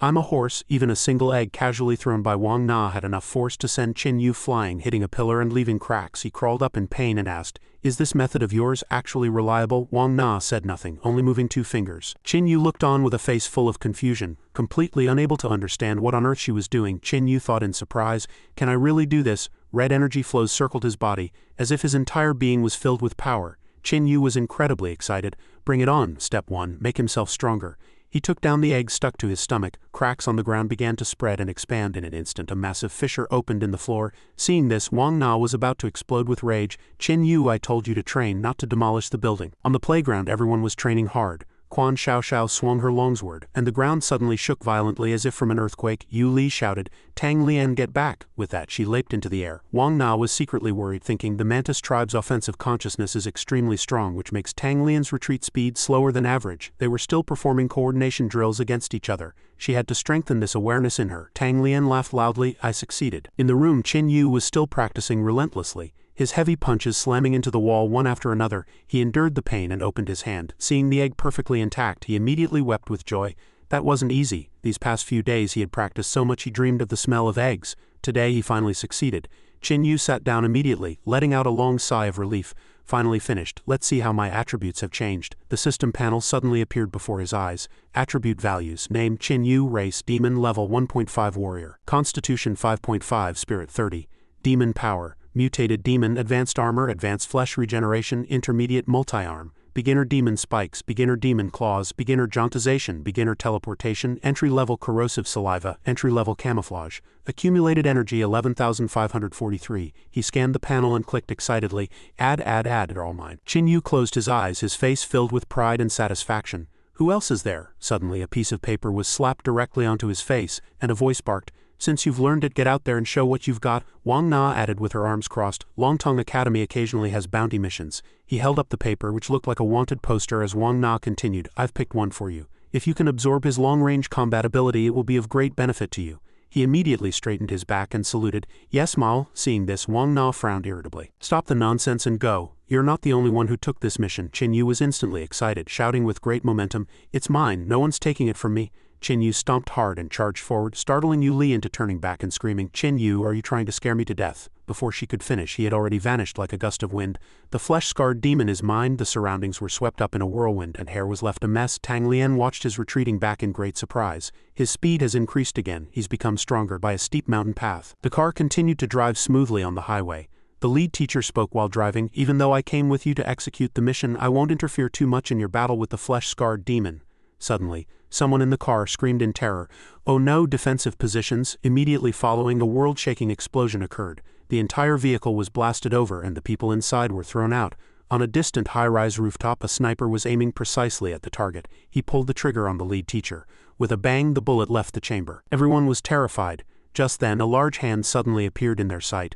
The leader reached out his palm, activating his power to catch the bullet firmly. Seeing this, everyone let out a sigh of relief. He gritted his teeth and clenched his fist tightly. The distant sniper's face darkened. He hadn't expected the opponent to catch a bullet with his bare hands. He pressed his communicator to report the failure of the sneak attack, stating the opponent was an expert. Having spoken, he leapt up suddenly. The leader crushed the bullet in a rage. The students behind him spoke up. Teacher, They approached with concern and said, You intervened. Doesn't that prove our mission failed? He frowned and shook his head, denying it. This isn't your fault. The opponent's strength is abnormal. This is definitely not a level 3 mission. Having spoken, he stepped forward to look into the distance and said, It's still not too late to go back. Everyone listened, drenched in sweat, and answered loudly, We get back up where we fall down. That's what you taught us. Besides, sooner or later we'll encounter problems that aren't in the textbooks. He nodded immediately, holding up his phone. I've already reported the situation here to the school. They're sending a team. We have at most 3 hours before they arrive. After hearing this, everyone's spirits lifted. Lin Dongqing replied, Let's give chase. Under a bright blue sky with white clouds and a brilliant sun, there wasn't even a whisper of a breeze. Walking along the road, he suddenly spotted a stranger and shouted, You there, wait a second. Chin Yu gave chase at full speed. "You're running way too fast. I had to chase you for over 5 miles just to catch my breath." The man turned around, asking coldly and aloofly, "Who are you?" Chin Yu introduced himself immediately. "Me, I'm a distant relative of yours." As he spoke, he raised his hands and made a face, a smirk playing at the corner of his mouth. He thought to himself, following him this whole way has confirmed one thing: there's definitely a demon soul behind this guy. I'll take this chance to wipe them all out in one go, and earn a nice bonus. Chin Yu suddenly leaned in closer and accidentally bumped into him, making the man fly into a rage. "I don't have any distant relatives like you." Chin Yu sidled up to him, trying to strike up a conversation with a grin. "Don't be so cold, think about it carefully." The man's temper flared as he raised his gun. "If you say one more word of nonsense," he roared in fury, aiming the sniper rifle directly at Chin Yu, "I'll blow your head off without a second thought." The muzzle was pressed right against Chin Yu's forehead. Looking at the barrel between his eyes, Chin Yu froze, not daring to move a muscle. Bang! A thunderous blast followed, shaking the entire area. Chin Yu fell backward onto the ground. Seeing this, the man wore a satisfied look, blowing the smoke from the muzzle. But suddenly his eyes widened and his brow furrowed in utter disbelief. Despite his face being covered in blood, Chin Yu seemed to feel no pain at all, appearing completely unharmed. "You actually had the guts to pull the trigger?" The man's mouth hung open in shock. Chin Yu charged forward in a rage. "What the hell do you think you're doing? I was fine with leaving you alone, but you dared to strike first." The man immediately raised his gun to fire again, but Chin Yu lunged forward and death gripped his arm. Seizing the momentum, Chin Yu turned the gun back toward him and fired a shot into his shoulder. The man clutched his bleeding shoulder, his teeth gritted in agony. His eyes glowing red, he cursed viciously. "You forced my hand." Pushed to the brink of fury, blood poured from his wound, splashing onto Chin Yu. He suddenly leapt high into the air and let out a roar. "Die!" With a thunderous boom, a massive explosion illuminated a large area. He let out a triumphant cold laugh. "You dare challenge me? Who do you think you are?" However, Chin Yu emerged unscathed and charged forward, shouting, "I'm your daddy." Holding 2 thick wooden clubs, Chin Yu jumped up and laughed out loud. Those bullets were completely useless against him. A high-tier demon. Chin Yu swung the massive wooden clubs, launching a head-on counterattack. Suddenly, many more accomplices appeared in the sky. One of them stepped forward and said politely, "We're of the same race, we can talk this out." But Chin Yu didn't listen at all, slamming the club heavily onto the person's head. The man was startled and shouted, "Was there really a need to hit me that hard?" Chin Yu stood up and used his strength to stomp the man into the dirt. "Talk slowly." "Talk my foot." Chin Yu lost control in his rage, charging forward to give them a brutal thrashing, sparing no one. "I tried to be civilized with you lot, and you took it for weakness. If you want to fight, then come on." Brimming with power, he beat the opposition into a total mess. "Energy is being served right to my mouth. If I don't harvest it, am I even a demon?" Prompt. Gained fear energy 199. Suddenly a voice rang out. "Enough, please stop. Stop at once." Chin Yu scanned the surroundings for the source of the voice, thinking, "Being able to evade my perception, this is an expert." "What kind of ghost power is this?" The voice continued to echo, leaving him confused and irritable. "Stop looking. I'm far away. We're all from the same race. Let's stop and negotiate. You think I'll stop just because you say so? Where's my pride in that? By the way, I am of the Soul Demon tribe." Chin Yu listened to the voice, his brow furrowed in thought. That was a notorious branch of the demon race. The Soul Demon tribe fought through parasitism and possession. Chin Yu clenched his trembling fists. Soul demons can still possess someone weaker than themselves even after they die. What a massive pain. This is too tricky. Could the person behind the flesh-scarred demon be a soul demon? On the other side, the leaders wearing black hats signaled, "Come over and talk." It was practically a treacherous banquet. They gestured politely with their hands, saying, "Please." Chin Yu remained on high alert, rolling up his sleeves. "If we're talking, then let's talk. You can't catch the cub without entering the tiger's den. If I can't win, I'll just run." With that, he followed the group inside. Along the way, he looked at the people around him with suspicion. They led him to a room. It was the village chief's office. An elder of the Soul Demon tribe stepped out, leaning on a cane and trembling. Chin Yu didn't waste words. He walked into the room and sat down nonchalantly in a chair. The elder asked cautiously, "Where does this young brother hail from? I've never heard of a figure like you in this region." Chin Yu looked at him and thought, "This body is too weak. It seems he's already been possessed." The old man smiled and walked over to pour water. "There's a very famous demon in the human territory. If this old man remembers correctly, it would be you." Having spoken, the old man smiled sinisterly, his eyes blood red. "Am I right, Lord Chin Yu?" Chin Yu jumped in fright, his brow furrowing. He thought to himself, "Pinning a label on me the moment we meet. Isn't it said that soul demon bodies aren't strong in combat?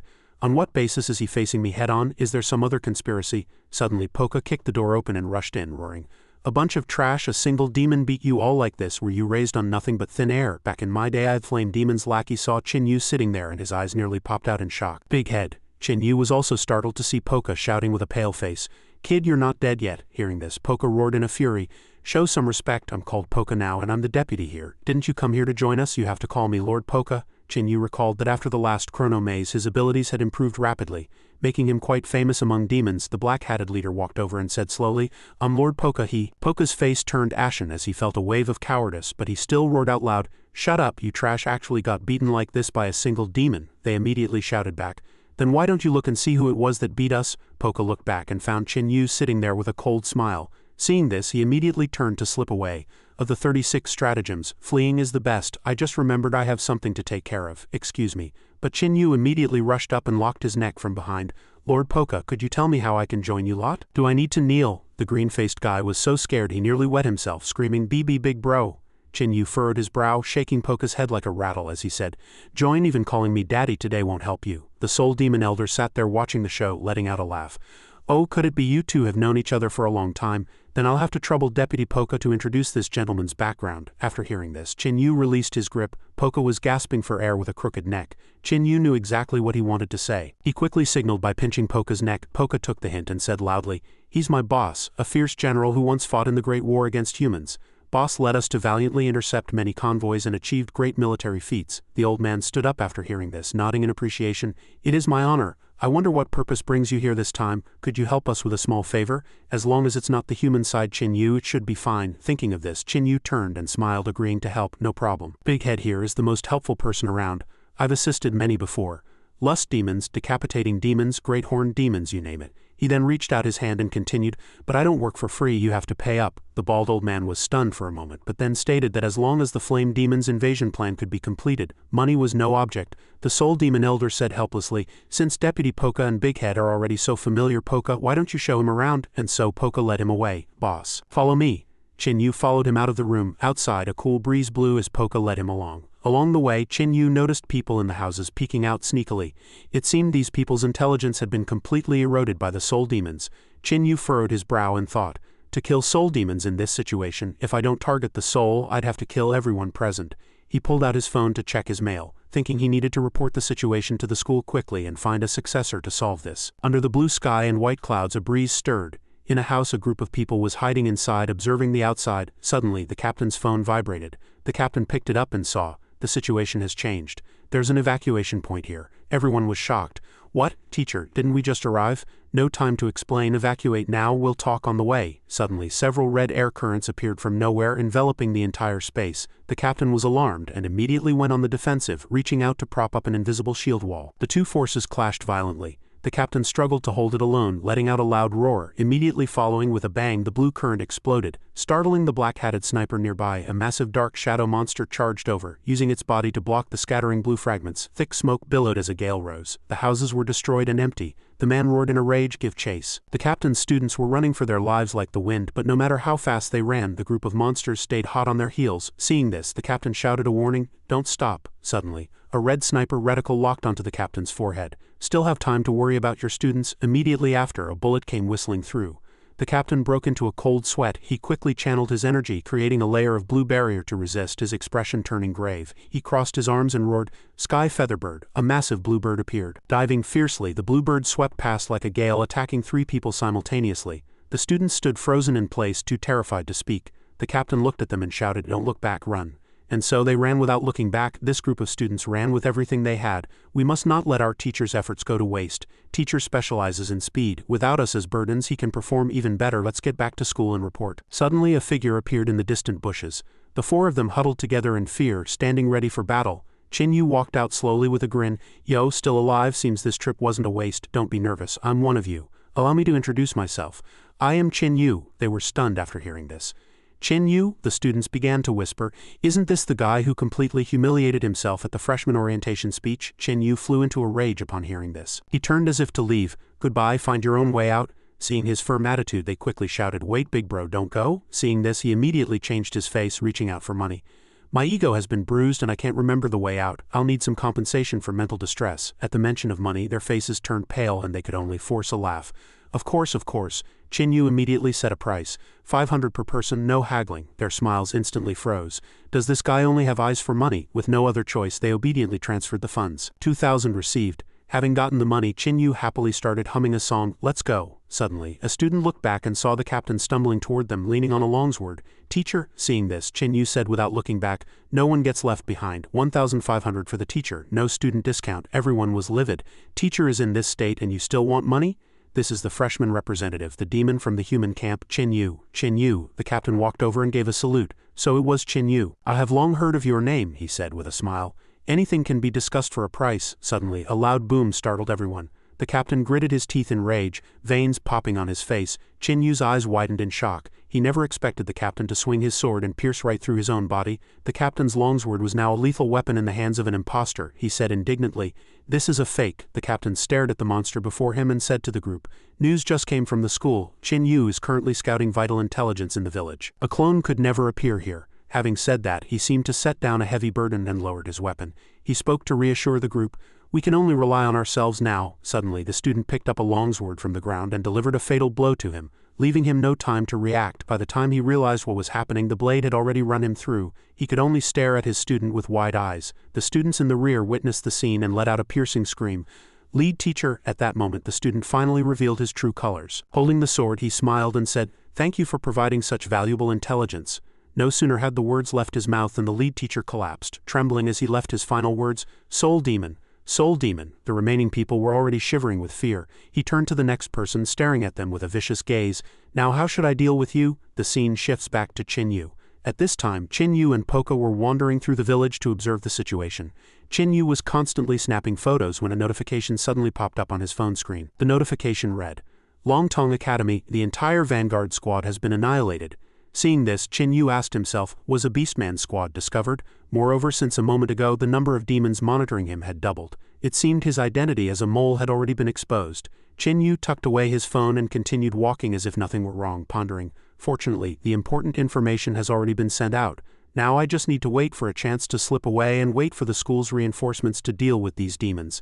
Half an hour later, a violent explosion rocked the area, followed by the appearance of a large number of armored combat vehicles. Immediately after, a swarm of fully armed soldiers rushed out to attack the demons. The demons here were startled by the explosions and began fleeing in a panic. At this time, Qin Yu also blended into the crowd and ran with them. While running, Qin Yu pulled out his phone and saw a notification.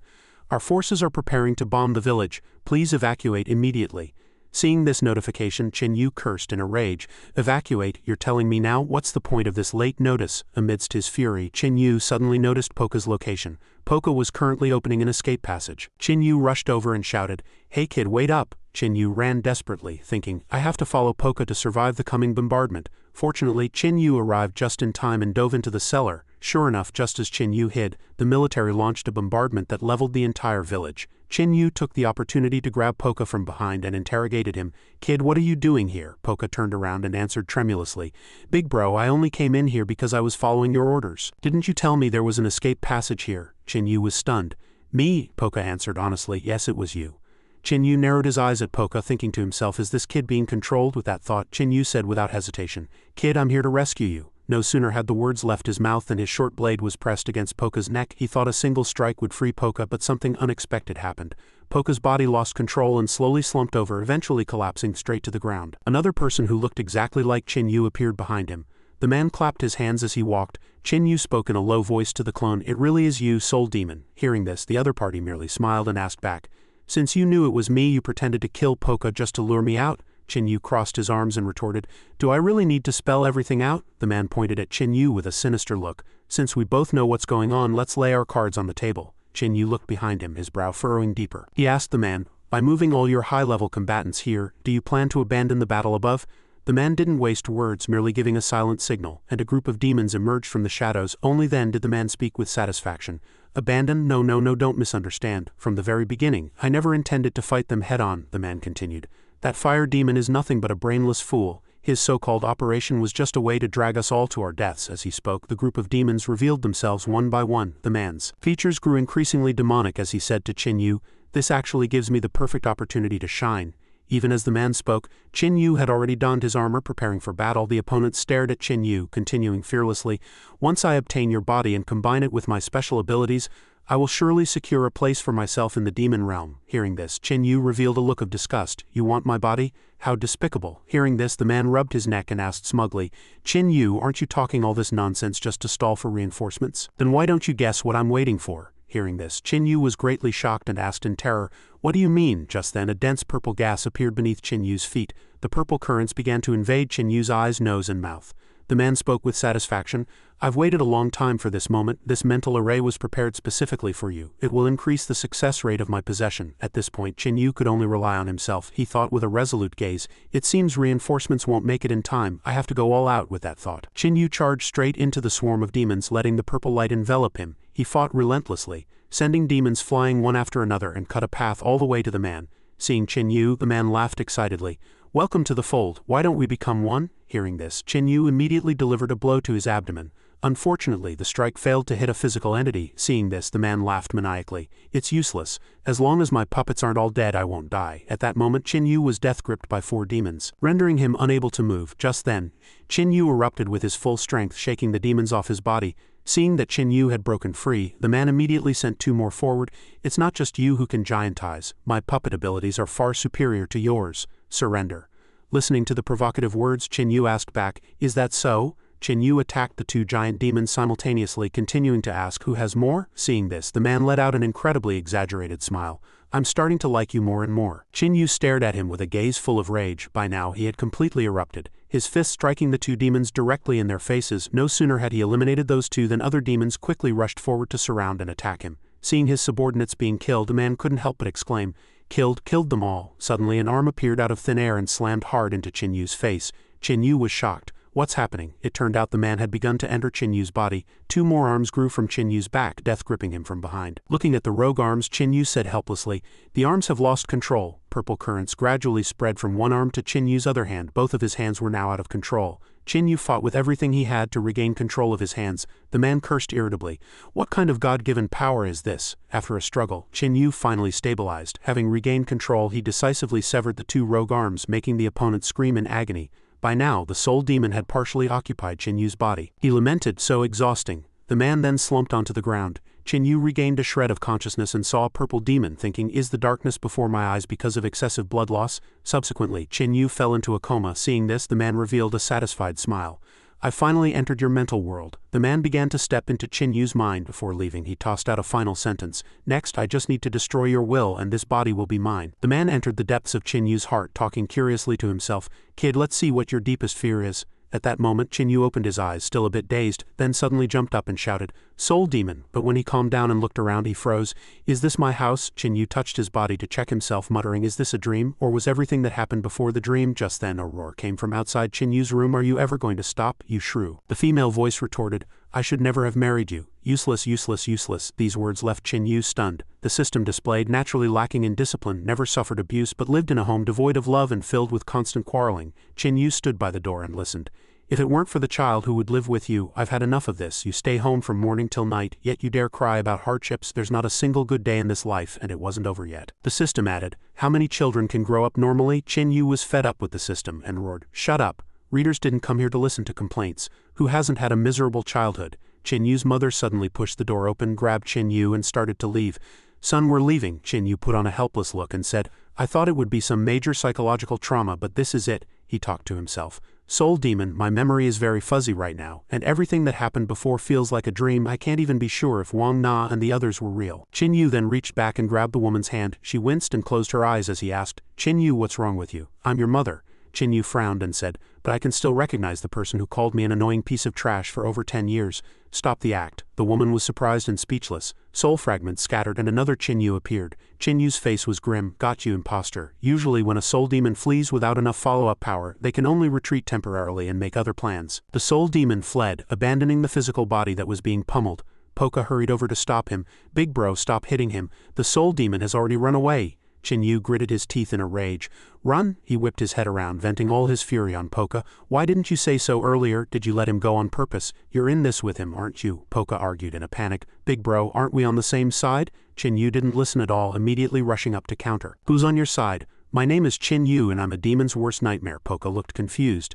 You're Qin Yu? The scene shifts to Wang Na. Her subordinates were reporting the situation to her. Despite a careful search by 3 different forces, no trace of Qin Yu had been found. He seemed to have completely vanished from the battlefield. Wang Na responded politely.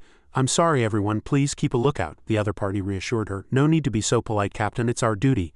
Without student Qin Yu's intel, our operation wouldn't have gone so smoothly. Quan Xiaoxiao was also searching frantically for him, shouting Qin Yu's name at the top of her lungs. Yu Li stood to the side, unable to hide her worry as she asked softly, "Qin Yu, nothing happened to him, right?" Tang Lian, however, wore a completely different expression, saying with a creepy smile, "His corpse belongs to me." She turned her head to look at a female nurse who was helping a young man into an ambulance. As she helped him, the nurse urged, "Be careful." Suddenly a sharp blade was pressed against the nurse's neck. Tang Lian coldly ordered, "Let go of him." The female nurse was terrified and spoke incoherently. "No, say, I can't speak, I'm just a nurse." "A nurse? The captain sent me over." Wang Na and her subordinates walked over to ask what was happening. Tang Lian answered decisively, "There's something wrong with this person." Hearing this, Wang Na explained that Tang Lian belonged to the Green Mantis tribe. When it comes to combat instinct, following her lead is never wrong. The subordinate understood her meaning and signaled his men. Immediately after, a group of soldiers raised their guns in threat. "Drop the weapon or we fire." The nurse was so scared she let go, crying out her innocence. "I'm really not. I just came here for my internship after graduation. It's true, please believe me." Tang Lian stared at the nurse with a sharp gaze. Without a word, Tang Lian charged forward, her long sword piercing the man from behind. The man asked in agony, "Why?" Tang Lian coldly asserted, "I told you that was the last time." The soul demon fled in a hurry, not forgetting to leave a line for his compatriot. "You would even kill one of your own, then." Tang Lian helped the man up, calmly stating that she had intentionally shifted the strike by 1 centimeter. She scanned the surroundings, mockingly saying that with so many rescue personnel around, she was worried he might lose his life. The soul demon stared at Tang Lian with a face full of rage, roaring that her methods were as cruel as Qin Yu's and vowing to remember this grudge. The moment the soul demon revealed a weakness, Wang Na acted swiftly, grabbing his head for interrogation. "You just mentioned Qin Yu. Where is he?" Wang Na furrowed her brow slightly, waiting for the answer. The scene cuts back to Qin Yu. "You continue to pummel Poca, shouting with every strike, 'Who told you to let him go? Who told you to let him go?' Busy venting your fury, you didn't notice Yuna and the others had appeared beside you at some unknown moment. The moment she saw your figure, the frost on Yuna's face melted instantly, replaced by a gentle smile. Quan Xiaoxiao immediately rushed over and threw an arm around your shoulder, saying excitedly, "You're okay, that's wonderful." Tang Lian was not to be outdone. She lunged forward and death-gripped your waist, shouting with a bashful pout, "Husband." Only then did Poca dare reach out to touch his face, which had been swollen into a pig's head. Poca let out a sigh of relief and lamented, "Thank heavens you guys finally arrived." He still intended to argue about the blood demon matter, but before he could finish his sentence he took a lightning-like heavy kick to the face from Yu Li. Before this fish that escaped the net could try to run away again, Poca was hauled back. Yuna stood beside Qin Yu and offered unreserved praise. "You did a magnificent job this time." Hearing this, although Qin Yu was inwardly delighted, he maintained an annoyed expression on the surface.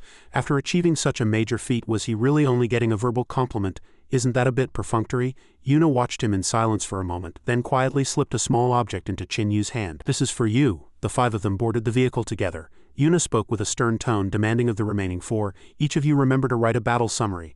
"Is that clear?" Quan Xiaoxiao answered in unison, "Clear." Meanwhile, Tang Lian seemed less concerned, cheering excitedly, "Let's go back to school." Sitting in the car, Qin Yu opened his palm to look at the 2 spheres Yuna had given him. He scrutinized the novel items in his hand curiously. "This is," propping her chin on her hand, Yuna explained flatly, "Don't demons grow by devouring things like this, so I just brought them along." Hearing this, Qin Yu was overjoyed and almost rushed forward to give Yuna a huge hug of gratitude, but she blocked him with a quick hand. Setting aside her coldness, Qin Yu gripped the rewards tightly, thinking, "I swear from now on you're my own mother. When your 100 years are up, I'll definitely be the one to see you off at the funeral." At this point, Yu Li could no longer compete with him for those 2 treasures.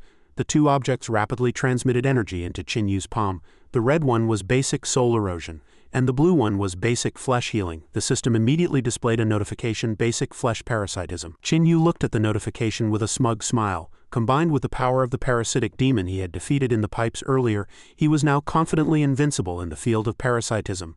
Qin Yu's face flushed red as his smile gradually turned devious. "Then let me try out this newly acquired soul erosion first." Just then, Yuna suddenly turned around and shot Qin Yu a sharp look. Qin Yu immediately retracted his smug expression, reverting to the image of a submissive and well-behaved child.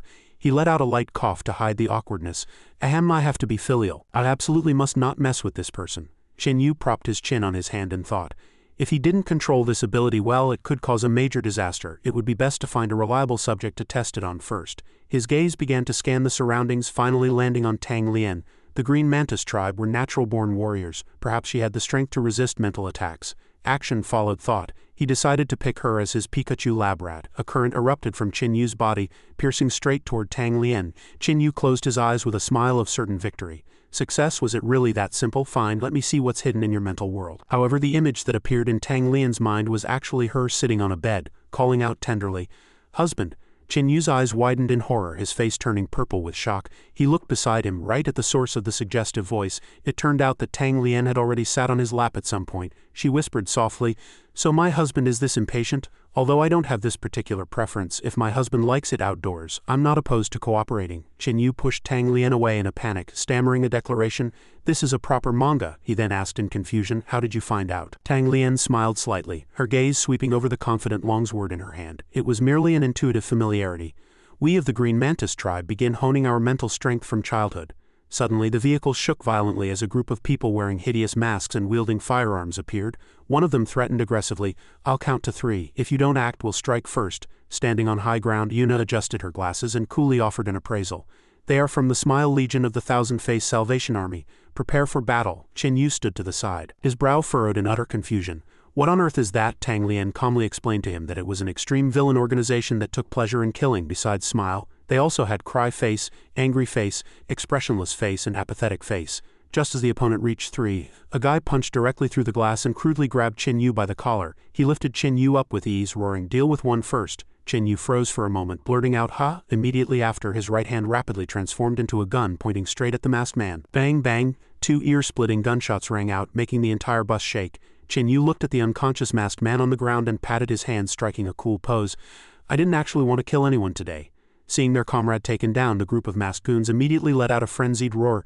"This guy is too savage, everyone together. Kill them!" They swarmed forward frantically, death-gripping Chen Yu's hands, screaming excitedly, "We've got his hands, we've got him, everyone go!" However, just a second later, an incredibly terrifying killing intent seemed to be quietly spreading. They all froze in unison, cold sweat pouring down their faces. But a stubborn fellow still roared, "What are you dazed for? Go!" Just as the masked men were at a loss, Chen Yu revealed a smile that was both friendly and eerie. "You're holding on tight, aren't you?" No sooner had the words left his lips than a series of bizarre human hands suddenly erupted from his back, scaring those few people out of their wits. They screamed in terror. Monster!" Chen Yu's eyes flickered with a blood-red light. At this moment, he looked like a wicked god descended to earth, and he didn't forget to drop a spine-chilling threat. "Don't you dare let go!" Immediately after, Chen Yu swung his arms violently, and a scorching fire tornado erupted. He laughed maniacally. "The human tornado is here." Watching his near-frenzied performance, the girls in the car could only sigh helplessly. "Chen Yu, that's enough. Any later and the school cafeteria will close." Yu Li turned to Tang Lian with concern and asked, "Aren't you going to try?" The other girl flatly refused with a cold face. "No money, no killing." Suddenly Yuna's body trembled and her face turned grim. "Prepare to start the second lesson. A level 6 expert is here." Hearing this, the sisters immediately went on high alert. Chen Yu had just let out a cry of surprise when he was sent flying by a massive force in the next second. A burly tiger man appeared. Before Chen Yu could land, a giant earth hand rose from the ground to catch him. Chen Yu looked down blankly to see Yu Li gripping her heavy sword, telling him with a serious face, "Mom said the second lesson is real combat cooperation. End it quickly." The tiger man barked reckless brats. But before he could finish his sentence, Tang Lian had already activated her ability, charging at him like a sharp arrow. "You talk too much." She delivered a heavy knee strike toward the tiger man's head, but it was blocked by an invisible barrier. The opponent followed up with a vicious kick to Tang Lian's stomach, sending her flying. Seizing the opportunity, a massive explosion erupted in front of the tiger man. The other 2 girls immediately leaped up to join the fight. The tiger man calculated inwardly. "This kid's ability is too bizarre. I'll deal with these 2 girls first." With that thought, the tiger man death-gripped Yu Li's weapon and roared triumphantly. Just in time, just like last time, he kicked Yu Li hard in the stomach and cursed crudely. "Get lost!" He continued to charge at Yu Li, intending to completely crush his opponent, but was blocked by Quan Xiaoxiao, who appeared just in time. She didn't forget to mock him. "In your dreams." The tiger man refused to give up, roaring as he smashed through the giant boulder blocking his way. Just then, Tang Lian, who had been sent flying earlier, suddenly appeared, the longsword in her hand crackling with dazzling lightning. "Got you." He let out a silent cry of crap and hurried to retreat to dodge Tang Lian's fatal strike. At that moment, Chen Yu, who had been sitting arrogantly on the giant stone hand, suddenly appeared behind the tiger man. "I've been waiting for you." The man was startled and whipped his head around, but Chen Yu had already leapt above his head at some unknown point. Chen Yu immediately activated the scorching flames within his body, completely engulfing the tiger man in a sea of fire. He perished in the flames, and Chen Yu's squad, having defeated the strong enemy, struck a cool pose in unison. Suddenly another explosion rang out. Chen Yu turned his head in fright and asked, "Why is there still an explosion?" Tang Lian beside him replied calmly, "I did it." "Is it cool?" The other 2 girls saw this and gave thumbs up in appreciation. In the distance, Yuna also showed a satisfied smile. These children performed well. As time passed, Chen Yu and his group were now standing solemnly on the podium, receiving commendations from the entire school. Students Qin Yu, Quan Xiaoxiao, Tang Lian, Yu Li and others performed excellently during off-campus activities, successfully crushing a demon conspiracy and breaking through the Smile organization's ambush. Despite being awarded honors, Qin Yu's face was still a picture of boredom. The loudspeaker continued to broadcast, "Special commendation is given. It is hoped that students of all grades can learn from them." Several piercing remarks suddenly came from the crowd below. "Can we get something practical?" another person mocked with a face full of jealousy. "So arrogant for just a freshman." While Qin Yu was taking a leisurely stroll, a group of people who had mocked him that day suddenly appeared and said some bizarre things that left him utterly confused. 3 days from now, Qin Yu scratched his head, looking at them with a sarcastic retort. "Oh my monkeys or dogs, is this a Momotaro performance site, or the hippo version?" Shao Qi could no longer restrain himself and immediately jumped up, cursing, "You're the dog, your whole family are dogs." Fortunately, Kong Qi beside him held him back in time. "Calm down. Haven't you heard Shao Qi? This guy is an expert at being infuriating, don't fall into his trap." Qin Yu felt his ears ringing at their words and curled his lip. "If you want me to perform in a stage play I can, but my appearance fee is very high." Kong Qi didn't want to cause trouble, so he explained politely, "You've misunderstood. Allow me to introduce myself first. Kong Qi of the Peacock Tribe, level 4 intermediate warrior." Hearing the title, Qin Yu immediately ran over excitedly to size him up. He marveled inwardly. Such talent, to be level 3 at this age already. Seeing his attitude flip faster than the pages of a book, Kong Qi also felt a surge of unease. He cleared his throat twice. "Ahem, we heard of your track record at the assembly. The principal told us to learn from you, so we came specifically to seek guidance." Shao Qi, standing behind, still had a disgruntled face and mocked irritably. "Crushing demon conspiracies, breaking through Smile ambushes. I bet it's all fake. If you've got the guts, fight us and see." Hearing this, Qin Yu raised an eyebrow and asked back, "You want to fight me? Do you feel like your thunder was stolen by a junior and you lost face, so you want to come and reclaim your dignity?" Seeing his thoughts were seen through, the other provoked him smugly. "Are you scared?" Qin Yu took a deep breath in silence, then began to show that incredibly terrifying expression. "It's not that we couldn't settle the fees ourselves, but I really don't have a single penny left." This attitude left the group utterly bewildered. Shao Qi reached his limit and was about to charge forward to fight for his life, but was held back by his companions. Kong Qi hurriedly explained in terror, "You've misunderstood. We're here to challenge you to a life-and-death duel." He then explained the rules in detail. "Determine a common target for attack and both sides will set out at the same time. Whoever kills the target first wins." Qin Yu understood after listening. "Gambling a life-and-death duel on someone else's life," Kong Qi continued to persuade.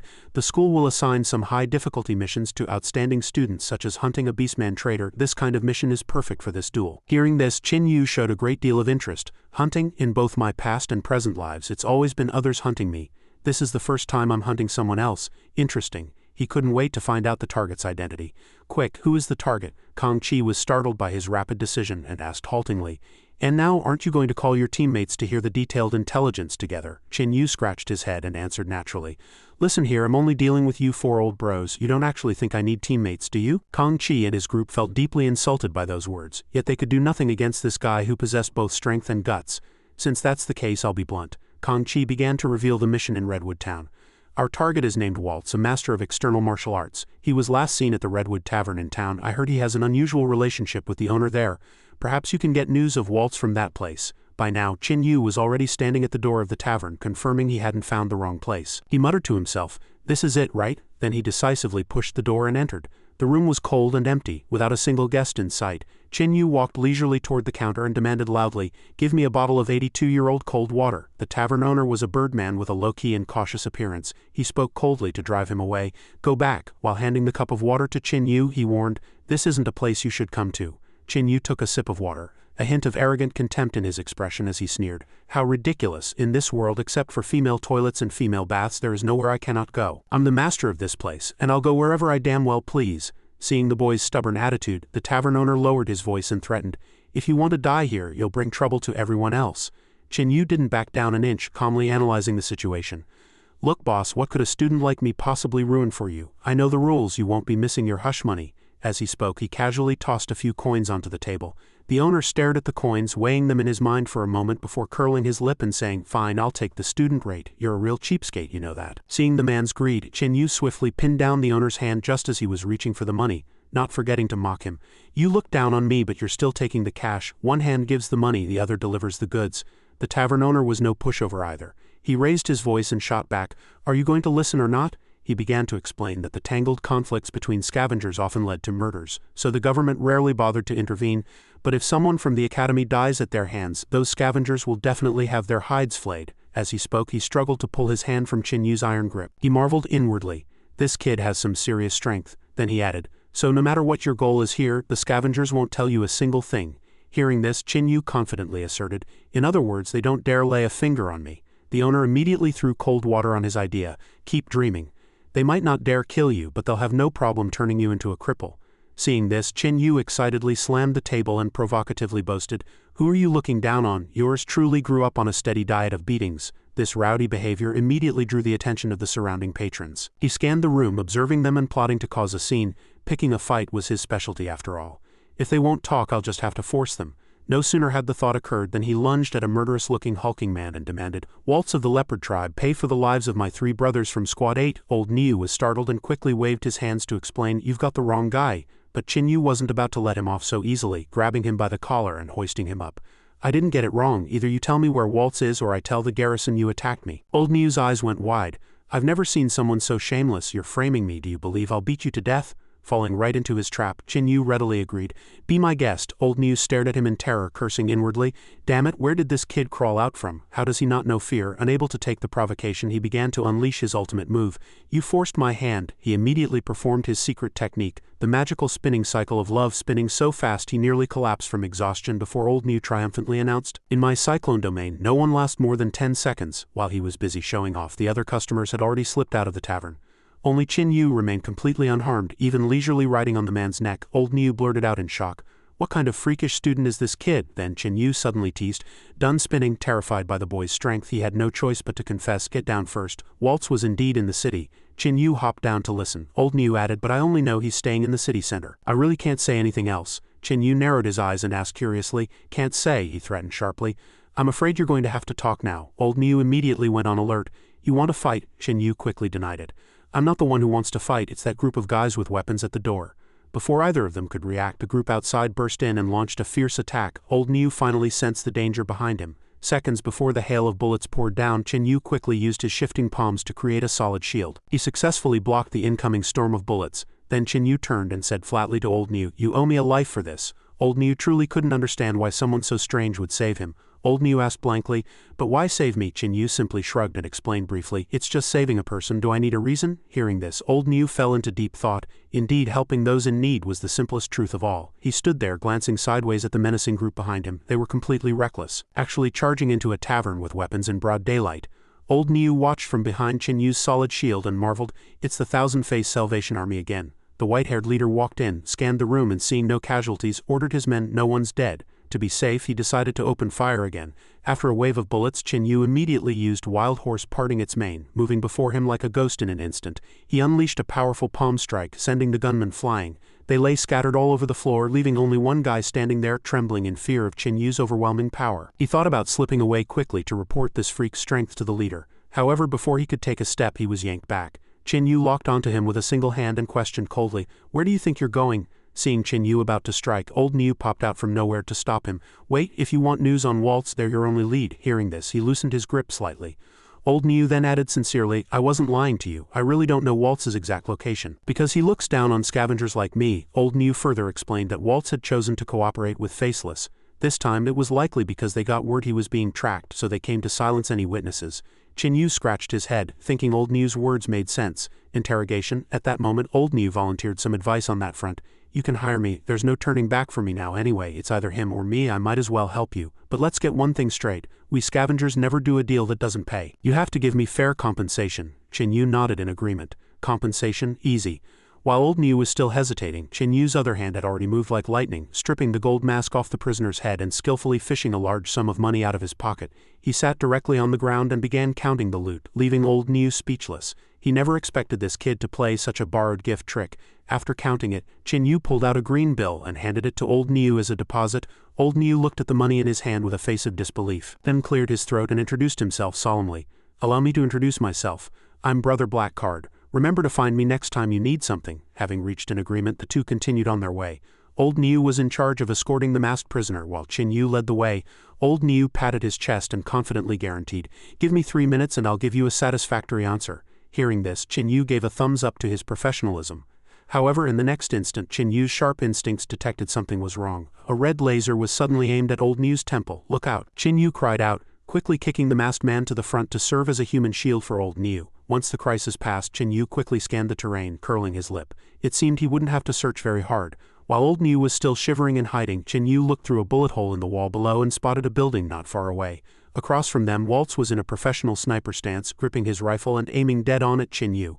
Using his stealth ability, he could hide his form and hunt targets silently from a distance. After he fired, the air was filled with a thick scent of blood. He was triumphantly certain. A familiar scent of blood, looks like a hit. However, before the smile could fade from his face, a mocking voice rang out behind him. "Congratulations, you guessed right." It was none other than Chen Yu. Using his spatial displacement ability, he had found Waltz's hiding spot in an instant. Chen Yu gave him no chance to counterattack, activating his flesh-into-bullet skill, his hands transforming into two pistols aimed directly at Waltz. His eyes were blood-red as he unleashed a frenzied murderous barrage. Waltz leaped out of the building just in time to dodge the bullets, but Chen Yu was hot on his heels. "Where do you think you're going?" He darted frantically between buildings before landing safely, though his heart was filled with horror. "How is he so fast? Is the one hunting me not a student but a teacher?" Sensing the threat behind him, Waltz spun around and fired a series of shots. However, once the dust settled, Chen Yu was still standing there calmly, without so much as a scratch. Waltz blurted out tremulously, "The defense layer won't break, how is this possible?" Immediately after, Chen Yu's body began to mutate, transforming into a hulking frame with giant arms, closing in with a mountain-crushing murderous intent. Waltz assumed a high defensive stance, silently evaluating his opponent. Supreme defense, staggering strength, self-healing, and terrifyingly powerful long-range fire.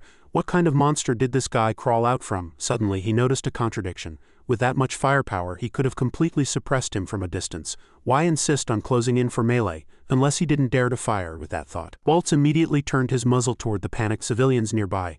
As the shots rang out, the crowd scattered in terror, leaving only a mother and daughter paralyzed with fear. The bullets whistled through the air. In an instant, Chen Yu lunged forward, his body growing even more massive as he used his giant arms to shield the pair. After this cruel test, Waltz had completely grasped his opponent's fatal weakness. Just as expected, he had seen through the fact that Chen Yu didn't want to involve the innocent. With that thought, Waltz immediately turned and fled for his life. Chen Yu stood there, watching the shell casing slide from his hands with a crisp clatter. He stared at the man's retreating back and cursed under his breath, "Even more despicable than me." While he was dazed, he heard someone calling his name softly. It was old Niu, hiding behind a nearby tree, waving sneakily, "Over here, come over here." Chen Yu let out a helpless sigh and walked over slowly to see what kind of scheme the old guy was up to now. "Whose window did you sneakily break this time? Why are you being so suspicious?" Chen Yu asked in confusion. At this point, old Niu was still slumped on the ground. He scanned the surroundings with shifting eyes, and only after confirming no one was following did he ask worriedly, "Big bro, 4 people just died and 2 houses were destroyed.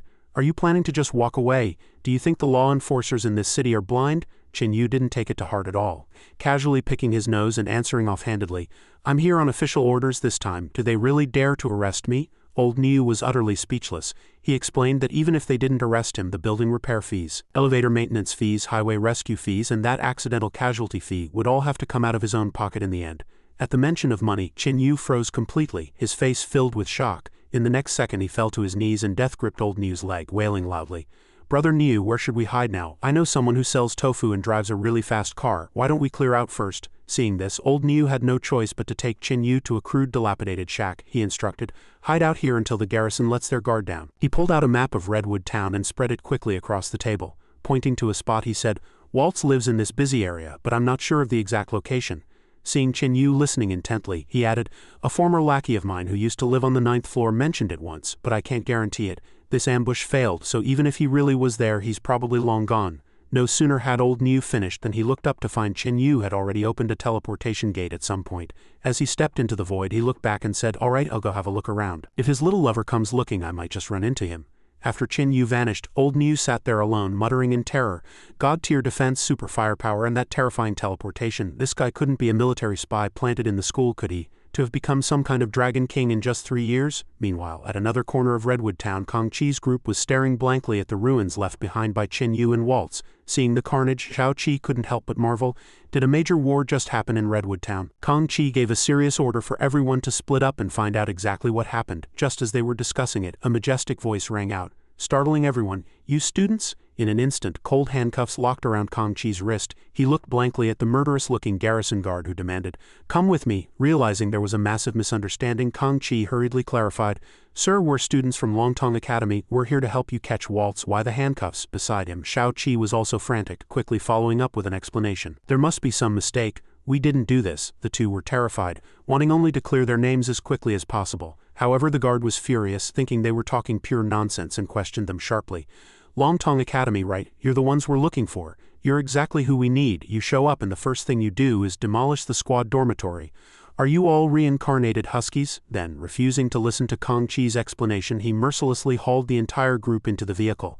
No matter how much Kong Chi tried to explain the misunderstanding or that they had just arrived, Garrison remained resolute. We'll talk back at the station. Let's move.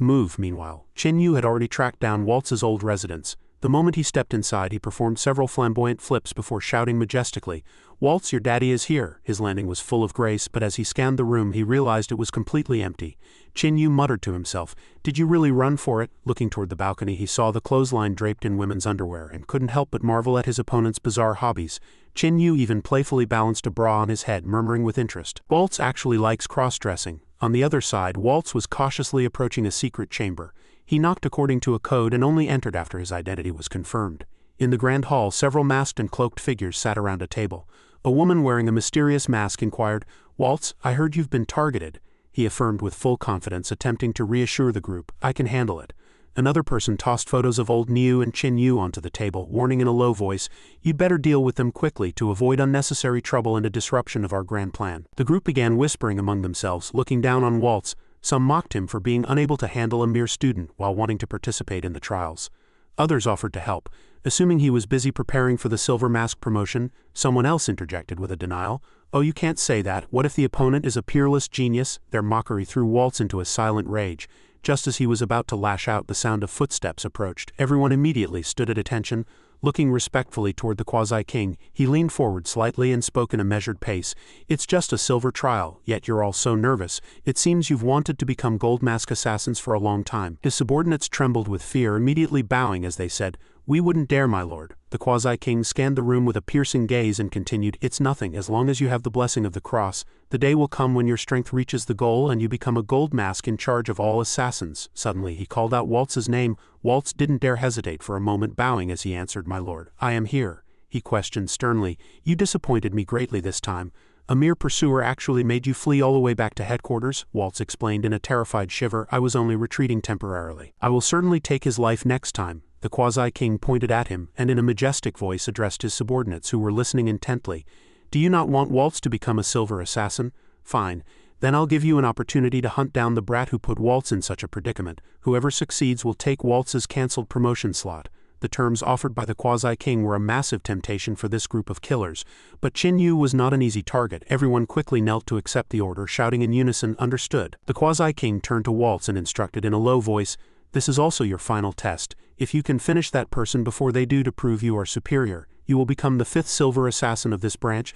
At that time I will personally invite a saint to bless you and help you break through to S-rank." Hearing this heavy promise, Waltz hurriedly cupped his hands in a salute. "Please rest assured, my lord. I will certainly complete the mission." The Quasi-King waved his hand dismissively. "Good, everyone is dismissed." The assassins vanished into the darkness to pursue their respective targets. By this time, Chin Yu had long since left after searching Waltz's empty residence. He muttered as he ran, "The trail is cold and the garrison is searching everywhere. Is this mission just fundamentally incompatible with my horoscope?" As he was running, he saw an injustice and suddenly stopped. A thug was brandishing a short knife, threatening and robbing an innocent young girl. The thug roared ferociously, "Hand over the money fast," the girl pleaded in fear. I don't have any money on me." The robber impatiently raised his knife to threaten her. "Stop the nonsense, give me the money." No sooner had he spoken than Chin Yu descended from the sky, a mountain-crushing heavy kick directly knocking out the guy's front teeth. He turned to the girl, striking the pose of a great hero. "No need for names, just call me Chin Yu. Send your thanks to Longteng Academy." However, this was nothing but a perfect act. The girl and the thug were actually accomplices. She pulled out a gun with ice-cold indifference and aimed it at Chin Yu. "No need for all that trouble. I think I'll just send him straight to hell." Chin Yu looked at her in terror, followed by a crisp gunshot and a spray of blood and a cloud of smoke. He leisurely shoved his hands into his pockets and smiled. "Sorry about that, my hand slipped." Looking at the corpse lying in a pool of blood, he thought, "This is the first time someone has tried to outsmart me. I'm actually a little excited." Suddenly, Chin Yu's expression shifted abruptly. He whipped his head around, looking toward a dark corner where a figure was shivering with fear. He walked forward, comforting them in a sarcastic tone. "Don't be afraid, fear won't help you anyway." With that, Chin Yu fired and finished the person off. He observed with interest. The killing intent was so obvious, yet the skill level was worse than even Tang Lian's. He looked up at the ceiling and challenged, "Come on out, all of you. I happen to be short on energy anyway." As soon as he spoke, a large group of armed assassins filed in, surrounding Chin Yu. He excitedly spat out 4 words, "Perfect timing, a bumper harvest." The fabric on his back suddenly tore open, revealing hard armor and a dense array of lethal weapons. Qin Yu charged forward excitedly. Midnight snack time. After a terrifying barrage of firepower, the entire space erupted in flames. Amidst the smoke, the severed limbs of enemies were scattered everywhere. Qin Yu turned to leave, operating the system panel as he walked. Not bad, not bad. More people delivering themselves to my door, however. Before he could go far, he encountered 3 more strangers. He still had the energy to joke. "Oh, is there dessert after the meal?" 2 of them exchanged a look, and the one in the middle nodded in response. At this point, Qin Yu was still full of momentum, roaring, "Stop stalling, come at me all at once!" Instantly, the assassin wearing a braided mask with an eagle on his head dived toward him like a raptor hunting prey. The braided mask assassin charged straight at Qin Yu. With just one glance, he recognized the opponent's sinister eagle-claw soul-tearing hand. Move. Qin Yu's expression turned serious as he silently appraised. This aura is so strong. The moment the opponent lunged with a wave of his hand, Qin Yu threw an iron punch to block it head-on. The 2 forces collided violently. The masked guy stumbled back, clutching his numbed and trembling wrist, his face full of disbelief. "This is impossible." Seizing the moment the opponent was distracted, Qin Yu let out a roar, attacking like a whirlwind. Before he was done, he threw another heavy punch. But the guy reacted extremely fast, leaping into the air to dodge the attack. He exclaimed in terror, "What tyrannical power!" Qin Yu pursued relentlessly, shouting, "Trying to run?" Suddenly, his arms were death-gripped by several glowing red ropes, and a massive spider web enveloped the entire space, trapping Qin Yu's footsteps. A white-haired assassin crawled along the spider web, revealing a triumphant smile. "Don't forget, your opponents are the 3 of us." Facing this awkward predicament, Qin Yu muttered with a stiff expression. The instructor said no playing with this kind of bondage. Suddenly, a cold voice interrupted him. "You're about to die, who cares about that?" Another person appeared holding a large blade, with a murderous phantom of a general looming behind him. He leaped up, launching a fatal strike at Qin Yu. Qin Yu took a quick glance behind him and silently calculated, "If I'm not mistaken, my retreat has been blocked too." Sure enough, the assassin with the power of the eagle was guarding his rear. A slight smirk curled Qin Yu's mouth. "If there's no way up, I'll just go into the ground." With that, he stomped hard on the ground, his other leg tensed and ready. Seeing his unusual movement, both the blade wielder and the braided man looked worried. The moment Qin Yu dived underground, the 2 attackers from front and back couldn't stop their momentum and collided on the spider web. The 2 quickly separated, and the one left on the web looked around frantically. "Where is he?" Qin Yu poked his head out of the ground and answered calmly, "I'm over here." Seeing the white-haired man prepare to spit silk to block his path, he hurriedly said goodbye. "I'm off." Then he dove underground again. The spider silk fell, hitting only the empty soil. Qin Yu poked out from another direction, waving playfully. "I'm over here again." Waltz let out a roar, plunging his blade straight into the ground in an attempt to pierce the target. The moment the blade touched the ground, Qin Yu retreated just in time. "I'm gone again." Seeing the ground bulge again, the white-haired man lunged forward, got him. However, what he touched was a cold gun muzzle. Qin Yu emerged on the other side and asked with a face full of innocence, "Why are you trying to steal someone else's gun?" Teacher Yuna said that a boy's gun isn't something just anyone can touch, or it will start a war. With that, he revealed a wicked smile, the muzzle lighting up to signal an imminent burst of bullets. 3 bullets pierced through the air, hitting the braided man directly. Qin Yu took the opportunity to jump and land directly on him, excitedly announcing he had dealt with one. The victim coughed while shouting to his companions, "Quick, I've got him!" At that moment, Qin Yu sensed something was wrong.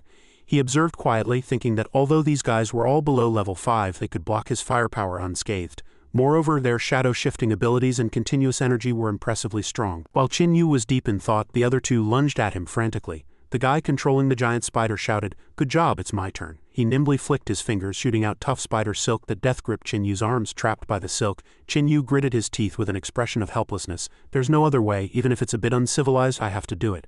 He took a resigned deep breath in preparation. Meanwhile, the blade-wielding assassin leapt high into the air, mocking him with contempt as Waltz rushed close. Qin Yu leaned slightly to the side, his cheeks bulging, and suddenly let out a violent spit.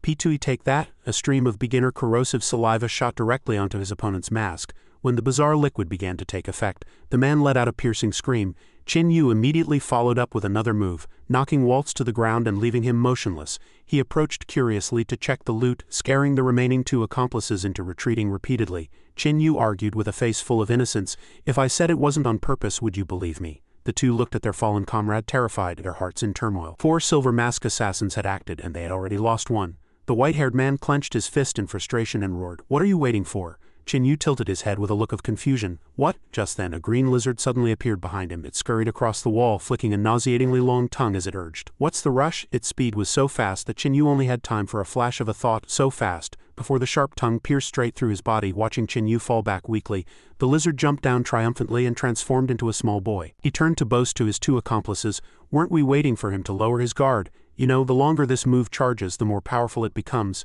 If you give me enough time, I could even kill you 2 at level 10. The boy curled his lip and mocked. You two adults really aren't as good as me, a mere child. The white-haired man puffed out his chest and retorted, Don't get cocky. If we hadn't drawn his attention, you wouldn't have had the chance to charge up at all. While they were arguing over the credit, a cold voice suddenly came from behind them. Ha, why did you separate? Why can't I stand steady? Don't just stand there, come and help me. Everyone watched Chin-Yu, stunned. When did he stand back up? Seeing Chin-Yu calmly step over him, the boy fell to the ground in terror, speaking incoherently. The braided man stood frozen, trembling as he forced out a few words. He's a demon. The person beside him quickly pulled his companion to run for their lives. Stop talking, run. When the demon race falls into a state of heavy injury, their killing instinct is completely released. Now he was a heartless meat grinder. At this moment, Chin-Yu had become more violent than ever before. 4 sharp pincers grew from his back and his hands transformed into massive combat weapons. He charged forward frantically, spinning like a death hurricane, pulling the 2 assassins into the vortex. Screams rang out and blood splattered the surrounding glass.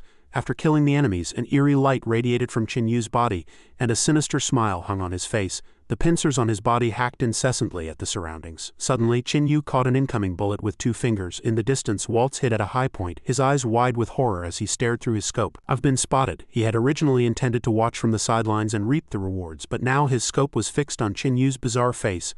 Waltz scrambled down, his heart filled with terror. He realized that even while heavily injured, Chin-Yu could catch a bullet. He discovered in despair that the opponent had completely lost his sanity, and even threatening him with other people's lives would be useless. He rushed onto the street, cursing in panic as he ran. Damn it, what kind of demon? He's a total monster. While running, Waltz stopped abruptly and looked up at the roof, finding Chin-Yu pursuing him relentlessly like a ghost. He cursed through gritted teeth, and with a death-defying resolve, Death gripped a grenade. He threw the grenade at Chin-Yu and, taking advantage of the smoke, leaped up with his gun to challenge him.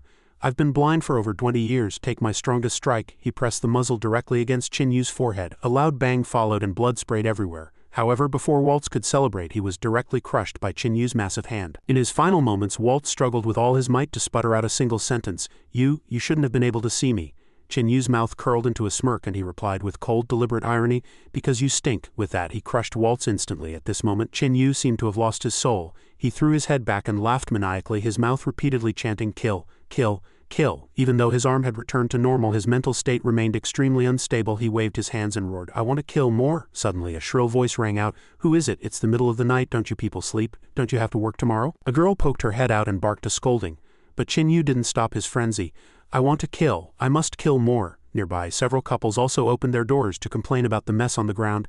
How did this place turn into such a dump? We paid our protection fees. The girl pointed down and said crossly, I'm calling security to investigate first thing tomorrow. We'll find out which degenerate vandalized the property and make sure he pays for it. As soon as he heard the word pays, Chin-Yu was instantly petrified. He remembered old Niu's warning, from repairing the building and maintaining the elevator to rescue fees, that long list of expenses. All of it would be billed to him. He fell to his knees with a thud and wailed loudly, No, I have no money. I won't kill anymore. The girl upstairs was quick to react, pulling out her phone to film him while shouting, It's him, it's really him. Chin-Yu denied it in a panicked flurry. No, it wasn't me, he screamed internally. What on earth is going on? Why am I even here? But for now, he could only maintain a flat denial. The girl's anger hadn't subsided as she threatened, I've got you on camera. I'm sending security to grab you tomorrow. The scene shifts to the anxious old Niu. He was in his room listening to the radio. Old Niu muttered to himself, Why hasn't there been any news of an arrest? Is the garrison playing the long game to catch the big fish? Suddenly, a figure appeared behind him, nearly scaring the life out of him. Who's there? Chin-Yu said nothing, grabbing old Niu by the collar and hoisting him up. He growled, Is there any way to make money in Redwood Town? I need cash. Old Niu's face turned beet red from the grip as he trembled and pleaded, Yes, just calm down and put me down first. After hearing Chin-Yu's account of being filmed by a resident and the potential of being hunted by the garrison, old Niu cried out in shock, So you want to save up money to flee? Chin-Yu's eyes widened. Exactly. Any ideas? Old Niu had barely agreed when he tried to dive through the window to escape.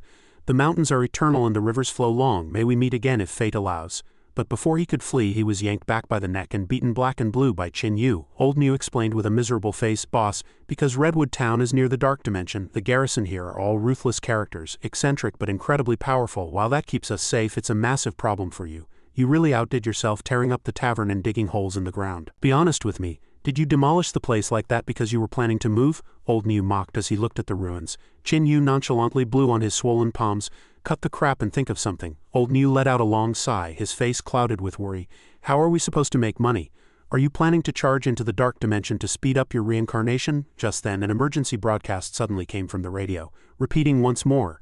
A new Gloom portal has appeared in Redwood Town. Everyone, please be cautious. Old New's eyes lit up instantly, and he shouted excitedly. There's a way. In the residential area of Redwood Town, the garrison and the public were gathered around the battle site. A guard gnashed his teeth in rage. We have to find him. The surrounding residents were complaining incessantly about the destroyed ground. Look at this, our pavement is ruined. What a mess. The squad leader turned to the man with glasses to verify the situation. The man adjusted his frames and confirmed, I checked the DNA. This is indeed Waltz's blood. His bounty is 3 million. The man with antlers pointed to the ground and then to the wall. He continued the analysis. On the wall is the blood of the radioactive spider, worth 4 million. That pile over there is worth at least 5 million. It was left by the chameleon and the vulture. He propped up his chin, a look of unease on his face. How strange. Aside from the Electro-Lord Quasi-King, who has the ability to slaughter this group of assassins, the leader looked back at Kang Chi and asked suspiciously, could it be that classmate you mentioned? Kang Chi was skeptical, not believing a student could possess such overwhelming strength. The leader sighed in agreement. True, if there were a student that powerful it would be a blessing. Suddenly, the girl from last night ran over cheering, I caught him on camera. I got a picture of the guy. The leader hurried over and asked her to hand over the 50-megapixel phone. Kang Chi and the leader leaned in excitedly to see the photo, but both of their faces immediately soured. The girl asked innocently, how is it? Is it clear? Is he handsome? They could only stutter and reply that the photo was very clear, even though Chin Yu in the picture had been distorted into a grotesque shape. The leader immediately ordered an investigation into whether any experts had recently appeared in town. I suspect this person is being tracked by assassins. He then assumed a sincere expression. Let the television station report on the great feats of this anonymous hero, and at the same time extend our most sincere invitation to him. Subsequently, news reports began to bombard the television screens. After a fierce battle by the anonymous hero, the notorious Faceless assassin organization had been completely wiped out, with only the Electro-Lord Quasi-King remaining at large. The garrison issued a $12 million bounty for information on his whereabouts. Meanwhile, the Quasi-King stood leaning on a cane, his entire body radiating a terrifying murderous intent. The failed ambush had resulted in the loss of all silver assassins, and the regular assassins had suffered heavy casualties. A subordinate reported with worry, My lord, our strength is severely depleted. I'm afraid the mission from above. The Quasi-King stood up, death gripping the back of the chair. Indeed, our current power is no longer enough to complete the mission through simple means. Spread my order, put that news out. We need to find help. The subordinate took the order and left. Outside the galaxy, the connection between the great martial star and the various dimensions was not always vibrant. Some dimensions represented death and terror, known as the dark dimensions. The natives there were obsessed with dark power and the path to immortality, creating dark artifacts with terrifying combat capabilities. The foremost among them was the golden-armored zombie king, whose copper skin and iron bones allowed him to survive a siege by 4 level 9 experts. However, these places also hid countless treasures, ranging from corpse-refining pills to various precious minerals. Because of this, a rumor often circulated among scavengers. If you want a promotion and wealth, you must cross this gate. Chin Yu leaned down with a pensive expression.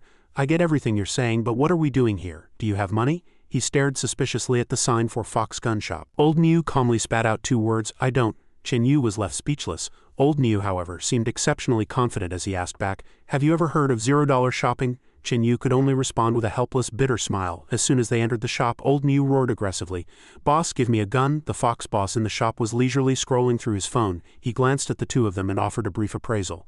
Broke losers. With a sigh, he tossed out a battered old gun. This one is 500. Bullets are $1 each. No haggling. Before the gun could even settle on the table, Old Niu snatched it up. With a ruthless gaze and practiced movements, he loaded the bullets and pressed the muzzle directly against the boss, threatening in a low voice, You greedy merchant, if you know what's good for you, hand over the guns and the cash. However, the fox boss didn't panic at all, merely showing a look of helplessness. With a speed the eye could barely follow, he disassembled the gun into a pile of parts on the table within seconds. The boss sat back down calmly, raised an eyebrow and asked back, What were you saying? Old Niu's face turned pale with fear, and he immediately switched to a fawning smile. I didn't say anything. Chin Yu, watching this clumsy performance from the side, could only offer an awkward laugh. Subsequently, Chin Yu transformed his own arm into a powerful triple-barreled muzzle, putting on a ferocious face to threaten the fox boss, who began to shiver with fear. Seeing this, Old Niu grew worried and tried to stop him. Brother, don't push him too hard. What if he calls the police? As soon as he heard the word police, Chin Yu's eyebrow twitched and he turned to roar. Why didn't you say so earlier? Just as the fox boss was cowering from having a gun pointed at him, his eyes suddenly lit up like he had spotted prey. He rushed over with incredible speed, leaving Chin Yu and Old Niu speechless. The fox boss stood lightly on Chin Yu's gun barrel, salivating with excitement. He kept wagging his tail and even stepped onto Chin Yu's head, wantonly kneading the treasure. Since you have such high-quality goods, why didn't you bring them out earlier? Chin Yu's face darkened as he and old Niu exchanged looks, completely unable to figure out what kind of stunt this pervert was trying to pull. After he had felt his fill, he finally hopped down slowly. Although a look of lingering desire remained in his eyes, he dropped his previous arrogance. The fox boss said apologetically, "My apologies, truly. In fact, I am a gun fanatic. I can't help myself when I see a special model I want to collect." Having said that, he mysteriously pulled open a drawer. "Since you've opened my eyes today, here's a little gift for you." As soon as he finished speaking, he laid out various firearms on the table, leaving Chin Yu and old Niu stunned.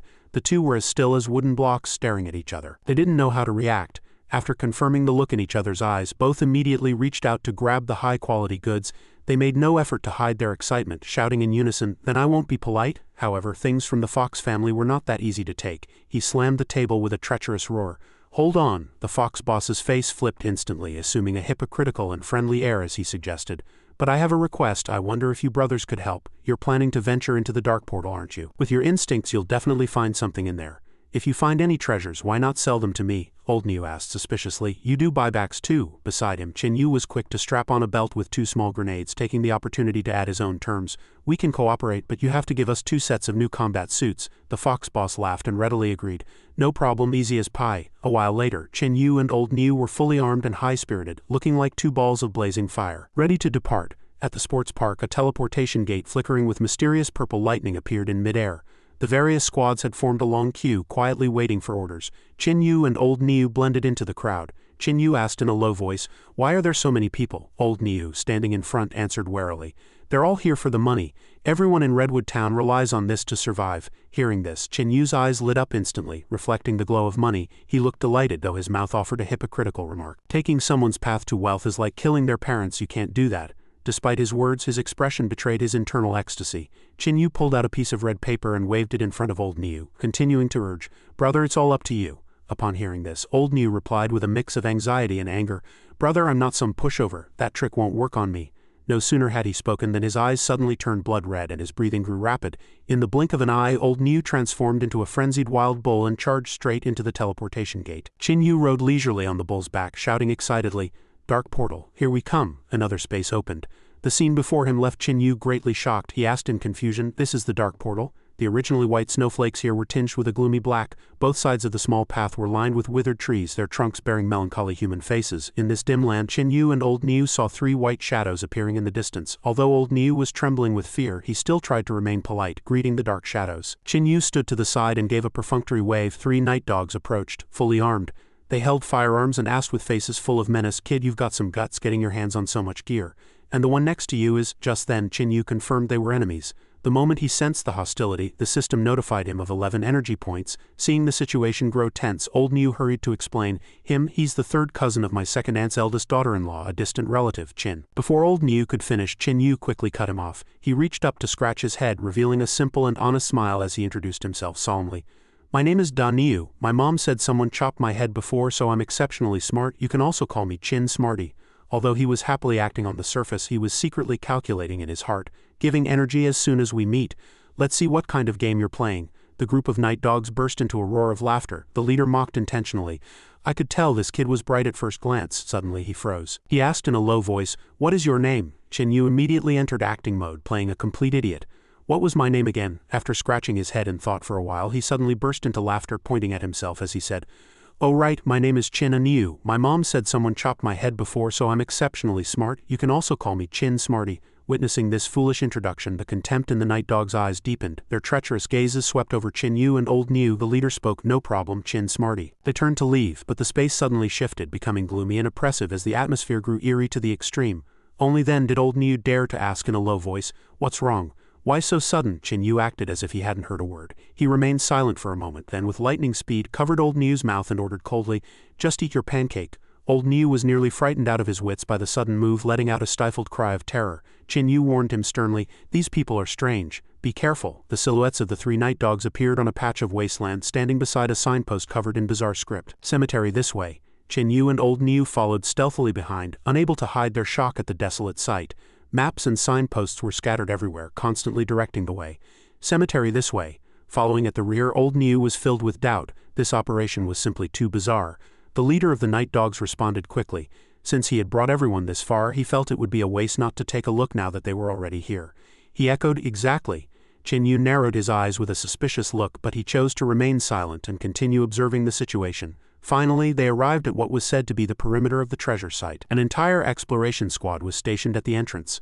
A group of explorers who had just emerged bumped right into Qin Yu's group. The leader hurried forward to inquire, "Brothers, what's the situation?" A sturdy man carrying a stone glanced back at him. He rudely brushed off the leader's hand and walked straight past, offering a casual warning. "Don't even ask, it's nothing but traps. Several people have already gone missing.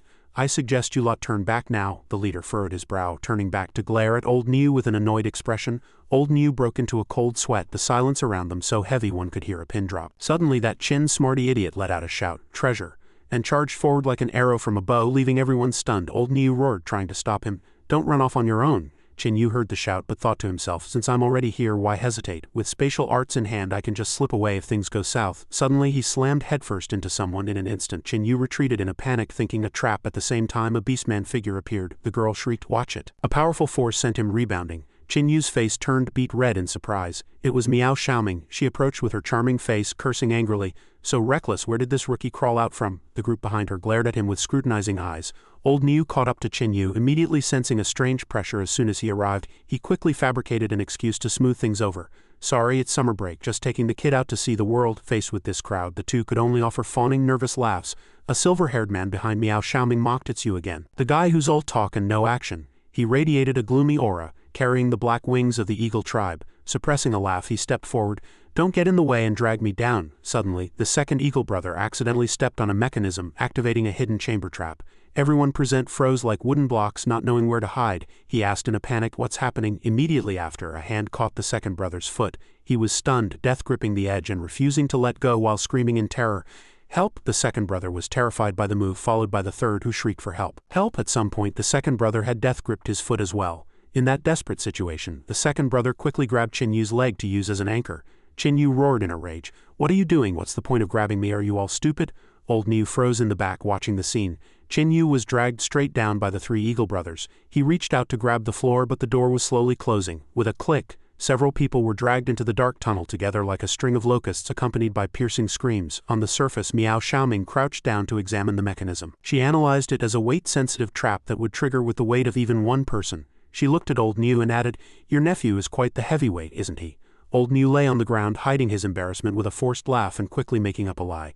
"He's just a kid, his nutrition is quite balanced." Miao Xiaoming turned to leave, saying leisurely, "Let's keep going. I expect everyone is heading for the treasure. As long as they aren't dead, we'll run into them eventually." Hearing this, Old Niu sat up slowly and stammered, Right, he prayed silently in his heart, "Big boss, please come back quickly. I can't handle this alone." A gloomy gray space revealed itself, the B2 level of the underground palace. Qin Yu asked blankly, "Where is this?" He curled his lip, maintaining his idiot act as he appraised. "So soft." The eagle brother roared, "Enough, get off me." He was being crushed by Qin Yu until he was foaming at the mouth, his face as pale as if he were about to meet his ancestors. Qin Yu quickly stood up to observe his surroundings. The guy sat up slowly, groaning while cursing his bad luck. "Didn't we scout the path and say it was clear?" the second brother asked in confusion. "Big bro, did we hit something?" He placed his hand on the second brother's head and said seriously, "Hit something? If we hit anything, it's a stroke of luck."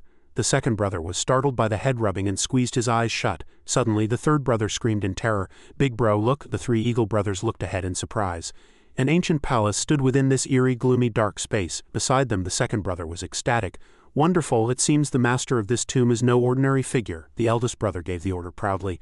"Move, brothers, I'm taking you to make a fortune." The second brother gave a thumbs up in admiration. "Big bro is incredible," the third brother chimed in. "Big bro is the best." Only Qin Yu remained in deep thought, observing them while secretly rejoicing.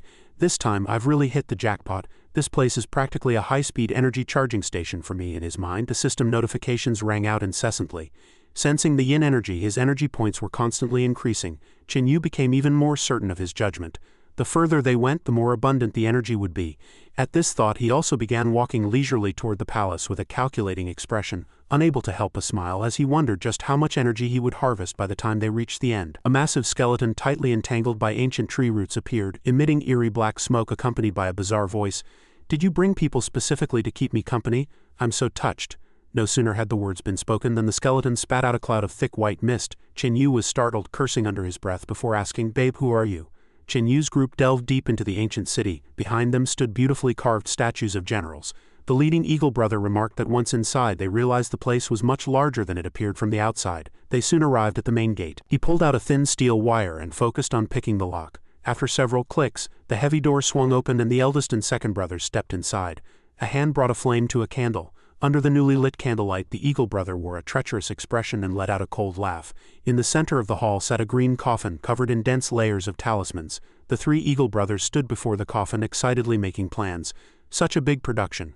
Let's head straight for the main burial chamber, prepare to open the coffin and get our defenses ready. Qin Yu followed quietly behind. The eldest brother pointed at the coffin and ordered Qin Yu, "Kid, go check the coffin to make sure the body inside isn't a fake. Second and third, go up and help him." Qin Yu agreed readily.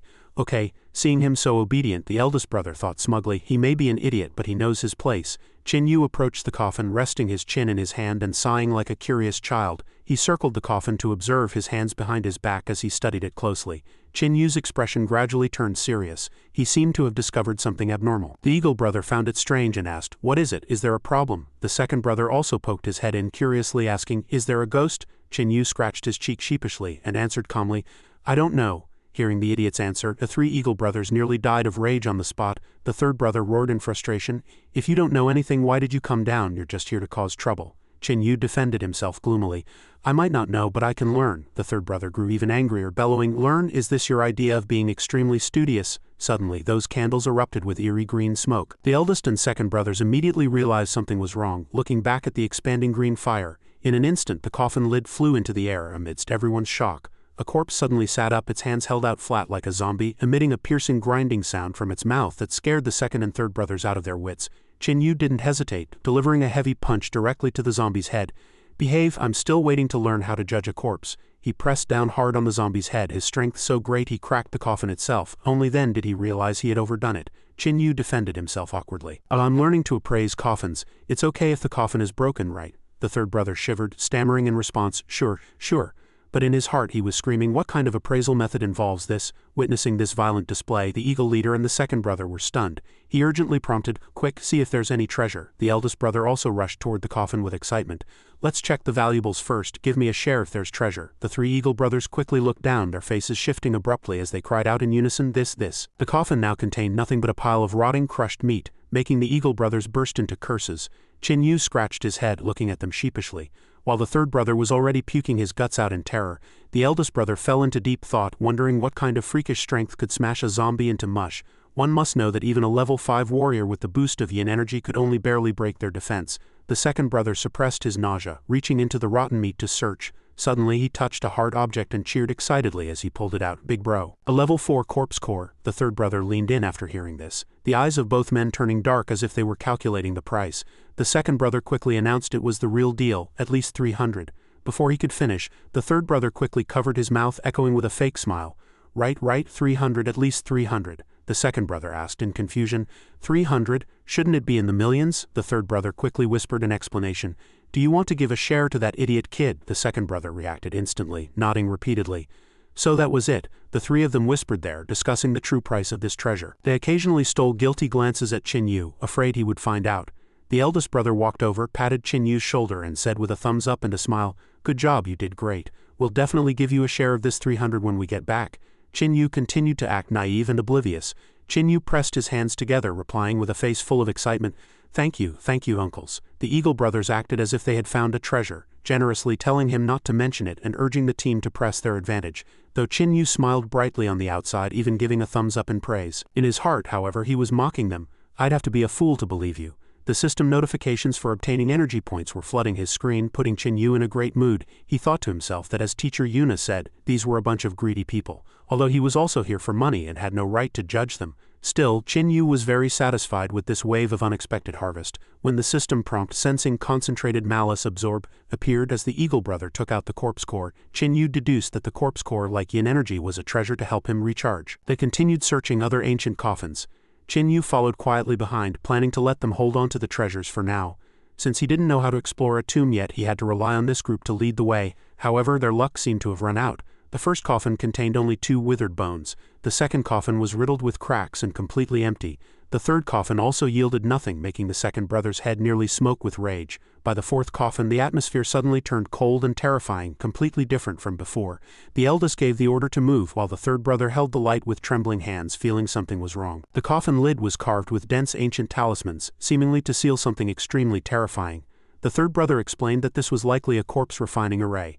Suddenly, a female ghost with red robes and long hair reaching the floor appeared. Her malevolent aura reached the sky. The eagle brother screamed in terror, warning, "It's a fierce ghost, grenades won't work."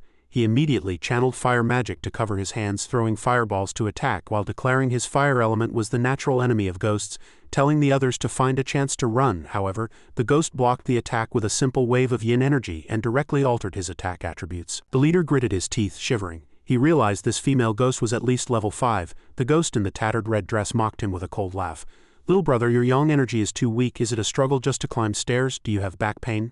The silver-haired birdman's veins popped on his forehead as he glared at the ghost. The ghost let out a cold roar of "Die!" and lunged forward, but suddenly her eyes went wide and she skidded to a halt, seemingly discovering something abnormal. Her gaze was fixed on Qin Yu, who was hiding behind the birdman. In the ghost's eyes, he was equipped with modern gear and had a towering build. His 8-pack abs were clearly defined and his entire body radiated a dazzling golden light, as if the words "limitless yang energy" were carved across him. The cold black mist around the female ghost instantly vanished, replaced by a brilliant and romantic firelight. Beneath her messy long hair, although she only revealed a skull, she struck an extremely bashful pose, stammering a sigh. So much yang energy. Pink hearts seemed to shoot from her sunken eye sockets, and with a whoosh she bypassed the birdmen, who were still dazed and confused, charging straight for Qin Yu with extreme longing. "But I want you." Qin Yu's mind was in a whirl as his fingers blurred across the system interface, repeatedly slamming the upgrade button for the mental erosion skill. A barrage of notifications flashed by as he operated the system. He muttered, "Take that up with Tang Lian." Finally, the system window glowed with 4 golden words: "Advanced Mental Erosion."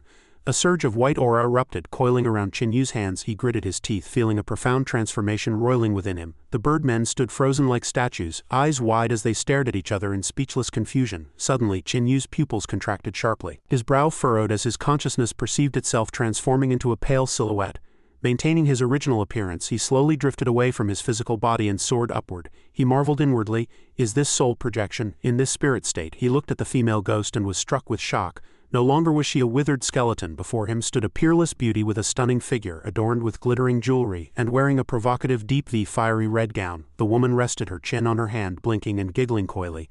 "My lord, you do love to joke." With that, she threw herself into Qin Yu's arms, her voice as soft as silk. "I'm your little darling after all." A cold sweat broke out on Qin Yu's brow, his heart a mess of shock and delight. He wondered, is the spirit form truly so different from what the naked eye sees? The woman seemed utterly infatuated with him, responding flirtatiously, "I don't know anything about this spirit form you speak of, my lord. Ever since that great lord dragged my entire family into this tomb to be buried alive for his immortality elixirs, I've been slumbering right here." Qin Yu immediately caught the keyword and pressed for more. That great lord. He made a mental calculation. Keeping a level 5 female ghost just to guard the door, it seems this great lord is a high-value energy battery. The ghost leaned against Qin Yu's chest, her eyes so glazed with longing she looked ready to drool. She murmured, "Does my lord wish to know about the great lord?" Qin Yu nodded decisively. "I do." The ghost extended a slender finger, tracing teasing circles on his firm chest as she purred her conditions. "As long as my lord promises me one thing, I'll tell you everything I know, though not actually bewitched for the sake of the mission." He replied, "Go on." The ghost laughed with soul-stirring allure, pink hearts practically dancing in her eyes as she drew out her sweet words. "I want," she leaned close, her hot breath tickling his ear. "You just have to make me feel good." Having said that, she reclined suggestively, striking a half-seated pose. "Come now, hurry, my lord." Qin Yu immediately grabbed her wrist, letting out a sigh of relief. "That's it, why didn't you say so earlier?" Though his expression was still a bit awkward, a smirk played on his lips as he uttered a philosophical line. "As Jesus said, if I don't enter hell, who will?" The woman's expression gradually softened. She closed her eyes bashfully and then let out a soft coy whimper.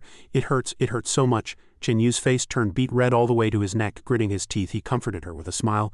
"Just hold on, you'll feel better in a moment." The woman's hands flailed about, her posture a mix of resistance and silent consent. A melodic voice drifted out, "No, I can't take any more." Qin Yu looked down and saw she still had the breath to talk. He thought, she can still speak, I guess I shouldn't hold back anymore. Acting on the thought, he grasped one of the woman's delicate feet in each hand. His nimble fingers began to apply heavy pressure to various acupoints. He began to chant the names of the points like an enthusiastic old TCM doctor.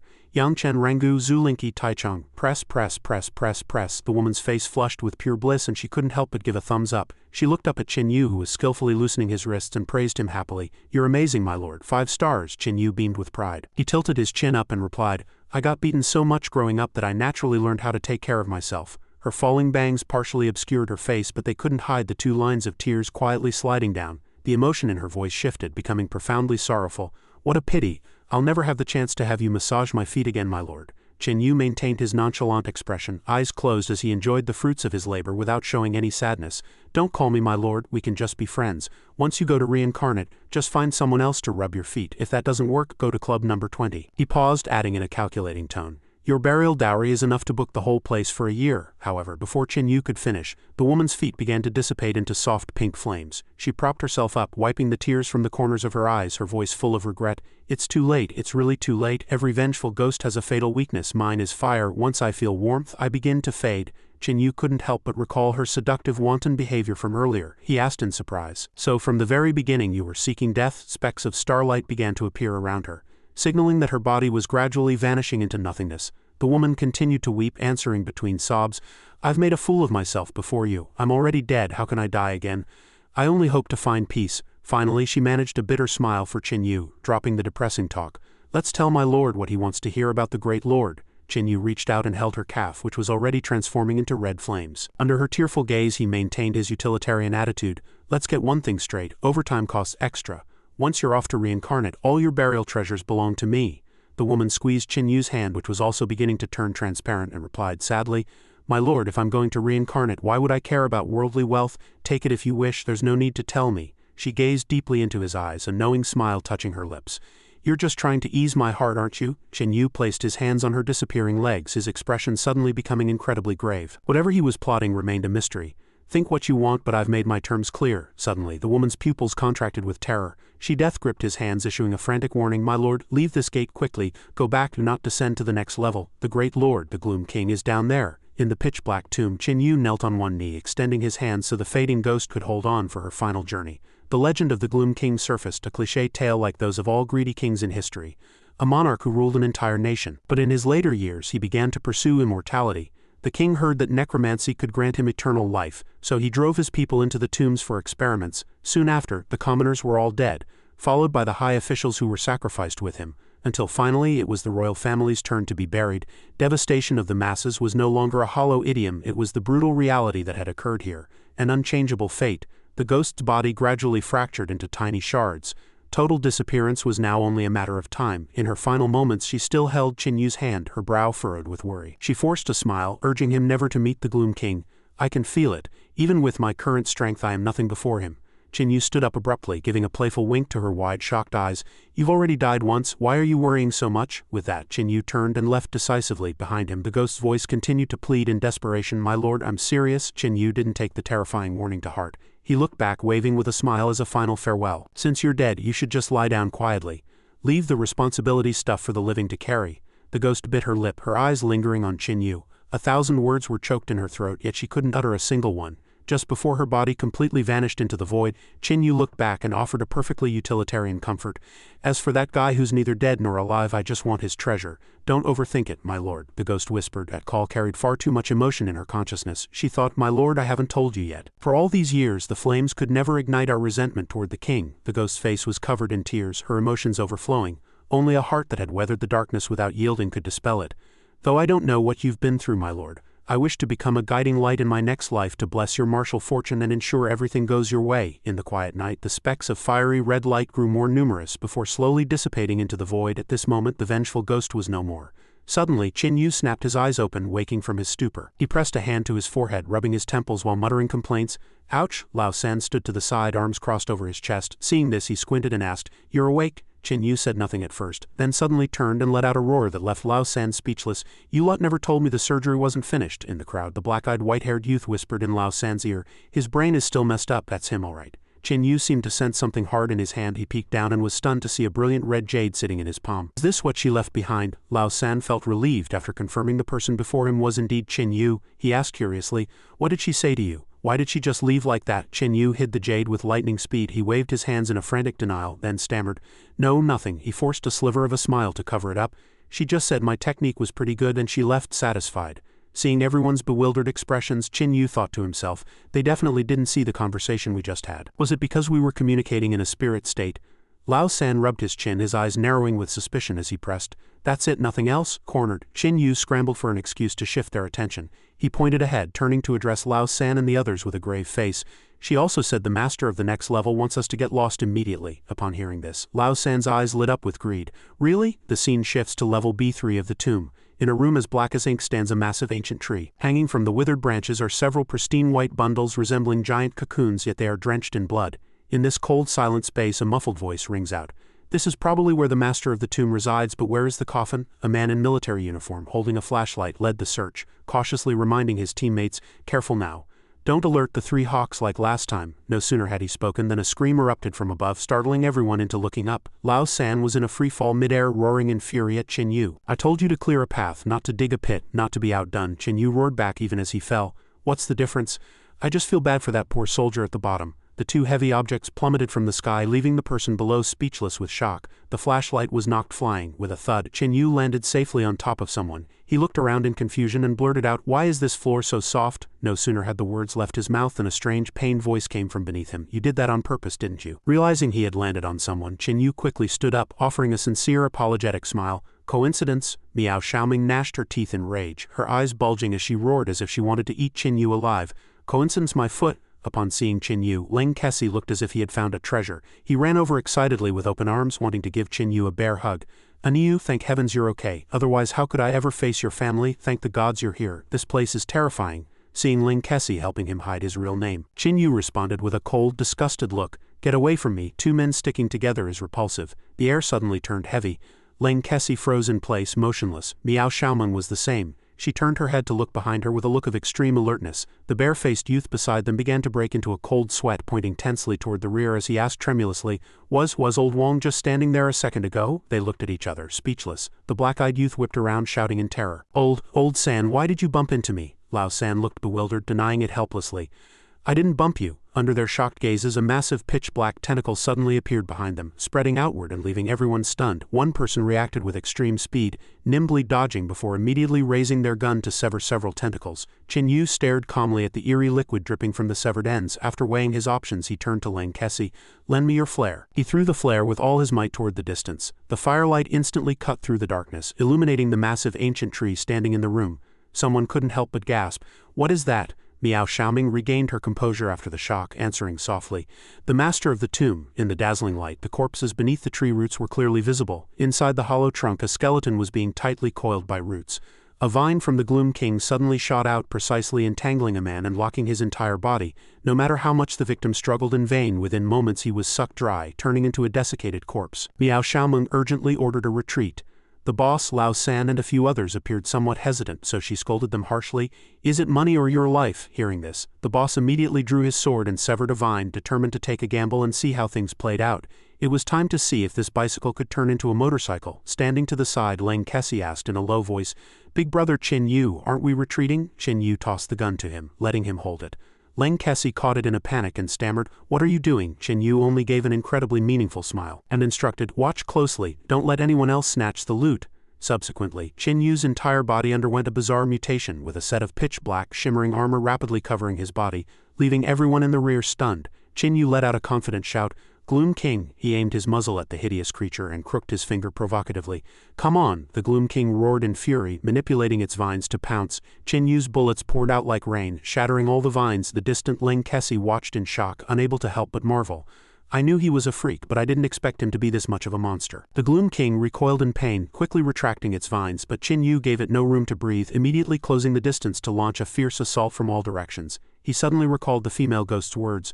To research the secret of immortality, the Gloom King had fused humans with plants, and he himself had merged into one with this 1,000-year-old tree. Qin Yu roared in a rage, "You disgusting piece of work, you've got some nerve." He violently tore a vine, causing the Gloom King to hiss and roar in agony. It seemed to have fallen completely into a frenzy, growling a warning, "You will pay for this." Suddenly a massive surge of power erupted from within the Gloom King, giving even Qin Yu a start. The Gloom King let out a roar. HMPH, his eyes were blood red as if he intended to use every ounce of his life force to crush Qin Yu. Seeing his opponent go mad, Qin Yu was not afraid. Instead he shouted excitedly, "Too strong." He immediately retreated to open some distance while simultaneously firing manically at the giant tree. As he shot at the Gloom King, Qin Yu roared in excitement, "Go to hell!" Suddenly, the Gloom King swung open its massive blood-red maw, leaving Qin Yu with a look of utter shock. The monster leapt to dodge the barrage and then used its dense branches to tightly coil around Qin Yu, binding him 5 ways to Sunday in midair. Seeing this, he muttered a curse under his breath.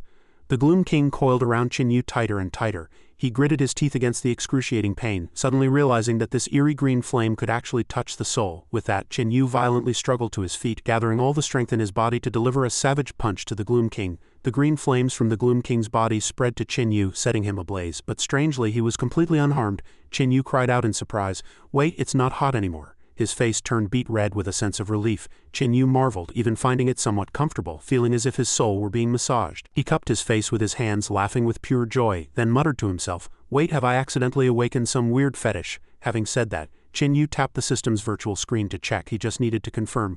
The system immediately popped up a notification. Mental Power 1. Seeing this, Qin Yu's eyes lit up. "Oh, so it's true." Immediately following, Qin Yu raised his hand and delivered a resounding slap to the Gloom King's face, asking cheerfully, "Hey big boss, have you hugged me long enough? You free? If you've got time, mind explaining what's going on here?" The Gloom King hadn't even figured out the situation when its eerie green-tinted eyes suddenly rolled back, followed by a violent gag. It spat a massive glob of mucus directly into Qin Yu's face, catching him off guard. Qin Yu shouted in disgust, "Playing dirty are we?" The Gloom King seemed unable to control its own actions, screaming in panic, "Help, help!" Qin Yu ignored it completely, reaching into its mouth to pin the Gloom King's head firmly into a corner as he roared, "Help my ass!" With that, Qin Yu grabbed one of the Gloom King's branches and assumed a shoulder throw stance.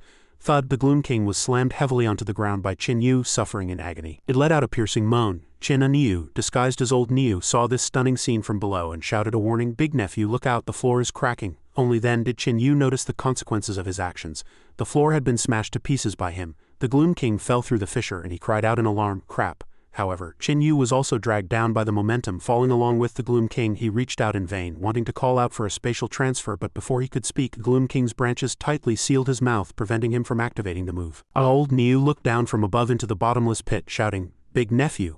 But after his shout, the space was left in dead silence with no response. Old Niu wore a look of concern, thinking to himself, "Brother, the true tomb is actually hidden even deeper." A massive tree root lay across the center of the floor, surrounded by several figures radiating an intense killing intent. The Quasi-King questioned the man opposite him. "Shui Hu, what are you doing?" Shui Hu, the master of the Assassin Hall from Black Iron City and a level 7 warrior, replied arrogantly. "What else could I be doing? Snatching things, of course." Not far away, a person wearing a red cloak was secretly shoving a medicine tube into his mouth. That was the scavenger Mo Lun, nicknamed Smallhead No Shadow Blade. A level 6 warrior, he cursed inwardly, "Damn it, I came here hoping to get some perks. I didn't expect to run into an internal feud in the Assassin Hall." The Quasi-King interjected, his tone full of threat. "Shui Hu, this is a mission entrusted to me by the Saint." Shui Hu was completely undaunted, answering calmly, "Yeah, he entrusted it to you, but it's the same if I'm the one who offers it up. Do you think the Saint cares who delivers it?" The Quasi-King calculated inwardly, "The Saint's mission must be completed. I have no choice but to find someone to team up with." Suddenly, Shui Hu interrupted the Quasi-King's thoughts. "Brother Mo Lun, this guy is a notorious miser, but I'm different. You kill him, and I'll give it to you at cost." Shui Hu announced his price loudly, a closing price of 20 million. Mo Lun immediately let out a cold laugh of understanding, slowly gripping his short blade. But before he could move, a dazzling flash of light suddenly streaked through the void, terrifying everyone present. Boom. The Gloom King and Qin Yu crashed through the wall, falling directly onto the scene. The Gloom King was engulfed in green flames, pinning down the ancient tree trunk on the ground. Mo Lun furrowed his brow, thinking, how is there another person? The Gloom King stumbled to its feet, turning back to glare at the Quasi-King. Suddenly it flailed its branches, eyes wide and mouth agape, seemingly struggling to squeeze out the words, "Help me." From that bottomless massive maw, Qin Yu unexpectedly crawled out. He death-gripped the monster's fangs and roared, "Gloom King, I'll have your life." The Gloom King struggled manically, magic flying in all directions, attacking everyone around indiscriminately. By now, Qin Yu had escaped from the monster's mouth, confronting everyone with a menacing aura. He looked on with a playful gaze, thinking, want to snatch the loot? The Quasi-King, Shui Hu, and Mo Lun cried out in shock. What kind of monster is this? Mo Lun's face was grim as he skillfully rotated the two sharp blades in his hands. He crossed his weapons before his chest and said proudly, "Mo Lun of the No Shadow Blade, please advise." But before his voice could fade, his eyes widened in surprise. Qin Yu didn't say a word, raising his gun and unleashing a chaotic barrage at him. "If we're fighting, let's fight. Why all the nonsense?" The gunshots rang out ear-splittingly, but Mo Lun's movement was bizarre. Nimbly dodging all the bullets, he swung his blades and roared, "Blade out without a shadow, energy flows without a form." A sharp blade aura slashed forward, sending a jolt through Qin Yu. He furrowed his brow and quickly retreated, raising his hands to shield his face so fast. No sooner had he spoken than Qin Yu leapt up and charged forward, his speed so great that his heels struck sparks against the ground. He and Mo Lun became entangled in combat, their movements too fast for the naked eye to follow. Qin Yu swung his claws to strike, but Mo Lun avoided it easily, mocking, "Too slow." But in the next instant Qin Yu was suddenly right in Mo Lun's face. He revealed his sharp claws, a slight smirk playing at the corner of his mouth. "You fell for it," Mo Lun cried out in terror. "What?" Instantly, Qin Yu's magic enveloped him, sealing him tightly inside an energy sphere. Qin Yu slammed the sphere containing Mo Lun heavily into the ground, growling, "Die?" Only then did the Quasi-King let out a cry of alarm. Shui Hu turned back to witness Mo Lun's life and death predicament and roared, "Brother Mo Lun, I'll save you." A bolt of magic immediately shot straight at Qin Yu. He dodged it unexpectedly, his brow furrowing irritably. Will this never end? At this point Shui Hu was putting everything he had into it, continuously launching dense bursts of mana impact at Qin Yu. Qin Yu leaned to the side to dodge Shui Hu's attack and then returned the favor with a heavy kick. Shui Hu wailed in pain, but Qin Yu didn't stop, continuing to headbutt his opponent as he growled, "Is that enough?" Magic shrouded his body as Qin Yu delivered another savage headbutt to Shui Hu. Just then Mo Lun suddenly broke free from Qin Yu's magic sphere. The smoke from the bottle's aftermath obscured Qin Yu's vision. After escaping, Mo Lun calculated cautiously, "This destructive power is terrifying. Where did this siege beast crawl out from?" But in the next second he was horrified to find that the other party had stopped moving, thinking to himself, "Why isn't he moving? Did he kill himself in the collision?" There was no movement from the Assassin Guild people either. Could it be they both went down together? He observed the surroundings, thinking, if that's really the case, then this undying pearl. He continued to approach the ancient tree lying on the ground. Suddenly an unidentified object zipped past Mo Lun's face, frightening him into a sudden halt to listen. He looked around and shouted, "Quasi-King." The Quasi-King responded, "It seems in the end it's still a duel between us." Mo Lun let out a cold laugh upon hearing this. "That remains to be seen." Just then Qin Yu woke up from the ruins, coughing a few times as he mocked, "As expected of top-tier experts, such sharp eyes to have actually seen through my act of faking death." After speaking, Qin Yu didn't forget to wake the person beside him. "Hey old man, stop the act and get up." Hearing Qin Yu's words, Shui Hu had no choice but to jump up as well. Seeing this, the Quasi-King spoke, "Judging by your appearance, you must be the legendary genius student who killed the level 7 demon Great Bear, Qin Yu. You are indeed an impressive youngster." Hearing this, Qin Yu boasted with a smug face, "Don't think I'll fall for that. That's right, I'm the Great Bear Qin Yu, and I'm here this time to eliminate you bunch of wicked grave robbers." The two cried out simultaneously. "Eh?" Qin Yu continued self-importantly. "Besides, can what a bear does be called grave robbing? I'm doing forced archaeology." At this point the Quasi-King turned to Mo Lun and said, "This kid is not easy to deal with and all three of us are injured. Why don't we team up to finish him off first?" Shui Hu also chimed in, "You're still as insidious as an old fox, I agree." Mo Lun also responded, "If there's money involved, I have no objections either." Qin Yu calculated grimly. The exchange just now allowed him to sense that the guy opposite was at least level 6 with this group gathered here. Who could say there were no perks? Suddenly, a burst of white mist blew past. Qin Yu stepped forward a few paces, sensing intense yin energy that made his energy levels surge. He instantly asked himself, "A treasure, definitely a huge treasure. Where is it coming from?" Sensing the source, Qin Yu furrowed his brow. Just then a strange symbol appeared on the tree trunk, leaving him confused. Could he be the true Gloom King? By now the Gloom King had lost half its life. Qin Yu struck up a conversation with a grin. "Whoops, sorry brother. Who told you to only know how to cry for help just now?" The three of them looked at each other, sparks flying where their gazes met, as if bursts of invisible thunder were erupting. Seeing this, Qin Yu happily hid to the side. Suddenly his eyes widened as he seemed to perceive danger. It turned out that at some unknown point 3 silver needles had been pinned into Qin Yu's shoulder. He gritted his teeth against the pain, violently pulling the 3 silver needles out and throwing them on the ground. Seeing this, Mo Lun spoke up, "It seems you don't wish for an amicable parting. Do you intend to snatch the item from me?" Qin Yu let out a cold laugh and asked back, "Apart from enough money to burn a handful of ash for you all, I've got nothing else in my pockets." No need to be so cautious, right? By now, Qin Yu had been surrounded on all 4 sides by the 3 of them. Suddenly a coin fell from the sky, making a crisp sound against the ground. That was the signal to start. The 4 fell into a chaotic brawl. Shui Hu transformed back into a silhouette, unleashing a ferocious tiger fist as he pounced. The Quasi-King was not to be outdone. Demonstrating his Quasi-Wu secret technique, the 2 of them squeezed Qin Yu into a dead end from front and back. In an instant the 2 launched their attacks simultaneously, and in a flash Qin Yu's back was covered in wounds large and small. Seeing this, the Quasi-King cheered excitedly. Just like that, but Qin Yu was charging forward with everything he had, seemingly trying to break through the encirclement. Sensing something abnormal, the Quasi-King shouted a warning, "Something's wrong. He's abandoned his defense, old Shui. His target is you." No sooner had the Quasi-King's voice fallen than Qin Yu's fist had already boomed in front of Shui Hu. He had thought this punch would wound Shui Hu, but unfortunately, a powerful counterforce sent Qin Yu flying. Qin Yu asked himself, this power? He didn't shrink back but continued to press on, calculating secretly. This power is exactly the same as the assassin who ambushed me that day. Could they be together? At this point, Shui Hu stared at Qin Yu smugly, eyes flickering as he said arrogantly and loudly, "Even though I only used 1% of my strength, you actually only retreated 2 steps. It seems you do have some ability." With that, Shui Hu charged at Qin Yu like a tank. Having closed in, he immediately launched a violent attack, roaring savagely, "Kid, keep it coming." Faced with the storm-like offensive, Qin Yu could only defend for the time being, he thought to himself. Up until now I've always been the one bullying others. Action followed thought, and Qin Yu immediately launched his counterattack. He transformed his arm into a massive iron hammer, clashing head-on with Shui Hu's heavy punch. Boom, the two collided, erupting in a powerful shockwave. Only then did Qin Yu roar back at Shui Hu, "I'm the one hitting you." However, Qin Yu's arm was trembling slightly.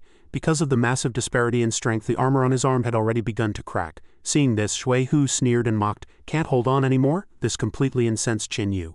He let out a roar, exerting a sudden burst of power that even shattered the remaining armor on his arm. Revealing a glowing red arm with knotted muscles and bursting with violent power, Qin Yu roared, "Come on!" Shui Hu was struck with shock at the sight, and the two crashed together head-on once again, but this time the tide of battle shifted. The two sides were evenly matched and the scales of victory seemed to be gradually tipping toward Qin Yu. Shui Hu began to feel his strength failing, thinking in astonishment, "Does this kid not feel pain?" Qin Yu continued his frenzied assault. Shui Hu inadvertently noticed his bare arm and discovered in terror, "What, flesh regeneration?" At this moment Qin Yu revealed a sinister smile. He asked meaningfully, "Shui Hu, you know how to play tricks, but did you think I wouldn't know how to be a freak?" No sooner had he spoken than 4 more arms sprouted from Qin Yu's back. This bizarre sight left Shui Hu frozen in shock. Seizing the opportunity, one of Qin Yu's hands death-gripped Shui Hu's arm while the other 2 hands immediately locked onto his shoulder and neck, driving Shui Hu into a dead end. Qin Yu roared, using all his strength to violently hurl Shui Hu into the air. However, at that moment, the Quasi-King launched a sneak attack from behind, death-gripping Qin Yu's neck. Sharp claws pierced deep into the flesh and blood sprayed everywhere. The Quasi-King withdrew his hand and looked at Qin Yu with the cold gaze of one looking at a corpse, mocking, "It should have been like this long ago, brat. You brought this on yourself." Qin Yu fell despondently to the ground, blood welling in his throat. He wobbled as he tried to struggle to his feet but finally collapsed heavily onto the Gloom King's corpse. His lips moved slightly, but no sound came out, and he finally went completely still. Shui Hu landed steadily and seeing this laughed and said to Mo Lun, "This is what happens when you oppose us, Faceless." He turned to the Quasi-King and said, "Old man, now it's just us. Have Mo Lun kill him, and that 20 million is yours." Hearing this, Mo Lun let out a cold laugh and silently drew his longsword. Suddenly, the Quasi-King's face shifted abruptly. He pointed tremulously behind Shui Hu and shouted haltingly, Shui Hu, behind you?" Shui Hu thought the Quasi-King was trying to trick him and sneered with disdain, "Old Zun, you're still playing these kinds of tricks with me." The Quasi-King jumped up in terror, roaring, "Idiot, that kid isn't dead, he's digging out the undying pearl." Shui Hu was still half skeptical. "Alive, even with his neck pierced through? Do you take me for a 3-year-old? Just then, a low voice rang out, sending a chill down Shui Hu's spine. "So this thing is called the Undying Pearl." By now, Qin Yu had already obtained the Undying Pearl. Adding wings to a tiger, he looked at the pearl in his hand with satisfaction, thinking it was indeed a treasure. Just being near it provided him with energy. The system panel immediately popped up a notification. Sensing yin energy points increased. Qin Yu turned and continued digging, muttering to himself, "The little monster tree I killed earlier probably has one of these too." Qin Yu's nonchalant attitude made Shui Hu scream in terror. "How is this possible? That flesh regeneration speed is absolutely ridiculous." The Quasi-King was now furious to the extreme. He brandished his weapon and roared, "This kid took my strike on purpose just for a chance to get near the Undying Pearl. Kill him and take the pearl back." Hearing this, Shui Hu no longer hesitated and charged forward. The 3 great experts simultaneously erupted with terrifying killing intent, vowing to kill Qin Yu and reclaim the treasure. Unfortunately, they were still a step too late. Qin Yu cheered excitedly. "All right, got it." He turned around, a frenzied battle intent igniting in his eyes. "Then I'll play around with you lot." No sooner had the words left his mouth than pitch-black gun barrels sprouted one after another from Qin Yu's back. His body underwent a bizarre transformation, becoming covered in muzzles of all sizes. Qin Yu laughed with a grotesque grin. "Play with your lives, taste my firepower." Boom boom boom. Qin Yu began to open fire manically. Not to be outdone, the Quasi-King threw out countless poisoned silver needles, roaring, "Die!" The two forces collided violently, triggering a massive explosion. Smoke filled the air. Taking advantage of Qin Yu's slight distraction, Mo Lun flew in for a sneak attack from behind, not forgetting to criticize, "Kid, you were careless." But Qin Yu was faster. He activated his spatial displacement, vanishing instantly and appearing right beside the Quasi-King, mocking him with a contemptuous tone. "Where are you aiming?" Qin Yu barked arrogantly. "Look here," and then unleashed a frenzied barrage with his guns directly at the Quasi-King. Fortunately, Shui Hu rushed out in time, using his body to shield against the attack. The Quasi-King cursed in a rage. "How does this little brat know every kind of move?" he whispered to Shui Hu. "Wear him down. I don't believe he can hold out forever. As soon as he falls into a state of exhaustion, that will be our chance to counterattack." Qin Yu turned a deaf ear to their schemes, continuing to vent his fury manically and turning the entire tomb into a sea of fire. The camera shifts to the exterior, where the ground is shaking violently. A terrifying earthquake made the cellar rock back and forth, signifying the world-shaking battle taking place below. At this time, Miao Xiaoming and Old Niu outside the cave also felt the ground's intense tremors. Old Niu shouted happily, "It's Qin Yu, this commotion must be Qin Yu's doing, he's still alive." Old Niu death gripped the gold, silver and jewelry in his arms, thinking to himself that he knew this kid wouldn't go down so easily. Wonderful, this trip into the tomb was a total jackpot. The two of us are going to hit the big time, Miao Xiaoming warned with a serious expression. Careful, Old Niu looked at her in confusion, and Miao Xiaoming explained, the night dogs are about to make their move on me. Old Niu followed her gaze and saw a group of fully armed men approaching with murderous intent. Old Niu asked in surprise, "Aren't those three stupid birds your teammates?" Miao Xiaoming stretched and asked back with a cold laugh. "Where do we scavengers get real teammates?" Old Niu was completely bewildered. "You mean?" Miao Xiaoming furrowed her brow. "The alliance was only temporary." Old Niu nodded frantically in understanding. "Got it." Suddenly, the group charged at them with obvious intent. Old Niu backed away in fear. "Wait a minute, you guys, HMPH, Miao Xiaoming calmly ordered, closing her eyes. With that, she nimbly pulled the pin on a grenade and hurled it into the air. Boom, the grenade exploded, the dazzling flash blinding the soldiers. Seizing the opportunity, Miao Xiaoming death gripped Old Niu's hand and dragged him along with everything she had. She shouted as she ran, "Let's bolt while we can." Following behind, Old Niu asked half skeptically, "Is the exit that way?" Miao Xiaoming answered without looking back. No, Old Niu was completely lost. "Then why are you running that way?" Miao Xiaoming replied with a furrowed brow. "To find your brother." Old Niu awkwardly corrected. Actually he's my big nephew." Miao Xiaoming panted as she ran. "Nephew or not, the two of us can't beat that crowd alone. Now we just have to gamble and see if they catch us first or if we find your brother first." The scene cuts back to Qin Yu, who was still pouring firepower at the three men. After a while, sensing that Qin Yu's firepower had weakened, the Quasi-King immediately ordered, "Brother Shui, Mo Lun, lend me your strength." The two nodded in agreement. Shui Hu acted first, charging to the front and using his powerful body to block Qin Yu's firepower. Buying an opportunity for his companions, Shui Hu's life-risking move caught Qin Yu off guard. In that moment of distraction, Mo Lun swung his sword and moved in. He unleashed two sharp sound waves, closing in on Qin Yu.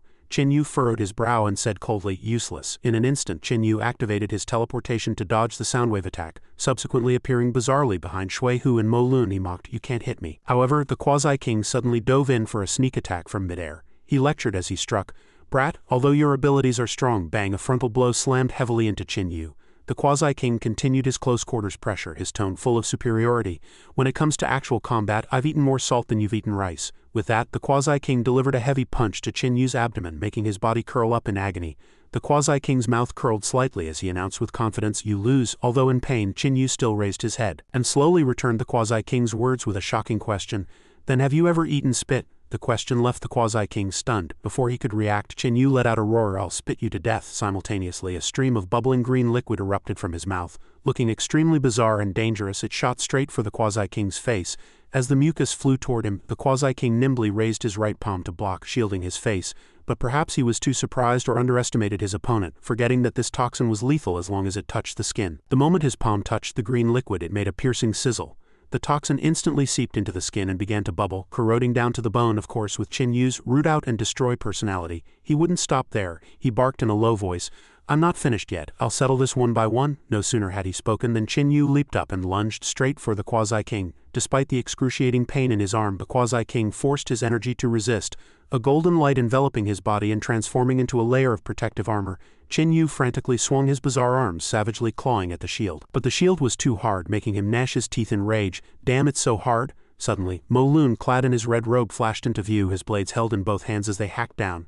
Slash! The Quasi-King let out a scream as his right hand, corroded by the toxin, was severed at the shoulder and fell to the ground, blood spraying. It turned out Mo Lun wasn't attacking Qin Yu, but had taken the sever the wrist to save the body approach to prevent the toxin from spreading and save the Quasi-King. The Quasi-King clutched his wound, thanking him repeatedly as he hurried to retreat. Before leaving, he didn't forget to warn his ally, "Be careful, his spit is hard to handle. If it touches you, you're dead." But Mo Lun seemed completely fearless, letting out a cold laugh in an extremely arrogant tone. "It's fine, it's just a little spit, it can't break through my blade net." Hearing the enemy's confidence in his own abilities, Qin Yu muttered, "So much confidence, then I'll use you for practice." With that, Qin Yu opened his mouth wide, his salivary glands working at full power to secrete the toxin. Suddenly, he made a move that left everyone horrified. Qin Yu bit directly into his own arm. Seeing this, the three of them hurried to retreat and defend, thinking, what kind of move is this now? Qin Yu's bitten arm began to swell with blood, veins popping as a bizarre mutation occurred. With thick green liquid flowing from the wound, he taunted, The blades are fast, right? Then show me you can block this. No sooner had the words left his mouth than the toxin shot out from Qin Yu's mutated arm like a water tornado. Mo Lun remained arrogant, his twin blades spinning so fast they were airtight, forming a wind wall to block the splashing mucus. He thought this level of attack was beneath mention, yet he didn't expect that. Water flows downward. The acid he brushed aside accidentally flew straight toward Shui Hu, who was lying nearby. Shui Hu was hit and let out a piercing scream of agony, his skin emitting green smoke as it was corroded. He rolled desperately on the ground, wailing incessantly. It hurts, it's killing me. Mo Lun and the Quasi-King looked at each other in utter shock. This power was too terrifying. Qin Yu approached slowly, his cold voice sending a shiver through their hearts. You still have the mind to worry about him? He launched attack after attack, manically spraying acid and catching Mo Lun off guard, forcing him to swing his blades frantically in defense. Mo Lun gritted his teeth, feeling the blades in his hands grow lighter and lighter. Looking down, he discovered in horror that the toxin had already corroded the metal blades until they were pitted and uneven. The feel was wrong. This attack didn't just target flesh, it could even corrode metal. Qin Yu revealed a look of pure delight as he attacked. Combining corrosive saliva with a flesh gun provided lethality, range, and coverage, the essential skills for a master marksman. Facing the dense frontal bombardment, Mo Lun finally couldn't hold out any longer and turned to flee for his life. With his dodge, the acid behind him lost its obstacle and slammed directly into the face of Shui Hu, who had just climbed back up. My eyes, my eyes. Shui Hu clutched his smoking face and let out a scream of despair. His eyes had unfortunately become the victims of Qin Yu's toxin. Qin Yu then shifted his firepower, suppressing Mo Lun with everything he had as he barked. These little tricks are enough to settle you lot. Suddenly a roar rang out, making Qin Yu's heart tighten. Give me the undying pearl. Shui Hu, who he thought was finished after losing his sight, had actually jumped up like a crazed beast. He violently tackled Qin Yu against the back wall. The force so great the wall crumbled and rocks flew. He swung his fist manically at Qin Yu's face, hissing in despair. Give me the undying pearl, it can heal my wounds, give it to me. Bang bang bang. Shui Hu's heavy punches left Qin Yu's face red and swollen. In his panic he threw out a condition while still delivering a beating. Give it to me and I'll spare your life. Qin Yu gritted his teeth and endured the assault, thinking to himself, crap, things aren't going as planned. He had pushed too hard, and instead of breaking, the opponent had exploded with even greater strength in his desperation. The current Shui Hu was every bit as powerful as he had been at his peak. Using his momentum, he continued to smash down like a pile driver, muttering like a madman, hand it over, hand it over. Qin Yu's brow furrowed, his gaze turning ice cold. In the end, he had no choice but to use that move. The power within Qin Yu's body boiled instantly as if it were about to burst. His heartbeat grew stronger and stronger, a heavy thump-thump like the beat of war drums on a battlefield.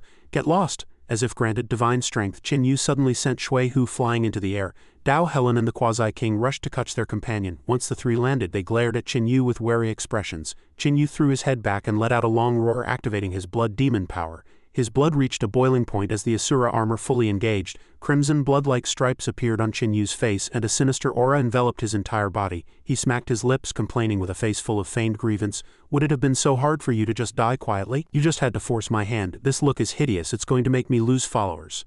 As soon as the words left his mouth, Qin Yu opened his mouth wide to reveal razor-sharp fangs, then activated a teleportation to vanish from sight. Shui Hu and his group thought he was heavily injured and no longer a threat, but before they could even react, Qin Yu had already appeared behind Shui Hu.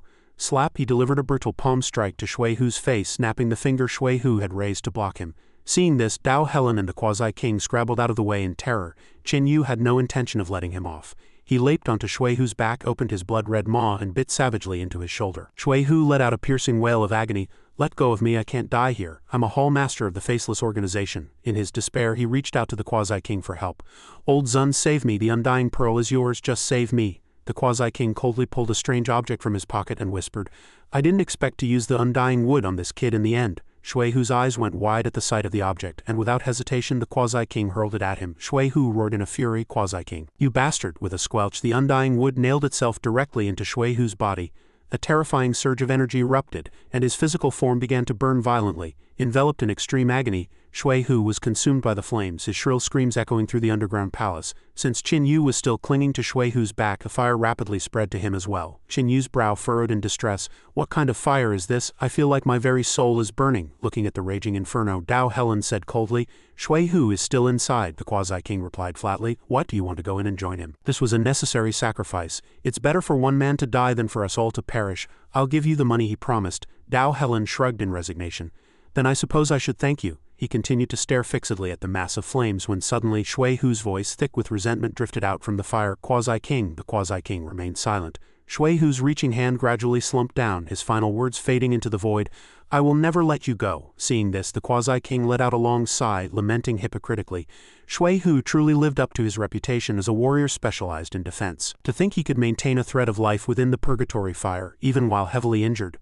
The flames gradually died down, leaving Shui Hu as nothing more than a charred, withered skeleton. What follows is the climax of Qin Yu facing the aftermath of the purgatory fire and his bittersweet reunion with old Niu. Qin Yu stepped out of the inferno one pace at a time, those eerie flames still enveloping his body like the armor of a death god. He calmly observed the fire dancing upon his flesh, secretly evaluating what exactly is this fire. It doesn't just attack the body, it targets the mind as well. If I hadn't absorbed that demon soul earlier, I'd probably be in the same state as that Shui Hu by now. Qin Yu furrowed his brow, feeling the searing pain radiating from the depths of his soul.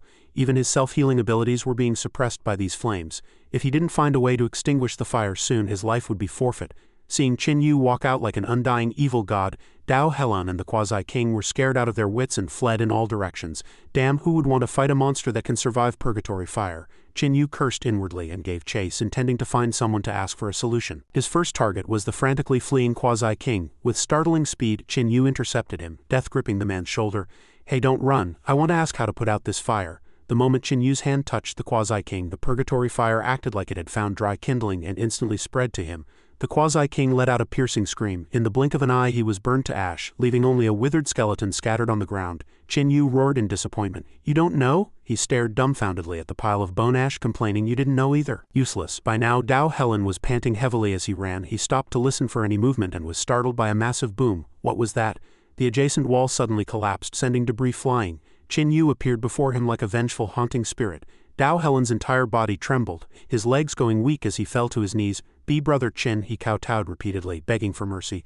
I have no intention of fighting for the undying pearl. We have no grudge between us. There's no need for a life and death struggle. Qin Yu ignored his pleas. He pressed the question, how do I put out this fire? Dao Helan kept his head down. Detecting the weakness in Qin Yu's voice, a flash of cunning crossed his eyes. The monster's voice sounds weak. Now's my chance. He looked up and replied, I don't know. Then he quickly stood up, feigning helpfulness.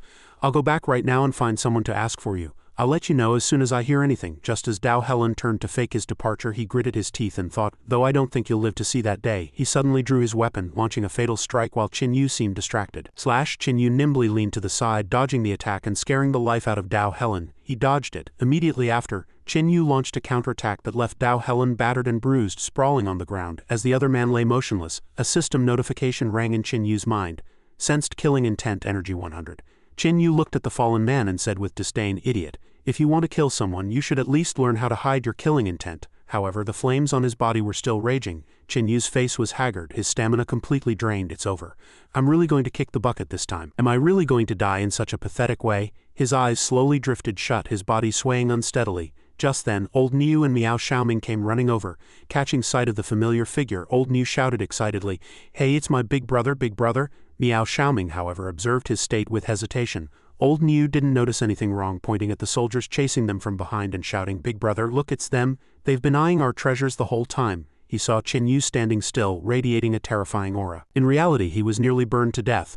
Old Niu assumed he was channeling his power to intimidate the opponents, thinking to himself that the current Niu didn't look stupid at all. In fact, he looked like someone not to be messed with. Old Niu turned to the group of soldiers, puffed out his chest and roared, Brothers, the road of the martial world is long and there's enough for everyone. Isn't a 50-50 split fair, big brother? Don't hold back on my account, flatten them, show them how powerful you are. Old Niu stomped his feet with surging momentum, waiting for Qin Yu to show off his skills, completely unaware that his big brother had already passed out. Seeing that Qin Yu remained motionless, old Niu prepared to reach out and touch him, his face full of concern. Miao Xiaoming barked a warning to stop him, Don't touch him. But before the words had even faded, the charred crust on Qin Yu's body suddenly cracked, falling away like dust. This scene left both old Niu and Miao Xiaoming stunned. Lao San's group burst into laughter at the sight, their arrogant taunts echoing through the space. Ha ha ha, this is your good brother, he can't even save himself, let alone protect you. Old Niu seemed to completely break down, collapsing to his knees with a thud. He wailed incoherently, B brother, don't scare me like this, we agreed to get rich together. You could even defeat the Faceless organization. How can you die here so pathetically?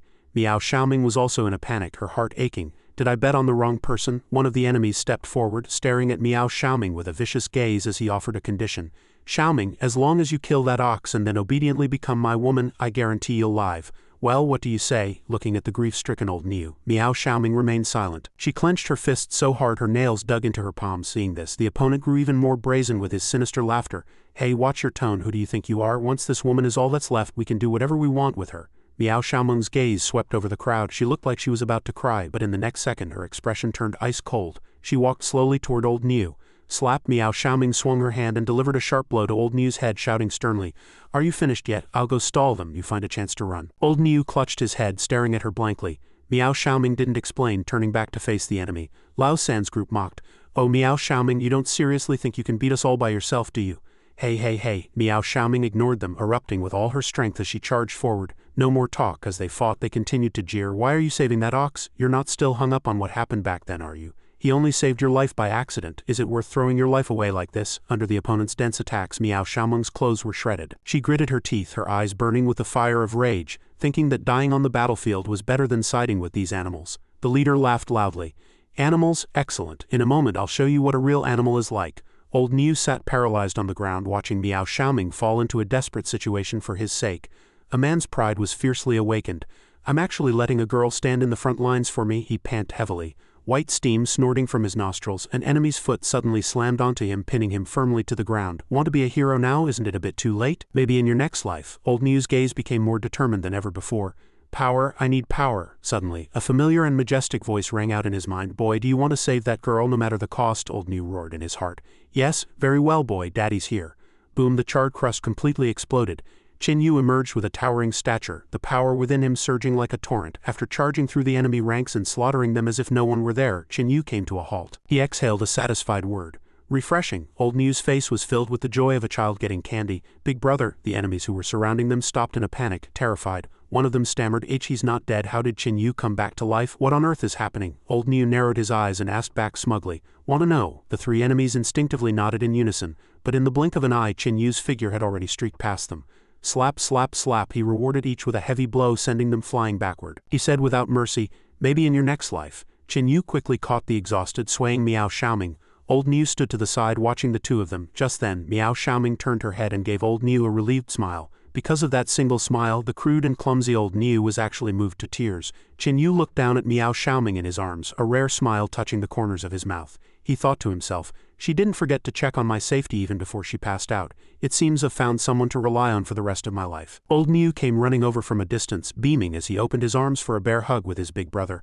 "This is great, so you're okay. How did you turn to ash 1 second and then crawl out of me the next?" Qin Yu wasn't polite at all, tossing Miao Xiaoming to Old Niu to catch and answering briefly, "Just a little trick." Qin Yu glanced at Old Niu and explained secretly in his heart, "Before I lost consciousness, I fortunately saw Old Niu and timely utilized the flesh parasitism ability to reconstruct my body through his flesh.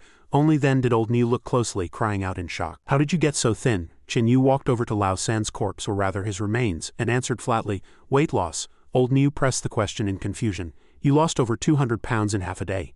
Qin Yu held a small colorful pearl in his hand and answered briefly, "Undying pearl. In other words, if you gave me another half day I could reduce my weight to 10 pounds including the person in the box." With that, Qin Yu tossed the pearl to Old Niu to keep and asked instead, "Why were you fighting them? That doesn't seem like your style." Old Niu only gave an embarrassed laugh, then lifted his shirt to reveal a glowing object, boasting proudly, "A 1,000-year longevity pill. I found it among the burial goods while you were fighting that weird tree. They had their eyes on this too." Qin Yu shook his head with some resignation.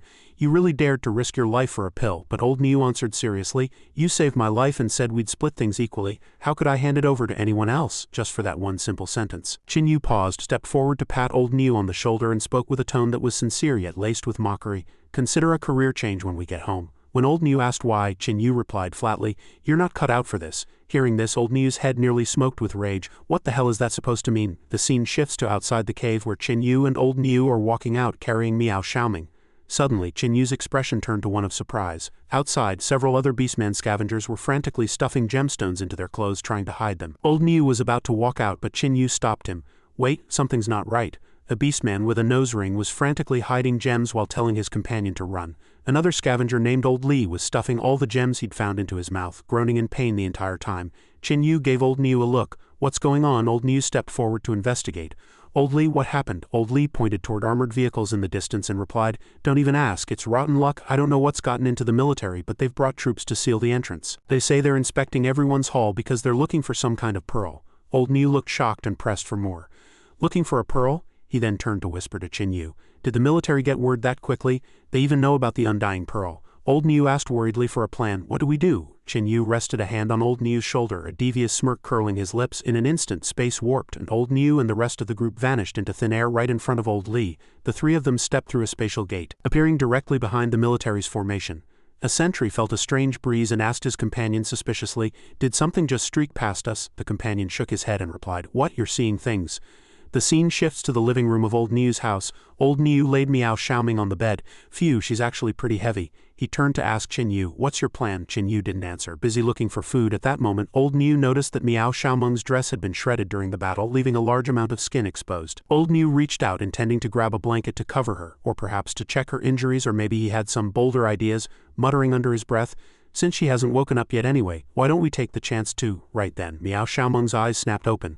Seeing Old Niu's hand and his suspicious movements so close to her, she panicked. Driven by a female warrior's defensive instinct, she immediately delivered a savage uppercut to Old Niu's groin. Bang, she screamed in fury. "I misjudged you." Old Niu's pain was agonizing. He death-gripped his vitals, his face turning pale as he struggled to speak.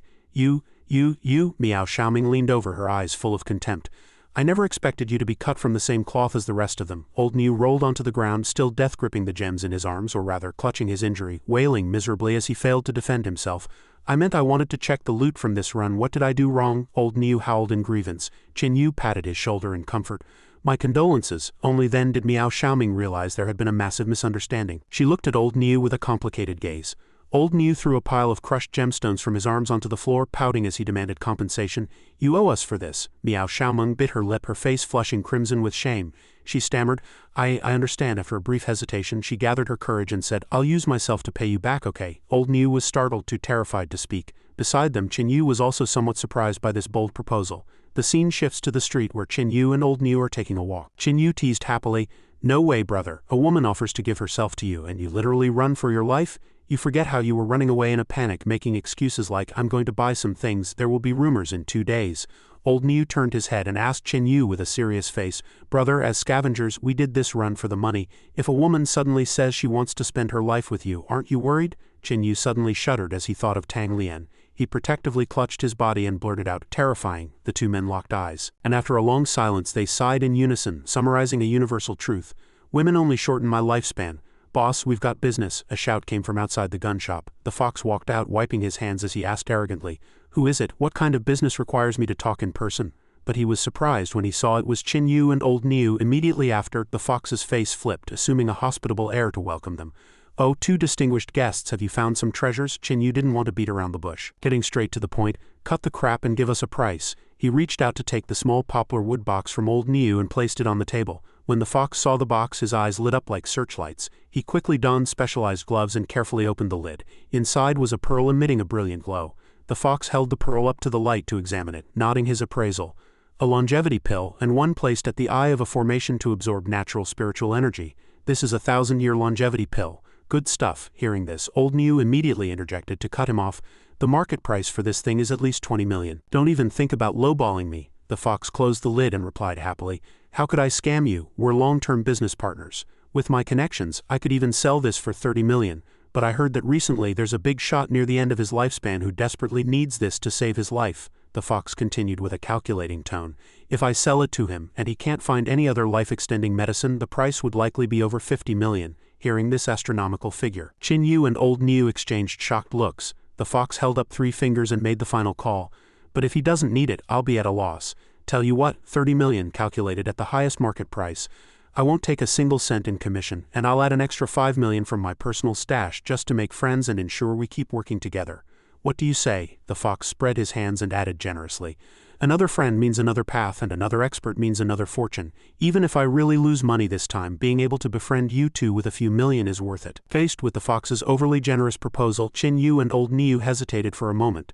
Just then, a pair of feet walked over to the money chest. An employee's voice rang out, "Mr. Qin, the money is in the chest. Let's complete the transaction." Inside the gun shop, the fox shook Qin Yu's hand warmly, full of praise. "It's rare to see a client as capable and straightforward as you. Remember to come back to me next time."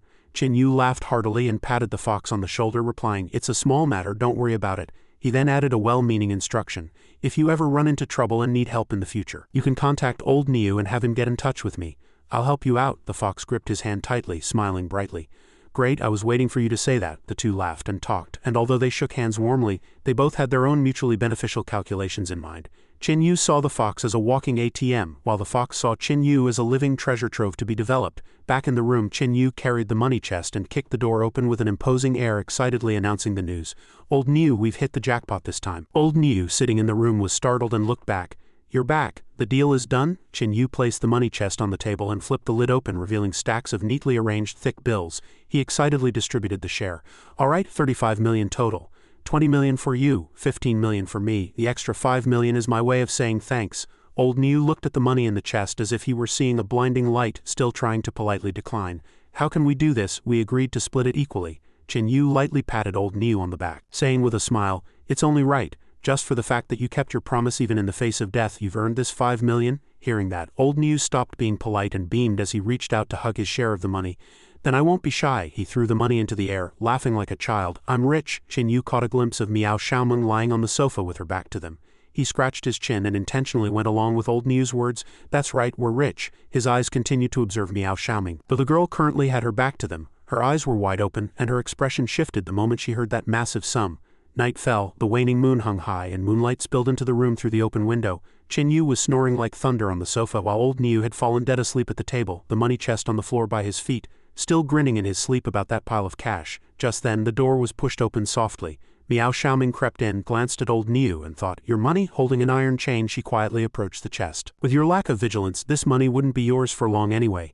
Miao Xiaomeng raised the chain, her face as cold as frost as the metal made a faint clinking sound. Chin Yu and Old Niu were still sleeping like logs. Miao Xiaomeng skillfully used her binding techniques to lock Chin Yu, Old Niu, and the money chest firmly together. After finishing the job and walking to the door, she looked back at the two of them and smiled triumphantly. So you must keep a very close eye on it. There, that's better. Miao Xiaomeng closed the door and left. She had no idea that the moment the door closed, Chin Yu and Old Niu sat up at the same time. Chin Yu said with a laugh, Old Niu, looks like you guessed wrong this time. Old Niu looked at the chain on his body and retorted, that doesn't make sense. Given the way we scavengers operate, how could she possibly leave this money alone? Chin Yu tilted his head, speculating, who knows, maybe she thinks there's something here more valuable than money. Hearing this, Old Niu froze and turned to ask, tell me then, what could be more valuable than money? Chin Yu lay comfortably back in his chair and closed his eyes. Use your imagination. In the quiet room, only Old Niu's helpless voice echoed, hey, finish what you were saying. What am I supposed to do about this chain? In the room next door, Miao Xiaomeng lay comfortably on the bed, smiling as she cursed under her breath. Idiots! Early the next morning, Old Niu and Miao Xiaomeng went out to see Chin Yu off. Old Niu instructed, I already transferred that portion of the money to your account this morning. Remember to check it. Chin Yu looked at his phone and smiled with satisfaction. Got it. I'm off then. See you if fate allows. He waved goodbye to Old Niu and Miao Xiaomeng and turned to leave. Meanwhile on the highway, 5 imposing armored vehicles were roaring in pursuit of a small 4-seater sedan. The sedan was speeding like a bullet, weaving left and right in an attempt to shake off its persistent pursuers. At the open hatch of one of the armored vehicles, a man leaned out. On the lead vehicle, a masked beastman suddenly stood up, a grenade launcher propped on his shoulder, its dark muzzle aimed straight at the fleeing car. Bang! The shell tore through the air, leaving a long trail of smoke. The sedan was hit and flipped into the air, its wheels spinning frantically before it landed upside down with a thunderous crash. Immediately after, the 5 armored vehicles roared to surround the wrecked car in a circle like an iron barrel. The men on the roofs aimed downward, ready to fire at any moment. Clang, a foot kicked open the mangled car door. From the doors on 3 sides, 4 young men and women crawled out, coughing incessantly from the smoke and dust. The youth driving was pinned, shouting in pain, Shao Qi, my foot is stuck, you guys go first. Shao Qi hurriedly turned around, desperately pulling at the driver's seatbelt. Wait, I'll pull you out. At the same time, Kang Qi roared at the group of people. This is a grudge between us. If you want someone, come for me. Don't hurt innocent civilians. No sooner had he spoken than he looked up at the sky, breaking into a cold sweat. Another shell was coming straight for them. Kang Qi hurriedly raised his hands to perform a martial art, executing a spatial transfer. The shell was sucked into a spatial rift and sent back in the opposite direction, straight toward one of the armored vehicles. Boom! The vehicle exploded, but the enemy gave them no chance to breathe. From 4 directions, 4 more shells were fired at the small car simultaneously. The youth driving was still pinned and unable to move. Watching the incoming warheads, he closed his eyes in despair, thinking, too late. Boom, boom, boom, boom, the small sedan disintegrated instantly, the flames completely engulfing the unfortunate driver. The shockwave of the explosion sent the remaining 4 people flying, crashing heavily onto the ground. Kang Qi pounded the ground in rage, cursing. Shao Qi erupted into hysterical crying, bastards, come at us if you have a problem. He was just an ordinary person. Why did you have to kill him? A pair of feet stepped down from an armored vehicle as a masked blonde beastman stepped forward, his tone full of contempt. Students of a top academy, what did you think we were doing, playing house? We are risking our lives. It's a kill or be killed struggle. Beside him, a subordinate followed up with cold mockery. Are you investigating our faceless assassin organization? How is it? Are you happy now that we've come to you? The purple-haired girl quickly supported Kang Chi's hand. Captain. Kang Chi gritted his teeth, his heart full of self-reproach. This was terrifying. Simply because of a bet with Qin Yu on who could kill the enemy first, a mysterious expert had beaten them to the punch. So he had planned to capture other members of the faceless assassins as substitutes, but he hadn't expected to be hunted in reverse, dragging the whole team down. The blonde beastman took off his mask, revealing Iron Wolf's mocking face. He said, I've long heard that Longteng Academy is good at cultivating talent. Let's play a game. If you can defeat me, we'll let you go. Kang Chi shot a look back at Shao Chi. At this point, Shao Chi's eyes had turned blood red with rage. His tail was exposed and long sharp claws had grown from his hands. He revealed bestial fangs and charged forward like an arrow from a string. His only goal was that group of faceless assassins. Shao Chi's legs slammed against the ground for leverage, letting out a sky-shaking roar for the driver's sake. I'll have my revenge. He leaped high, crashing straight toward the top of Iron Wolf's head. Die! Iron Wolf didn't budge an inch, only narrowing his eyes slightly as he assessed the attack. In martial combat, if you don't possess an absolute advantage in strength, how do you dare jump into the air to attack? This directly exposed his base. His lower abdomen was full of openings. Is this guy worried he's not dying fast enough? He looked up coldly at Shao Chi's foot, which was about to kick the top of his head. Iron Wolf exerted power, energy erupting, martial shadow, howling sky wolf. Iron Wolf's clenched fist was wrapped in a savage wolf head-shaped aura. Preparing to deliver a fatal blow to the impatient Shao Chi, Iron Wolf dropped to one knee and slammed a heavy punch into the ground, causing the earth to fracture everywhere, and rocks to fly. He looked up but found no trace of Shao Chi. He murmured in confusion, spatial ability. He instinctively turned his head to the left and found that Shao Chi had already appeared on his flank. The youth swung his sharp claws to shred his opponent, but Iron Wolf reacted extremely fast, leaping to the side to dodge. He used one hand on the ground as a pivot, spinning his body parallel to the ground before unleashing a fierce roundhouse kick. Whoosh! The kick grazed past, forcing Shao Chi to retreat repeatedly. Iron Wolf laughed triumphantly, praising, good job, kid. I underestimated you. On the other side, Kang Chi was focusing intensely on maintaining the spatial formation. He turned back to the two stunned teammates behind him and shouted for them to join in. The two immediately snapped to their senses and responded in unison.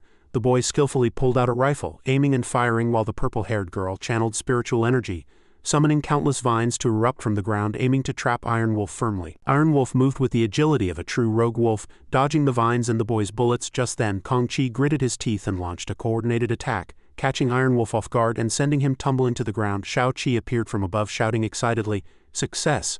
Iron Wolf fell to the ground, hurriedly raising his hands to shield his face, but at the same time he secretly fired a hidden weapon. The projectile cut through the air, heading straight for Kang Chi, who was controlling the formation. Shao Chi screamed in terror. Captain! Kang Chi hurriedly pressed his palms together, creating a blue spatial shield in front of him. He roared, "Spatial transfer!" The hidden weapon passed through the blue space, instantly changing direction and bouncing back toward Iron Wolf. But strangely, that guy didn't care at all about the hidden weapon flying toward him. A treacherous smile even curled at the corners of his mouth. At this moment, Kang Chi realized Iron Wolf's true purpose and cursed inwardly, "Crap, it's a decoy." Bang! The hidden weapon struck Iron Wolf's back, but he ignored the pain. Taking advantage of Kang Chi being busy with the projectile and unable to support his teammates, he charged toward Shao Chi like lightning, grabbing him by the wrist. His other hand clenched into a fist. Kang Chi realized the opponent's plan, breaking out in a cold sweat. He did this on purpose so I wouldn't have time to transfer Shao Chi. Iron Wolf roared, "Die!" He then delivered a heavy punch to Shao Chi's stomach. Bang! Shao Chi was sent flying violently, spitting blood. He flew through the blue space Kang Chi had hurriedly created, then skidded a long distance across the ground. His face turned purple with agony as he curled up, clutching his stomach and groaning. Is it not over yet? Suddenly his eyes widened as he looked at the sky, his face full of despair. The remaining three felt Iron Wolf's overwhelming powerful aura and were instantly rendered speechless. Unable to utter a single word, Iron Wolf stood up, brushed the dust off his shoulders and laughed complacently. Spatial martial arts rely entirely on the element of surprise. But you've used the same move more than 20 times already. Do you really think I have no brain and can't figure out a way to break it? Facing his mockery, the three still maintained their defensive stances warily. Kang Chi secretly evaluated the situation. A level 5 dealing with one level 3 and 3 others. He could probably beat us with his eyes closed, but I have one last move left if I can pull it off. Thinking of this, Kang Chi provoked loudly. So much nonsense, get over here. Iron Wolf exerted sudden power, charging toward Kang Chi like an arrow. Excellent. Since you're seeking death, I'll grant it to you. He nimbly dodged the bullets and vines, not forgetting to mock, "What favored child of heaven, what light of the students, you're all just weaklings." Before Kang Chi, he leaped up, gathering all his strength to deliver a thunderous heavy punch aimed straight at his face. Kang Chi's cold sweat poured down as he gritted his teeth and exerted every ounce of effort, shouting, "Spatial transfer!" A spatial exit appeared in front of Kang Chi. Iron Wolf's fist passed through that space, but it didn't disappear. Kong Chi created a second spatial exit directly facing Iron Wolf's face. Iron Wolf's fist passed through 2 layers of space, made a 180-degree turn, and headed straight for its owner. Bang! This heavy punch landed squarely on the bridge of Iron Wolf's own nose, catching him completely off guard. He wailed in pain, sliding backward as he fell onto his back. Kong Chi shouted, "Now hurry, seize the moment." The purple-haired girl quickly scrambled up from the ground, manipulating her ability as countless vines shot from the earth toward the sky, interweaving into a solid cage that trapped Iron Wolf within. She ordered, "Lock!" The spiked vines slammed down, tightly entangling Iron Wolf's limbs and waist, making him wail in agony. The purple-haired girl urged, "Now hurry." The marksman boy responded, "Got it," and pulled the trigger. The bullet whistled through the air. Watching the bullet heading straight for his face, Iron Wolf suddenly sat up and let out a cold laugh.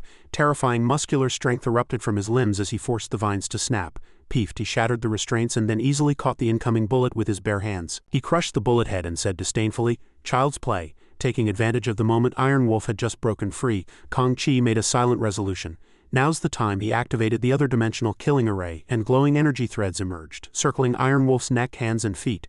Kong Chi let out a stifled groan and his palms slammed together. The strongest point of spatial abilities wasn't in their attack power, but if one utilized spatial ripping power, the cutting force generated by using time gaps during seclusion, one could unleash attack power that transcended levels. He shouted to open the array. Those glowing rings contracted instantly, overlapping at an incredible speed. Boom! A spatial explosion occurred, smoke and dust filling the air, and Iron Wolf's blonde hair could be seen scattered in the air. Kong Chi clenched his fist, cheering excitedly. Success, however, the good times didn't last long.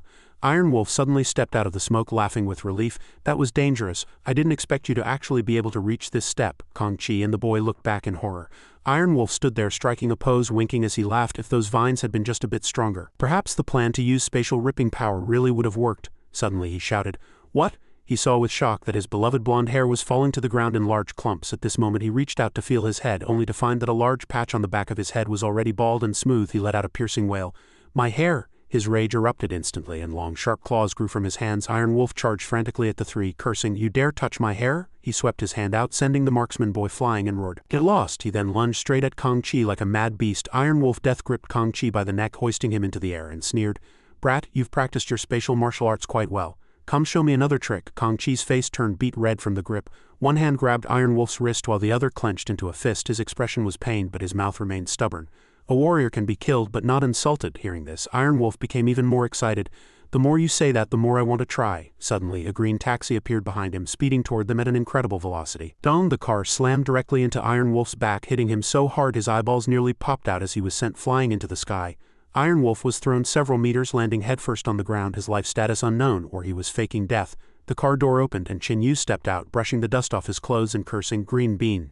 He turned to look at the driver, and Old Gui asked in confusion, "Uncle Gui, are you planning to commit murder and robbery?" Being wrongly accused, Old Gui fired back angrily. "Young man, take responsibility for what you say. I told you before we got in that this car has no brakes. I couldn't help it." Chin Yu was speechless, pointing at Old Gui's face and questioning, "Couldn't help it? Then why did you hit him on purpose?" Old Gui played dumb, saying, "Ha ha." Seeing that he wouldn't answer directly, Chin Yu grew even more furious, raising his fist to threaten. "Are you trying to trick me into hitting someone just so you can get money to fix the car? Let me tell you, not a chance." Old Gui squeezed out a trace of a kind smile and argued, "I already said I came over because I saw smoke over here. According to the Gui friend mutual aid principle, everyone should help each other, and it's also profitable. So I came to see if I could help." Chin Yu showed no mercy, pointing at the prone Iron Wolf and shouting at Old Gui, "Help? It's a blessing if you don't help them into their graves. Look at what you've done to the man." Old Gui instinctively cried out, "Oh my!" Suddenly a familiar voice came from behind. "Chin Yu." Chin Yu turned around. "Huh?" He saw Kong Chi's team and then looked at the other young man. Chin Yu cheered. "Oh, a familiar face." Shao Chi was clutching his stomach in pain, rubbing his head and about to ask, "Oh Chin Yu, why are you?" But before they could catch up, a group of assassins with weapons appeared, closing in. Seeing this situation, Chin Yu let out a sigh and said with a bored expression, "Tis, could I accidentally get caught in a turf war between two sides? What a coincidence." In his weakened state, Kong Chi exerted every last bit of strength to shout, "Chin Yu, ignore us, run," before Chin Yu could react. He instinctively cried out, "Ha!" By the time he turned his head, a blinding light had already rushed in front of him. Both Old Gui and Chin Yu were caught in this energy explosion. Old Gui was scared witless, unable to stop himself from screaming. When the dust cleared, a figure stepped out from the crater. Iron Wolf was burning with rage, roaring, "Excellent," walking right into the trap. Chin Yu shielded his eyes, trying to get a good look at the person who had just attacked him. Iron Wolf didn't say another word and charged straight ahead. "Still trying to run? None of you are leaving this place alive today." Iron Wolf's mind raced with calculations. That turtle belongs to the turtle tribe. His defense is too high to deal with easily. This human kid looks weak, I'll kill him first. With that thought, Iron Wolf gathered his strength and launched a thunderous heavy punch at Qin Yu. Seeing this, Old Gui was terrified and quickly hid to the side, but his expression immediately shifted from fear to total shock. Bang, the punch landed, but Qin Yu was completely unharmed. On the contrary, he stood his ground as steady as a mountain, asking calmly, "Are you from the Faceless assassin organization?" Qin Yu's gaze suddenly became filled with resentment. He spoke each word slowly. "I hate assassins." As soon as the words left his mouth, he took another heavy punch from Iron Wolf. Iron Wolf roared in a fury, "Who are you to mention our assassin organization?" Qin Yu pretended to be in pain, shouting, "Ah!" Seeing Qin Yu staggering back, Iron Wolf's face immediately filled with contempt. He unleashed a series of combination punches at Qin Yu, cursing incessantly, "Die, die." Sitting to the side, Shao Qi saw this and shouted Qin Yu's name in worry. Suddenly, Qin Yu stopped in his tracks, standing firmly on the ground, and coldly spat out 4 words, "Demon armor." Instantly, a suit of pitch-black iron armor radiating a sinister aura covered Qin Yu's entire body. Witnessing this transformation, Iron Wolf was struck with shock. He gritted his teeth, gathering all his strength to launch a punch at Qin Yu's face. Clang, the sound of metal colliding was ear-splitting, but the punch had no effect on the stone-hard armor. Only then did Qin Yu speak, his voice becoming muffled and terrifying through the mask. "Your fist, kid, remind me of some unpleasant memories. What's your relationship with Shui Hu?" Hearing the name Shui Hu, Iron Wolf couldn't help but tremble all over, his heart thrown into a panic. "He actually knows my father? Does that mean my father can be saved, or is it just what is this kid's background?" Iron Wolf let out a roar, his aura surging as he no longer hid his strength. "Kill him, demonic wolf phantom!" Iron Wolf manifested countless wolf shadow clones and charged forward, besieging Qin Yu from all directions. A dense rain of punches fell like a storm. Qin Yu stood motionless, allowing the opponent to strike his armor at will. Shao Qi was so anxious he was on the verge of tears. Kong Qi, wounded and slumped on the ground, gritted his teeth and whispered to his teammates, He's tanking those hits just to save us. Let's give it our all. Even if we're heading to the afterlife, at least we'll have company."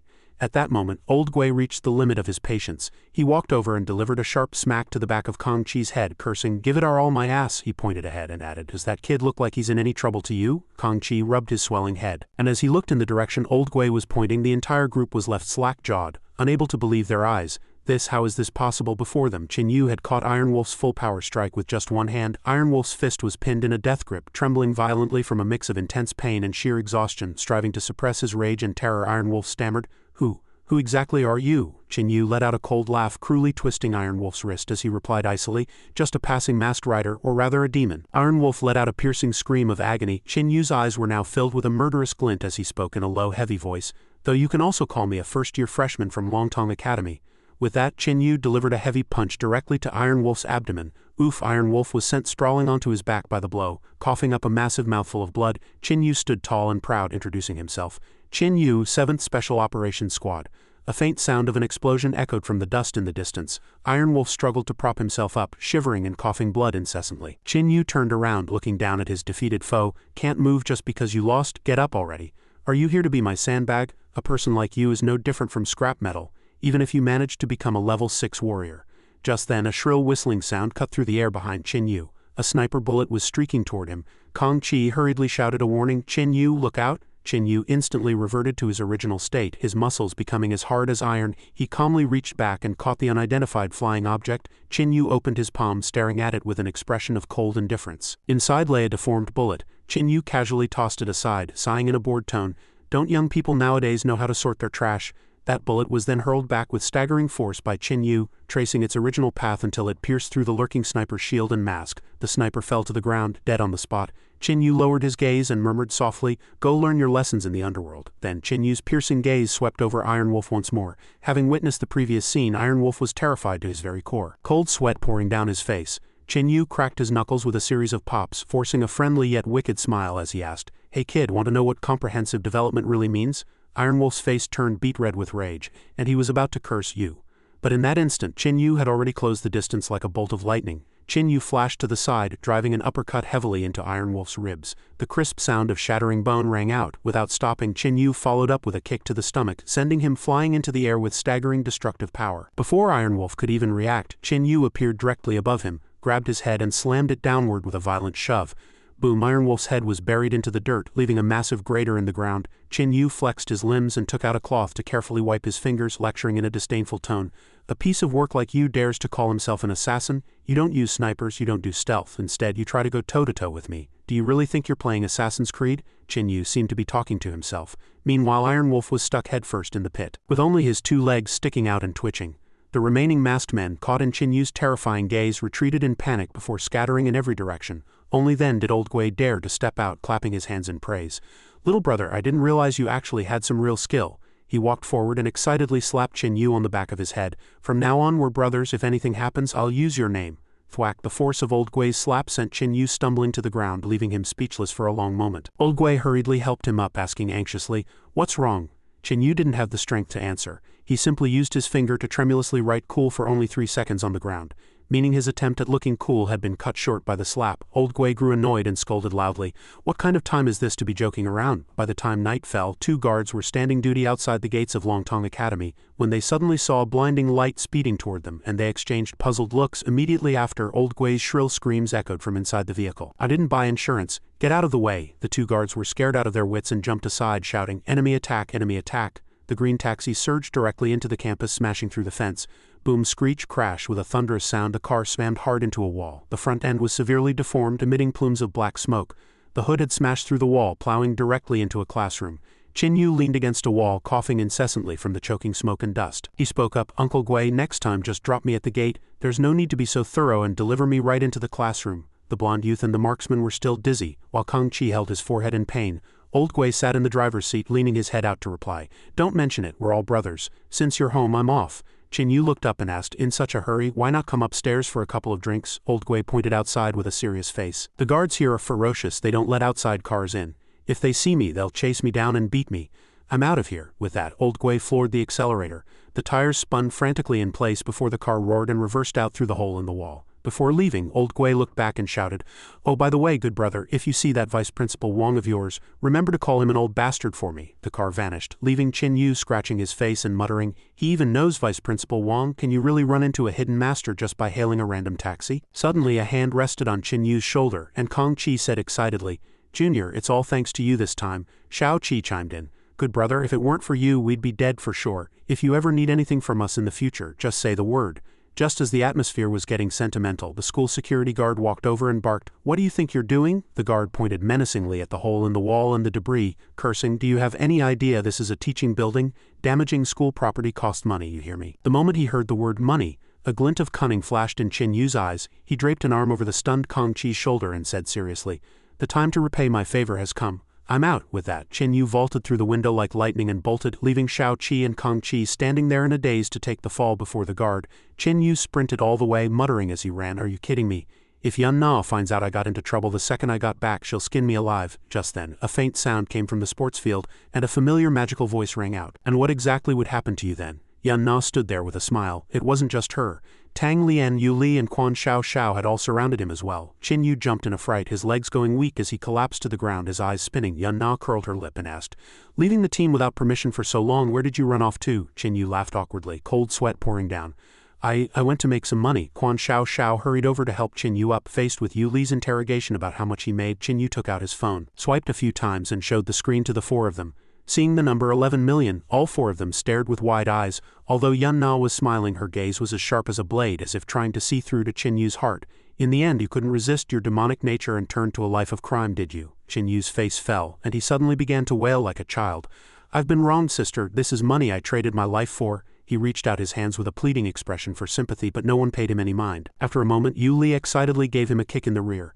"You went and did something that fun without taking me along. You've got some nerve." Quan Shao Shao looked at him with eyes full of worship.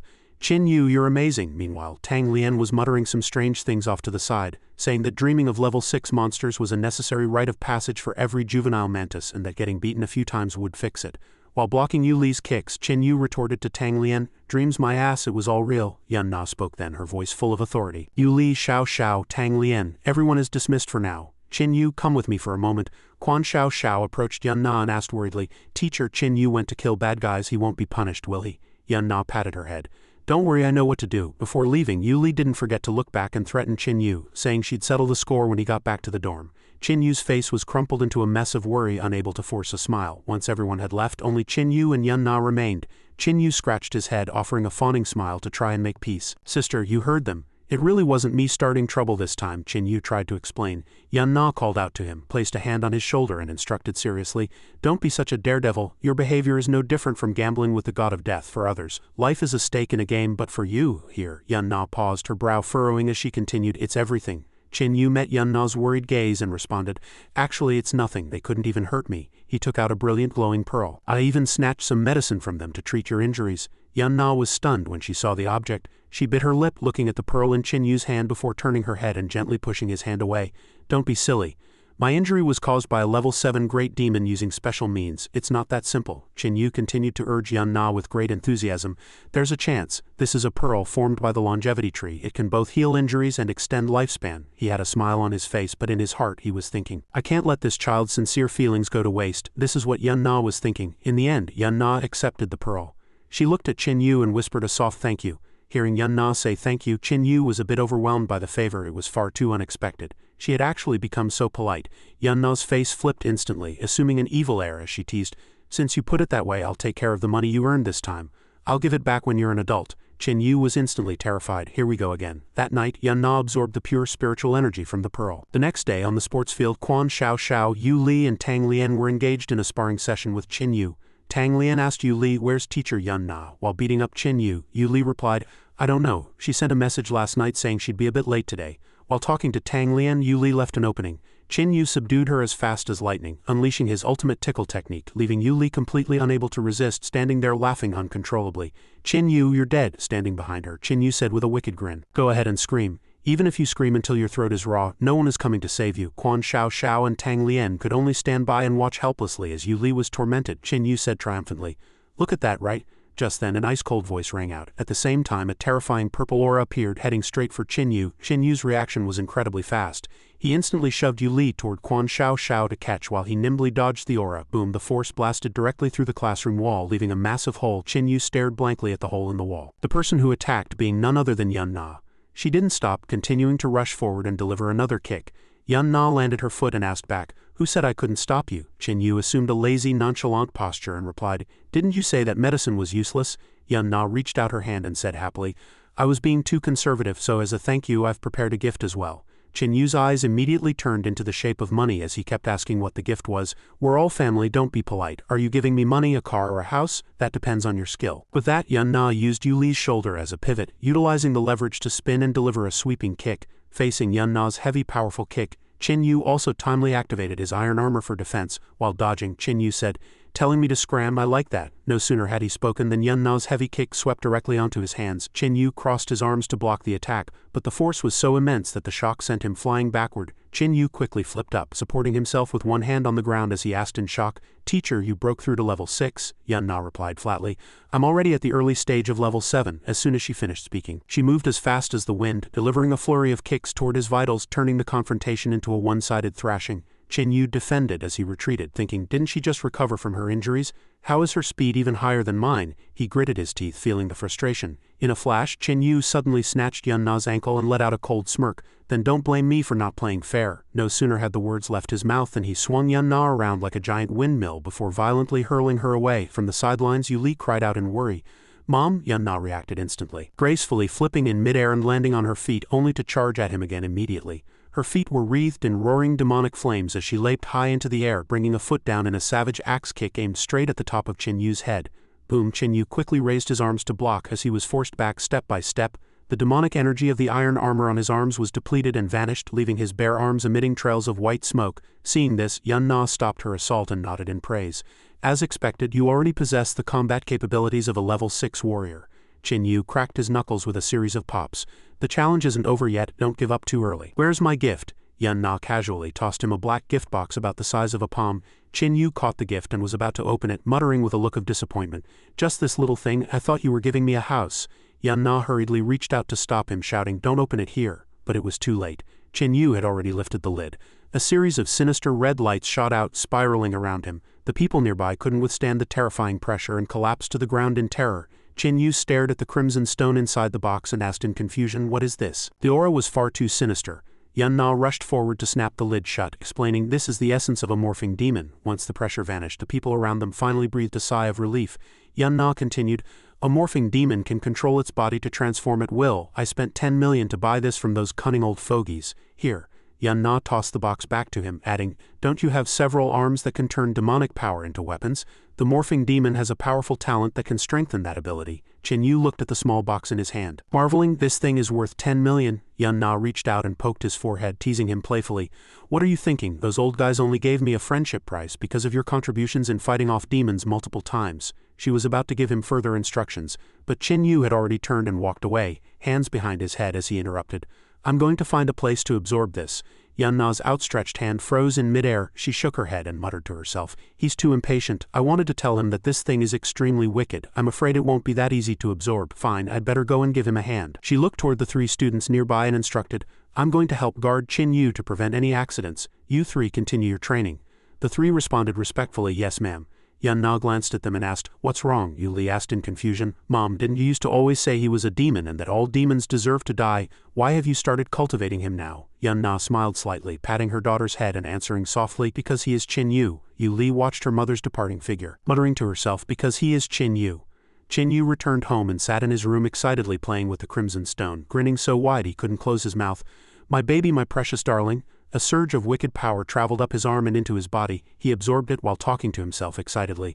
"Let's become one." However, during the absorption process, a sudden sharp pain shot through Chen Yu's chest, making his face pale with shock. "Not good. This power is out of control inside me." Chen Yu exerted every ounce of strength to combat the massive energy that threatened to burst his body from within. "It wants to burst out. No, I must control it." Chen Yu's entire body flickered with the bizarre red light emitted by the stone, and sweat poured down like rain. He was frantic with worry. "This thing isn't listening to orders at all." Just then, a voice of guidance came from outside the door. "Steady your breath. It's just a dead object. If it won't listen, beat it into submission." It was like a sudden enlightenment for Chen Yu. He responded with soaring fighting spirit, "That's right, if it won't listen, I'll beat it until it does." He closed his eyes and continued to absorb with all his might. Early the next morning, Chen Yu was surprised to find himself in a strange place. There were clones of himself everywhere. Chen Yu was completely bewildered. "Where is this?" He looked around, thinking that this feeling was somewhat similar to when he was pulled into the mental world by the demon soul before. He muttered to himself, "Have I entered my own mental world again?" Bang, a gunshot rang out. Just as Chen Yu was speaking, a bullet whistled toward him. "Why is there killing intent on this bullet?" He lunged backward to dodge. Those Chen Yu clones began to surround and attack him manically, making him curse in a rage. He nimbly flashed to the side, dodging the claws of one clone while other clones unleashed magic to bombard him. Chen Yu marveled as he dodged. "These guys look exactly like me." Watching the clones attack frantically, he secretly speculated, "Is the morphing demon crystal transforming, unwilling to be absorbed by me? Is it combining with my power to create these mental puppets to kill me and then take over my body?" Chen Yu whipped his head around to see a massive fist already right in front of his eyes. With no way to dodge, he could only raise his arms in a defensive stance to take the hit head-on. Boom! Another clone seized the opportunity to rush forward, delivering a heavy punch to Chen Yu's abdomen. He was sent flying backward, only for a giant clone to roar and reach out, death gripping him firmly. Trapped, Chen Yu burst out with a curse. The giant closed its hands, attempting to crush him. "Ah!" The giant let out a scream of agony. It hadn't expected Chen Yu to actually tear its palms open to escape. 4 new demonic hands quickly grew from Chen Yu's back as he prepared to deal with the surrounding clones. He furrowed his brow and announced arrogantly, "This is ridiculous. You guys are infringing on my copyright and still have the nerve to be this arrogant." Chen Yu roared as he charged forward. "Today I'll let you know who's your daddy." Outside, a bright light flashed as Yun Na stood guard. She muttered to herself, "Chen Yu's original aura was very chaotic. To prevent accidents, I must monitor him closely for the time being." She thrust her spear into the ground, thinking that if Chen Yu failed to absorb it, watching Chen Yu struggling to absorb the power, Yun Na secretly decided she must immediately destroy the morphing demon crystal if things went south. In Yun Na's mind, a terrifying scene appeared where countless arms grew from within Chen Yu, covering his face. When those hands slowly moved away, they revealed Chen Yu's face, looking as hideous as a descending demon. His entire body was being continuously entangled by those arms. Yun Na spoke with heavy worry. "It's been 2 days and both Chen Yu's and the magic crystal's auras have dropped to their lowest point. The next moment will be the most critical." She gripped her spear tightly, staring fixedly at the door to see if Chen Yu would ultimately gain the upper hand or... Suddenly a surge of bizarre red aura erupted from the room. Yun Na swung her spear and cried out in alarm, "Oh no, that's not Chen Yu's aura." She was about to rush toward the door when she suddenly shuddered, her eyes widening in horror. The door opened, and a figure stepped out slowly, teeth gritted, with countless tentacles waving and entangling the surrounding objects. Chen Yu stepped out in a bizarre posture, his entire body covered in combat gear, the cannon muzzle on his chest surrounded by crimson tentacles. He looked utterly terrifying.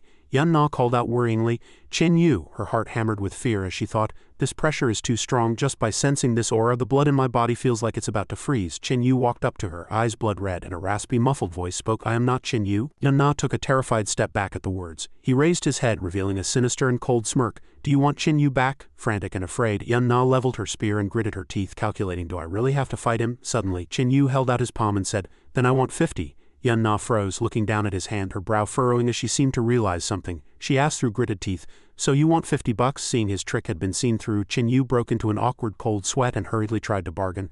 If you don't have 50, even 5 is okay. Yun Na's rage exploded instantly. She swung her spear and began to chase him down. Chen Yu scrambled around the house, running for his life. He wailed as he ran, you're murdering your own husband. Yun Na roared from behind. I don't have $5, but I have 50 strokes of the paddle for you. Chen Yu sprinted out the door, quickly deactivating his gear and looked back to shout, it was just a joke, you have no sense of humor at all. Yun Na pursued him relentlessly. Chen Yu stopped, panting heavily as he responded. The first one to stop is a puppy. Seeing that she couldn't catch him, Yun Na had no choice but to stop, shouting breathlessly, I won't hit you anymore. I have something serious to tell you. I swear by the name of the Mustang Knights that I won't hit you. Come here. Chen Yu hid behind a tree, poking half his head out to reply, that trick is way too old, don't think you can fool me. Despite his words, he still reluctantly hopped out and asked, what do you want? Yun Na walked over and placed a hand on his shoulder, making Chen Yu flinch. Yun Na calmed down and said in a low voice, I'm entrusting Yu Li to you from now on. Night fell. After hearing this, Chen Yu stammered for a long time, unable to speak. Finally, he couldn't help but blurt out, has your sinister ambition finally been exposed? Chen Yu covered his face like a wronged young wife. He shouted recklessly, I knew you didn't have good intentions when you adopted me. You actually wanted to raise a child bridegroom for Yu Li, didn't you? It's been too hard to be a good person all these years and even harder to be a good man, but I will never yield. Chen Yu's words made Yun Na's face turn pale with rage. She clenched her fists tightly, desperately suppressing her fury. But Chen Yu continued to ramble like a chatterbox. I will never yield. I only see her as a sister. Slap before he could finish. A scream echoed through the building. Half of Chen Yu's face was swollen like a pig's head. He clutched his face and wailed. Didn't we agree no hitting? Yun Na still had her fists clenched as she asked sternly, Chen Yu, do you know why I gave you this morphing demon crystal? The wound on Chen Yu's face healed rapidly under his self-healing ability. He asked back, I want to know too. Didn't you tell me not to be a daredevil before? Yun Na smoothed her hair and answered, have you ever listened to a word I've said? This question left Chen Yu temporarily speechless. He rolled his eyes and made an excuse. Actually, I have selective amnesia, I might have forgotten.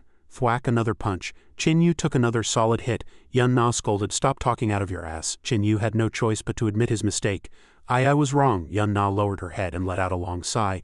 I know you won't listen. In that case, I might as well give you another trump card to increase your chances of survival, but I want you to understand one thing. What thing? Chen Yu asked. Yun Na's eyes were filled with sadness as she said slowly, death is a lonely and difficult thing. She looked behind her as if remembering comrades who had already passed away.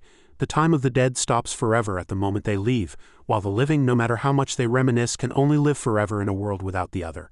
Until the living can no longer remember the other's face, until the dead completely vanish from the memory of the living. Chen Yu was stunned. He had never seen Yun Na show such a sorrowful expression. Yun Na continued to confess, I admit I originally adopted you for the sake of revenge. Hearing this, Chen Yu's gaze shifted slightly. Yun Na closed her eyes, her tone becoming firm. But now I've given up. Chen Yu immediately assumed a narcissistic look, nodding proudly. It must be because I'm too handsome. Yes. Yun Na's unprecedented agreement hit Chen Yu like a bolt from the blue. He shouted in terror, don't compliment me at a weird time like this, it's scary, okay? At that moment a brilliant smile appeared on Yun Na's face. She continued, it's also for Yu Li's sake. Can you feel that Yu Li has unusual feelings for you? Chen Yu froze, and the hug Yu Li had given him involuntarily popped into his mind. He hurriedly waved his hands in denial. She doesn't, she's not, don't talk nonsense. Yun Na's expression turned somber as she explained slowly, when I first adopted you, I ignored you because I was waiting for you to expose your demonic nature, but Yu Li saw you as a substitute for her father because you, like her father, have experienced war. She felt she failed to save her father back then, so she wanted to save you. Recalling the scene of their first meeting, Chen Yu still had doubts. She actually saved me? Seeing his dazed look, Yun Na couldn't help but laugh out loud. She wanted to use physical means to help you reform. After all, she grew up in the military camp with the Mustang Knights. That's just how her education was. She paused, reflecting. But later, you exceeded everyone's expectations. Sometimes I even wonder if you were swapped halfway. Or maybe I picked up the wrong child when I adopted you. Your way of doing things isn't like a demon at all. Hearing this, Chen Yu's smile became a bit stiff as he thought, isn't that exactly what being swapped means? Yun Na suddenly grabbed his hand tightly, her eyes full of worry. So Chin Yu, you must take good care of yourself. Neither you Li nor I want to endure the pain of losing a family member again. Those 2 words left Chin Yu stunned in place. Family? Yun Na seemed to remember something and quickly instructed. Right, you skipped classes for 2 days. Remember to go back and fix that big hole you punched in the classroom wall during your last duel yourself, he cursed secretly in his heart. I knew it, I'm still just a handyman after all. Early the next morning, Chin Yu grumbled to himself as he walked. He hadn't seen a soul since he woke up. Just because I took a shot at the spot where I was supposed to be woken up, is it really necessary to leave me behind and head to school alone? Am I not even considered family anymore? As he was lost in thought, a pile of machinery suddenly crashed into him. Because she wasn't paying attention, Quan Xiao Xiao slammed directly into Chin Yu and both of them fell flat on their backs. With lightning-fast reflexes, Chin Yu grabbed Quan Xiao Xiao by the collar, hoisted her up and asked, "Shouldn't you be in your own class? What are you doing running around here?" Xiao Xiao blurted out instinctively, "Big sis." Chin Yu was still Chin Yu. He looked around and pressed, "Where are they?" The girl struggled violently, shouting, "Chin Yu, let me go, they're in a fight and I'm on my way to deliver their gear." Chin Yu's brow furrowed. "A fight? What's going on?" He hoisted Quan Xiao Xiao onto his back and sprinted toward the gymnasium. Inside, the cheers were already thunderous. "Go, well done." In the crowd, someone in purple was whispering. I don't know why, but a few third years suddenly called those senior girls to the gymnasium. They said they wanted to beat them. Chin Yu squeezed through the crowd with Quan Xiao Xiao. The girl on his back kept shrieking, "Get out of the way, everyone move." An apprentice who got bumped complained angrily. "Why the shoving?" The scene before him left Chin Yu stunned. The 3 Quan sisters were eagerly using tables and chairs to care for a fat guy, beating him until his face was bruised and he was in absolute agony. On the other side, Yu Li was easily parrying a purple-haired man's sharp blade with her bare hands. Tang Lian was being shielded behind Kong Qi. Kong Qi was desperately trying to talk the person opposite him down. "Brother, listen to me, don't touch her." But the opponent clearly wasn't listening, retorting with a scowl, "Kong Qi, get out of the way. If you can't reclaim the pride of us third years, then I will." Tang Lian found the noise too much and cursed, "How noisy!" No sooner had she spoken than the guy lost sight of her. He screamed in terror so fast, in the blink of an eye, she had slid behind him, her sharp sword instantly unsheathed. Suddenly a large hand firmly caught Tang Lian's hand just as she was about to deliver a fatal strike, accompanying a low voice, "He's doing it for your own good." It turned out Chin Yu had stepped in just in time, saving the student at the critical moment of life and death. Tang Lian's eyes lit up and she teased with a smile, "If this keeps up, you might end up becoming my husband, just like that fiancé of mine." The smile on Chin Yu's face stiffened, and he replied awkwardly, "Is there even a difference between that and the first scenario?" This blunt response made Tang Lian's face fall instantly, clearly annoyed at being seen through. Meanwhile, the Quan sisters cheered excitedly when they saw the familiar figure. At the same time, the fat guy was lying flat on the ground. Seeing the sisters' attention waver, he gritted his teeth and cursed inwardly, "Turning your back on the enemy, stupid dogs." He seized the opportunity to lunge for a sneak attack, but Chin Yu stood firmly in front of him like a mountain. His iron hand death-gripped the man, making his bones creak. He warned coldly, "I's stupid dog, a name you're allowed to use?" Although the fat guy was trembling with fear, his mouth remained stubborn. "What's so great about spatial skills? Are you here to die?" Chin Yu didn't bother with words. He delivered a direct uppercut, sending the guy flying into the air. He shouted excitedly, "Up to the sky with you." He then added an arrogant comment as the man flew past the sun, having dealt with the obstacle. Chin Yu turned to the remaining students and asked seriously, "Why are you looking for trouble with us?" A green-haired man held his head high, his eyes full of resentment. "You freshmen snatched the competition spots we've been fighting for 3 years. Isn't it normal for us to find trouble with you?" Chin Yu looked completely bewildered, turning to ask the Quan sisters, "What's the deal with these competition spots he's talking about?" Yu Li explained patiently, "He's talking about the inter-school league." This answer didn't help. Instead, it made Chin Yu even more confused. "What on earth is that?" Yu Li stamped her foot in frustration and quickly corrected him. "No, it's a large-scale competition jointly organized by hundreds of regular schools and dozens of key academies." After hearing this, Chin Yu curled his lip and tossed out a comment, "Oh, so it's just an inter-school sports meet?" Yu Li was completely speechless, letting out a sigh of compromise. "Say whatever you want," Chin Yu snorted with disdain. "It's just a spot for some crappy sports meet. What's there to fight over? You guys are really pathetic." However, Yu Li's meaningful voice came from behind him. "You idiot, the top 10 teams get a 10 million reward and the champion gets 50 million. This astronomical figure sent a jolt through Chin Yu. His attitude instantly did a 180-degree turn as he puffed out his chest and roared with righteous indignation, "For the glory of the school, I shall not shirk my duty in this life." The defeated group nearly coughed up blood, roaring in rage.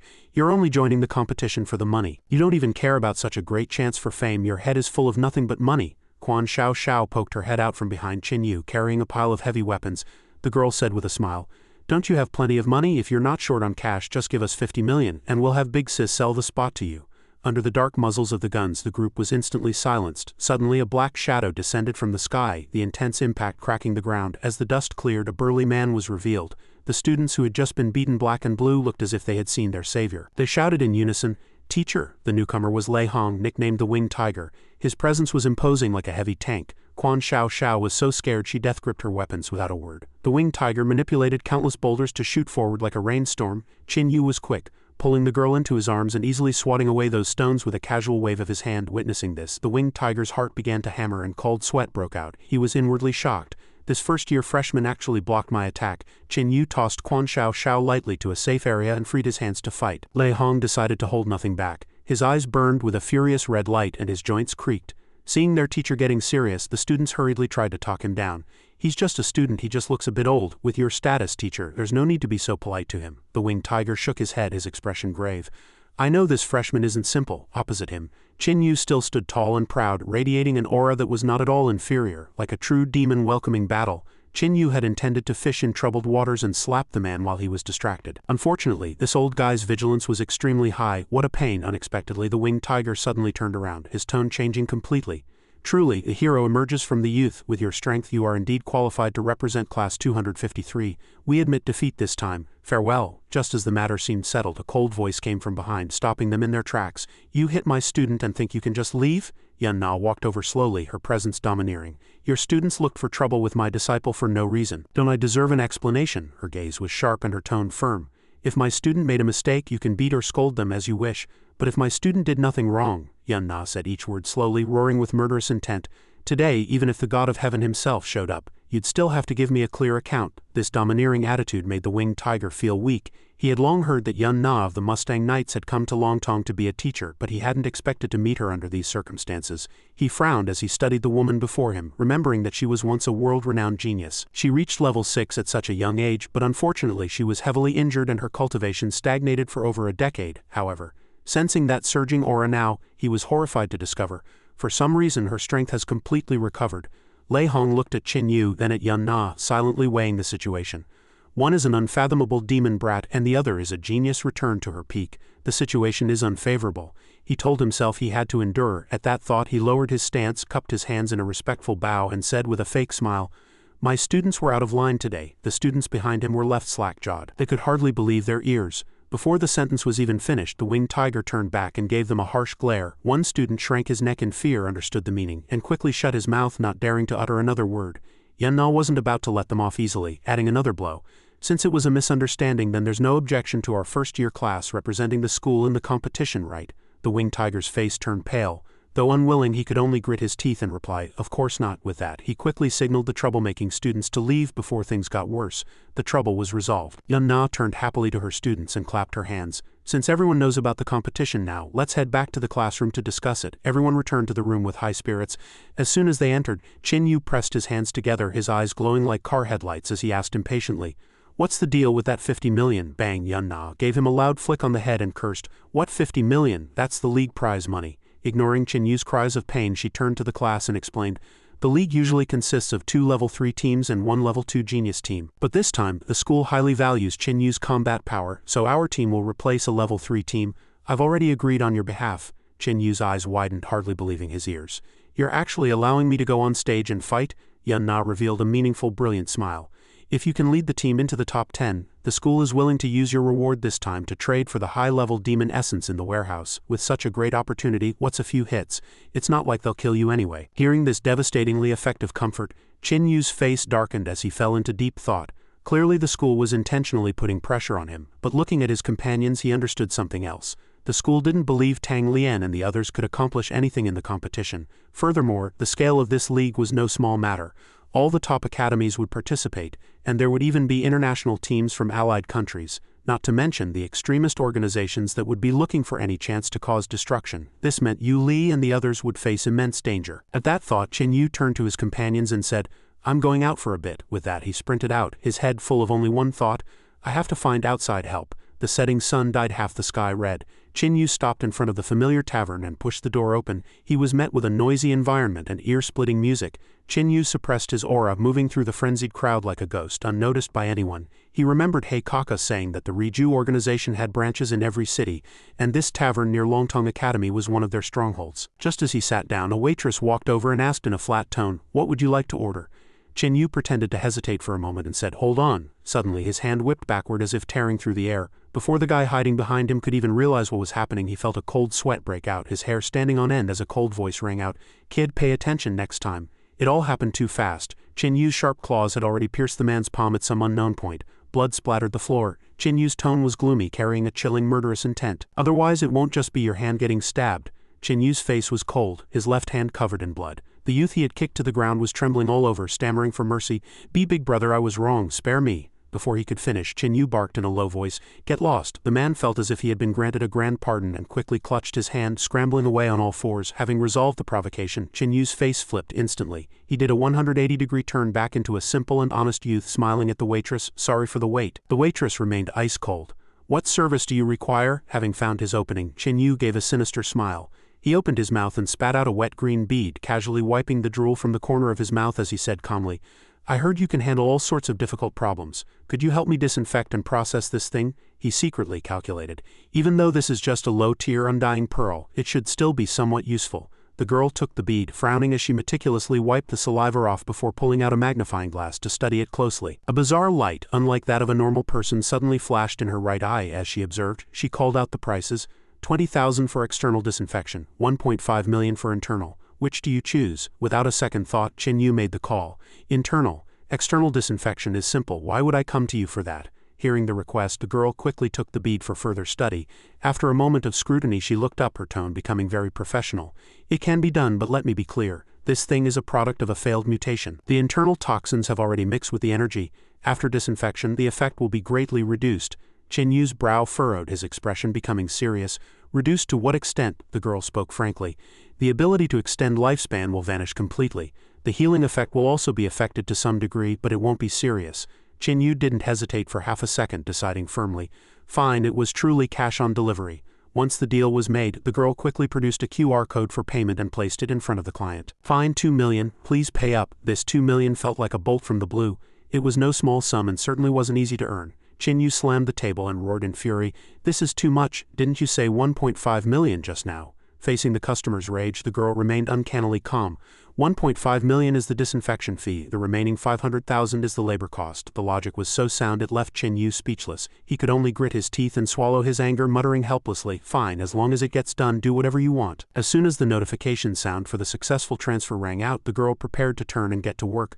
Chin Yu quickly called out to her, "By the way, could you take a look and see how much these two things are worth?" He placed 2 cards on the table. Seeing these spoils of war, the girl's mouth hung open in surprise. Chin Yu gave a meaningful smile. After the girl calmed down, she abruptly tossed out a sentence, "Identity tags for Hall Master-level members of the Faceless assassin organization. They're worthless." Hearing this, Chin Yu quickly snatched the cards back and turned to leave with a disappointed look. "Never mind then." The two went their separate ways, but both were lost in thought. Chin Yu looked contemplative, while the waitress was full of curiosity, her gaze flickering with suspicion. "He killed 2 level 6 assassins. What exactly is this guy's background? Since when did such a figure appear in this city?" Late at night in the back hall of the tavern, the bartender pushed an item forward and said coldly, "Check the goods." Chin Yu took the green bead and said nonchalantly, "No need." With that, he tossed the bead directly into his mouth and swallowed it. Chin Yu grumbled as he walked, "I have to face it eventually. I'm not afraid of things going wrong." Late at night, the light in the vice principal's office was still on.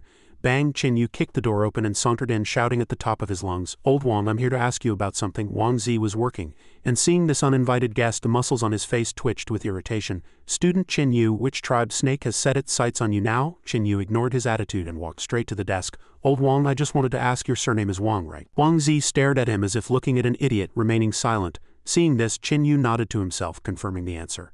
"Out of the 4 vice principals, you're the only one named Wang, right?" Wang Zi propped his chin in his hand and let out a tired sigh. "Yes, why are you asking?" Chin Yu pulled up a chair and sat opposite him, saying grandly, "Nothing, just asking for a friend."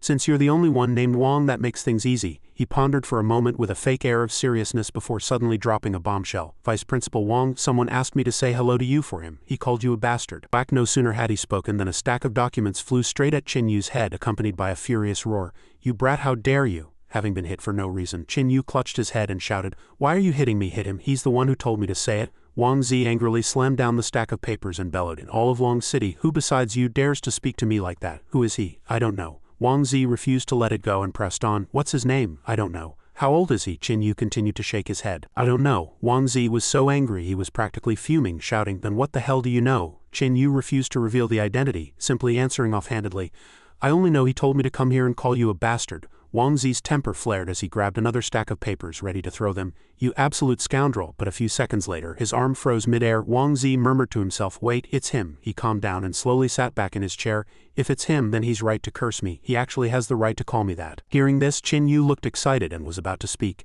Thud, a thick book slammed directly into his forehead, accompanied by Wang Zi's roar. "But while he has the right, you brat certainly don't. You little bastard, just speak plainly, don't go in circles." Qin Yu poured a cup of tea and pushed it over, saying, "You've already hit me, so it's time to talk business. I came here to ask for a favor." Wang Zi let out a cold snort. "The fact that I haven't kicked you while you're down is already a sign of high professional ethics, and you still want me to help you." Qin Yu sat up straight, his expression turning serious. "Teacher, you know the inter-school league is about to start and our team has been selected. A high-profile competition like that carries too much risk." He raised his teacup in a respectful toast. "I'm worried Yun Na won't be able to handle the situation alone. How about you come along?" Wang Zi took the cup and nodded. "You're not wrong. A level 6 expert might not be able to ensure your safety. Our Longteng Academy truly doesn't have many level 7 experts in this generation. We're short-handed." "It is indeed tricky." Wang Zi pondered for a moment and suggested, "Tell you what, if all else fails, I'll go back and beg my girlfriend to escort you this time. With her there, it should be fine." Qin Yu asked curiously, "How strong is your girlfriend?" At the mention of his lady, Wang Zi looked full of pride and announced resoundingly, "A level 7 mid-stage expert of the giant mantis tribe. She's known in the martial world as the Golden Blade Mantis." Qin Yu scratched his chin, evaluating thoughtfully. "The strength is decent, but I still feel it's not secure enough." He narrowed his eyes, trying hard to recall. "I heard that back in the day you were known as the Iron Shield European Turtle." Hearing this, Wang Zi's beard practically stood on end with rage as he corrected loudly, "It was Iron Shield Divine Turtle. Why do you always get it wrong?" Qin Yu gave a cheeky grin and continued to pester him. "Whatever kind of turtle it is, both teachers should go together. Go together." Wang Zi turned his head away and said in a dejected tone, "Go together? What can I even do in my current state? Never mind protecting you lot. It'd be impressive if I could even beat you in a fight right now." Qin Yu didn't respond. He simply spat once and a brilliant green bead came out of his mouth, rolling a few times on the desk. Wang Zi stared at the unidentified object and cried out in shock, "The undying pearl." He pointed at the bead, his tongue tied. Where did you get this?" Qin Yu leaned in, intimately resting his hand on the old teacher's shoulder and whispered, "We have such a good relationship, why be so polite? I'll still have to rely on you to take action during this league." Wang Zi was stunned, his mind in a whirlwind. "This kid's luck is absolutely insane. I've searched for the rare treasure Undying Pearl for over a decade, and he just pulls it out so casually." His attitude immediately did a 180-degree turn. He patted his chest and announced heroically, "Qin Yu, I Wang swear here and now that as long as I have a single breath left, I will never let anything happen to your teammates." Qin Yu raised an eyebrow, impressed. "And what about me?" Wang Zi laughed heartily. "You're responsible for protecting my last breath." Qin Yu was left completely speechless. Night fell and the building was brightly lit. A week later at the assembly point for the league, a boy was looking at a brown-haired girl with an admiring expression. As expected of a key academy, "We can't match that level of prestige." The brown-haired girl only gave a contemptuous snort. Just then, Yun Na and Qin Yu appeared. She greeted everyone with a smile full of social etiquette. Although she appeared friendly on the surface, Yun Na was already screaming internally, silently blaming the Qin Yu beside her. It's one thing to be late, but he insisted on waiting for someone without saying who, delaying us for 3 whole hours. As soon as Qin Yu arrived, his face was as dark as soot as he grumbled, "That old guy Little Wang has no martial ethics. He took the money but didn't finish the job." The brown-haired girl pointed at Qin Yu and asked curiously, "Is this the outside recruit you hired?" Yun Na explained awkwardly, "No, he's my student." The other party looked even more puzzled, frowning. Qin Yu turned around confidently, pointing his thumb at the printed words on his cape. "Beyond your imagination, Red Bull Nourishment," he answered calmly. "Just took an endorsement deal to pull in some sponsorship. What's there to be so surprised about? Haven't you seen it before?" A blonde youth looked at Qin Yu's eccentric outfit. He couldn't help but mock. "What? Are the students of Longteng Academy that short on cash? It's just a sponsor. How much could he possibly pay you to make you dress like this without any regard for your image?" Qin Yu ignored him completely, holding up his fingers to count one by one. 5 million for the advertising fee, another 5 million if we make the top 10, and an extra 10 million for making the top 3. If we take the championship, it doubles." After hearing this, the blonde youth treated it as white noise and directly changed the subject. "I wonder which expert is leading the Longteng Academy team this time." Yun Na indicated calmly, "The 3 of us are leading the team." The blonde youth immediately waved his hands repeatedly, his face full of disdain and contempt. No, I was talking about an expert, a real expert." Although these 3 were level 6 warriors with some reputation, they were still a bit far from being true experts. He tapped his forehead, pretending to have suddenly remembered something big. Oh right, one of the 4 vice principals is crippled, and another isn't up to standard. In previous years there were at least 12 level 7 honorary vice principals. This year there are only 7. It seems Longteng Academy has truly fallen. Hearing such blatant mockery, the man in the tank top from Longteng Academy gritted his teeth in a rage, fuming with anger. The blonde guy wouldn't stop there, adding with a hypocritical smile, "Don't be angry, I've always been blunt. If I said something wrong, don't take it to heart." The man's fists were clenched tight, his veins bulging. The blonde guy triumphantly spread his arms wide, speaking in a condescending tone. "But don't worry everyone. Even though your Longteng Academy has no experts following you, our TNU Academy has invited a real master this time. He'll protect you along the way. Please welcome the 6-armed ape." The door of a luxury car slowly opened. A polished leather shoe stepped onto the ground, followed by a burly bodyguard-like man. The blonde youth immediately bowed and scraped, shouting respectfully, "Elder son." Seeing the newcomer's physique, which resembled a guardian deity, Chin Yu's mouth hung open in shock. He could hardly believe his eyes. A person with that kind of build is called a monkey. Yun Na tugged at his sleeve and reminded him, "It's ape." Suddenly, a strong gust of wind blew past. Clouds of dust swirled. Sun Wu strode up to Chin Yu and like an elder naturally rested his hand on his shoulder, asking in a suspicious tone, "Kid, so you're that demon, Chin Yu? I heard you killed a level 7 demon, but you don't look like much." Chin Yu only glanced at the hand on his shoulder, completely ignoring the provocative question. Sun Wu retracted his hand, a seemingly kind smile appearing at the corner of his mouth. Sun Wu, level 7 power-type warrior. Chin Yu wasn't polite either, reaching out to shake his hand. Chin Yu, demon horn. 2 smiles filled with deep meaning clashed in the air. The moment their palms touched, a flash of blue light streaked between them. Sun Wu was secretly startled. Good grief, where does this demon get such immense strength? On his side, Chin Yu was also making a mental assessment. His strength is indeed domineering. That iron tiger from back then is a total weakling compared to this old man. But his mouth remained merciless. "Old man, you're already halfway in the grave. What are you doing coming out? Careful you don't drop dead." Sun Wu's gaze was sharp as a blade as he lectured in a heavy voice. "It's only because the youth aren't making progress. I hear the younger generation is getting worse with every year. You might not even live as long as I have." Beneath their feet the ground began to crack, the fissures spreading outward as the crowd gathered to watch the excitement. Sun Wu's face darkened, thinking he had intended to educate the junior, but it seemed he'd have to show some real skill. He let out a great shout, "Youngster, watch out, it's not too late to beg for mercy." As soon as the words left his mouth, his aura exploded, and 2 sharp claws swept toward Chin Yu with a whistling wind. But immediately following, a look of terror appeared on the elder's face. Chin Yu had actually transformed an identical red giant hand to block him head-on. Sun Wu then manifested 4 more arms. Chin Yu also grew 4 arms, blocking all the attacks. Despite the extreme tension of the situation, a wicked smirk remained on Chin Yu's lips. He asked meaningfully, "Surprised, shocked? Well, there's an even bigger surprise coming." As soon as he spoke, one of Chin Yu's cheeks suddenly puffed out, and he violently spat a mouthful of saliva directly onto the center of Sun Wu's forehead. Hit by such an unexpectedly humiliating move, Sun Wu froze in place for a moment before erupting in a towering rage. The veins on his forehead bulged as he roared, "You brat! You actually dare to spit in my face? Have you no martial ethics?" Chin Yu didn't bother with nonsense, giving his opponent's face another round of artificial rain.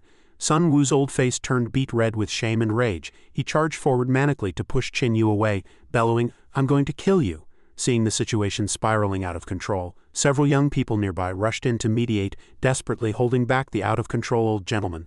"Elder, he's just a junior. It's not worth it. It's really not worth it."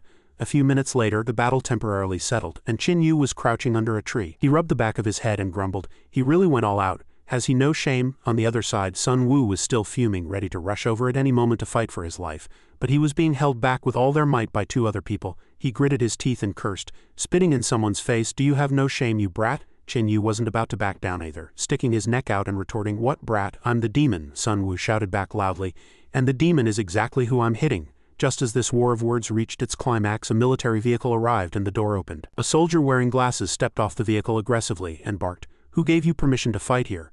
Don't you know you have to pay for damaging public property? Not even school personnel are exempt." He pointed at the wreckage on the ground.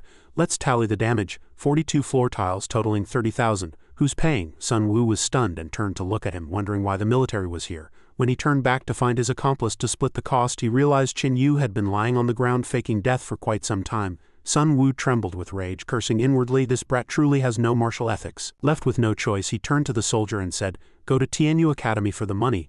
Just give them my name," the soldier asked suspiciously. "And you are?" the elder replied coldly. "I am Sun Wu." Hearing that name, the 2 soldiers were visibly startled. The one with glasses immediately snapped a military salute, his voice filled with respect. "Sun Wu, the 6-armed ape who can take on 3 at once and has even slain 2 level 7 monsters, the 3rd Battalion of the Long City Guard, salutes a senior veteran." His attitude did a complete 180-degree turn. He said cheerfully, "The city defense team will handle this minor damage. How could we possibly take your money?"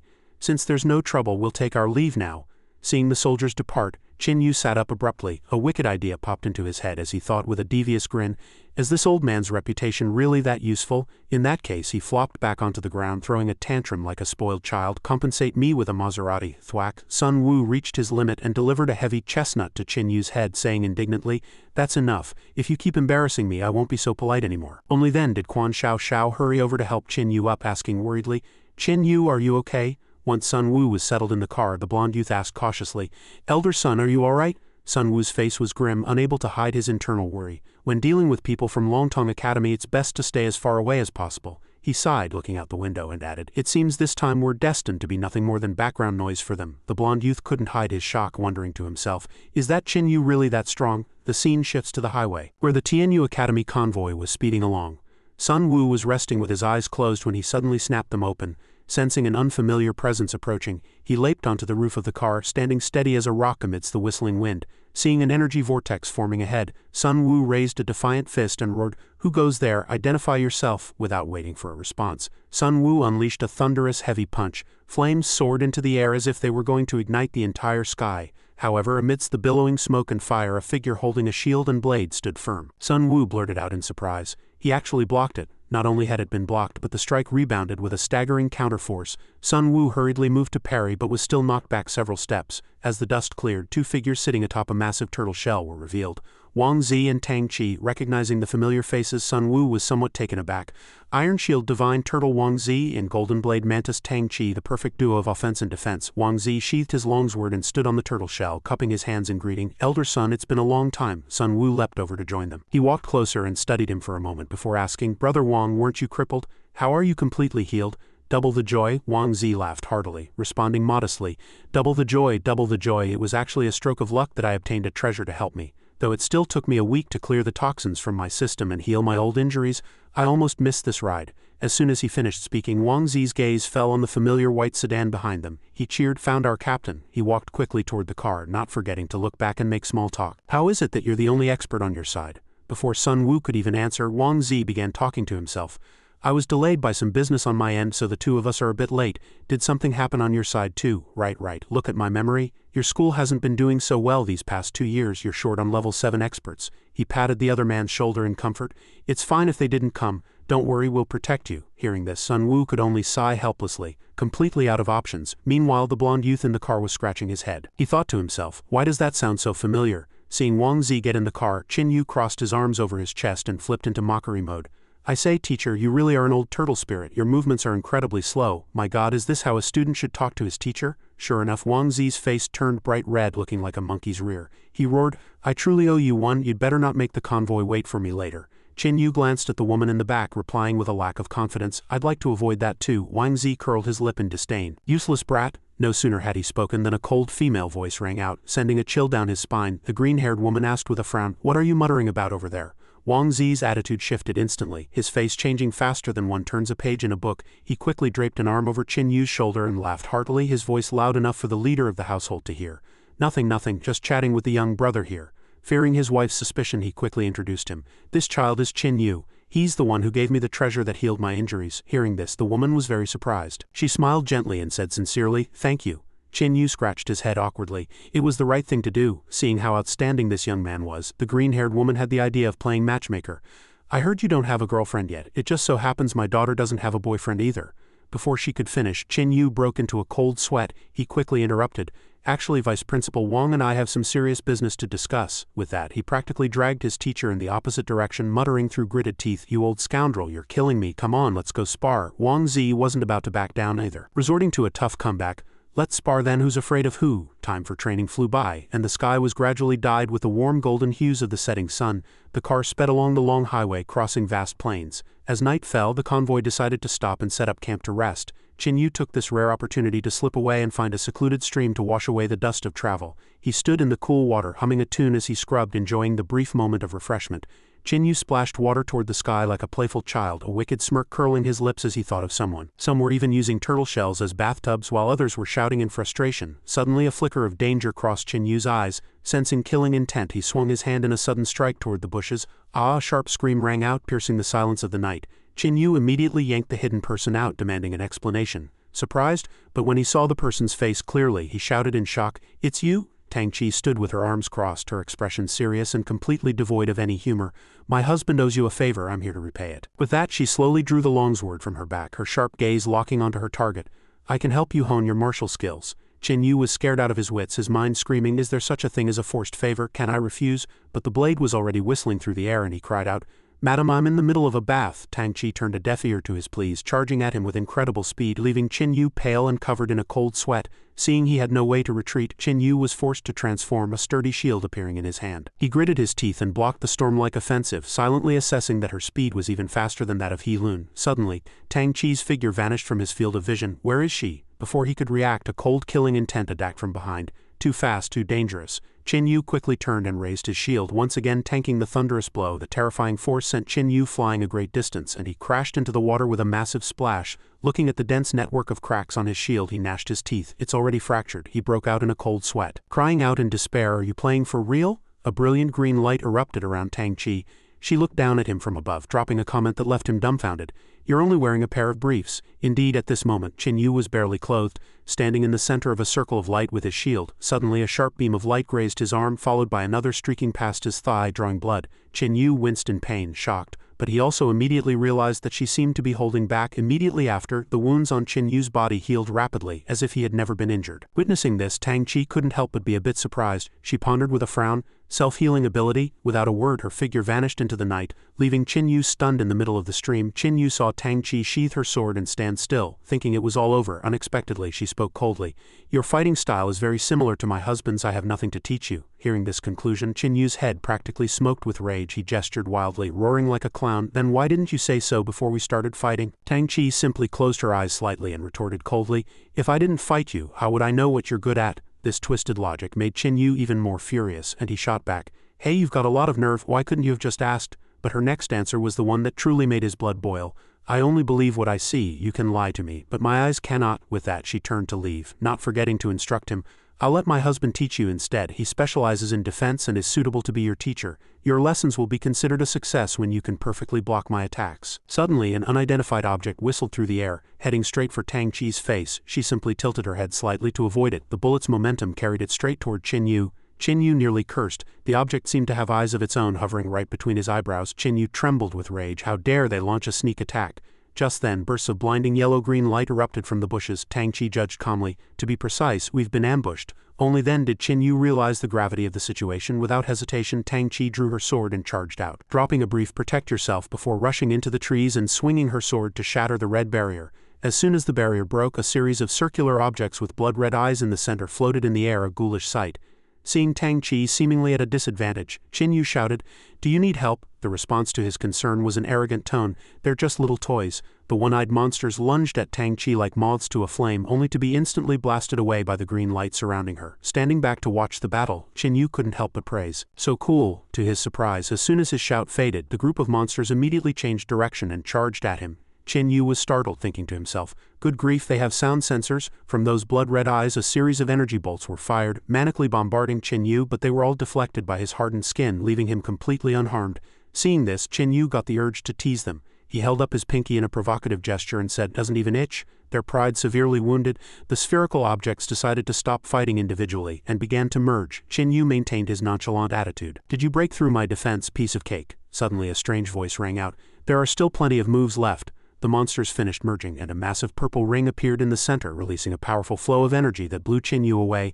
A beam of light hit his chest, the pain making his mouth hang open. This was followed by a purple barrage, turning Chen Yu into a brilliant ball of light. If those had been real arrows, he would have been turned into a porcupine. Strangely, when the smoke cleared, Chen Yu was still unharmed, teasing, "This scraping technique is pretty good." A suit of majestic armor suddenly appeared on Chen Yu.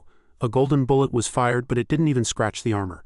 The merged monsters seemed stunned by this sudden transformation. Dropping his nonchalant act, a cold, killing intent flashed in Chen Yu's eyes. He said deeply, "Then consider your journey to the afterlife as my thank you gift." With that, he gathered all his power into the center of his palm. The demon spheres still hovered in midair, testing their opponent's patience. Chen Yu stood below, looking dashing, his cold gaze fixed on the target. Suddenly, his figure erupted from the water and soared into the sky. A cold blade thrust directly into the burning core of the red ring, shattering the hardened shell. Not only that, but his sharp claws continued to sweep through, crushing the demon spheres one by one. Chen Yu fought with soaring momentum, shouting, "No matter which coward is hiding behind these little balls, don't let me catch you." He furrowed his brow and gave an arrogant puff of breath. No sooner had he finished than the force of that single breath caused the last demon sphere to shatter into pieces. In the blink of an eye, those mechanical monsters had been cleared out by Chen Yu. He landed as light as a feather. Chen Yu's gaze met Tang Chi's, who had also landed safely. She walked over slowly and commented, "This wild fighting style is very effective. You're suited for the battlefield." As soon as she spoke, a massive boom echoed from the distance, startling both of them. Tang Chi's expression changed drastically, and she urged him to go back and check. Without hesitation, the two immediately rushed toward the source of the sound.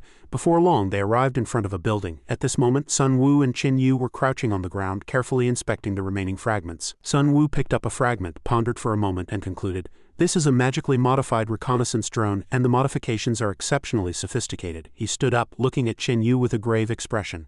Even in all of Dragon City, few could achieve such a level. Wang Zi blurted out, "It's them." Sun Wu nodded in agreement and analyzed, "Since they know so much and are so proficient in technological means, it's 10 to 1 that it's them." During this expert dialogue, Chen Yu was completely out of his depth, feeling like a clueless country bumpkin. He folded his arms, frankly admitting he knew absolutely nothing. Sun Wu had no choice but to patiently explain to the brat that the culprits were members of the Thousand Face Society under the Church of Technology.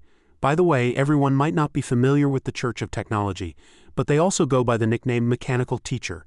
Seeing Chen Yu's innocent totally ignorant expression, Sun Wu could only hold his head in frustration and added that they were a bunch of lunatics obsessed with technological research to the point of madness, composed of top scientific geniuses. Though few in number, every one of them was a handful.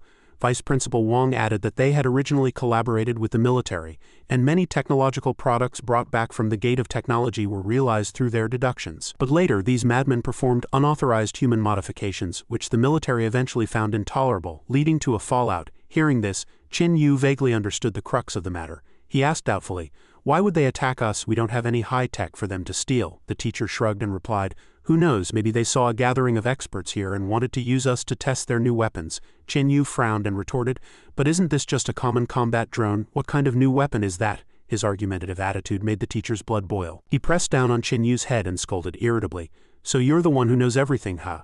Few noticed that on a high branch nearby, two small spots of light were flickering, observing from the shadows. It was a bizarre sphere with two eerie glowing rings. Under the cover of the quiet night cast by the cold waning moon, a mysterious figure stood silently at the edge of a cliff. He was the rumored Mechanical Teacher. He curled his lip slightly and sneered. "A gathering of experts, interesting." He paused, looking down at the crowd below. "It seems this mission won't be so easy to complete after all." Putting the danger behind them, Chen Yu's group continued to Competition City, and the journey was unbelievably smooth. Looking out the car window, Chen Yu couldn't hide his shock, marveling, "Wow, is that the rank 9 top expert presiding over Competition City?" After getting out of the car with Yun Na, Chen Yu tried to walk toward a green-haired girl nearby. To his surprise, his body passed right through her. Chen Yu froze, his heart racing, and he hurriedly looked around. Cold sweat soaked his back as a panicked thought flashed through his mind. These people, aren't they ordinary students? And I happen to know absolutely nothing about such bizarre methods. This is going to be real trouble. Seeing Chen Yu dazed, Yun Na unceremoniously reached out, grabbed his ear and dragged him forward. She complained as she pulled, saying they had to register first, his ear stinging with pain. Chen Yu let out a series of pig-like screams. "Ouch, oh, ow, ow, ow, I get it, just say the word, no need for violence." Yun Na ignored him completely and didn't let go, dragging him directly to the registration desk. As he walked, Chen Yu pleaded in a low voice for Yun Na to go easy on him. On a nearby utility pole, a blackbird perched silently, coldly watching the pair's farce. Only after they had walked away did it flap its wings and fly off. At the Assassin Guild headquarters, the bird landed and bowed to report to the Sovereign. In a raspy voice it reported that the boy had arrived. A dragon nearby slowly spoke up, reminding them that making a move in Competition City would easily attract the attention of top experts, and that this matter required a long-term plan. Only then did the Sovereign slowly speak. His voice was deep, carrying a heavy weight of authority. He said they didn't necessarily have to kill anyone this time. He had only one requirement. At the end his voice suddenly dropped, echoing through the hall. "Bring back what rightfully belongs to me." The subordinates cupped their hands in unison, swearing loudly to complete the mission. Seeing this, the elder nodded slightly in satisfaction. With the entire Chinese zodiac out in full force this time, he didn't believe they couldn't defeat that boy. The ox and horse nearby also nodded in agreement. Where they stood, a red light flashed. They had clearly set off. Meanwhile, inside the stadium, all the students had gathered for the school championship. Chen Yu stood beside Yun Na, clad in a red cloak, his muscular arms clenched, radiating an impressive aura of strength. Many girls couldn't help but whisper upon seeing such a masculine appearance. On the field, two hosts simultaneously announced the official start of the school championship.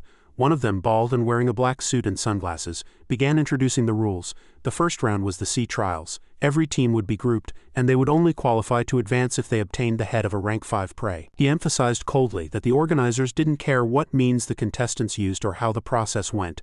Anyone who failed to meet the requirements would be eliminated. After a pause, he continued, stating that all the students present had already set half a foot into the ranks of true warriors, so the organizers would not protect them. If anyone died in the jaws of their prey, they could only blame their own incompetence. Among the crowd, a student complained dissatisfiedly that the competition was starting just like that, without even an introduction. Another responded in a low voice that with so many people there weren't even seats. Those who couldn't pass the sea trials weren't worth mentioning anyway. The other host continued, saying that anyone confident in their strength could attempt to hunt rank 6 prey. As long as they obtained its head, they could skip the arena matches and advance directly to the finals. Finally, they reminded everyone that teachers were allowed to accompany them, but interference was strictly forbidden. If discovered, it would be deemed a forfeit by the student. The green teleportation circle opened, and Qin Yu charged in with a shout. Just then, Tang Lian's eyes went wide as she shouted that there was an enemy attack. A massive boulder infused with golden power came crashing toward Qin Yu. He hurriedly raised his hands to block, gritting his teeth behind him. Yun Na screamed. The power of that strike made his heart skip a beat. He pushed the boulder away with all his might, his gaze quickly scanning the area behind him as a sense of unease rose. Those broken stone fragments actually began to regroup. Before long, they had merged into a muscular stone giant. Debris continued to fall around them, followed by a second, a third, and many more such giants. Qin Yu couldn't help but feel terrified, realizing these were all puppets made of earth and stone, and their numbers were staggering. The puppets let out ear-splitting roars, closing in step by step. Qin Yu sighed inwardly. He had fallen into a monster's nest the moment he stepped onto the battlefield. His luck was truly abysmal. A sword-wielding puppet suddenly slashed down, but a blue energy immediately intercepted it, the counterforce so great that it shattered the longsword. Tang Lian appeared, leaping up to launch a series of attacks, laughing with interest as she fought. The puppet roared, its shattered blade beginning to regroup. Seeing this, Tang Lian only gave an "oh," her face full of disdain. Her strikes were as fast as lightning, severing the opponent's legs. And then she cleaved down from high above, defeating it cleanly. Another puppet brandishing an axe roared and charged. Before Tang Lian could strike, a voice from behind left her stunned. Yu Li charged out like a bolt of lightning, delivering a heavy kick to the puppet's head, shattering it to pieces. Upon landing, she didn't forget to look back and check the situation. Seeing this, Quan Sha Shao quickly called out a warning, "Don't let your guard down too much." Sure enough, the shattered axe began to regroup, much to Yu Li's surprise. Quan Sha Shao gathered her strength with a loud shout and then unleashed a palm strike. The violent golden light blasted the entire puppet to smithereens. She withdrew her hand and blew a light breath, looking quite relaxed. Standing to the side, Qin Yu couldn't help but think, when did these girls get so strong? Thinking of the future, he felt a chill down his spine. His gaze was fixed on Quan Shao Shao, thinking, now that I'm rank 3, can I also learn outer branch martial arts? That burning gaze caught Quan Shao Shao's attention. She turned her face away shyly, though she was secretly filled with anticipation. Qin Yu stepped forward, placed a hand on her shoulder, and called out intimately. The close proximity made Quan Shao Shao's face flush. She responded like a machine. Just as he started to ask, she hurriedly replied shyly. But Qin Yu's next words made her feel like she had fallen from heaven to hell. He only wanted to learn Earth-style martial arts, and before she could react, she was dragged away. In the distance, Yu Li watched this scene, lamenting Shao Shao's fate. Tang Lian responded with her hands on her hips, her tone flat but lethal. Yu Li pressed for more in a panic, and Tang Lian's next answer left her completely stunned, her body going numb with shock. Even the birds in the trees couldn't help but marvel after hearing it. Misusing idioms is truly dangerous. Meanwhile, another bird sent word to mechanical teacher. Riding on the back of a bear, his tone was cold, believing that for the sake of the association's interests, Qin Yu had to be wronged. The great bear roared, its aura erupting as it evolved into a rank 6 iron-toothed beast. Deep in the forest, Qin Yu was practicing within a golden circle. He earnestly performed the Earth-style technique, but the result before him left everyone stunned. Yu Li laughed until she held her stomach, while Quan Shao Shao stood there speechless, his pride wounded. Qin Yu chased Yu Li with his result, which was awkwardly shaped, shouting as he ran. Tang Lian finally spoke up to stop him. Her face was grave as she warned of an ambush. Sure enough, they were surrounded by rank 3 firetail wolves. Yun Na observed from the trees, sensing something abnormal. Just then, a bizarre sphere appeared beside her. Back on the ground, Qin Yu stood in front of the 3 girls, gripping his weapon to provoke the wolf pack. After a series of events, a rank 4 stone-piercing pangolin appeared and the battle erupted violently. Finally, the monster fell, but immediately followed by a flash of golden light, a thunderous explosion rang out, stone chips flew and thick white smoke rose. Yun Na leaped down from the tree, calling everyone's names in a panic. Only a pile of ash remained before her, smoke drifting quietly. Her heart ached, cold sweat poured down, and her eyes were filled with worry and fear. How could this happen? Looking at the mangled stone-piercing pangolin lying on the ground, she couldn't help but ask herself, is this life modification? Suddenly a massive boom rang out.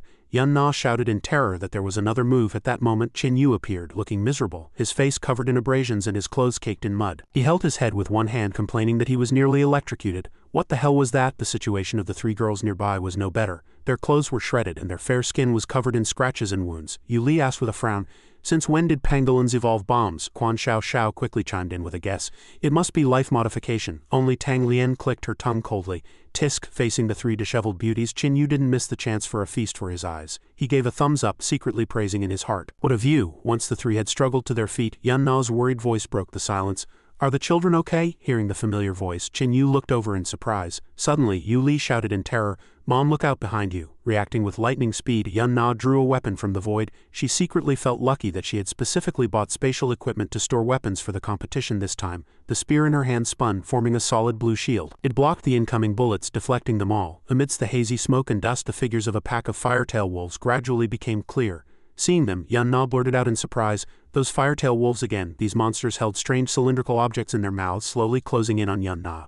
She made a quick judgment, guessing they were life robots. Instantly, the fierce wolf pack leapt up, launching a frantic attack. Yun Na swung her weapon to defend, shouting a warning, "Something's wrong. These aren't ordinary creatures. Everyone, be careful. There's a problem." The wolf pack scattered, turning toward the students. Yu Li, Quan Xiao Xiao, and Tang Lian each faced one, while Chen Yu received special treatment. With 4 or 5 wolves surrounding him, he gritted his teeth and cursed inwardly. This gender discrimination forced his hand. Chen Yu couldn't help but frown and complain. "Beating you lot doesn't even give me energy points." With that, he took his first step and soared into the air, delivering a 1,000-pound heavy punch to one of the wolves, battle intent burning in his eyes. Then, with a violent swing of both hands, he lunged at another. Letting out a menacing roar, he finally snapped one of the wolves' necks with a violent twist, shouting excitedly. Elsewhere, Mechanical Teacher was observing the battle, muttering a notification to himself. Firepower ineffective, freezing ineffective, electric current ineffective, robotic attacks ineffective. The target's defense is extremely high, destructive power is equally startling, and he is very skilled at transformation. Looking at the notification popping up on the data panel regarding the target's super strong self-healing ability, he broke out in a cold sweat. HMPH, did I take a loss on this mission? After thinking for a moment, he clicked his tongue. Tisk, never mind. Consider it a greeting gift. A bizarre beam of light suddenly shot out from the depths of the forest. Suddenly, a giant bear lunged out, launching a sneak attack on Chen Yu from behind, catching him off guard. Chen Yu reflexively tore open the wolf carcass in his hand. Seeing this, the giant bear roared and charged at him. Sharp claws instantly grew from Chen Yu's fingertips. He leaped over the giant bear's head and gave it a clean, decisive end. Witnessing this startling scene, Mechanical Teacher was shocked, exclaiming, "What kind of monster is this?" Chen Yu was prying open the wolf's jaws to investigate when Yun Na walked over. He stared deep into the beast's throat, seemingly searching for something, then shouted into it, "Hey, is anyone in there?" Suddenly, a plume of dark green toxic gas rose from the mechanical beast corpse. Seeing this, Chen Yu clicked his tongue and quickly retreated to avoid it. A voice rang out with pure provocation, "The Undying hasn't killed him yet." Nearby, Yun Na was focused on examining a component. She thought to herself that it didn't matter whether it made a sound or activated a distress signal. The thing wasn't reacting at all. After integrating all the clues, she made a judgment. It seemed the Mechanical Teacher had already infiltrated the competition. She turned to the students and said seriously, "It looks like we have no choice but to head back. With these parts, the school should believe our story. Make sure to preserve the evidence. We're going to use these components to file a formal complaint." Noticing an unusual silence, Yun Na turned around to see Chen Yu nonchalantly pushing a pile of broken robot parts toward Yu Li, his mouth nonstop as he shifted the blame. "Yu Li, how could you destroy the evidence? How did I usually teach you?" Yun Na was so angry her teeth itched. Seeing this scene, her fury boiled over as she cursed inwardly. Could this kid be a mole sent by the Mechanical Teacher? After gathering everyone, Yun Na lowered her voice and warned, "The competition has been infiltrated by the Mechanical Teacher's people. I'm afraid it can no longer proceed normally. We'll go find the staff first to explain the situation." Everyone responded in unison, "Yes." They then quickly evacuated the danger zone. In the shadows, the Undying Shadow Rat appeared, muttering to himself with a calculating look. As expected, that textile guy messed up. "That Chen Yu is heading your way. Undying Boar, get ready to kill them." He signaled his waiting accomplice. Tang Lian seemed to sense the killing intent from behind and went on high alert. This man, just as the Undying Boar prepared to move, the Undying Shadow Rat immediately unleashed his ultimate technique, Gel Deathstorm. Simultaneously, the Undying Boar appeared ominously from behind, cutting off their retreat. Sensing danger, Chen Yu violently pushed everyone away, shouting, "Look out!" A pitch-black hurricane formed instantly, upturning the ground where they had just stood. Yu Li was cut off outside the encirclement. Calling out to Chen Yu in a panic, Chen Yu was swept into the center of the storm, his clothes shredded to pieces by the howling winds. The Undying Shadow Rat had now transformed into a giant form, a triumphant wild laugh on his face. "Die?" However, his smile froze instantly, replaced by extreme confusion. From within the violent hurricane, a sharp claw suddenly shot out, heading straight for his face. The undying shadow rat reacted with incredible speed, blocking the attack with his bare hand as he secretly praised. Good moves, however. Qin Yu's hand locked onto his like a steel vice, making him scream in terror. What? Qin Yu's furious voice echoed from within the storm, his grip strength growing ever greater. It's you little brat who ruined my sponsor's uniform, isn't it? Qin Yu tore through the hurricane and violently hurled the undying shadow rat away, snapping several ancient trees nearby. The monster let out a miserable wail, seeing his companion in danger. The undying boar roared and charged in to rescue him. Undying shadow rat, I'm coming to help, the undying boar huffed, panting for breath. Seeing a new opponent, Qin Yu let out a cold laugh, the corners of his mouth curling up, perfect timing, right back at you. He grabbed the undying shadow rat and slammed him into the charging fat pig. The undying boar crossed his arms in front of his chest and steadily caught the human cannonball. The massive counterforce made even Qin Yu stumble back a few steps. He exclaimed in surprise, "What?" Qin Yu looked at his empty hands and muttered to himself, "Where did that rat go?" Suddenly, the undying shadow rat burrowed out from the ground, leaping up to share a synchronized high five with the undying boar. "Thanks, brother." The undying boar replied in a muffled, resonant voice, "Don't mention it." Facing Qin Yu's questioning of their identities, the two freaks arrogantly introduced themselves. One calls himself the undying boar of the 12 zodiacs, and the other is the shadowless rat. The shadowless rat narrowed his cold eyes, his tone laced with killing intent. "Ordinary level 6 warriors would have died under my death storm long ago. Since you broke my killing move, you must be Qin Yu." Qin Yu didn't back down at all, frankly admitting his identity. "That's right, I'm Qin Yu." Hearing the name, the undying boar suddenly let out a mocking laugh, intentionally mispronouncing the name. "Mahaichun, so you're that old demon?" Beside him, the shadowless rat turned his head and clicked his tongue to correct his partner. "His name is Ma-La-Kun. If you keep getting it wrong, watch out or he'll hit you." The undying boar patted his chest, his tone full of confidence and provocation. "Only if he can actually land a hit." Yan Na observed from a distance, her gaze narrowing as she recognized their identities. Shadowless rat, undying boar, Ma-La-Kun. She quickly moved behind Qin Yu and lowered her voice to provide intelligence. "These two are Zodiac members of the Faceless Assassin Organization. I've heard they've used special means within the Faceless Organization to enhance their strength. They can almost rival level 7 peak warriors, and each has their own specialty. They're hard to deal with." Qin Yu's face darkened instantly. Without hesitation, he decisively ordered his teammates, "You Li, take them and leave first. I'll hold them off. If I want to leave, they can't stop me." Yan Na understood and bowed her head in agreement, not forgetting to look back and instruct him before leaving, "Be careful, Junior." As soon as those four disappeared, Qin Yu was left alone to face the two brutal assassins. The shadowless rat curled his lip with interest and asked, "Brat, 1 against 2? Qin Yu pressed his palms together in front of his face, his tone meaningful. "To be precise, it's 3 against 2. No sooner had he spoken than 2 mechanical arms and a row of sharp weapons erupted from Qin Yu's back. He stomped heavily on the ground, using the momentum to charge at the 2 enemies. Qin Yu unleashed a thunderous punch, but the shadowless rat leapt away as fast as lightning, dodging the killing strike. Simultaneously, the undying boar, who was nonchalantly chewing on candy, became the next target. He stepped bulkily in front of the shadowless rat, using his fat-laden belly to take Qin Yu's punch head-on. Feeling the strange counterforce, Qin Yu furrowed his brow. He could hardly believe his eyes. How was this possible? His full power strike had actually been reflected back. Qin Yu lost his balance and fell onto his back. His strength seemed utterly useless against that thick layer of fat, and even the iron armor on his feet began to crack. The undying boar crunched the candy in his mouth and arrogantly stated his name again. "I am the undying boar, brat." After being knocked back several meters, Qin Yu finally managed to steady himself. Undeterred, he let out a roar and launched a second charge. Qin Yu's fists rained down on the opponent's face while his other hand went straight for the belly. Sharp claws grazed the opponent's neck as he manically unleashed a series of combination kicks, desperately attacking the undying boar until the iron armor on his hands shattered completely. However, when his bare fist collided with the undying boar's fist, a piercing pain shot through him. Forcing Qin Yu to drop his hand, he screamed in terror in his heart. "Hacks, this is absolutely hacks." The undying boar casually tossed the snack bag behind him, clapped his hands and said calmly, "I'm full." He charged forward like a heavy tank, swinging a massive fist as he roared at Qin Yu, "Time to work." Qin Yu stood frozen in place, shouting, "Whoa, his fist is as big as a sandbag." He gave an awkward fawning smile, trying to negotiate. "Could you maybe not hit the face?" Before the words had even faded, Qin Yu was hit by a heavy uppercut to the jaw, right in the center of his face. A powerful blast of air erupted. The point of impact kicked up a cloud of dust, and the undying boar rubbed his shoulder as he turned to leave, as if he had just performed a trivial task. Finished. Packing up. Just then, Qin Yu suddenly struggled to his feet from the wreckage, and the undying boar looked back in surprise. "How are you?" Qin Yu stood tall, revealing a provocative cold smile. "Fatty." He crouched low with his hands on the ground, his eyes cold as he analyzed the situation. This guy immediately absorbs attacks and transforms them into counterattacks of equal power. Going head-on won't work, let's try this move. Chin Yu let out a loud shout and charged out as fast as lightning. Just as the undying boar reached out to grab him, Chin Yu nimbly ducked down, his arms locking firmly around the man's massive waist. He funneled all his strength into his arms and violently suplexed his opponent toward the ground. The undying boar's massive frame was hurled like a sack of grain, snapping countless trees along the way before smashing heavily into a giant boulder. The violent impact caused him to spit out a mouthful of blood in agony.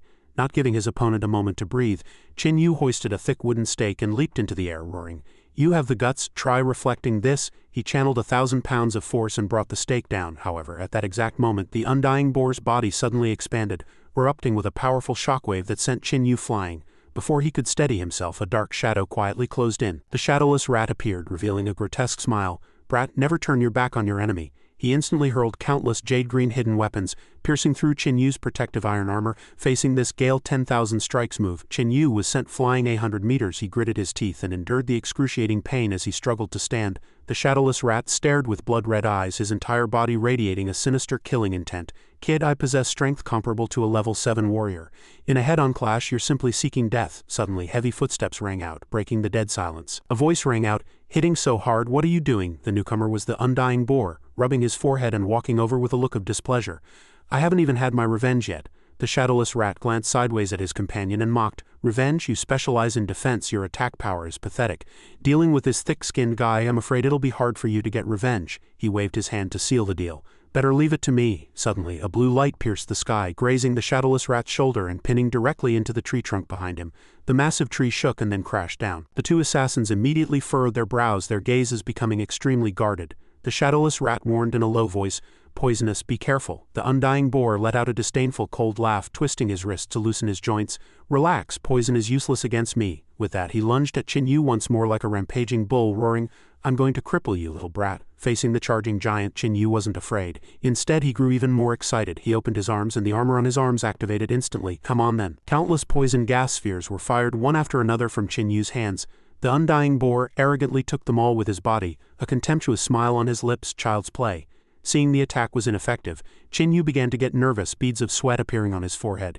Is this guy's defense invincible? On the other side, a shadowless rat pressed his palms together, channeling energy for a move. He grinned wickedly. "Kid," a burst of black energy erupted, reflecting all the toxins Chin Yu had fired right back at him. The shadowless rat mocked, "Courtesy demands a return after all." The toxic projectiles shot toward their owner at incredible speed. Chin Yu turned pale with shock. Crap, they're coming back. He didn't have time to dodge and could only tank it. In an instant, he was covered in brilliant green venom, not giving Chin Yu a moment to breathe. The undying boar's muscles tensed as he unleashed a combined technique, human cannonball. Chin Yu retreated in a panic, shouting aggrievedly, "No martial ethics." But the opponent was too fast, and Chin Yu took a solid hit to the abdomen. The intense pain made him spit out a mouthful of blood. With a massive boom, his body was sent flying again like a puppet with its strings cut. The shadowless rat stood with hands on his hips, throwing his head back and laughing wildly. "Brat, the person who can beat me in Ji-High hasn't been born yet." Chin Yu had now become a punching bag for the undying boar, who slammed his head into Chin Yu's abdomen again, roaring, "Die!" The terrifying impact force pushed Chin Yu through several ancient trees, only stopping when he snapped a tree so thick two people couldn't wrap their arms around it. Chin Yu supported himself on the ground, the earth cracking and blood dripped from his wounds. He struggled to lift his head. "You truly possess skills that transcend level 6 warriors." No sooner had he spoken than a miracle occurred. The dense wounds all over Chin Yu's body began to close automatically, healing at a speed visible to the naked eye as if he had never been injured. Witnessing the light of magical healing radiating from Chin Yu, the undying boar looked at the shadowless rat. "He can self-heal, he's hard to handle." The shadowless rat curled his lip in disdain. "What's hard to handle? In our assassin business, when have we ever met an easy enemy?" He held his breath and focused, his face full of cruelty and triumph. "Kill him in one strike with our ultimate move." The undying boar nodded excitedly in agreement. He stomped heavily on the ground, fissures spreading. The shadowless rat immediately reached out to press against his companion's back, manically funneling power into him as if charging him up. The undying boar's entire body tensed as he began to undergo a bizarre mutation, entering a combined technique state. He continued to accumulate force, his muscles bulging at an unprecedented speed.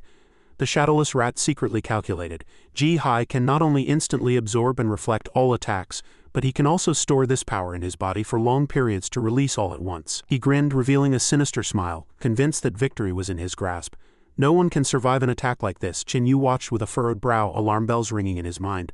The undying boar reached his limit, every inch of muscle bulging high like the gnarled roots of an old tree. He shot toward Chin-Yu like a bolt of lightning, moving too fast for the naked eye to follow. After an earth-shaking roar, smoke and dust filled the air, obscuring everyone's vision. When the dust settled, only the undying boar's hulking figure remained standing tall. Both he and the shadowless rat were stunned, unable to see any trace of Chin-Yu. Where had he gone? The shadowless rat snapped his head around to look behind him, cold sweat soaking his forehead. Just then a hand reached out from the void without warning, nearly scaring the soul out of him. Like a vicious god descending to the mortal world, Chin-Yu plummeted from the sky, executing a Buddha's palm-style heavy strike fused with spatial transfer, aiming straight for the opponent's head. He roared sternly, "Die!" But the shadowless rat was no slouch. At the critical moment he exploded with startling reaction speed. Chin-Yu's sharp claws grazed his cheek, causing him to let out a piercing scream before he lunged upward like a coiled spring. Enveloped in a shroud of murky black energy, the shadowless rat let out a maddened howl. At this moment Chin-Yu also felt a flicker of unease. He hadn't expected the rat's physical stamina to be so resilient, and his expression turned extremely grave. On the other side, the shadowless rat's face had been mangled by that previous claw strike. The seeping blood pushed his rage to the absolute limit. "You're seeking death." As soon as the words left his mouth, he lunged at Chin-Yu with an ear-splitting roar. However, relying on his extraordinary movement techniques, Chin-Yu's actions were as light and fluid as flowing water, easily dodging all of the opponent's attacks. Seeing the other man so vulnerable, Chin-Yu couldn't help but sneer provocatively.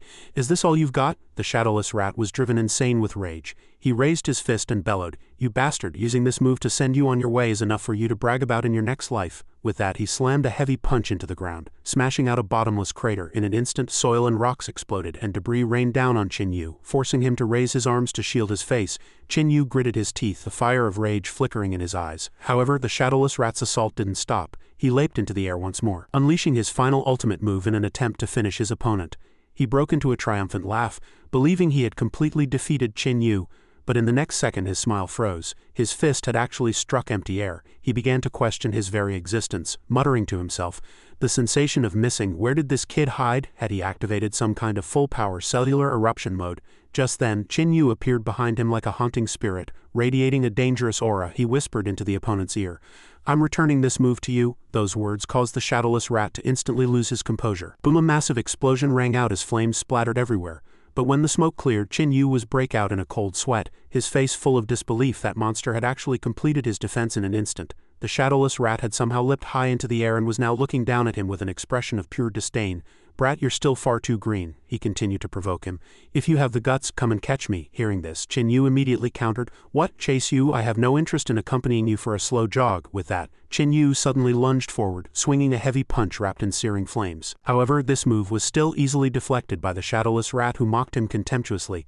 "I told you you're still too wet behind the ears, kid." In an instant, Chin-Yu was struck down, falling from the sky. His handsome face skidded across the earth, carving a long trench and triggering a violent explosion. Chin-Yu dropped to one knee, his breathing becoming heavy due to physical exhaustion. He secretly analyzed the situation. "In terms of speed, he's not as fast as me, but in terms of agility, I'm not as flexible as him." He looked up at the sky with a dejected expression, pondering a counter-strategy, then looked down at his own hands high above. The shadowless rat continued to jeer relentlessly. "Hey kid, out of moves, is this all you can do?" Chin-Yu completely ignored the shouting. It seemed he had found the solution. A strange energy began to gather in his palms as he hesitantly uttered a few words. "Perhaps I should use flesh eruption." This scene left the shadowless rat stunned. He leaned back somewhat helplessly and stammered, "What?" Whoosh! Strong air currents erupted from the vents on Chin-Yu's hands, the massive thrust sending his body soaring into the sky. A look of extreme satisfaction appeared on Chin-Yu's face, as the ground below grew further and further away. Before the demon could even realize what was happening, rage rushed to his head. He roared, "Brat, what did you just say?" Before he could finish, he was sent flipping through midair. Chin-Yu countered coldly, "Who's green now?" With that, he delivered a rapid headbutt to the shadowless rat's abdomen like a bolt of lightning. The terrifying impact sent the shadowless rat flying a great distance. Plunging straight into the depths of the forest, the shadowless rat slammed heavily onto the ground, the impact making the earth tremble and sending birds fleeing in all directions. Seeing his partner beaten unconscious, the undying boar Ji-Hai rushed over, asking anxiously, "How are you?" However, he continued to scan the surroundings warily for any sign of the enemy. "Where is he?" Just as the undying boar was about to help his partner up, a violent gust of wind whistled past. It turned out Chin-Yu was still hovering in the air, his gaze as sharp as a hawk's, locked firmly onto his prey. He delivered a cold judgment, "Get lost." The undying boar was no weakling. He immediately stood up, activating his muscle transformation to prepare for a counterattack. An earth-shaking melee erupted, the scene filled with smoke and fire, blinding flames obscuring the view as the battle reached a stalemate. Finally, when the dust settled, both men were lying on the ground, both heavily injured. The undying boar lay on his back, his heart full of bitterness and horror. This kid's physical strength can actually rival my own. He struggled to lift his head to observe. On the other side, Chen Yu clutched his mangled left arm and wobbled to his feet. However, relying on his super-strong self-healing ability, his heavy injuries vanished without a trace in the blink of an eye, as if he had never been hurt. He felt that fighting this fat man was quite interesting. Chen Yu revealed a wicked smirk and muttered to himself, "Rested enough, let's continue." Witnessing this, the undying boar was terrified to his core, thinking that this guy's self-healing ability was far too horrific. Watching Chen Yu approach step by step like a death god, the undying boar wanted to struggle to his feet but found himself powerless. He cursed inwardly, "Damn it, my limbs won't move." In his panic, the undying boar exhausted his efforts to scream hysterically for help from his partner. "Shadowless rat, what are you doing? Get over here and help me, he's exhausted. Kill him now while you have the chance," he shouted desperately. Wondering if the shadowless rat had been swept away by the previous shockwave. Not far away, the shadowless rat was lying under a tree on his last breath. After the brutal beating Chen Yu had just delivered, he was currently completely powerless to fight back. The undying boar struggled, wanting to stand up and protect his partner. Hearing the shrill cries for help, the shadowless rat could only turn his head with difficulty, his voice faint. Indeed, although his speed was incredible, his defense was too poor, leading to his heavy injuries. Chen Yu gave them no chance to breathe. Lunging forward to seize the undying boar by the throat and hoisting him into the air, despite the excruciating pain, the fat man remained stubborn. You can't hurt me." Chen Yu immediately countered, "I know." Before the words had even faded, he used all his strength to slam this massive meat shield savagely into the ground, saying coldly, "But I can kill him." The undying boar's spirit broke, his entire body going limp with fear. He flew out like a cannonball, and his landing point was exactly where the shadowless rat lay. Boom! The shadowless rat was pinned firmly by the massive frame, weakly spitting blood as he complained, "Ji Hai Yu." Cough, cough. At this point, the undying boar was powerless to change anything. He didn't understand why his body wouldn't move, and why it had become so soft. He thought to himself that even if his body was soft, his weight was enough to make the shadowless rat suffer. Meanwhile, Chen Yu had no intention of stopping. He walked over slowly, grabbing one of the undying boar's legs and hoisting him up like a toy. "You two really have a great relationship."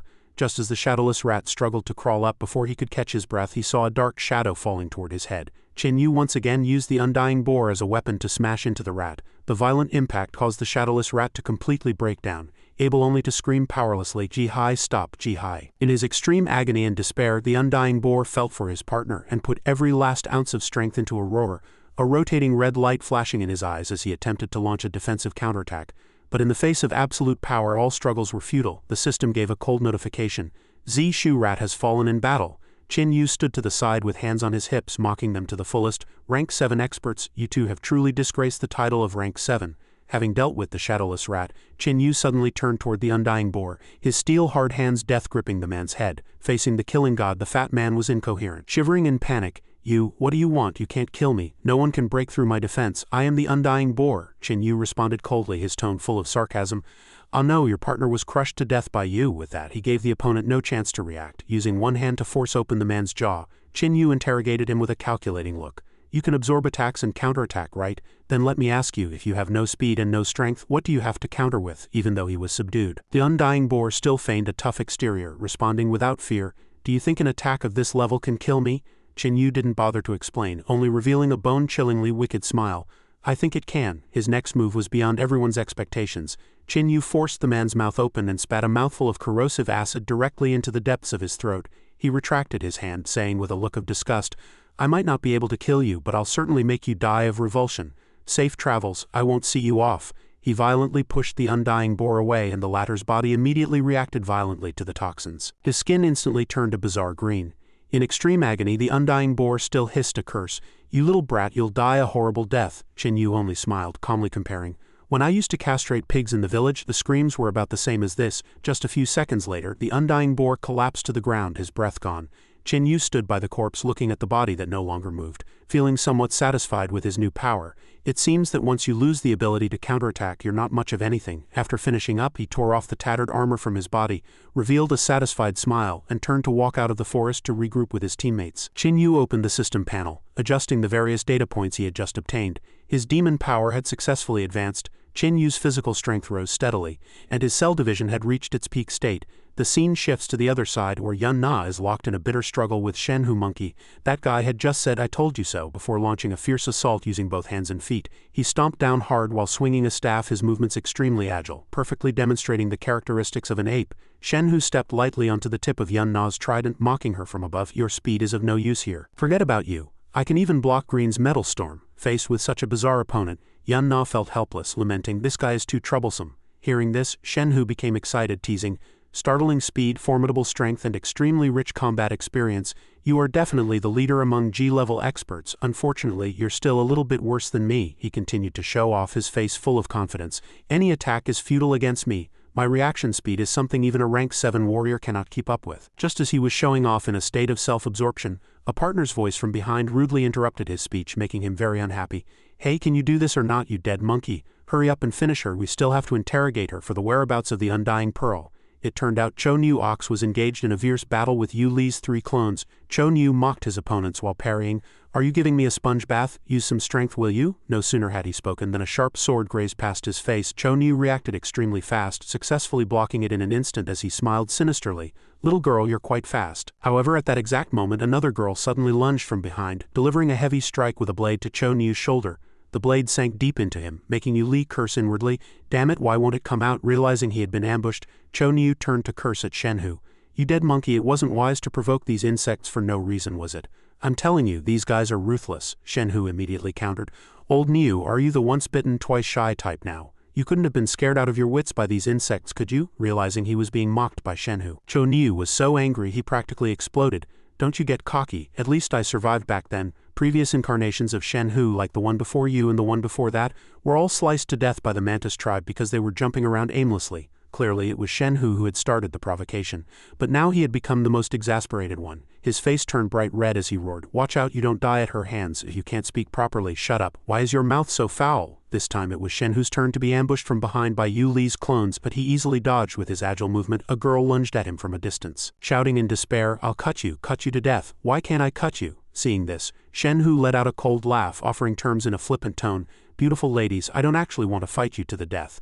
I'm just trying to complete a mission." He dodged lightly, causing the girl to flip several times in midair. Shenhu continued, "Everyone cooperate and tell us where the Undying Pearl is and we can all go home and report back." A trace of doubt flashed in his eyes as he stared at his opponent for a moment. "Madam, I heard you were heavily injured for over a decade, and now your strength has actually broken through and recovered. The Undying Pearl wouldn't happen to be on you, would it?" Over here, Cho Nu was grabbing a gray-haired girl by the head and dragging her across the ground. Hearing Shenhu's words, he chimed in, "Since you've guessed it, why didn't you say so sooner?" Although the gray-haired girl looked tense, she still countered firmly, "Even if I did use it, what of it?" Hearing this, Shenhu raised his hands in an innocent gesture, smiling as he played peacemaker. Don't misunderstand," he signaled a ceasefire, his tone softening as he tried to persuade them. "We aren't here to assign blame. We just want to take back what belongs to us," Cho Nu-Ox added, standing aside with a grim expression. "In such a short time you couldn't have possibly absorbed the Undying Pearl completely. You'd better return it to us." Shenhu Monkey took over the conversation, his tone laced with threat despite maintaining a negotiating posture. "Come with us and save us the trouble of doing this ourselves. If you dig it out yourself, you might just save your life, but if we have to do the digging, there's no telling what else might come out with it." Hearing this, Yun Na's heart burned with rage, but she maintained a cold, composed exterior. She turned to her clones and instructed, "Don't speak, Mother will handle this." Shenhu gasped with exaggerated surprise. "Mother and daughter?" Then he let out a sinister laugh, his shifty eyes darting over the clones. "Since you're mother and daughter, madam, I'm sure you wouldn't want anything to happen to your children, would you?" Yun Na was unfazed, firing back. "And I'm sure you wouldn't want anything to happen to the Undying Pearl either, would you?" As she spoke, her hand slowly reached for an object at her waist, her gaze piercing as she stared down her opponents and turned the threat back on them. "To kill us, you'd have to strike 4 times. But to crush this pearl once is enough. Want to test me?" Startled by her decisive move, both Shenhu and Cho Nu felt a jolt of alarm. Their faces flickering with unease, Shenhu's jaw dropped as he stammered, Madam," Yun Na suddenly barked out a command, her hands gripping her trident as her aura exploded. "Today it won't matter if you call me Grandma. Do you really think I'd trust the word of an assassin?" Cho Nu let out a helpless sigh and shook his head at his companion. "This is exactly why I hate dealing with military types. These fools are even stupider than we are." The three remained in a standoff, the air thick with tension. Just then a lumbering figure emerged from the forest. It was the Undying Boar. Seeing his companion, Shenhu immediately reverted to his habitually mocking tone. "Hey fatty, you finally showed up. Did you finish that brat off already?" At the question, the Undying Boar, actually Chin Yu in disguise, froze for a moment. Feeling guilty, he avoided their gaze and replied vaguely, "Yeah, handled it. He died a miserable death." Seeing Boar turn around, Shenhu frowned and barked first. "Hey, watch it," I said. "Can you stop eating so much and lose some weight?" The Undying Boar only gave a simple-minded laugh and reached up to scratch his head.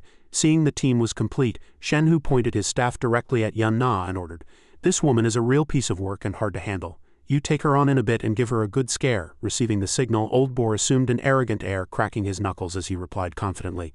She's definitely a handful, but don't worry. My specialty happens to be, one would have expected him to charge at Yun Na immediately. But instead, to everyone's shock, the undying boar suddenly slammed Shenhu's head into the dirt, finishing his sentence. Dealing with this guy. Shenhu angrily swiped Old Boar's hand away, eyes wide as he roared, "Are you insane?" Old Boar gave a dry laugh and quickly cupped his hands in apology. Cough cough, please allow me to demonstrate."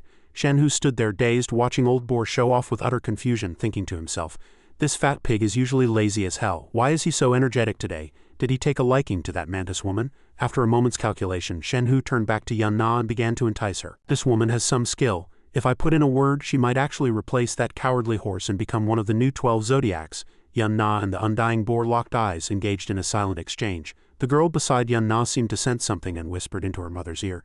"Is it him?" Yun Na replied with a firm tone. "I know, get ready to activate it." The girl complied obediently. "Yes, mother." Meanwhile, Shenhu was still trying to play the mediator, holding back Old Boar. "Calm down, don't be impulsive." He began his arrogant speech. "There's no need for us to fight to the death. You know the faceless assassins, right?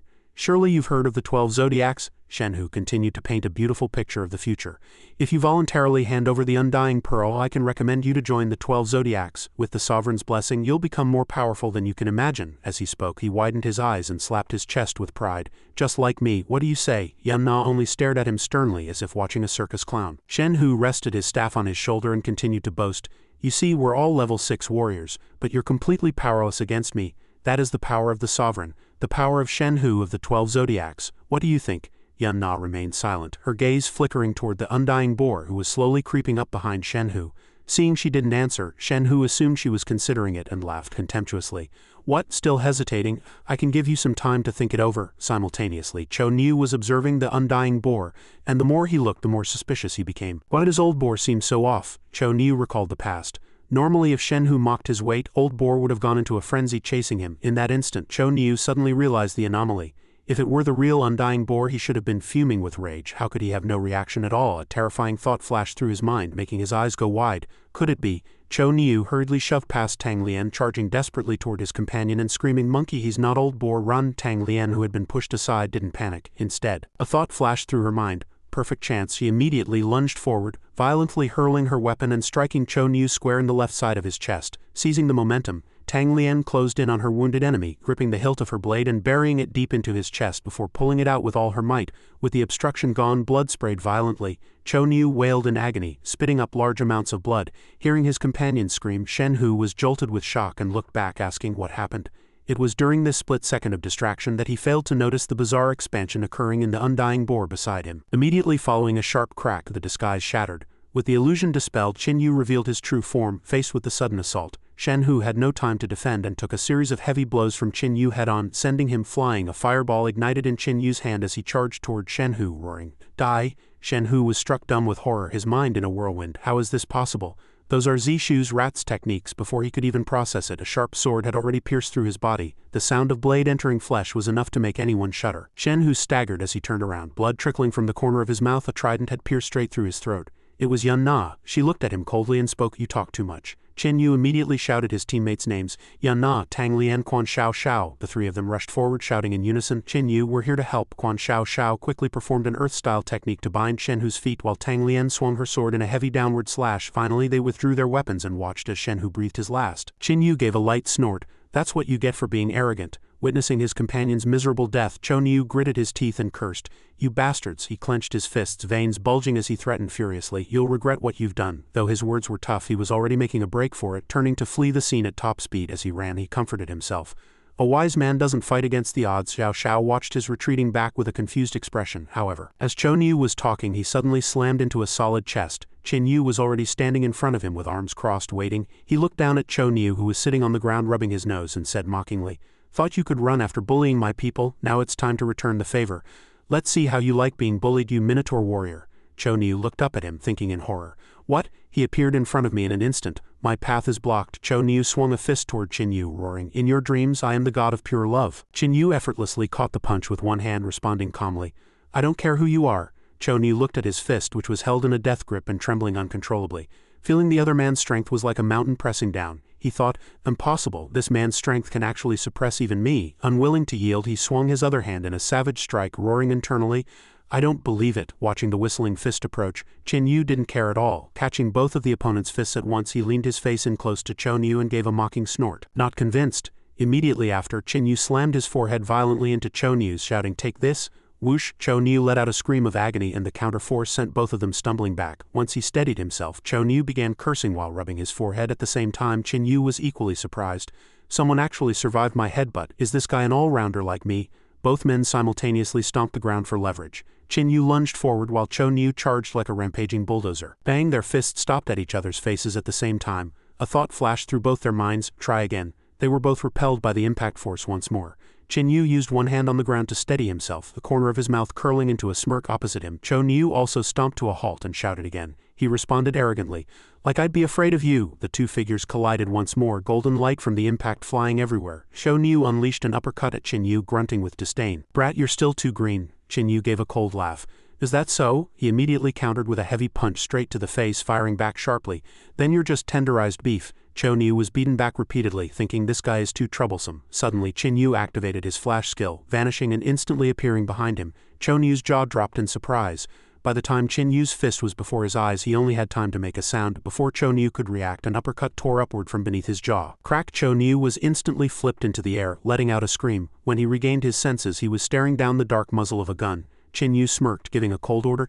Say cheese. He slammed the muzzle into Chen Yu's mouth and shouted, learn from me. With a PFFT, blood splattered as a spear-like projection pierced from the mouth through the back of the head, ending his life instantly. Chen Yu hovered in the air, his hands open as he activated magic. A brilliant blue light enveloped the corpse. He shouted excitedly, Soul devour? A blue soul flew out of Chen Yu's body and was quickly sucked into Chen Yu's palm. He closed his eyes, feeling the surge of power within him. When he opened them, a satisfied smile appeared on his face. Speed, strength, self-healing, longevity, these were all the powers he had gained from absorbing the soul.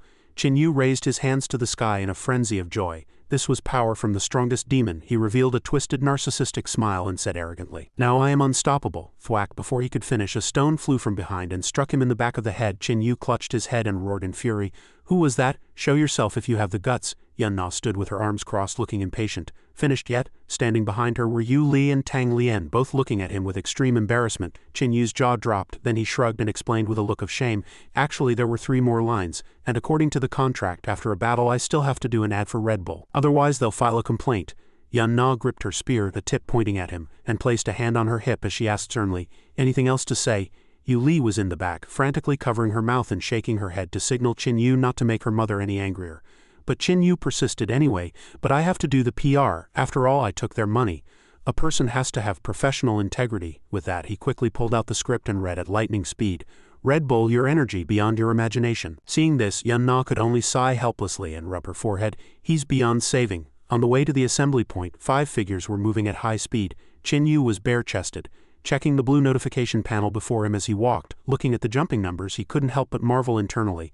After 2 battles, I've already reached the mid-stage of level 4. He rubbed his chin, smiling happily as he thought of the future. With my demon secret techniques, becoming a superhero won't be a dream. As they were walking, Tang Lian suddenly raised a hand to signal a halt. Something's up. Chen Yu and Yan Na immediately entered a combat stance as countless black shadows rushed at them from the darkness, just as Chen Yu prepared to meet the enemy. A red-haired man descended from the sky, flipping in the air before landing steadily. Seeing this, Chen Yu mimicked the move and leaped out, landing in front to block him. The red-haired man, Shilong, pointed at him and shouted in a rage, that was my entrance. Once he steadied his posture, Shilong asked coldly, are you the ones who killed that group of pigs? Immediately after, another group of people appeared one after another, heavily surrounding the team. Among them were horse, sheep, monkey, dog, rooster, and tiger. They stated in unison that this was clearly the group they were looking for. Chen Long the dragon stared intently at Chen Yu, letting out a low growl. It seems we underestimated you. Yan Na's expression turned solemn as she raised her weapon to block in front of her. Before she could speak, Chen Yu cut in first, his tone dripping with provocation. Tattoos, huh? Think you're tough guys? He spread his arms wide, his face full of disdain. Don't think you're special just because you have numbers. I don't give a damn about a few of you. Having finished his piece, Chen Yu immediately activated his power, his bloodline boiling violently as he prepared to transform. He looked back and instructed Yan Na's group, when the fighting starts, find an opportunity to retreat immediately. Yan Na glared at him, firmly refusing. I can hold off 2 of them. Chen Yu remained calm, shaking his head. No need, go back and get reinforcements. I'll stall them here first. Yan Na looked to the others for their opinions, and seeing everyone nod in agreement, she no longer hesitated, signaling the team to evacuate immediately. Seeing the opponents trying to slip away, Qianlong narrowed his eyes, filled with suspicion. Trying to run? He gave a signal to Wei Yang the sheep. Instantly the enemies scattered, death gripping the perimeter around the girls and cutting off all paths of retreat. Qianlong looked at Qin Yu's group trapped in the center, adopting a condescending posture as he advised, "You should all just surrender. 5 against 6, you have no chance of winning." Qin Yu raised an index finger and shook it slightly, flatly refusing, "That won't be necessary." As soon as he spoke, he looked up at the sky. In an instant, a beam of blindingly bright light descended from the heavens, slamming hard between the two parties. It formed a barrier, separating Qin Yu's group from Qianlong's forces. Looking at the pillar of light, Qin Yu couldn't help but marvel. That speed was truly impressive. Atop a massive shield, Tang Qi stood tall and proud with another figure standing beside her. She leapt lightly from the shield and then delivered a flying kick, sending the shield hurtling downward. Not far away, Wang Zi stood with his hands behind his back, his face full of arrogance. The shield spun at an incredible speed, whistling through the air as it headed straight for Qianlong's group. Seeing the unidentified object whistling toward him, Yu Ji, the rooster, turned pale with fright. As the shield was about to smash into his face, he was terrified to the extreme, his bloodshot eyes nearly popping out of his head. Boom Rooster couldn't dodge in time and took a solid hit to the head. He was sent flying a great distance, leaving Shu Go, the dog, standing nearby in stunned silence. Wang Zi looked down at Qianlong from his high vantage point, retorting powerfully, "You've got that wrong." He then landed steadily in a fierce kneeling posture on the other side. Tang Qi drew the twin blades from her back, her presence intimidating. Wang Zi continued, "It should be 8 against 6. Looking at the lineup before him, Qianlong couldn't help but cry out in shock. The perfect duo of offense and defense. He then turned to Wang Zi and questioned, "Weren't you already crippled?" Wang Zi admitted it indifferently, and revealed the reason for his recovery. "That's right, but my little brother healed me with an undying pearl." A trace of surprise also flickered across Qin Yu's face upon hearing this. Qianlong, on the other hand, was the opposite, asking anxiously, "The undying pearl is on you?" Wang Zi responded calmly, his tone full of provocation, "That's right. What of it? Want it? Come and take it yourself." Qianlong fell into deep thought, silently assessing the situation. Facing this legendary couple who once had the record of slaying a rank 8 powerhouse, he had to consider carefully. After weighing the pros and cons, he decisively waved his hand and ordered a retreat. He cursed inwardly. "I'd have to be brain dead to face you two head-on." His subordinates immediately took the order. "Yes." Just as they turned to leave, a sudden attack struck violently. Wei Yang the sheep was hit, spitting out a massive amount of blood as a golden light instantly pierced through his body, causing him to vanish from this world without a trace in the blink of an eye. The remaining people trembled all over after witnessing such destructive power. A heavy punch slammed into a nearby towering ancient tree, snapping it in half.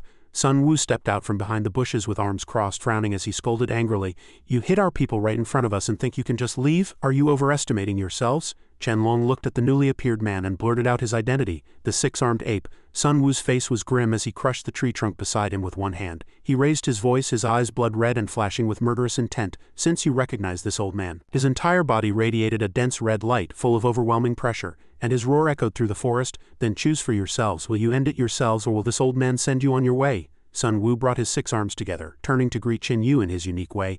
"Brat, not dead yet." Qin Yu shot back sharply yet affectionately. "Don't worry, I might even take your spot, old man." Then Qin Yu asked in confusion, "How did you get here? Wasn't the signal jammed?" Sun Wu let out a cold snort, and the previously silent Wang Zi explained, "That fake screen you made really looked real. However, you brats didn't say a word for several hours in there. There was definitely a problem, so we came to check."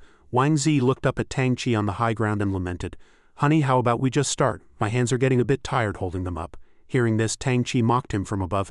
"Tired after just this short while? You wouldn't happen to be unable to get it up, would you?" Wang Zi was livid, his face turning bright red as he shouted in a rage, "Who said I can't get it up? I'll show you." As soon as the words left his mouth, he scooped up Tang Qi and violently hurled her toward Qianlong's group, letting out a roar. "Go." Tang Qi moved through the enemy ranks like a bolt of lightning. The twin blades in her hands danced lightly, aiming straight for the enemy's lower bodies, instantly slashing across everyone's legs. But then she shouted in surprise, "Even their shoes are specially made." Wang Zi charged forward with his shield, laughing heartily. "This old man will join the fun too." He swung his shield, smashing Shu Go the dog repeatedly like a rainstorm. Sun Wu stood to the side watching the battle, feeling his hands and feet itching for action. He cracked his knuckles and said, "Good, good, this old man will warm up too." Beside him, Qin Yu quickly reached out to stop Sun Wu, saying with a serious face, "Don't move, stay here and don't run around. I'll go buy a few stools and be right back." Hearing this, Sun Wu froze in place, thinking, why does that sound so familiar? By the time he snapped back and saw Qin Yu had already flown far away, he realized he had been played and cursed at his retreating back. "Brat, don't let me catch you." High in the air, Qin Yu had already locked onto Yu Ji the rooster, who was sneakily trying to launch an ambush. He swung the iron chain in his hand, thinking to himself, "It's you. Perfect chance to try out my new move on you." Rooster was planning an aerial ambush on Wang Zi, shouting, "Your bones are pretty hard, aren't they? Let me see just how hard you are." He had just let out his signature crowing sound when suddenly with a snap a chain death gripped his leg, stopping him abruptly and leaving him bewildered. Why did I stop? This chain is… Before he could react, a massive acceleration nearly made his eyeballs pop out. He was dragged along upside down, letting out a piercing scream. He wailed and howled. You have no martial ethics for someone so young. Dragged manically all the way, Rooster struggled desperately to no avail, his heart filled with terror. How is this kid so fast? He stammered a question. Where are you taking me? Seeing Chen Yu flying higher and higher, passing through the clouds, Rooster broke out in a cold sweat, shouting a warning. Any higher is not a place our level can stay. Stop, stop quickly, stop. Chen Yu just smiled slightly, replying curiously, then I'm quite interested to see if the legendary vacuum can kill a demon like me. Rooster was scared out of his wits, sneakily reaching for a dagger hidden under his wing while cursing. Chen Yu suddenly felt the weight in his hand lighten. He turned his head in surprise and found he was holding only a chicken foot and a mess of chains. He couldn't help but burst out laughing. Interesting, you even gave up your leg. The humiliated Rooster flipped him a friendly middle finger and crowed, if you want to die, go die by yourself. With that, it dove back down into the clouds and vanished, thinking, I'm not accompanying you in this madness. Suddenly, Chen Yu appeared behind it like a ghost, letting out a cruel laugh that made Rooster's hair stand on end. Gee gurgur da. Chen Yu lunged forward and grabbed it, teasing, don't leave, I'll take you to stand shoulder to shoulder with the sun. Rooster struggled in terror. Get away from me. Seeing the reaction was so strong, Chen Yu grew even more excited. You don't like God? Rooster was so angry he trembled all over, nearly laying an egg on the spot. JG da, you've scared me so much I'm about to lay an egg. Chen Yu's face flipped instantly, his voice bone-chillingly cold. Then let's go to hell together. With that, he dragged Rooster and dove straight toward the ground. A brilliant flash of light illuminated the entire sky, accompanied by piercing screams. Boom, the earth shook violently, debris flew and smoke filled the air. Everyone nearby was startled. A bull's head fell from the sky, landing right at a soldier's feet, scaring the soul out of him. Deep in the crater, Chen Yu stood up wobbling, saying with a serious air, what a waste, what a waste. Bull blood actually tastes pretty good. He raised a hand and waved, revealing a brilliant smile as he greeted the stunned crowd. Good morning, fellow students. Welcome to the Coliseum. I'm Matador number 9527. I didn't scare you, did I? He even remembered to make a cute finger heart, his tone sickeningly sweet. All right, I'm currently under orders to hunt down that Minotaur warrior. If anyone uses your family to threaten you, remember to give me a call. Love you all. With that, he was about to exert force to jump out of the deep pit, but the soldier spoke with a troubled face and a stutter. That it's our prey. Hearing this, Chen Yu's attitude did an instant 180-degree turn, his tone threateningly gloomy. No, it's my prey. The god of pure love specialized in killing minotaurs. Without giving the other party a chance to speak, he turned to leave. But after only a few steps, Chen Yu turned back, jumped back into the pit, and then slowly climbed up the bank on the other side.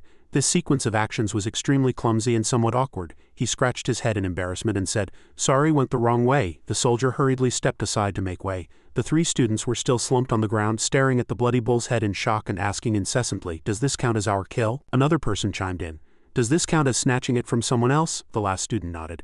It probably counts. He tremulously reached out to touch it, muttering that he had to calculate if there were still any intact spirit stones in this pile of minced meat. Meanwhile, on the other side, Sun Wu was in the middle of a fierce battle with Yin Hu, the tiger, and Shu Go, the dog, with both sides locked in a stalemate. Yan Na and Wu Ma, the horse, were also evenly matched. Chen Long waved his hand, unleashing a five-elements technique as a long streak of flame cut through the air, severing the branches overhead. Facing this duo of offense and defense, the leader of the 12 zodiacs lived up to his reputation. The ground suddenly shook violently and split open, earth and rocks surging continuously.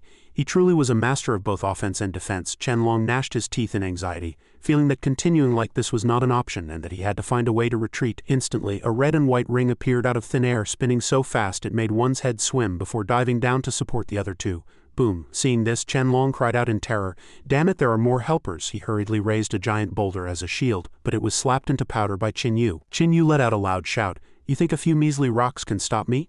HMPH. Before the opponent could regain his senses, Chen Yu delivered a heavy punch to his stomach, hard enough to make his intestines feel like they were being beaten out. Take my punch. Chen Long crashed uncontrollably into a thick wall. Unable to stop under the violent impact, he hurriedly raised his hand and shouted, Earth-style, earth flow wall. A massive hand of earth rose from the ground, death gripping one of Chen Yu's feet. Seeing this, Chen Yu actually burst out laughing, his tone ruthless. Futile effort. Chen Long's arm radiated a brilliant light as he gritted his teeth and thought, This brute strength is too terrifying. The two flew over a hilltop and Chen Long let out a loud shout, Try this move. The rocks beneath their feet rose up on command, hitting Chen Yu squarely.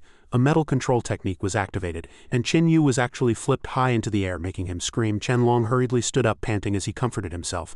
Phew, this guy is really hard to deal with. Is this really the strength a student should have? He gritted his teeth, enduring the dizzying pain, and stomped hard in front of Chen Yu to bolster his momentum. He scratched and clawed at the ground with his limbs, then leaped up and dove headfirst into the dirt like an ostrich. Only then did Chen Yu hurriedly run over to check. Finding that the opponent had already dug a tunnel and made his escape, he also excitedly mimicked the action and leapt, only to smack his head on the ground trying to follow, resulting in a large bump on his head for his trouble.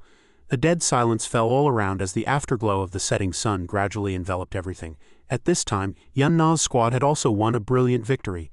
Wang Zi gripped his signal flare gun and fired a shot into the sky, announcing, "I'll notify the organizing committee to come and check the situation." In the blink of an eye, 2 helicopters cut through the sky and flew overhead. Staff members hurriedly jumped down and swarmed the scene.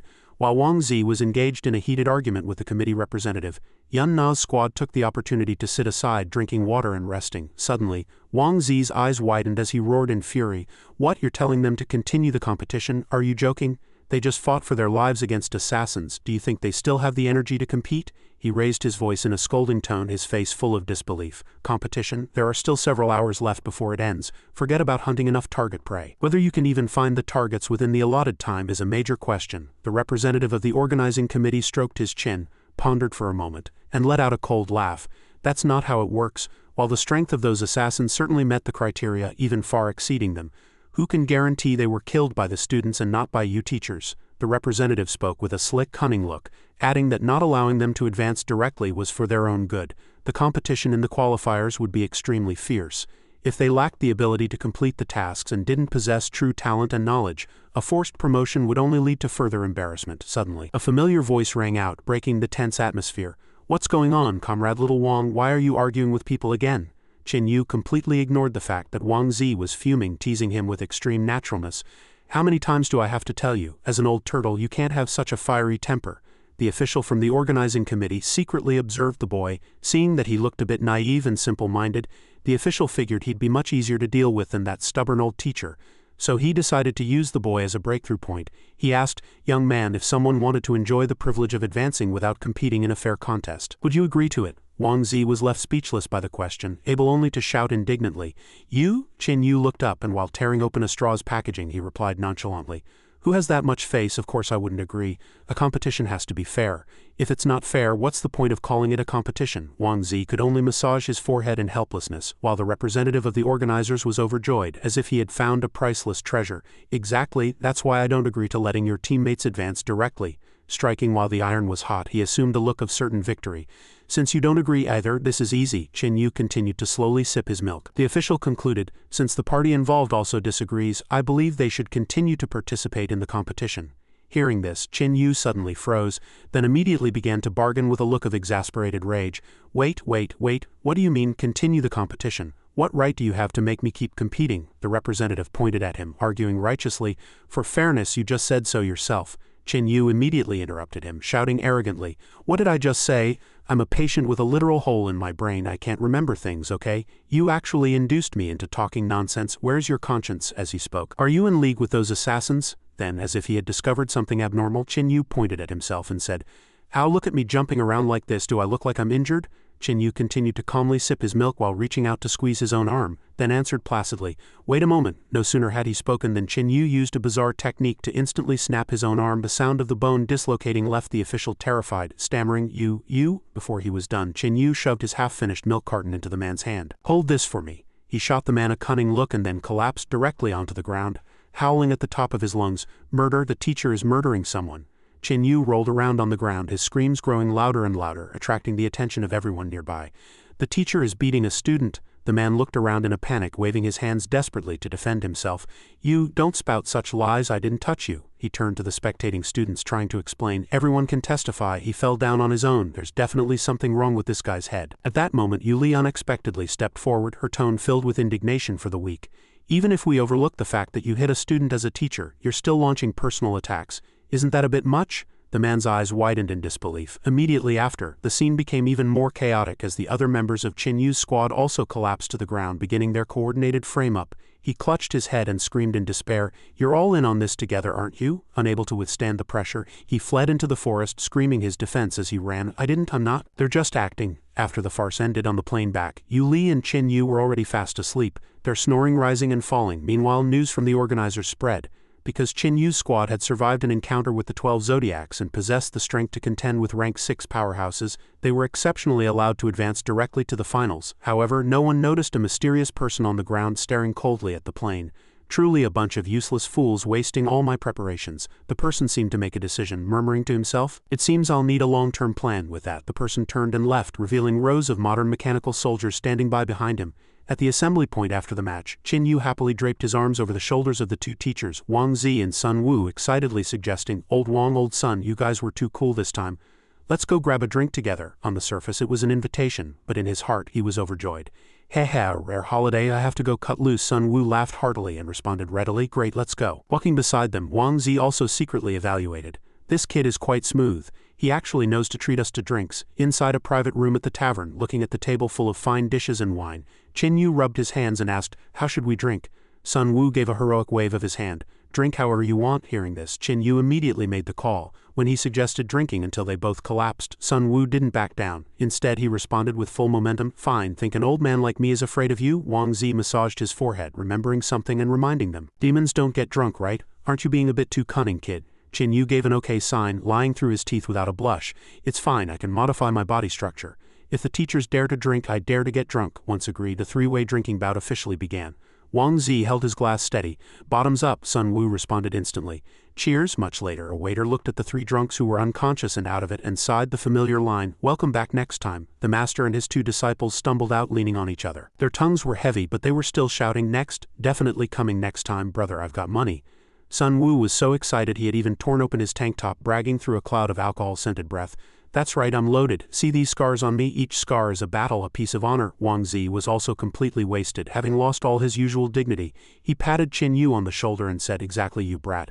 Don't think you can look down on this old man just because you have a bit of strength. Let me tell you, the real battlefield is incredibly cruel. You haven't seen anything yet. This is just small-time stuff like playing house." Wang Zi lectured drunkenly. Qin Yu followed behind, enthusiastically playing along.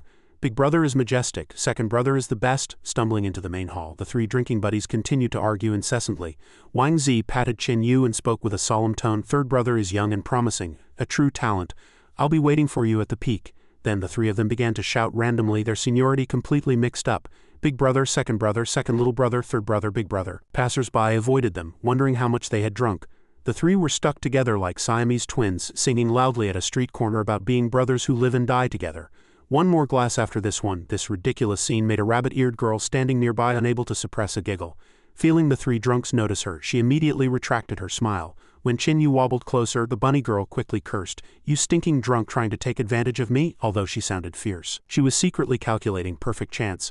Once the three walked further away, the bunny girl lightly waved her arm and unleashed her secret technique, the spirit turtle impact. Instantly, Wang Zi's face darkened and he radiated murderous intent. Not only that, but Sun Wu also sensed the anomaly. Seeing that one person hadn't fallen for the trick, the bunny girl said in surprise, "HMPH, fast reflexes." Wang Zi turned and unleashed an Iron Mountain lean. Sun Wu wasn't to be outdone.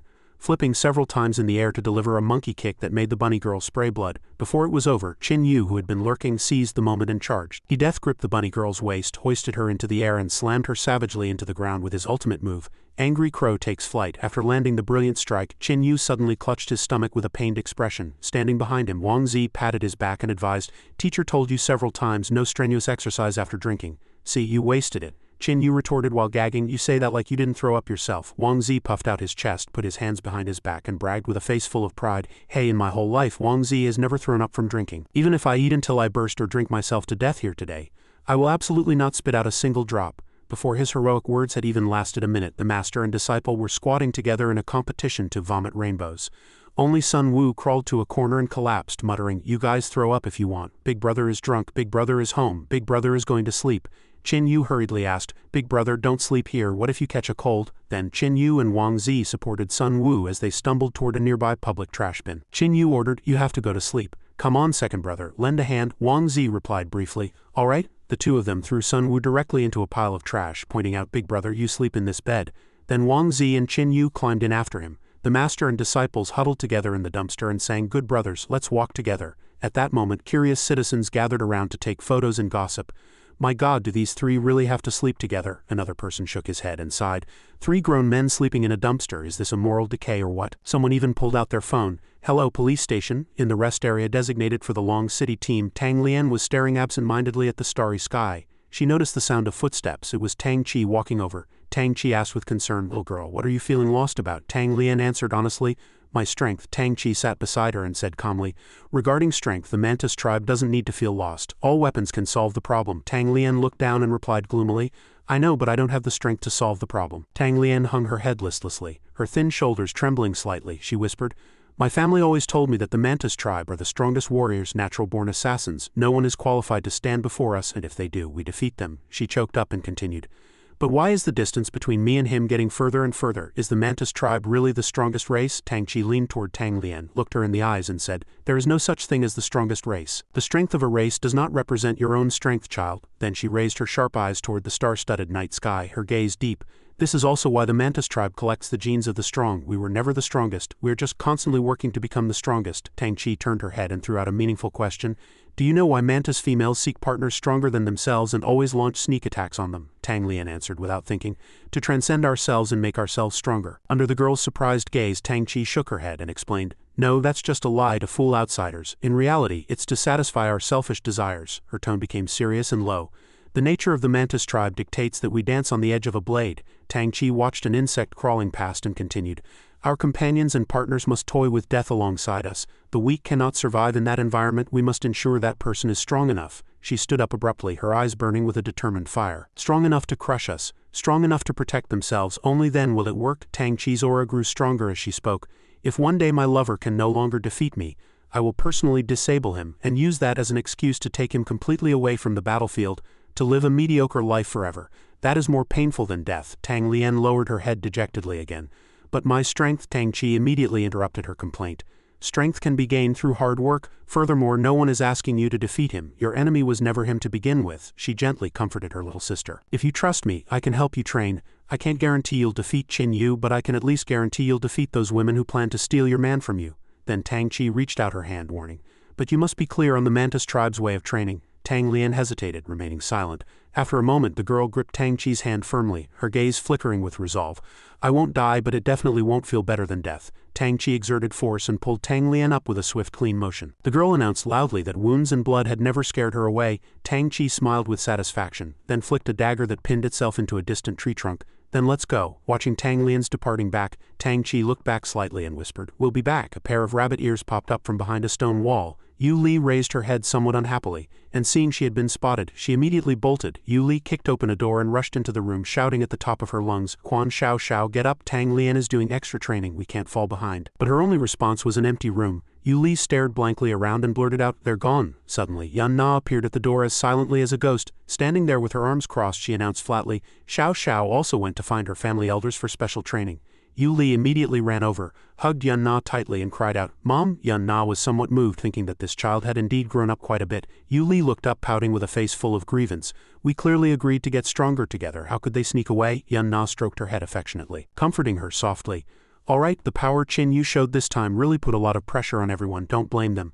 Yu Li lowered her head in shame and replied in a small voice, I don't blame them. I'm just wondering how I can get stronger right now. I don't even know a single move of outer martial arts. Hearing this, Yan Na let out a helpless sigh. I don't know about that either. I can't teach you that. However, she smiled slightly, a glimmer of hope in her eyes. Mom can continue to teach you inner martial arts. Yu Li looked up in surprise and hurriedly pressed. Can that make me stronger faster? Yan Na gently took her daughter's hand and led her outside, but her tone turned serious, shattering the girl's unrealistic fantasies. No, but if you don't step up your training, you'll have to watch helplessly as they leave you further and further behind. Yan Na gave a stern warning as they walked. Without talent, you can only rely on diligence to catch up. We might not be able to beat those hardworking geniuses, but we must at least give it our all. Extra training today. We start with leg techniques again. Yu Li replied obediently, yes ma'am. Yan Na continued to impart wisdom. Bits and pieces add up. One day you will break out of your cocoon and become a butterfly. When the sun rose high into the sky, the three figures of Qin Yu, Wang Zi, and Sun Wu wobbled out of the police station. As soon as they stepped out, Sun Wu hurriedly warned, what happened yesterday must never be known by anyone else, do you hear me? With a grave expression and deep worry, he added, if word gets out that we as vice principals were dead drunk and hit a young girl in public, we won't be able to keep our jobs. Wang Zi broke out in a cold sweat hearing this. Turning to instruct his disciple, that's right, Qin Yu, don't you dare go around talking nonsense. Before he could even finish, he saw that Qin Yu had already started a live stream, shouting at the screen, Fam, we just got out of the station. Sun Wu was scared out of his wits and quickly reached out to cover his face, cursing incessantly. The unlucky Wang Zi was grabbed by Qin Yu and dragged into the frame, able only to sigh helplessly. Qin Yu talked nonstop to the phone. My bro's son paid all the fines, I didn't spend a cent. What a baller. The comments in the livestream chat instantly flooded the screen. Bro's son, bro Wong, bro you, are these the three who slept in the dumpster together yesterday? Is that girl the one who was hit by these three bastards? The next second, Sun Wu rushed forward and snatched the phone away. Chin Yu received a heavy flick on the head from Wang Zi and was scolded.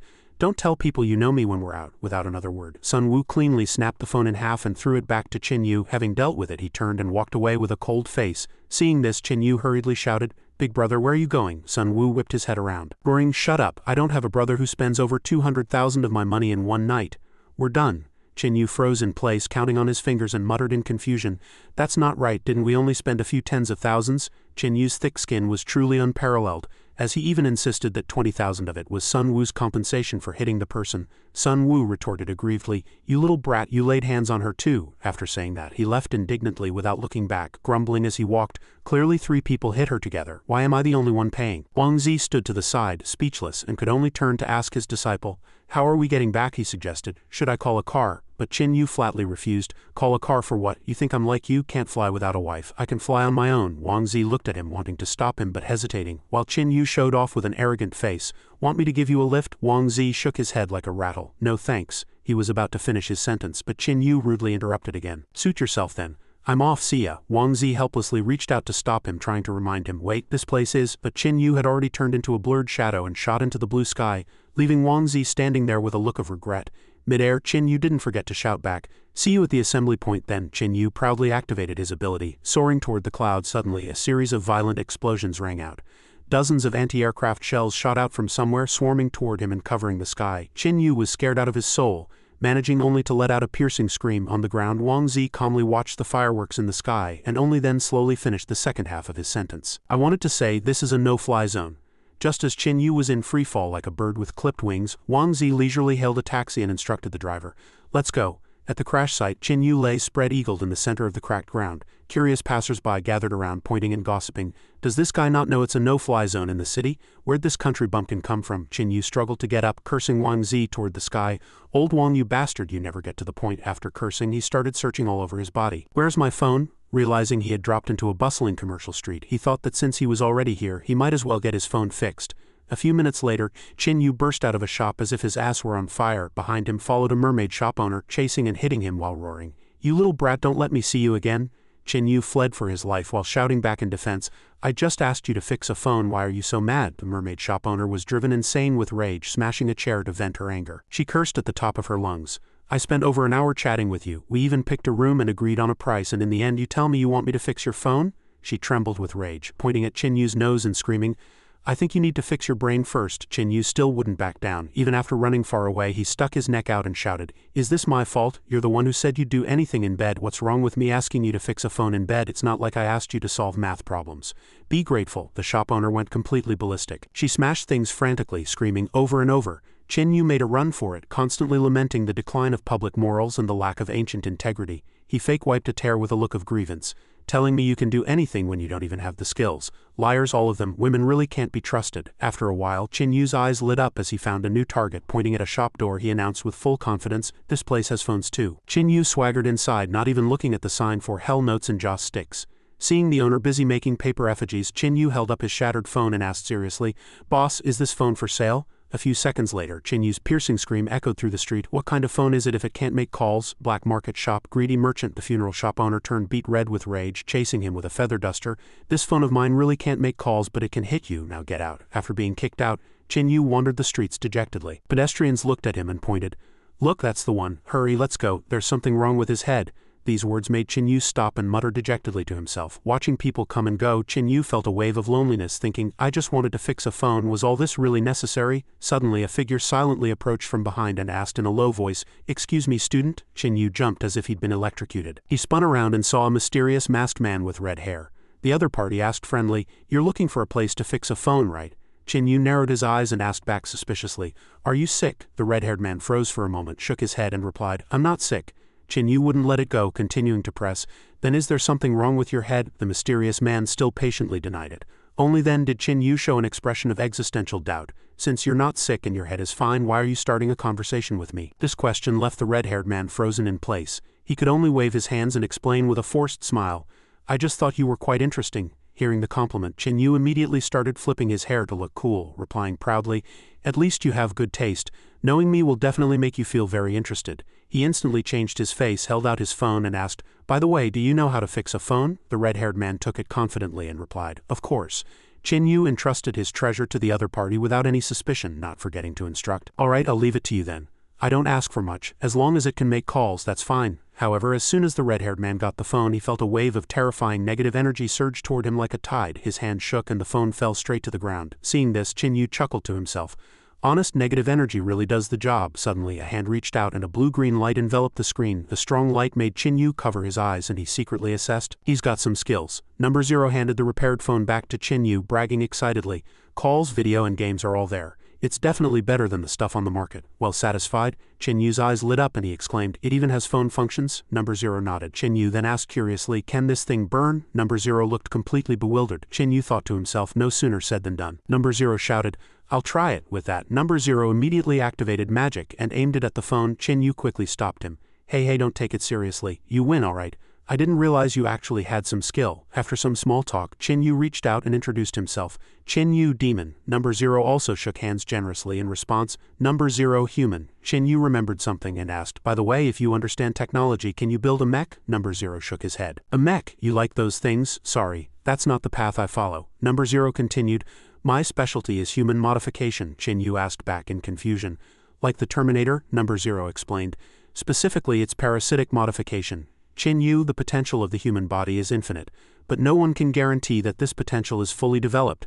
Evolution inevitably takes detours. Number 0 placed a hand on Chen Yu's shoulder, his tone becoming suggestive. "My mother wants to use the power of technology to help humans achieve perfect evolution. You're a demon. You should understand this better, right? Even demons who claim to have infinite evolution cannot be sure what kind of power they are devouring." Chen Yu looked at the hand on his shoulder while listening to the other's lecture. Number 0 continued, "But technology can perfectly present all evolutionary paths, screening and cultivating superior cells." Chen Yu felt his blood pumping. "Sounds impressive. What's this move called?" Number 0 pressed his hand to his chest and introduced, "I call them nanoparticles," he added.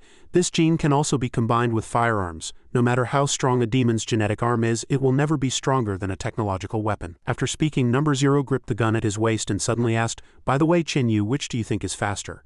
A demon or a gun?" Chen Yu's face darkened as he replied, "That depends on the distance." Number 0 excitedly drew the gun. Chen Yu said, "Beyond 5 steps, the gun is faster." Number 0 pressed further. "What about within 5 steps?" Chen Yu answered decisively. "Within 5 steps, the gun is both accurate and fast." Number 0 asked in surprise. "Huh?" Chen Yu laughed. "No matter how fast a demon's reactions are, how could they be faster than a gun? Of course the bullet is faster." Number 0 revealed a cold smile. He raised the gun and prepared to fire, the muzzle pointing directly at Chen Yu. The distance between the two instantly closed to less than a foot. Chen Yu activated his demonic power, condensing a dark red gun of flesh and blood. Number 0 was startled by this scene. Bang! Chen Yu's shot pierced through Number 0's palm and he sneered, "What a coincidence. My bullets aren't slow either." Suddenly, a sharp alarm sounded. Number 0 asked, "Are we really going to do this here?" Chen Yu put away his gun and put on a smiling face. "No, there's not enough room to move here. Let's find a good spot next time." Number 0 also nodded in agreement. "Yeah, I think so too. Chen Yu, you are the best prey." Chen Yu turned to leave and Number 0 shouted from behind, "Wait until my nanoparticles are complete. You'll be the first test subject." Chen Yu turned back excitedly and replied, "I'll be waiting for you." The final showdown.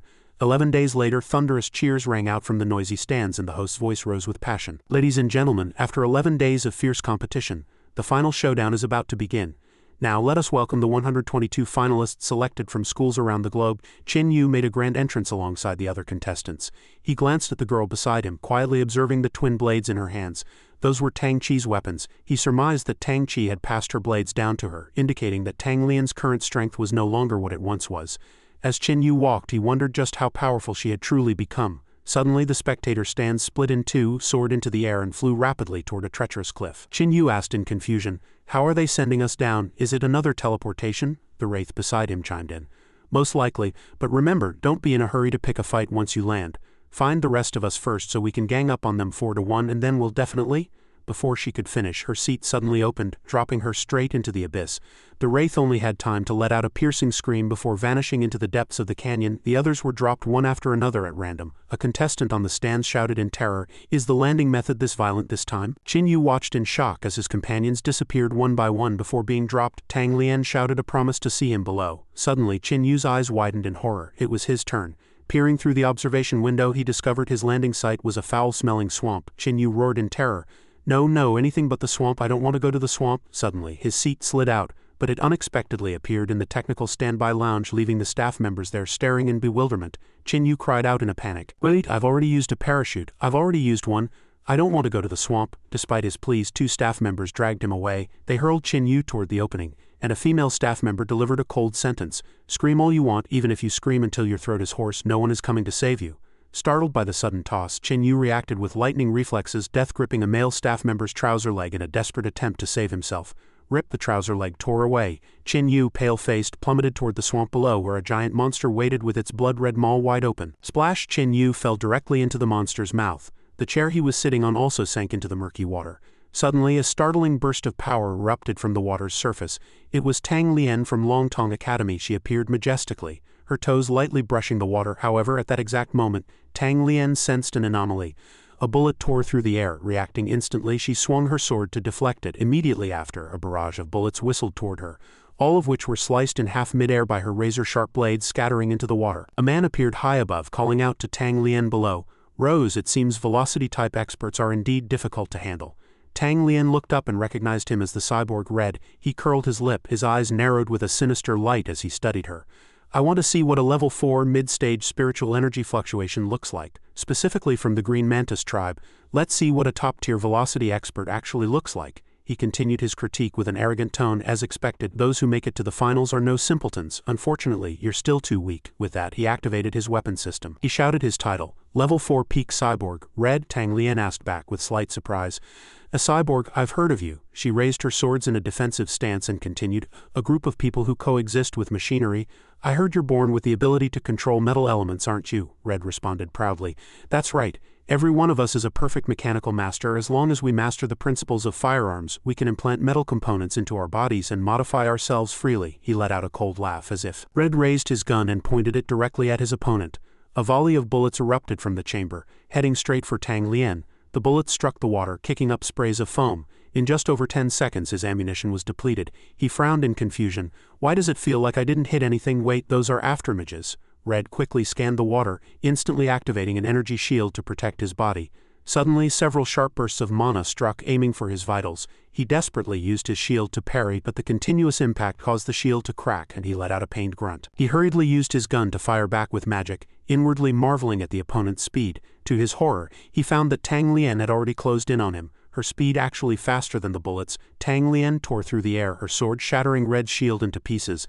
The massive force of the slash sent Red crashing into the water. He struggled to the surface, roaring, "Woman, don't underestimate us." Several mechanical arms extended from Red's body as he analyzed the situation.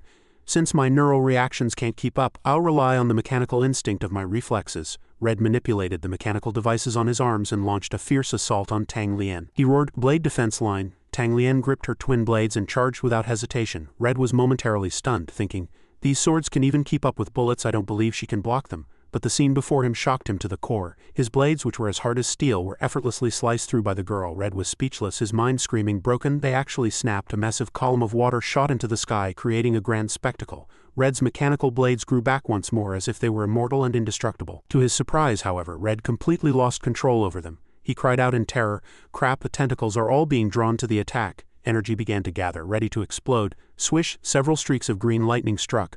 Tang Lian had somehow soared high into the air, her entire body enveloped in emerald lightning that looked like heavenly punishment. The lightning fell straight down, striking Red dead on. In an instant, the mechanical tentacles were all severed. In the blink of an eye, Tang Lian stood behind Red, her speed so fast she left only a passing afterimage. Tang Lian asked coldly, "You brainless pile of scrap metal, are you ready to surrender?" Her overwhelming power clearly struck fear into her opponent. Tang Lian seized the opportunity to rest her blade against Red's throat. He couldn't react at all, able only to freeze in place with his mouth agape. She said triumphantly, "I'll help you out." On the scoreboard of the actual arena, the points were clear. Red 0, Tang Lian 1. In the observation room, a middle-aged man smiled proudly.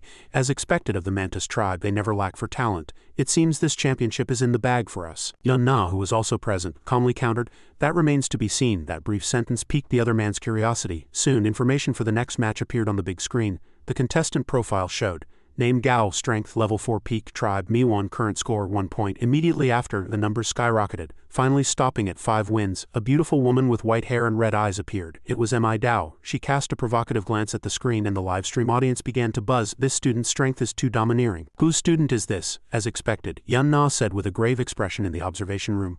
No matter whose they are, I just hope our students remain safe. Within a narrow rock crevice, the mountain walls on both sides soared into the clouds, leaving no apparent path of escape. At the same time, a series of explosions was steadily drawing closer. Quan Xiao Xiao let out a shout, channeling her spiritual energy to build a stone wall in front of her. Yu Li stood behind her, feeling anxious. In an instant, countless shurikens shot toward them. Xiao Xiao thought to herself, if I'm slow with the wall, it'll be dangerous. Wasai closed in on Yu Li and Quan Xiao Xiao at high speed. Unable to contain herself, Yu Li took the initiative and charged out, roaring angrily. Who do you think you're showing off to? Xiao Xiao followed close behind to support her. Yu Li barked, eat this, as she raised her leg to attack. Wasai wasn't one to sit and wait for death either. He quickly released a clone to swap positions while his true body retreated to find an opening. Yu Li's heavy kick landed, colliding violently with the twin blades of Wasai's clone. He seized the opening to leap aside and Yu Li blurted out in surprise, what? In the few seconds she was falling, Wasai swung his sword toward her. She hurriedly leaned back, struggling slightly to dodge, and clicked her tongue before using the momentum to leap into the air. Successfully avoiding the attack, she shouted disdainfully, cheap tricks. Below, Wasai's clone was charging at Quan Xiao Xiao. Yu Li continued, Xiao Xiao, the target is yours. Quan Xiao Xiao immediately replied. Understood. Her gaze became determined. Earth flow. With that, Xiao Xiao gathered her spiritual energy into her hands, a thin layer of yellow mist swirling around her body before she let out a loud shout. Simultaneously, under her control, countless giant boulders soared into the air. Powerful energy erupted from within her, and her spiritual energy built layer upon layer of stone walls. The power Quan Xiao Xiao displayed was incredibly startling, her energy exploding like a fire god descending to earth, forcing a bewildered Wasai to retreat.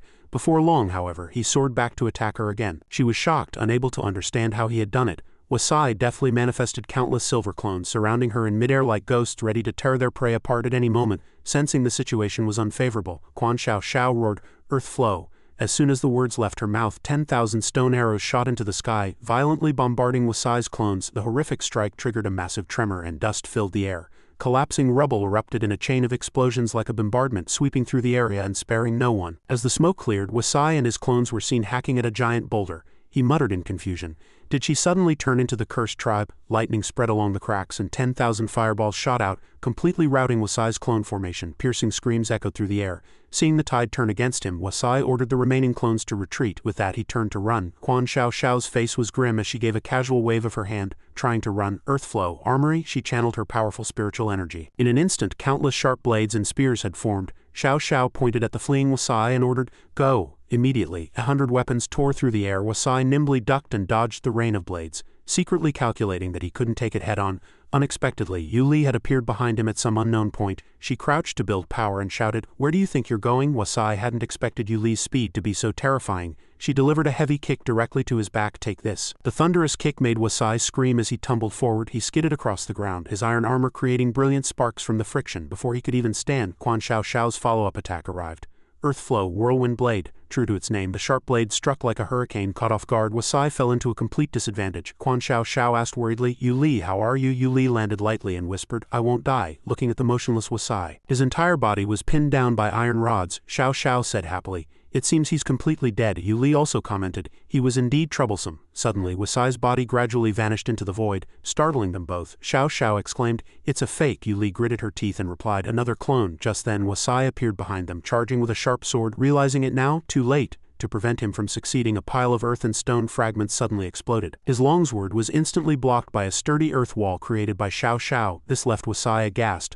What? Xiao Xiao sneered, you can hide your form but you can't hide your scent. Seeing his sneak attack fail, the foolish Wasai hurriedly leaped high into the air to attempt an escape, but Yu Li wasn't about to let him go and immediately chased after him. Still trying to run, she soared into the sky and delivered a heavy kick to his abdomen.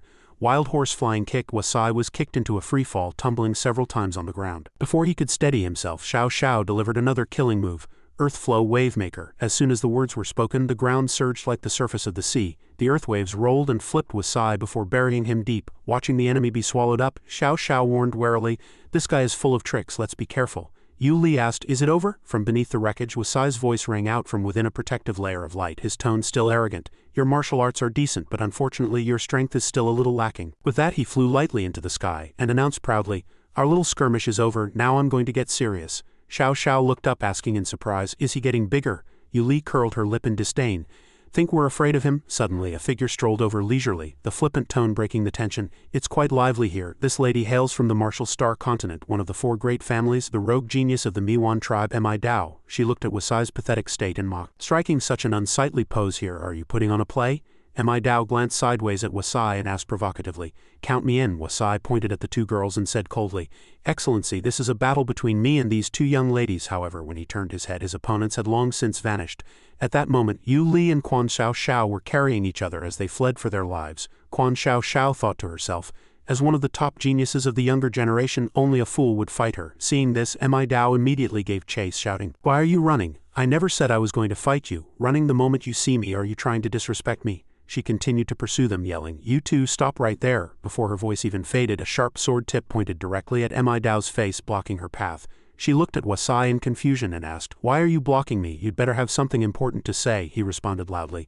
Excellency, I've already said they are my prey. There's an order to things. First come, first served. Hearing this, Mi Dao revealed a look of interest. Nodding as she replied, First come, first served. That does sound reasonable, however. She paused, a dangerous glint flashing in her eyes as she continued, If I beat you to death, I'll be the only one left, won't I? Isn't that right, Silver Canister? Wasai was left speechless. Suddenly, without warning, Mi Dao threw a palm strike toward Wasai's face. Although the attack was abrupt, his reactions were incredibly fast. He performed a side flip and dodge, narrowly avoiding it. As soon as he landed, he mocked Mi Dao for being like a gopher. No sooner had he spoken than Wasai swept his longsword, delivering a thunderous tivy blow before Mi Dao could react. Wasai said arrogantly, You're too careless. Despite being wounded, Mi Dao evaluated with interest. Wasai, this guy's blade is fast. As she spoke, she activated her self-healing ability, and the wound closed rapidly. With this move, you can indeed hold your ground at level 4. Seeing Mi Dao recover in an instant, Wasai questioned in shock, How is that possible? Gruesome veins gradually surfaced on Mi Dao's body as she stated proudly, Little brat, do you know the consequences of taking the initiative to attack our tribe? Wasai didn't answer. Instead, he charged forward with startling speed. Accompanied by the sound of whistling wind, he manifested multiple clones that attacked Mi Dao simultaneously. Mi Dao didn't dodge or move, simply standing her ground and taking Wasai's continuous slashes head-on. Witnessing this, Wasai calculated secretly. This person neither fights nor runs and doesn't even counterattack. Is she trying to exploit the situation? Despite being surrounded by countless clones, Mi Dao showed no fear. In the office, Old Man Sun evaluated the situation, shaking his head with a sigh. These brats have lost. Yun Na turned and asked, Elder Sun, what do you mean by that? Wang Zi explained, If you haven't fought the Miwan tribe, you won't understand their traits. When dealing with these monsters, you either kill them in one hit or don't provoke them at all. If you dare to fight a war of attrition with her, you'll die a miserable death. Yun Na responded, noting that their strength seemed to be endurance. Elder Sun replied, It's more than just a strength, just keep watching. Meanwhile, Mi Dao used the counterforce to leap, charging at Wasai like a sharp arrow. She easily shattered his clones as if snapping dry twigs. Finally, Mi Dao death-gripped Wasai's true body. In that moment his mind was filled with nothing but terror. So fast, in the next second he was hoisted into the air, even dropping the longsword in his hand. Mi Dao completed a graceful mid-air flip and slammed Wasai violently onto the ground. Immediately following, she swiftly dealt with the remaining illusory clones, catching Wasai off guard and leaving him completely unable to defend. Wasai stared at Mi Dao, thinking his speed was far inferior to hers, and that he could only rely on power. Acting on the thought, Wasai raised his longsword high, and delivered a heavy downward slash toward Mi Dao's arm without hesitation. However, he was stunned by her horrific defense. The skin on her arm appeared completely unscathed by the blow. Her defense is too high. Mi Dao didn't waste words, delivering a direct kick to Wasai's chest that sent him flying backward through the air to crash heavily onto the ground. He calculated in terror, Her strength is also above mine. Is this really level 4? Mi Dao's expression turned dangerous as she said deeply, I'm talking to you. She reached out to touch her wound to heal it, then suddenly cried out, That hurts. Standing amidst the wreckage of the scattered clones, she laughed uproariously. Looking at Wasai, she asked, Are you ready? He remained bewildered. What? Suddenly, Mi Dao's hand locked onto his face. She effortlessly slammed Wasai's head into the nearby wall, death gripping his face. Watching Wasai being brutalized beyond recognition, she laughed cruelly. Elsewhere, Yu Li and Quan Xiao Xiao were fleeing desperately. Yu Li shouted, Keep up, the Miwan tribe is relentless once they set their sights on prey. That silver canister won't be able to stall her for long. Though exhausted, Quan Xiao Xiao struggled to respond, Understood. Suddenly, she sensed something wrong and violently pushed Yu Li forward. This unexpected shove caused Yu Li to fall to the ground due to momentum, with Quan Xiao Xiao landing on top of her. Confused, Yu Li asked, Sister, why did you push me? but immediately after, she saw with horror a dagger embedded in Quan Xiao Xiao's arm. It was an ambush. The two immediately stood up, warily scanning the surrounding bushes. Yu Li roared, "Who's there? Get out!" The two were highly focused, not daring to slacken for a moment. Suddenly the dagger in Quan Xiao Xiao's arm was pulled away by an invisible force. She gritted her teeth against the agonizing pain and began to cast her magic. Earth flow break. As soon as the words left her mouth, scorching lava erupted from underground. However, when the smoke cleared, she was shocked to find a figure appearing behind them. Her move hadn't left a single scratch on the opponent.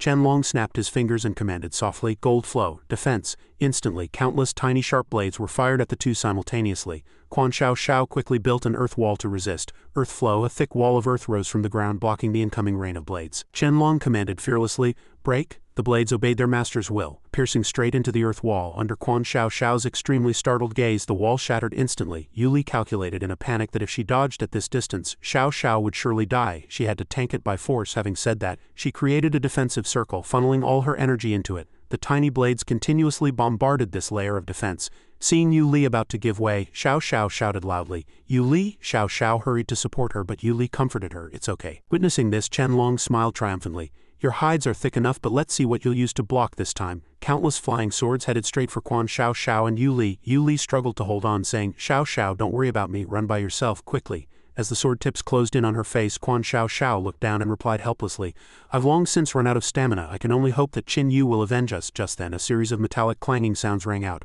Quan Xiao Xiao and Yu Li looked up in surprise, while Qianlong asked angrily, "What is the meaning of this?" The mechanical teacher walked over slowly with stiff movements, his tone filled with contempt and irony. "It's nothing, however. You're striking with such cruelty, hell-bent on killing. Isn't that a bit too stupid?" He raised the gun in his hand, revealing a playful smile, and turned to mock Qianlong. "Why are you always bullying the weak? Are you trying to use these two weaklings to build yourself a stage?" He paused for a moment and continued his sharp lecture.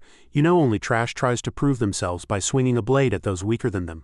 Qianlong was berated so severely that his face turned red then white with rage, but he could only manage a single word. "You," the mechanical teacher had no intention of stopping, continuing his lecture. "Bullying the weak will only make you weaker. It won't help you advance further. Ultimately, you and your descendants will be completely eliminated by superior genes." He glanced at the two injured girls and evaluated candidly. "Like these two little girls, they actually have great potential to become powerful." Having been scanned by that sharp gaze, Yu Li immediately entered a state of high alert. He looked back at Qianlong and said with a toxic tongue, "Genes can be modified and strength can be improved, but if you're a soft egg to the bone, you'll be a waste for a lifetime even if you get stronger. They are much stronger than you." Hearing this philosophical praise from an enemy felt quite jarring to Quan Xiao Xiao and Yu Li. Qianlong waved his hand impatiently, wanting to drive away this talkative fellow. "You'd better stop talking nonsense here. We came here to ask for your help, not to listen to your lecture on genetic evolution." Just then there was movement in the bushes and a figure appeared. It was Rabbit, pushing the Sovereign in a wheelchair. A respectful shout rang out, "Sovereign!" The leader was pushed in front of Qianlong, and upon appearing, he immediately berated his subordinate without mercy. "That's right, you are a waste. You can't even handle a small matter like this." Qianlong lowered his head and stammered, trying to admit his mistake. The Sovereign's words were extremely toxic and harsh. "I sent out 2 members of the 12 Zodiacs together, and they were actually killed by a student.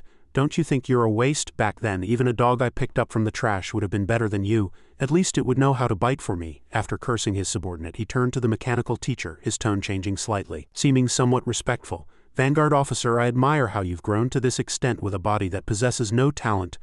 I heard that recently you've been researching a new type of artificial gene that seems to allow one to regain their lost youth." Before he could finish, he was met with a cold reception. The mechanical teacher interrupted him coldly, causing the Sovereign's face to darken. "Don't get any ideas about my nanoparticles. You're not worthy." The mechanical teacher walked to the wheelchair and whispered in his ear, his voice full of mocking, "Without the power of the Zodiacs, you couldn't even defeat a level 8 expert. Since you can only sit in a wheelchair waiting to die, why don't you wait until I've perfected the strongest gene to challenge you? At that time I will use the energy you take pride in to defeat you." The Sovereign looked up at this arrogant youth, secretly evaluating as expected of someone from the Church of Technology. "An arrogant boy. Even in my peak, I would have struggled to gain the upper hand, but right now our common goal is the same." Thinking of this, he turned and asked, "Have you heard of the Undying Pearl?" At the mention of this, Quan Xiao Xiao and Yu Li's faces flared with rage. "Stop talking nonsense, get lost." The Sovereign let out a cold snort and said to the 2 young girls, "You're useless now too." He coldly ordered them to be captured to use as bait for Qin Yu. Rabbit immediately took the order, replying, "Yes." She leapt into the air, crossing her hands to reveal sharp claws, preparing to deliver a final blow to the two girls. Suddenly, with a bang, a heavy electric punch smashed into her face, sending Rabbit flying a great distance. Dao appeared majestically, clapping her hands and asking loudly, "Hey, hey, hey, who gave you permission to touch my prey? Who exactly?" Seeing the other party somewhat bewildered, Qianlong stared blankly before turning to the mechanical teacher, who was using his electronic eyes to scan Dao, evaluating this Miwan tribeswoman. A warrior tribe quite famous on the Martial Star continent, and one of the targets I wanted to challenge after the Demon War ended. The mechanical teacher's processor ran at full speed, coldly analyzing the opponent's biological data. This girl's genes have evolved extremely, with absolutely no self-protection mechanism. Before their genes collapse, this group of monsters only gets stronger as they fight. Rabbit finally struggled to her feet, holding a wooden stake and asking curiously, "They get stronger as they fight?" The mechanical teacher nodded, patiently explaining the danger to his subordinate. "That's right, every injury they take causes their genes to temporarily evolve, and there is no upper limit to this evolution. To face them, you must either kill them in one hit or be ground down until you die of exhaustion." Having said that, he turned to Qianlong and jokingly suggested intervening, "Need help? If so, I don't mind a fight," although her strength hasn't reached the standard for a challenge yet. Qianlong's personality was proud, and he immediately refused flatly, "No need." As soon as the words left his mouth, he activated the power of 5 elements arise, launching a series of fierce attacks imbued with elemental force. Dao showed no fear, using Fire Water Boundless to manipulate flames and counterattack Qianlong, followed by Ice Flow 10,000 Abysses to leap down lightly, avoiding the opponent's return strike. That wasn't all. Dao continued with Gold Flow Sky Severer to intercept the sharp swords lunging at her. Then she leaped into the air, kicking up clouds of dust. In the blink of an eye, Dao had appeared behind Qianlong like a ghost, whispering in a tone full of mockery, "Is this all you've got? My turn." No sooner had she spoken than Dao delivered a thunderous heavy kick directly to Qianlong's jaw. The blow carried immense power. Making Qianlong stumble back, he had to dig his claws deep into the ground to stop his retreat. Driven to a towering rage, Qianlong roared, simultaneously unleashing countless destructive moves: earth spears, fire dragons, ice blades, and wood vines. However, Dao's movement was as fluid as flowing water, easily dodging all attacks. She provoked him with a playful smile.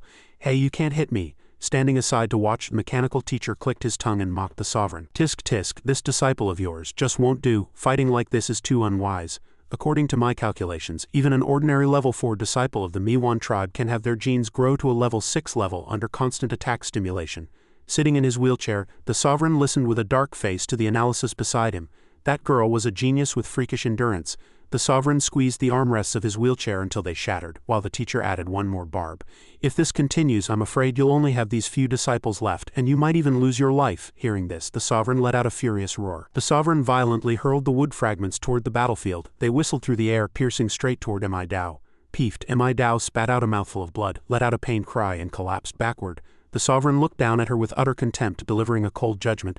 "A mere level 7 is nothing more than an ant." Dao coughed violently, cursing indignantly. "Cough, you old geezer, you have no martial ethics." Being insulted by a young girl made the sovereign's face turn purple with rage. "What did you say?" Dao clutched her bleeding abdomen and struggled to her feet. She felt an anomaly within her. Though the injury wasn't fatal, her genes had already begun to evolve. If the evolutionary process continued, it was highly likely to lead to genetic collapse. Dao touched her wound, a flash of resolve crossing her eyes. She charged forward without hesitation, looking as if she were ready to fight to the death, vowing to take someone down with her. The sovereign frowned at the charging girl, snorting coldly. "She's only level 4, however." To everyone's surprise, Dao didn't launch an attack. Instead, she brushed past him at incredible speed, thinking to herself, "I can't gamble with my life." She shouted for help as she ran. As she spoke, Dao raised her right hand, and a ball of dazzling light gathered, turning into a signal arrow that shot straight into the sky. Witnessing this, the mechanical teacher squinted his electronic eyes and evaluated. It seems that due to the previous surveillance intrusion, the organizers changed the alarm system back to this primitive method, but that won't stop the march of science. With that, he activated a device on his arm, and a mechanical gun immediately shot out a stream of green gas, whistling through the air to pursue the signal arrow. Having dealt with the trivialities, Qin Yu leisurely stretched his wrists, his tone dripping with mockery. "It seems you failed again. You're supposed to be assassins, yet you fail every time. I'm starting to doubt your professional standards." Hearing this, Chen Dragon trembled with rage, gnashing his teeth but unable to utter a word. Sitting in the back, the sovereign could no longer watch, barking sternly, "Shut up!" He turned with a grave expression to the mechanical teacher and reminded him, "Your Excellency, don't just stand there watching the show. If she reports this to the organizers, none of us will escape. Don't forget who the Lord of Competition City is. Please, Your Excellency, kill her." The mechanical teacher let out a long sigh, sounding somewhat reluctant. That old fossil of a city lord is indeed difficult to deal with. In that case, he waved his hand, summoning a small robot called Power Armor, and cheerfully ordered it to deal with her. Once the robot had flown off, the mechanical teacher turned back to announce the rules of the game. Until my research results are proven, no one is to disrupt this match. These two will be left under my supervision. Chen Yu is my enemy. Until we determine a victor, no one is allowed to interfere. Hearing this, Quan Xiao Xiao and Yu Li wisely backed away. The sovereign didn't object either, replying flatly, "As you wish, I only want the undying pearl." Suddenly, the calm lake erupted into a frenzy of waves and spray. There, Tang Lian was locked in a bitter struggle with a beastman member of the Assassin Guild. She Snake glided gracefully across the water, clutching a sharp blade and speaking in an alluring tone, "Little girl, if you were given another 2 years to grow, I might not be your match, but now," as the words faded, She swung her weapon. The razor-sharp edge sliced through Tang Lian's armor, sending her falling backward with a cry of pain. Despite grimacing in agony, Tang Lian gritted her teeth and struggled to her feet on the water's surface. Seeing this, She advised, "You'd better come with me quietly, I'd rather not take a corpse back." She closed in step by step, her tone mocking yet threatening. "I'd get scolded for that." Suddenly, Tang Lian's eyes widened, flashing with a trace of resolve. She crossed her twin blades in front of her chest, shouting inwardly. Now, the twin blades soared into the air, weaving a massive energy net in the sky. "Lightning blade net!" She looked up, exclaiming in shock. "What?" In an instant, she was firmly trapped by the electric net. Tang Lian clenched her teeth with effort. She worried privately that her current strength could only unleash a third of the net's power, unsure if it could defeat her opponent. However, Tang Lian's expression soon turned to horror. Though caught in the net, She's body began to twist eerily in an attempt to escape. She was actually She broke into an excited laugh, her tone full of flippancy. "Little sister, you play quite wild." Like a slippery snake, she slowly wriggled her way out of the blade net. She continued to tease, "If I'd known you liked to play rough, I wouldn't have been so polite."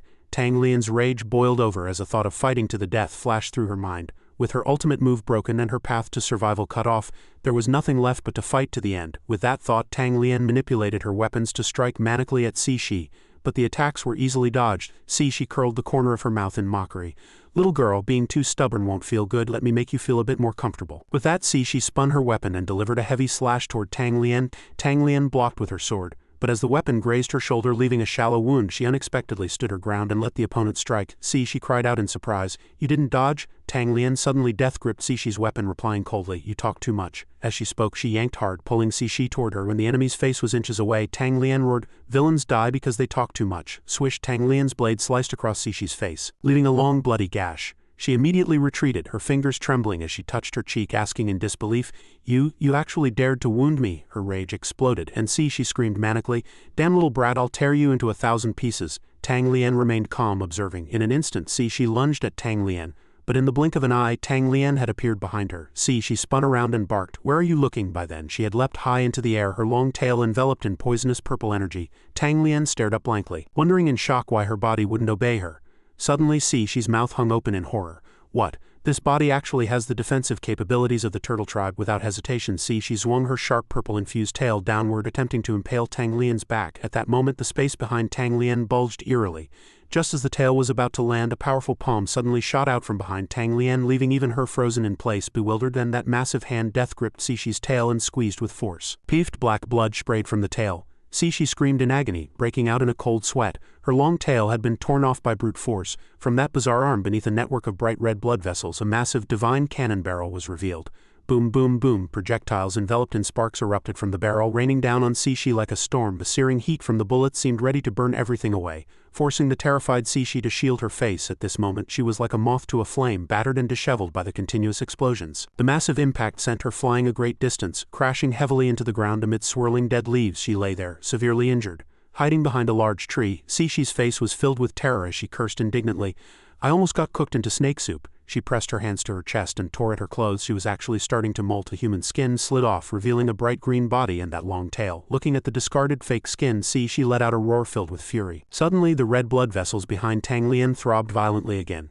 As if something were about to burst from its shell, she glanced back at her shoulder, utterly surprised. Accompanied by the flesh parasite technique, 2 powerful arms tore through. Following that, a man wearing armor leapt out from the bulge. Tang Lian lost her balance and stumbled to her knees. She looked up in shock at the person who had just emerged from her body. It was none other than the protagonist, Chen Yu.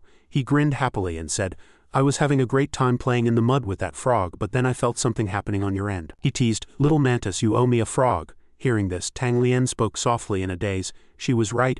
Just as my stubbornness landed me in danger, you immediately, she closed her eyes and continued, appeared. In this scene, Qin Yu pulled the heavily injured Tang Lian into his embrace. As he held her, he thought to himself that if it weren't for the coincidence of his soul power parasitizing her, combined with the advancement of his demon power, this soul-body parasitic connection could never have been activated through fusion. Afterward, Qin Yu poked Tang Lian's forehead and said, "You silly mantis." With that, he gently placed Tang Lian on the grass. Then he reached out and produced a signal gun transformed from his own body, pointing it at the sky and pulling the trigger. Qin Yu looked provocatively at the distant Cixi. Seeing this, Cixi revealed a mocking expression. Still trying to call for help? Let's see if you live long enough. As soon as the words left her mouth, she bolted toward Qin Yu, thinking, this brat's abilities are truly bizarre. As Cixi ran, chasing the brilliant glare of the signal flare Qin Yu had fired, she wondered to herself. The signal flare actually grew out of his body. What kind of race is he? Just then, a smirk curled the corner of Qin Yu's mouth and he instantly vanished from the spot. Cixi was still charging ahead, completely unaware. Suddenly, Qin Yu blocked her path like a ghost, startling her so much she froze in place, her mouth hanging open. She screamed inwardly in horror. How is this possible? Reflected in Cixi's blood-red pupils was Qin Yu's figure as she thought in terror. He's actually faster than me. In a flash, Qin Yu death-gripped Cixi's neck, hoisting her into the air and then let out a light sigh. The next second, Qin Yu released his grip, letting Cixi crash heavily to the ground. At this moment, a fire of rage ignited around Qin Yu, and he roared, "Assassins again! I hate assassins the most!" Then Qin Yu death-gripped her throat again, making Cixi gnash her teeth in pain. Realizing the boy intended to kill her, she suddenly spat a spray of purple slime from her mouth. It was unclear what the substance was, perhaps venom. The purple slime splattered across Qin Yu's face, instantly blinding him. He flailed his hands about, feeling the sticky mess on his face and curling his lip in disgust. Seeing Qin Yu suffer, Cixi let out a triumphant cold laugh. Qin Yu wiped his face and muttered, "So you think you're the only one who can spit, huh?" With that, he puckered his lips and violently spat a glob of bright green saliva, splattering it everywhere. Seeing Qin Yu's spit splattered all over her face, Cixi covered her face and screamed in horror. Immediately after, Qin Yu used the momentum to deliver a kick to her back. Boom! Qin Yu's powerful kick sent her flying a great distance, after which he announced coldly, "Next." Just then, a blue teleportation circle opened. Qin Yu shouted, "Rescue is here." Cixi's breath had ceased, her corpse lying on the cold ground behind the bushes. 2 medical personnel rushed over, asking anxiously, "Where is the patient? What's the situation?" Qin Yu pointed at Tang Lian and replied, "She's stabilized, but it's hard to say how bad the injuries are. I'll leave her to you." Hearing this, an old medic lifting Tang Lian onto a stretcher turned and asked with concern, "All right, and you, student, how are you? Do you need a checkup too?" Qin Yu quickly waved his hands and shook his head. "I'm fine." Just as Tang Lian was being carried away, a group of people suddenly emerged from the crowd, making Qin Yu's mouth hang open in shock. He pointed at the group and asked, "What's going on? Weren't you all in the city watching the match? How did everyone get injured?" Yun Na stepped forward, let out a sigh, and replied, "That lunatic from the Church of Technology released over 100 modified magic beasts in the city. He also announced the public refuge areas, so to avoid massive casualties we had to band together to deal with the beasts." Yun Na added with a grave expression, "The elite forces of the Assassin Guild are reportedly lurking in the back to launch sneak attacks. You guys are also on their target list." Hearing this, Qin Yu was stunned and asked stutteringly, Then that means you, Li, and that stupid dog." Qin Yu murmured in a daze, "There's no one to protect them now." Yun Na looked at the 3 students before her and let out a helpless breath. Just after finishing off one wave of modified beasts, the coordinates for the second wave had been transmitted. Qin Yu hurriedly pressed, "The modified beasts have nothing to do with me. What about that stupid dog and the others? Any news?" Yun Na shook her head. "They only had the final images that appeared, and now they could only rely on themselves." Qin Yu countered in confusion, "Can't we ask them for help?" Seeing Qin Yu's naive look, Wang Zi narrowed his eyes and said deeply, "If there were enough people, why would the teachers be rushing in?" Sun Wu pointed to the medical team carrying Tang Lian away and added, "Those 4 medics are the last support they could provide." As soon as the words were spoken, Qin Yu used an invisibility spell and instantly vanished, making Sun Wu blurt out, "Where did he go?" Next, Qin Yu reappeared ahead, charging out and shouting without looking back, "Then what are you all still wasting time here for? Hurry up and find them." Seeing this, Yun Na replied sharply, "You little brat." Rapid footsteps echoed from the forest. As it turned out, Mi Dao was being relentlessly pursued by a blue-eyed robot. Hovering behind her, it emitted a synthesized mechanical voice, "Surrender. The probability of your successful escape is less than 1. Suddenly, Mi Dao's foot slipped and she took a hard faceplant into the dirt. Seeing this, the blue-eyed robot stopped, looking down at her with eyes full of contempt. "A perfect genetic warrior, yet tragically lacking in endurance," it continued its cold analysis. "Now even an ordinary person with a wooden stick could kill you. Your genetic flaws are too great. That is why I chose not to use your genes as a design blueprint." Mi Dao suddenly spat out a mouthful of blood, and looked up to glare at it indignantly. It was truly infuriating. The first time in her life she had lost, and she had lost to a hunk of scrap metal that didn't even have genes. Is this old lady really done for? She curled the corner of her mouth, spitting out a biting taunt. So your genes are better? Can you even propagate your lineage? Next time you're in heat, watch you don't snap your little ancestral root. As soon as she spoke, the robot seemed to feel insulted. It angrily gathered a massive amount of energy, aiming its palm at her and retorting stiffly, "Hard-headedness won't save your life." The blue-eyed robot prepared to deliver the fatal blow. "Welcome to join our mechanical cult in your next life." Just as the robot was about to release the energy, something caused its movements to jerk to a halt. Immediately after, the energy sphere in its hand was actually sucked back by a sudden force. Suddenly a scorching red light appeared in the distance, sweeping in like a storm. It was Qin Yu. His face was flushed with rage, and he was charging at high speed, enveloped in violent red energy. He condensed a massive blood-chi greatsword, aiming straight for the blue-eyed robot. At this moment, Qin Yu looked like a blazing fireball. He slammed into the enemy without a moment's hesitation. Then an earth-shaking roar erupted, making the entire forest tremble. Amidst the billowing thick smoke, Qin Yu's eyes were as hideous as a demon's, his entire body radiating a fire-like red light as he stared death grips at the blue-eyed robot. Unexpectedly, the robot activated its auxiliary wings, shaking him back to create distance. The two fell into a tense standoff. The blue-eyed robot stared at Qin Yu and spoke slowly. "We finally meet again. Qin Yu, I originally thought I had grown used to loneliness, but these past days have made every second feel like a year." It paused for a moment and then continued, "Do you know how much I've looked forward to meeting and killing you?" Hearing this, Qin Yu responded with a face full of surprise. "It's you." Reflected in the robot's blue eyes was the figure of a person. "No, Zero." The robot added, "Yu Li and Quan Xiao Xiao are both in my hands. If you want to save them, come to the Eastern Forest. I'll be waiting for you there," it added coldly. "But before that, I must confirm whether you have the qualifications to be a target for the Nano-Atom Challenge." After hearing those words, Qin Yu roared in a rage, "If we're going to fight, then fight. Enough with the crap." The blue-eyed robot flew high into the sky and asked back, "By the way, do you remember what I told you?" Watching Qin Yu raise his gun in front of him, the robot once again provoked a contest between demon and gun. It raised its hand to gather energy, throwing out that ultimate question, who is faster? In an instant, the robot's energy shockwave headed straight for Qin Yu standing on the ground. However, amidst the deafening explosion, the robot suddenly cried out in shock, "What?" The corner of Qin Yu's mouth curled up slightly, as he announced proudly, "I am, of course." Instantly, Qin Yu's attack collided with the robot, triggering a massive explosion that shook the entire forest. One would have thought the blue-eyed robot would be blown to pieces, but it unexpectedly remained unscathed. Slowly standing up from the ground, Qin Yu furrowed his brow, thinking to himself, "Miscalculation. Corrosion rounds are only effective against flesh." Subsequently, the blue-eyed robot leaped into the high sky and said seriously, "My turn." Bullets flashing with red light fell like rain, and the violent explosions completely submerged Qin Yu. He pressed his hands against the ground, feeling a terrifying sense of pressure, secretly evaluating, "So fast. This guy's power isn't weaker than mine." A hand on a watch on Qin Yu's wrist ticked, the countdown hitting 0, and he gritted his teeth with a loud shout. Boom! The explosion ended, and Qin Yu stepped out from the black smoke, clutching his injured arm and cursing with a face full of rage. "You little brat, that was pretty ruthless." Seeing Qin Yu's fury, the blue-eyed robot hovering in the air analyzed.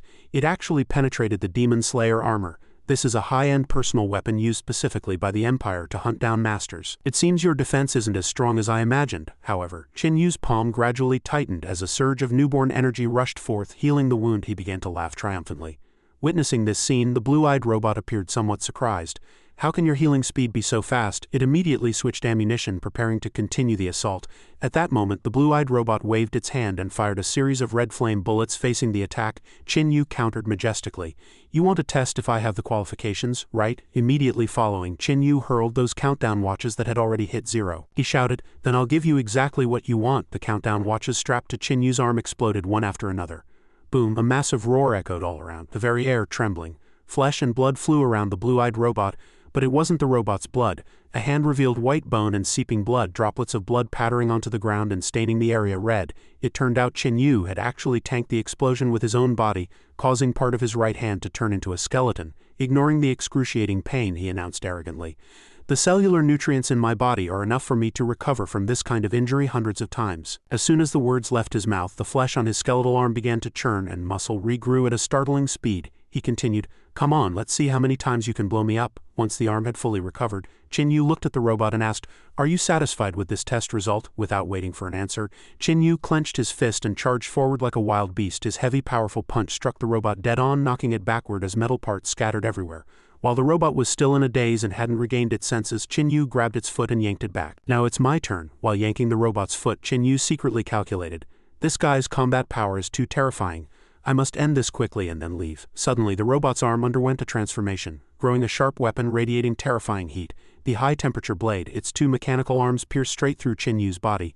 Chin Yu let out a pain cry. The destructive power of the high-temperature blades was locked in a fierce struggle against Chin Yu's super-strong healing ability. Chin Yu cursed furiously and then used all his strength to violently twist off the robot's head. Snap. The robot's head was hurled aside and the headless torso was met with a savage follow-up kick from Chin Yu. Get lost! The robot's wreckage was kicked away, slamming heavily into a nearby tree trunk and falling like a pile of scrap metal. While panting heavily and self-healing his wounds, Chin Yu spat contemptuously at the high-tech remains. The more delicate something is, the easier it breaks. I can self-repair, can you? The robot's head lying on the ground rolled over, its blue eyes still flickering with light as it continuously analyzed data, finally giving the conclusion. Win rate 0. In the monitor room, the mechanical teacher witnessed all of this. Feeling an immense sense of frustration, he asked himself, can nano-genes truly not defeat a demon? He lowered his hand, resting his chin as he fell into deep thought, then suddenly remembered something. No, the nano-genes aren't perfected yet. They can definitely defeat demons. It is the hope of us humans, the hope for humanity's future. It absolutely cannot lose to a demon. The mechanical teacher shouted excitedly. Suddenly, with a PFFT, a burst of laughter came from behind. It was Quan Xiao Xiao, unable to help but cover her mouth and laugh. She mocked him. Only a frightened dog relies on barking to bolster its courage. In fact, this just proves you're already afraid.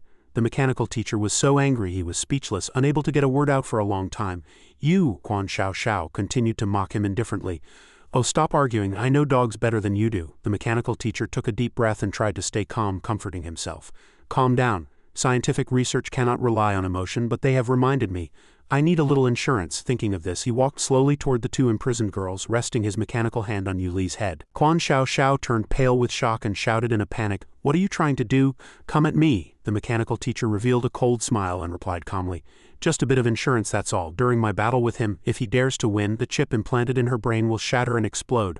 What do you think he'll choose?" Although Yu Li was exhausted and her body was limp, she still struggled to lift her head and curse, "You despicable coward, a warrior's business should be settled in a warrior's way. You're actually threatening a hostage. Aren't you afraid of being ridiculed?" The mechanical teacher didn't care at all. He used a metal device to seal Yu Li's mouth and mocked, "I'm not some warrior. Where is this warrior's honor you speak of? The nano-atom is hope. It absolutely cannot be destroyed in my hands because of some impulsive duel. Absolutely not." With that, the mechanical teacher turned and left, leaving his subordinates to guard the two girls. The scene shifts to Mi Dao and Qin Yu. Although Mi Dao was covered in wounds and dripping with blood, she nonchalantly opened her phone, bringing her face close to the screen to interact with the audience. "Fam, look quickly. My current gene fluctuation has surged directly to level 7. It wouldn't be too much to ask for a rocket gift, would it?" Qin Yu stood aside, completely stunned by what he heard. Witnessing this scene, he pursed his lips as a wave of jealousy rose in his heart. Why didn't I ever think of this way to get famous and make money? Mi Dao turned her head and asked in a boisterous tone, "Hey you dullard, what's your name?" Qin Yu turned away dejectedly. Wanting to leave, he replied, "Stay away, I don't want to talk to people who are better at making money than me." Mi Dao wouldn't let it go, raising her hand to introduce herself while continuing the live stream. "My name is Mi Dao from the Miwan tribe. My mom is Mi Guan and my dad is Ling Yao. I heard I got my name because my mom happened to see a peach when I was born, so she just picked it randomly. Actually, my first and last names are the same. Do you have a girlfriend?" While Mi Dao was talking nonstop, Yun Na and her group arrived. She shouted for Qin Yu. Qin Yu looked back and let out a long sigh of relief. They were finally here. Without hesitation, Qin Yu channeled his energy and flew into the high sky, only having time to leave a final instruction. "You're responsible for notifying the medical staff to save her. I'm going to save the others." Yun Na only had time to shout, "Be careful," after him. Seeing Qin Yu leave, Mi Dao turned to look at Yun Na with a look of displeasure, her tone filled with hostility. "Who are you?" "I am a teacher from Long City Academy, Yun." Before she could finish, Mi Dao shoved her phone right in Yun Na's face. She interrogated, "Who are you to him? I'm warning you to stay away from him, you hear? Do you know what tribe I'm from? The Miwan tribe. Anyone who dares to steal a man from our tribe, even if they're hiding in a womb, we'll drag them out and strangle them." Mi Dao continued to babble on with her unreasonable chatter. "What are you trying to do? I'm live streaming. Don't even think about ambushing me." With a cold face, Yun Na threw a flying kick, sending Mi Dao and her phone flying a great distance. She dusted off her hands and said calmly, "Student, you probably injured your brain and are babbling nonsense. Teacher will help you calm down." On the screen of the phone lying on the ground, lively comments continued to pop up.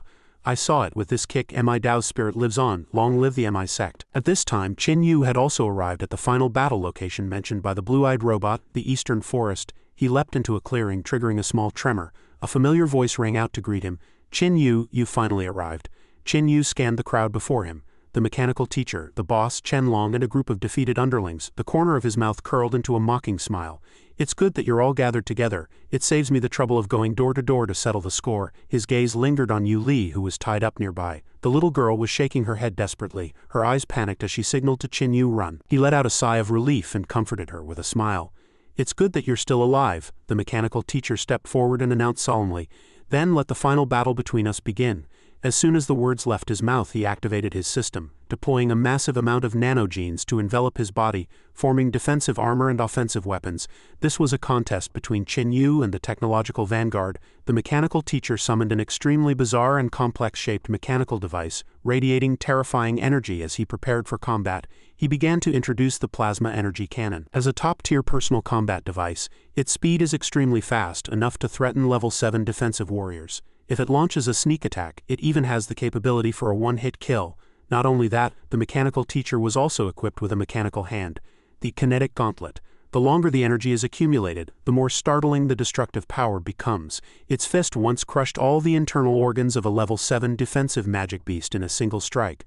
Behind him, a large number of auxiliary mechanical parts appeared one after another: shoulder armor, leg armor, chest armor, and a faceplate. Then the mechanical teacher pressed the center of his chest, activating a series of internal operating systems. He announced that this was the real highlight. Qin Yu had no expression in response to this grand self-introduction. The mechanical teacher crouched down, a green aura rising from his body. My final masterpiece, Nano-Atom. Qin Yu, let us determine a winner in front of everyone. With that, the mechanical teacher charged toward Qin Yu. Qin Yu also revealed an interested smile and met him head-on. The mechanical teacher threw a heavy punch, his fist colliding directly with Qin Yu's. The resulting impact was deafening. Facing this strike, Qin Yu found it somewhat troublesome. The man's physical strength had reached at least level 6, allowing him to take a direct punch head-on. The mechanical teacher used impact cancellation technology to bolster his physical defense, clashing directly with Qin Yu. He spoke with great interest. It's too early to be surprised, we're just getting started. Several massive boulders flew from the mechanical teacher's side toward Qin Yu, triggering a series of small explosions. Qin Yu pulled back his fist, thinking, does he want to see whose fists are harder? I'm switching tactics. In an instant, Qin Yu appeared behind the mechanical teacher like a ghost. He locked onto the mechanical system at the back of the opponent's neck, but immediately felt a flicker of surprise. This guy felt eerie. The mechanical teacher looked back and smiled. The things that will surprise you are still to come. Qin Yu was quick of eye and hand, flicking a crimson cord from his fingertips to death grip the man's legs, returning the favor. Then what surprises you will be down below. The mechanical teacher's center of gravity was yanked off balance. Qin Yu seized the momentum to swing him into a mid-air sweep, slamming him violently against the thick nearby tree trunks. The mechanical teacher steadied himself by bracing his hands against the ground, stating flatly, "You can't break my defense." He grew increasingly excited, thousands of data streams flashing through his eyes as his entire aura erupted. Qin Yu, my gene was created specifically to counter you. The mechanical teacher pointed at Qin Yu and asked, just how many abilities do you have? 10, 1,000? Even if you have millions, I will. Before the mechanical teacher could finish, his eyes turned brilliant blue, and his entire body was enveloped in a flow of energy of the same hue. He continued, I'll adapt for you. The mechanical teacher stomped heavily on the ground and let out a roar. Thunder! He released a violent shockwave of electrical energy straight at Qin Yu. Unable to dodge in time, Qin Yu was hit in the abdomen and sent flying. The mechanical teacher pressed his chest again, switching to fire attribute data. His entire body instantly erupted in raging flames as he lunged at Qin Yu once more.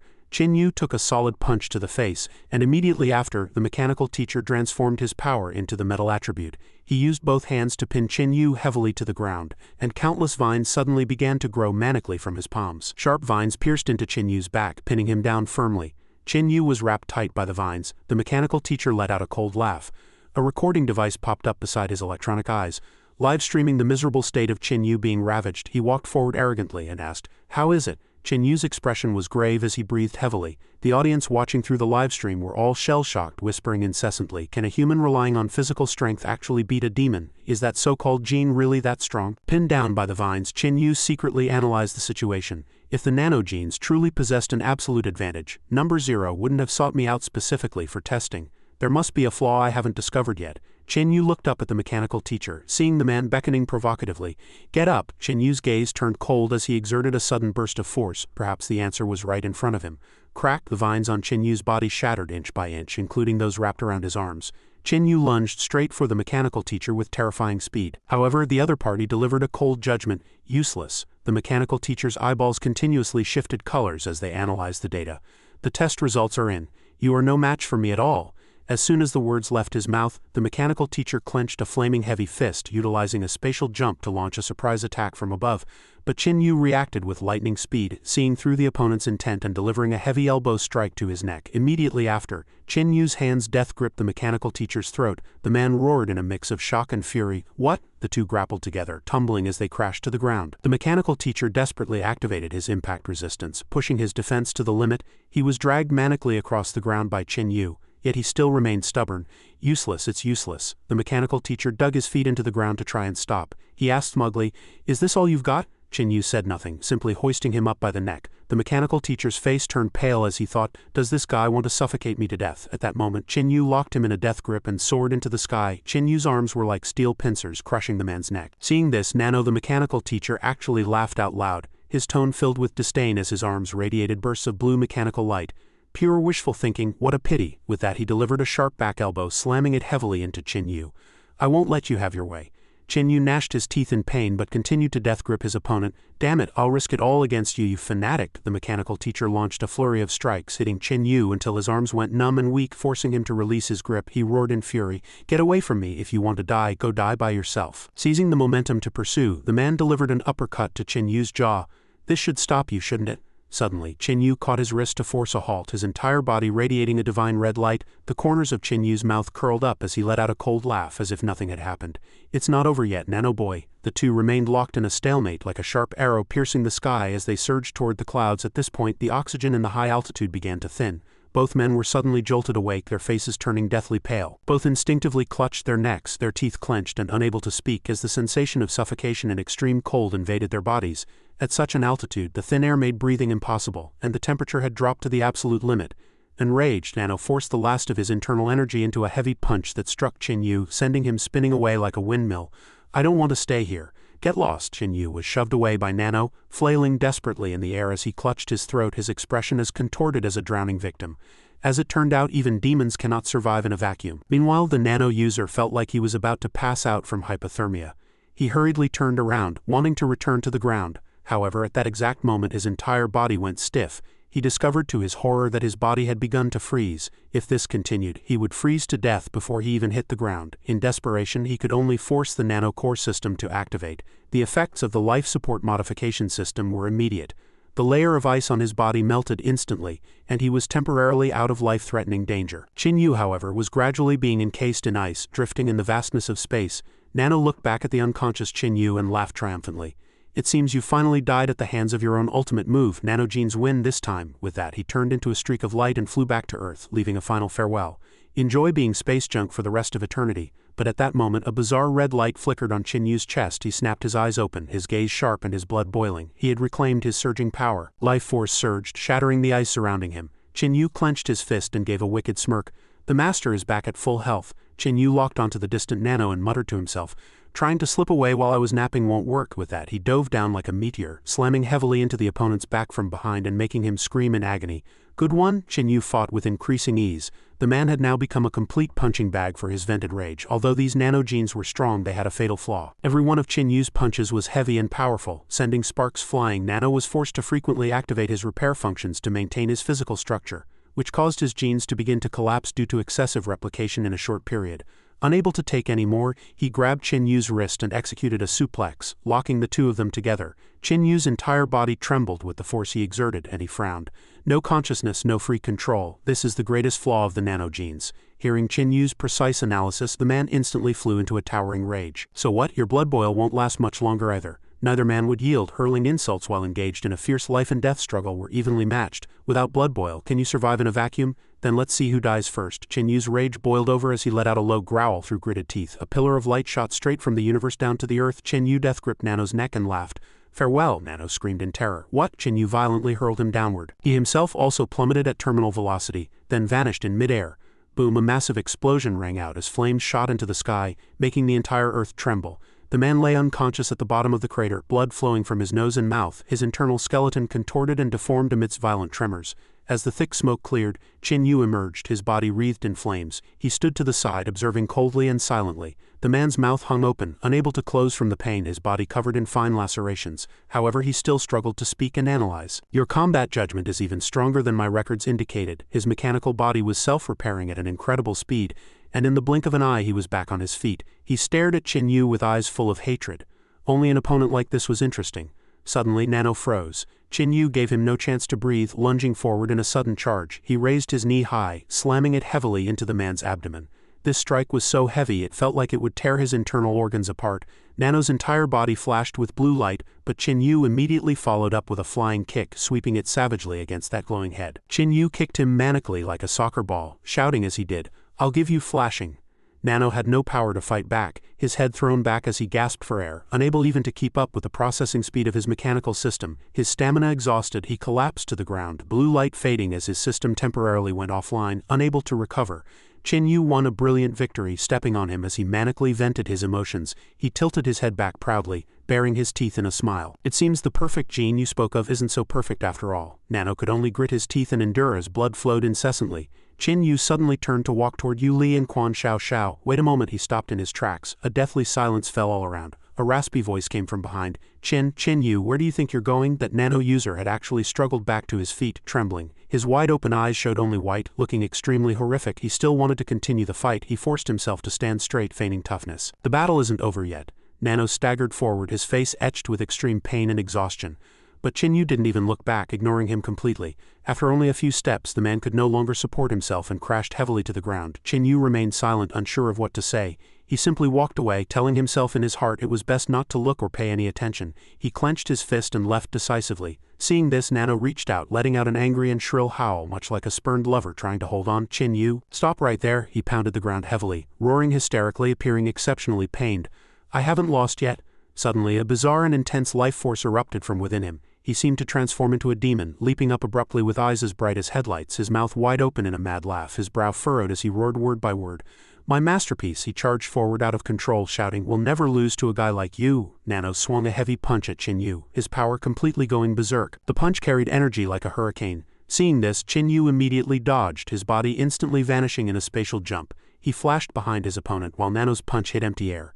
The massive inertia caused him to lose balance and fall toward the ground, able only to let out a powerless cry. Then an unexpected scene occurred. His arm actually detached from his body, flying out of control like a smoking rocket. Thick smoke billowed, kicking up clouds of dust. After flying for a stretch, that mechanical arm suddenly spewed dense black smoke. Parts scattered everywhere, followed by a bang as it blew into fragments. Nano collapsed to the ground, appearing to have just regained his senses, his face full of bewilderment. Chen Yu approached with a grim face and spoke, "Church of Technology, you didn't lose because of your genes." Accompanied by rhythmic footsteps, he said word by word, "It's because of you. You are not a qualified warrior at all." The man remained silent, gnashing his teeth, his face drenched in cold sweat. Having been struck in his sore spot, Nano began to tremble violently. He became incoherent with fear. Seeing this, Chen Yu had no desire to linger, and turned to leave decisively. Nano crawled on the ground, reaching out to grab him, but it was in vain. Chen Yu arrived beside the two girls, patted their shoulders and said, "Sorry to keep you waiting." He reached out to tear off the mechanical device sealing Yu Li's mouth. As soon as she regained her freedom, she roared in a towering rage, "How dare you gag me, I'll kill you." Before she could finish, Chen Yu hoisted both of them up at once. He carried the two girls on his left and right, looking around like a rattledrum to guard against any unforeseen danger. "All right, it's too dangerous here. Let's move." Yu Li and Quan Xiao Xiao could only comply, offering no resistance or complaint. Chen Yu immediately whisked them away from that god's forsaken place. As they traveled, Yu Li suddenly spotted a man sitting in wait ahead, trying to use me to threaten Chen Yu, she thought. "I won't give you the chance." A loud shout made Chen Yu snap his head around. "Surely you didn't think he was the only one here who could fight?" A beastly foot stepped forward, the figure gradually coming into focus. "Since you've come, don't even think about leaving." It was Chen Long. The earth and stone directly in front of Chen Yu suddenly shattered, hurtling into the air under his manipulation. "Earlier, fearing I'd caused too much of a commotion, I used less than half my strength," he stated. "But now that you've shown your face," sharp hard stones lunged at him like lightning. "Then let the head of the 12 zodiacs keep you company." Chen Yu's reaction was instantaneous. He whipped around, two arms extending from somewhere to raise a shield before him, intercepting the rain of debris. The thunderous clatter of the impact was deafening. "Watch out!" Chen Long raised his arms, seven-colored light coalescing into an ever-expanding cyclone. He didn't forget to issue an arrogant warning to his opponent. The moment the words left his mouth, he unleashed the strike. The terrifying cliff face behind Chen Yu collapsed under the force.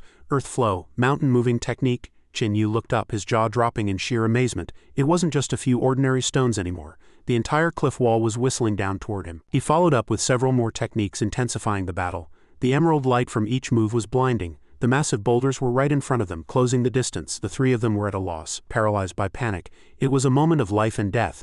At this critical juncture, a turtle shell shield radiating golden light materialized, intercepting all the attacks. Then came a majestic rebuke. Where did this insignificant ant come from to dare be so insolent? Wang Zi stepped forward, standing firm before Chen Yu to shield the three of them. Allow this old man to keep you company.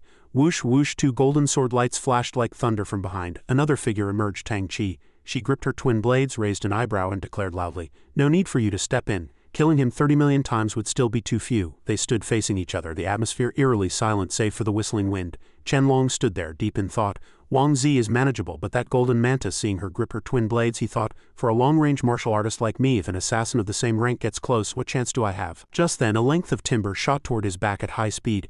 Airflow would control. He only sensed the anomaly now and whipped his head around with a casual flick of his finger. The timber was easily split in two, as simple as chopping vegetables. Boom, boom, boom, constant explosions rang out. As he warded off the rain of timber, he barked sternly, "Reveal yourself." Sun Wu walked out, loosening his wrists, and shouted, "Count this old man in too." He continued, "Settling matters like this happens to be my specialty." Having said that, he stretched his wrists in preparation for battle. Seeing this, Qianlong clenched his fists, cursing inwardly. How did this old fossil end up here as well? He snapped his head around as Yun Na rushed over, shouting, "Are the children all right?" Now, everyone was gathered. The scene was becoming exceptionally lively. The man in the wheelchair, draped in black robes like a mafia godfather, spoke up. "Qianlong, come here for a moment." Qianlong quickly responded, "Sovereign? What are your instructions?" Tang Chi frowned, her heart full of rage and resentment. The sovereign scanned everyone's faces and asked calmly, "If you fought the three of them, what are your chances of victory?" Seeing the hostile expressions all around, especially Sun Wu's grim, emotionless face, Qianlong felt his heart sink. Drenched in cold sweat, he stammered, "To be honest, less than 10%. He immediately dropped to his knees and swore, "But I guarantee I will not let them take a single step toward you before I die." The man smiled faintly, reaching out to pat Qianlong on the shoulder. "As expected, your loyalty remains steadfast. But unfortunately, loyalty alone is not enough." As he finished, his palm suddenly radiated a bright light. Qianlong felt a sharp pain and asked in shock, "Sovereign, you?" He delivered a cold verdict. "You are far too useless." With that, he personally executed Qianlong. Qianlong let out a scream of agony and despair. Yun Na had just arrived to witness this scene, her heart filled with horror. A pillar of light rose as Qianlong seemed to be absorbed by him, turning into dust that drifted into the air. The old man tilted his head back, mouth agape, savoring the absorption with extreme pleasure. It seems this old man must take action personally. He whipped around, his body enveloped in golden light that swirled like soaring dragons. The power of myriad beasts. He turned his head, his face grim and his eyes as red as dripping blood. "If you lot are seeking death, then this old man shall grant your wish today." The crowd's jaws dropped at the sight. Good gods, his aura has already reached rank 9. The mere pressure of his presence stirred a gale that whipped across Sun Wu's face. They felt an extreme sense of wariness. This was no easy opponent, and he might even be stronger than they feared. The leader spoke in a low, gravelly voice, staring intently at Tang Chi. "This old man loathes mantises." Hearing this, Tang Chi felt even more repulsed, gnashing her teeth. He reached back and commanded loudly, "Rabbit, bring me my weapon." But there was no response. The atmosphere fell into an awkward silence. Presumably she hadn't heard him. Only then did Rabbit react, rushing over in a panic, infuriating him. "Forgive me, I'm only rank 3. Rabbit ran as fast as possible. Who wouldn't run in a situation like this unless they had a death wish? Feeling he had lost face, he suppressed his rage and consoled himself, "Forget it. She's nothing but a useless waste. I'll deal with her later. For now I'll finish you off." He stomped his foot heavily, and his sleeves instantly shattered into flying fragments. He barked sternly. The divine artifact of the plains, the 12 zodiac myriad beast rings, a massive dragon materialized, diving toward the earth as the ground beneath them began to violently shake and erupt. The group scattered like startled birds leaping to safety, dispersed quickly. Earth and stone rose like mountains. Sun Wu and the others shielded each other as they fled, ducking behind a massive boulder. The old man stood his ground, his body radiating a holy light amidst a desolate landscape of swirling dust. Several streaks of black energy surged out simultaneously. Qin Yu, Yu Li and the others retreated in a panic, unsure of how to counter. Tang Chi leapt into the high sky, charging toward the old man with a loud shout, "Die!" Yet he remained stationary, neither dodging nor parrying, allowing her longsword to strike his body. To her surprise, a layer of defense at his neck blocked the sharp sword tip. She gritted her teeth, not expecting to be repelled. The old man then leaned in to strike. Another beast manifesting myriad beast power bore. With a wave of his hand, he sent her flying back with massive force, immediately following up with another move as purple energy rose. This time, Rat appeared. He instantly unleashed it, a ring of intense light spiraling toward her in an assault.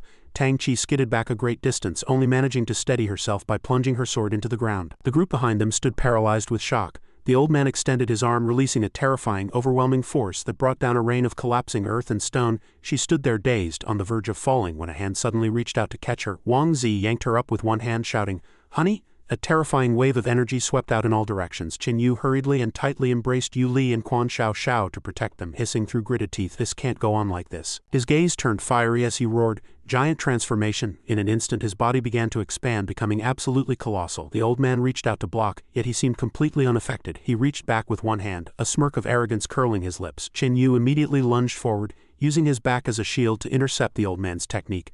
But in the next second his body rapidly shrank back to its original size, and he crashed face down onto the ground. Yun Na, Yu Li and Quan Xiao Xiao hurried forward in concern. They immediately activated a spatial transfer. With a whoosh they were transported to the top of a towering cliff. Qin Yu panted through the pain. "His speed is definitely not slow, we can't escape by running. You lot go first, I'll stay to hold him back." Yu Li was filled with shock and worry at his words, but Qin Yu comforted her with a smile. "Don't worry. It won't be hard for him to beat me, but killing me won't be that easy." After a moment of thought, Yun Na softly instructed, "Protect yourself." Qin Yu nodded in agreement. Having said that, he vanished in an instant. Yun Na looked at the remaining two girls, patted their shoulders and said, "Let's go, we'll only be a hindrance if we stay." The two followed her orders. Only the old man was left at the original spot, light shimmering around his body. Qin Yu thought to himself, what a repulsive ability. Suddenly a bolt of light like a falling fireball descended at high speed. Sensing it, the old man immediately turned and raised his hand to block. Qin Yu stood there majestically, shouting, "Hey old-timer, look over here." The old man responded calmly, "What, are you that eager to die?" Qin Yu immediately shot forward like an arrow, pulling his arm back to charge up another punch. The old man sneered, "A half-crippled body dares to harbor such delusions? Then don't you underestimate this old man either. I could play with you all day long." He snapped his fingers and the ground instantly fractured. As he dropped into a fissure he teased, "Is that so?" Heavy boulders began to rain down on Qin Yu one after another. He stood there with his hands behind his back, looking on with disdain as he said, "Was that all?" Suddenly, a sharp blade shot in from behind. He pursed his lips and exhaled a puff of green energy. Tang Chi hurriedly crossed her twin blades in a defensive block. Enveloped by the green mist, she was pinned down and hoisted into the air. Wang Zi, standing atop his turtle shell shield, flew in rapidly to the rescue. The mantis woman flipped several times before landing steadily on her husband's shield. Seeing this, the leader frowned, scoffing with a cold laugh. The perfect duo of offense and defense, laughable. He closed in step by step, each stride flashing with intense light that shattered the ground. Just by standing there, the surroundings were already being torn apart by golden lightning. The two stood their ground, faces etched with dread. "His aura is too strong, we have to interrupt him."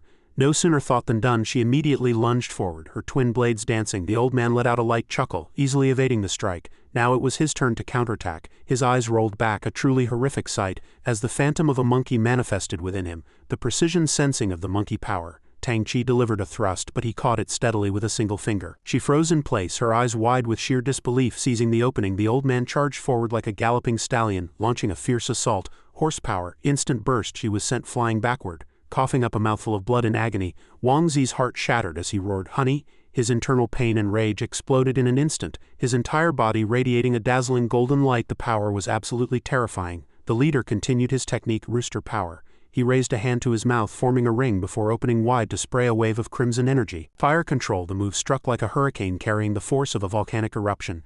Aimed straight at Wang Zi. Boom, a massive explosion occurred, everything shattering into a million pieces, yet Wang Zi desperately charged out from the blast, putting everything into a roar for a final stand. Die! The old man was momentarily dazed, not expecting his flame impact, which was close to B rank in power, to be blocked. He marveled secretly. He does have some skill. Wang Zi showed no fear, continuing his relentless charge. He clenched his fists. Taking an offensive stance, he muttered, "Is that all?" He slammed a heavy punch into Wang Zi's turtle shell shield. Unexpectedly, the shell split open of its own accord, allowing his fist to sink directly inside. What? It split automatically? The punch landed solidly on Wang Zi, causing him excruciating pain as blood sprayed from his mouth. However, the shell immediately clamped shut, death gripping his arm. Clamped down, Wang Zi coughed up blood, his heart only concerned for his wife. Tang Chi understood his intent instantly. She whipped around and charged back to relieve Wang Zi, letting out a sharp cry. Die! Gripping her twin blades, she unleashed a flurry of slashes like a phantom, her movements incredibly fast. In the blink of an eye she had delivered 131 strikes. The old man immediately circulated his power, the phantom of a bloated boar manifesting within him.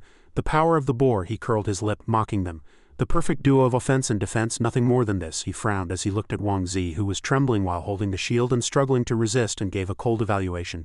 "You have speed but no strength." With that he waved his hand with force. The turtle shell war shield instantly shattered into fine dust.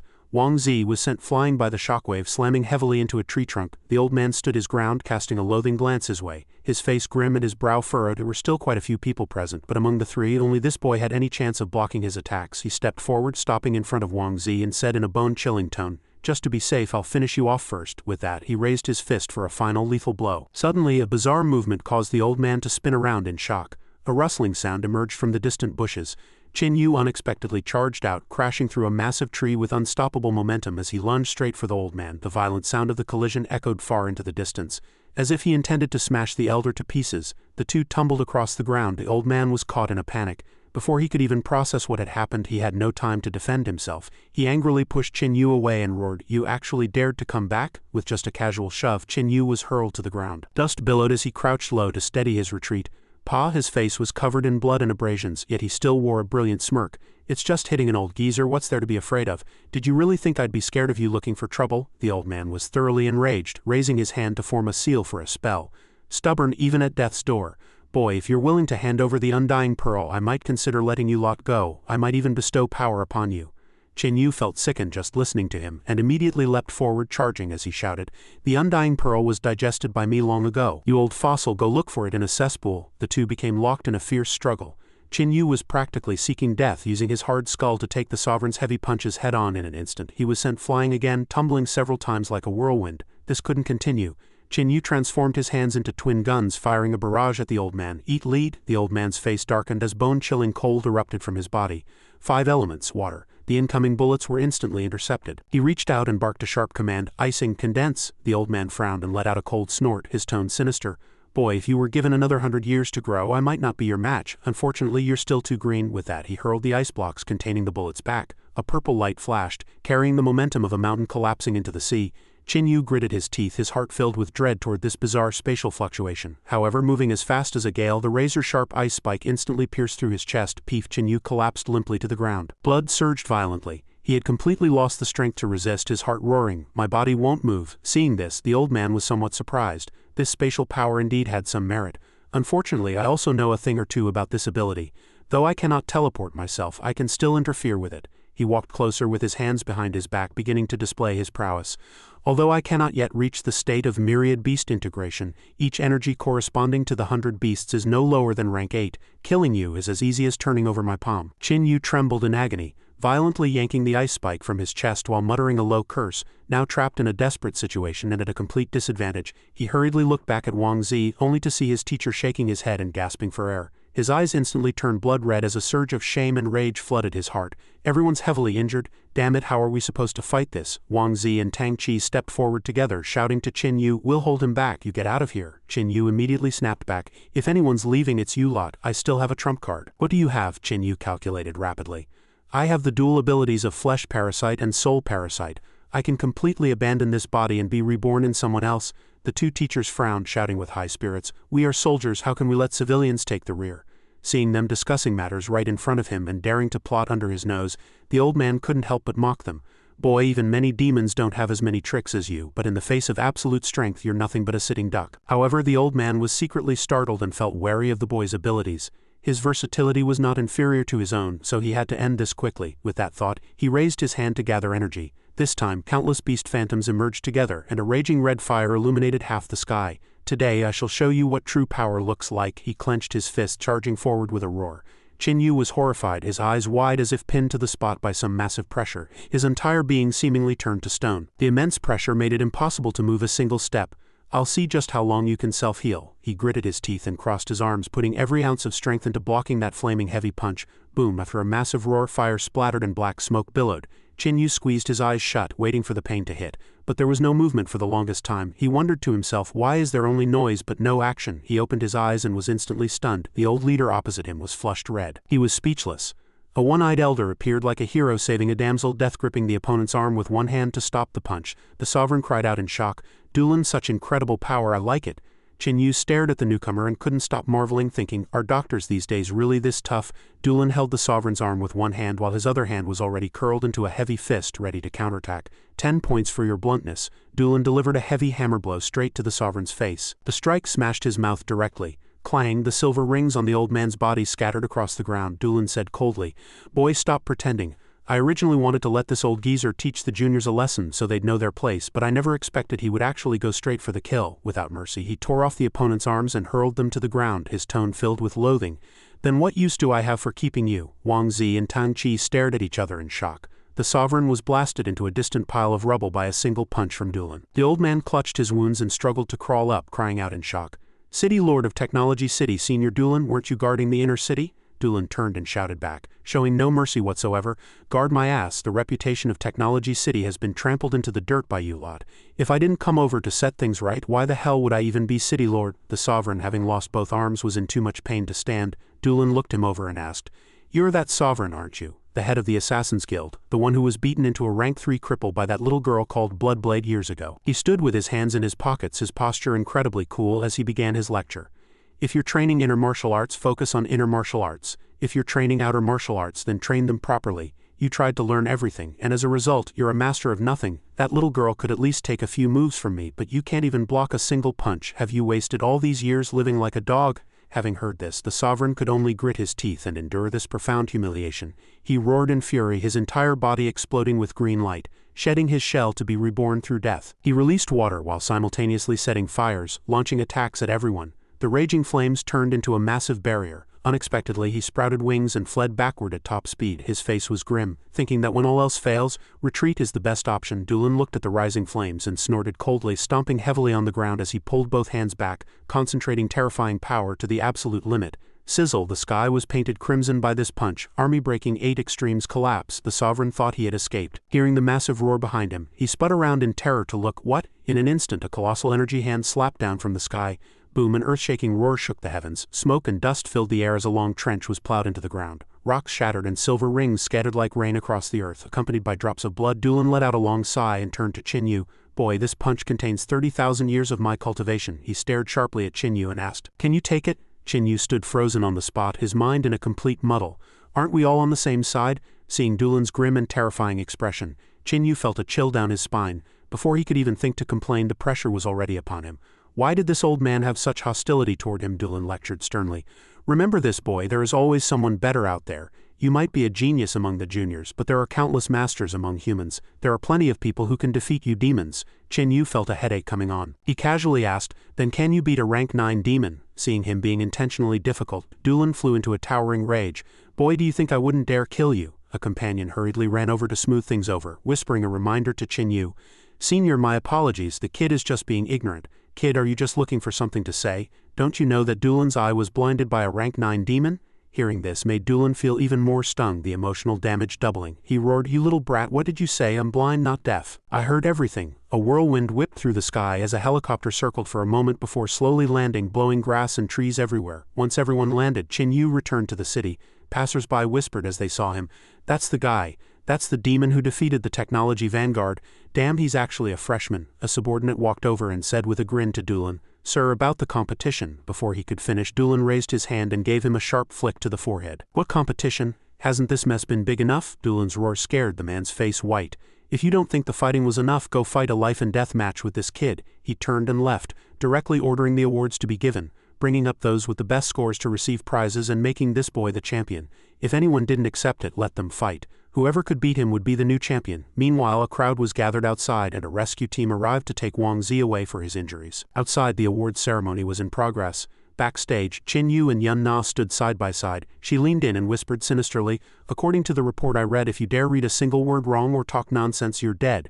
Qin Yu thought it was hilarious. Who was she trying to scare? "I'm not reading it, I'm illiterate." Yun Na reached for her weapon. Seeing this, Qin Yu immediately began shouting and screaming, "What are you doing? I was the one who saved you, Li, this time." She let out a cold snort, revealing a dark, mischievous smile. "That's why I'll be gentle." Just then, someone opened the door and said, "Miss Yun Na, the content for the stage still needs final confirmation." Her face changed instantly and she replied with a beaming smile, "Coming." Then she turned back and warned darkly, "I'll be right back, don't cause trouble." "Who do you think I am?" With that, Yun Na hurried away. Qin Yu puffed out his chest, regaining his air of importance, and muttered, "How should I put it? What's the reward for being champion? Does the Red Bull side have to double it? If there's no reward, just wait until I get on stage and talk smack about you lot." The award ceremony officially began and the three of them stepped onto the stage. The host announced with passion, "The 237th Campus Games has come to a successful conclusion. Now let us invite our champion to give his speech." Qin Yu began to fake a cough, putting on an affected tone. Cough cough, hello mic test. He suddenly opened his eyes, revealing a sinister smirk. Yun Na thought, that smile definitely means no good. He took the microphone. His tone was confident and loud. First of all, regarding the fact that I won the championship, I should praise my alma mater according to the usual procedure, although there's nothing really worth praising. But who told them to go and complain to the parents saying I intentionally extorted money? The audience below was instantly turned to stone upon hearing this. Practically unable to believe their ears, Yun Na wished she could find a hole to crawl into. The humiliation was absolute. Chin Yu didn't stop, continuing his passionate speech. I risked my life to advertise for them, and not only do these guys not pay the advertising fees, but they even dared to complain to Yun Na. And they still want to be the bosses? Their conduct is too devoid of virtue. If I don't teach them a lesson today, they probably really won't know why they're called demons. Chin Yu spoke with a torrent of words, sounding like a man gambling his life on a speech. Perhaps everyone has many misunderstandings about our Long City. As this year's champion, I want to solemnly explain to everyone that our Long City is truly a wonderful place. He began a completely half-hearted PR pitch. It's very humane there. The bosses never exploit employees, teachers never use corporal punishment on students without reason, and students never fight or curse at each other. Even leading the charge in skipping class, this level of skill I have wasn't beaten into me. I earned it through my own hard work. Chin Yu looked down at the crowd, continuing with a smirk. Though we're a team, we usually spend our time trying to kill each other in a tangle of love and hate. Overall, the atmosphere is very friendly. On behalf of Long City Academy, I welcome you all. If you have kids, hurry up and sign them up. He added a special emphasis. But I wouldn't recommend it for those from the Woodcat tribe. Dealing with those relationships is just too much of a headache. No sooner had he spoken than someone in the crowd finally couldn't take it anymore and lunged at the stage to strike. With a look of disdain, Chin Yu delivered a kick that sent the intruder flying back. Beat it? He furrowed his brow, looking like a man whose scheme had just succeeded, then asked, where were we? Oh right, the kids at this school, as long as they don't stay dead, they'll definitely turn out well. Those of you with plenty of children can toss one or two our way to try it out. Since you have so many anyway, you won't feel too bad if one gets lost. The organizers, seeing Chin Yu's words getting more and more outrageous and unable to stand it any longer, finally sent people on stage to drag him down. He shouted at the top of his lungs, who are you people? Why are you pulling me? I'm not done yet. What right do you have to drag me? I'm the champion. Why are you pulling me? Tang Lian turned her head and stared at him intently, not saying a word. She glanced at a figure in the crowd observing secretly and thought, should I do something to salvage the school's reputation? Better to act than to just think. She snatched the microphone and spoke in a booming voice. Everything he just said is true. As long as you're not completely dead, you really can graduate. I guarantee it on the honor of the Tang clan. The host stumbled, nearly suffering a heart attack on the spot. Tang Lian shrugged helplessly. Do I have to go down too? Then she turned sharply and walked off the stage on her own. Meanwhile, on the other side, Yun Na was subjecting Chin Yu to a lecture that felt like torture. Witnessing the farce that had just unfolded, she stared with wide eyes, then smiled with relief. It's good that you're alive. Night fell. Inside the special prison at the arena, a prisoner was dozing with his eyes closed. Suddenly he snapped his eyes open, gasping for breath as he said, Did I lose? I suppose I was too hasty in the end. Just then, the heavy iron door was pushed open. Duel walked in with his hands behind his back, his expression calm as he said, Old friend, it's been a long time. Should I call you the technology vanguard or Ling Hao? The air froze instantly. Duel continued, It's been nearly 200 years, old friend. Can you still not let that matter go? The man shot him a sidelong glance and replied in a low voice, Go away. Back then, only the two of us made it back alive. The others didn't even leave behind a single bone. Go, where would you have me go? Duel fell into deep thought. The living must learn to look forward. The man struggled to sit up, his entire body trembling violently with agitation as he retorted. Then what about you, you old fossil? Why do you, with your status as a rank 9 expert, stay here guarding this place day after day? Ling Hao let out a cold snort and continued, Don't think I don't know you're waiting for him to return. You're waiting for that monster to come back. Duelin's eyes widened in shock at having his secret bared. The man closed his eyes and said faintly, But with your current strength, could you possibly be his match? Back then, 10 of us joined forces and exhausted every trick in the book without being able to defeat him, eventually using a nuclear bomb regardless of the cost. And the result? Thinking of the past only brings a splitting headache, Ling Hao continued, saying that high temperatures couldn't burn demons to death and even science couldn't keep up with their evolution. The only way to defeat them is to get close to them, understand them, and even become them. Unfortunately, I still failed. I couldn't even defeat a single juvenile demon. He was right. Duelin let out a weary long sigh, and the two continued their conversation, reminiscing about the past. I was never a qualified warrior. Back then, I didn't even have the right to die on the battlefield. Duelin raised a hand, his brow furrowed in admonishment. Ling Hao, stop this. No matter how talented you are, you cannot fight an entire race on your own. The Empire needs you and the people need you. Ling Hao slammed the ground in a rage. But I don't need them. I didn't survive for them. I survived only for revenge and nothing else. Duelin was deeply shocked, just about to speak. Ling Hao you, the other man immediately interrupted him rudely. Don't give me those grand principles, it's all bullshit. The man lowered his head, clenching his teeth as his entire body shook. The brothers I grew up with all died at the hands of demons. Ling Hao's tone was filled with desolation. The other three were actually blown up by our own people. They didn't even leave bones behind. They died without any value. And yet that monster is still alive and well today. He stared at his hands, his eyes full of resentment and hatred. And the weapon that killed them was made by my own hands, all because I bragged before that it could kill any living creature. Ling Hao clutched his hair in agony. The military didn't use the so-called ultimate weapon until the final moment. That ultimate weapon was nothing but a joke, just like me. The two fell into a long, heavy silence. The atmosphere was frozen. Ling Hao looked up slightly and asked, "What are you doing here?" "It's for the nano-atom, isn't it?" Duel nodded bluntly in admission. "That's right." Ling Hao couldn't help but burst into laughter, closing his eyes as he said, "Forget it, I won't be handing that thing over to you lot." Hearing this made Duel a bit anxious. "Ling Hao, this is no joking matter. Everyone has seen the power of the nano-atom. If we could produce it on a massive scale," Ling Hao interrupted him again. "Duel, it's not that I don't want to hand it over, it's that the thing simply cannot be replicated. I only have one copy, and it is no longer on me." Duel was struck with shock, blurting out, "What?" Ling Hao explained further. "The essence of that thing was created by using cells from the severed arm of that rank 9 monster from back then, combined with the nanocore technology I developed. Unless you can find me another rank 9 demon, and it must have compatible evolutionary genes, I could never make another one. Otherwise, relying on pure nanocore technology alone would never achieve that level of strength." Duel clenched his fists, his voice tinged with deep disappointment. "I thought humanity could finally launch a counterattack against the demons. But in the end I was too naive." "That makes sense. The efforts of several generations yielded no results. So how could something researched by you alone support a confrontation for the entire race?" He looked up and pressed. "Then who has that one-of-a-kind nanogene now?" Ling Hao curled his lips into a meaningful smile, keeping him in suspense. "It's on the person who is closest to the demons, someone capable of growing alongside the demons until they can be completely defeated." A figure gradually emerged in his mind. He finally declared, "It is on a true warrior." The scene shifts back to the trio. Yun Na, Yu Li and Qin Yu. They were still bickering as usual, fighting like cats and dogs. "This old lady is going to disown you for the sake of justice today. Come here if you have the guts." Despite the noise in the days that followed, Qin Yu and Yu Li led humanity in a life-and-death struggle against the demons, never flinching even before the World King-class giants. They constantly honed their strength, quelled internal strife, and left their footprints across the different planes of the battle spirit realm. It was these exceptionally gifted individuals who inaugurated a new era of peace for humanity. And that wraps up the world-wrecking journey of our thick-skinned troll, Qin Yu.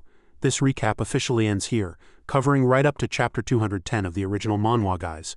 Qin Yu's trolling streak on the channel might be taking a bow, but our universe of crazy, unhinged manhwas will never run dry. If you guys had a blast watching this, don't forget to absolutely smash that like button and hit subscribe to support BALA Manhua Recaps. Your clicks are literal oxygen to me, giving me that massive motivation to dive deep and dig up tons of other absolute fire, totally unhinged series for you all to enjoy. Catch you guys in the next series. Peace out.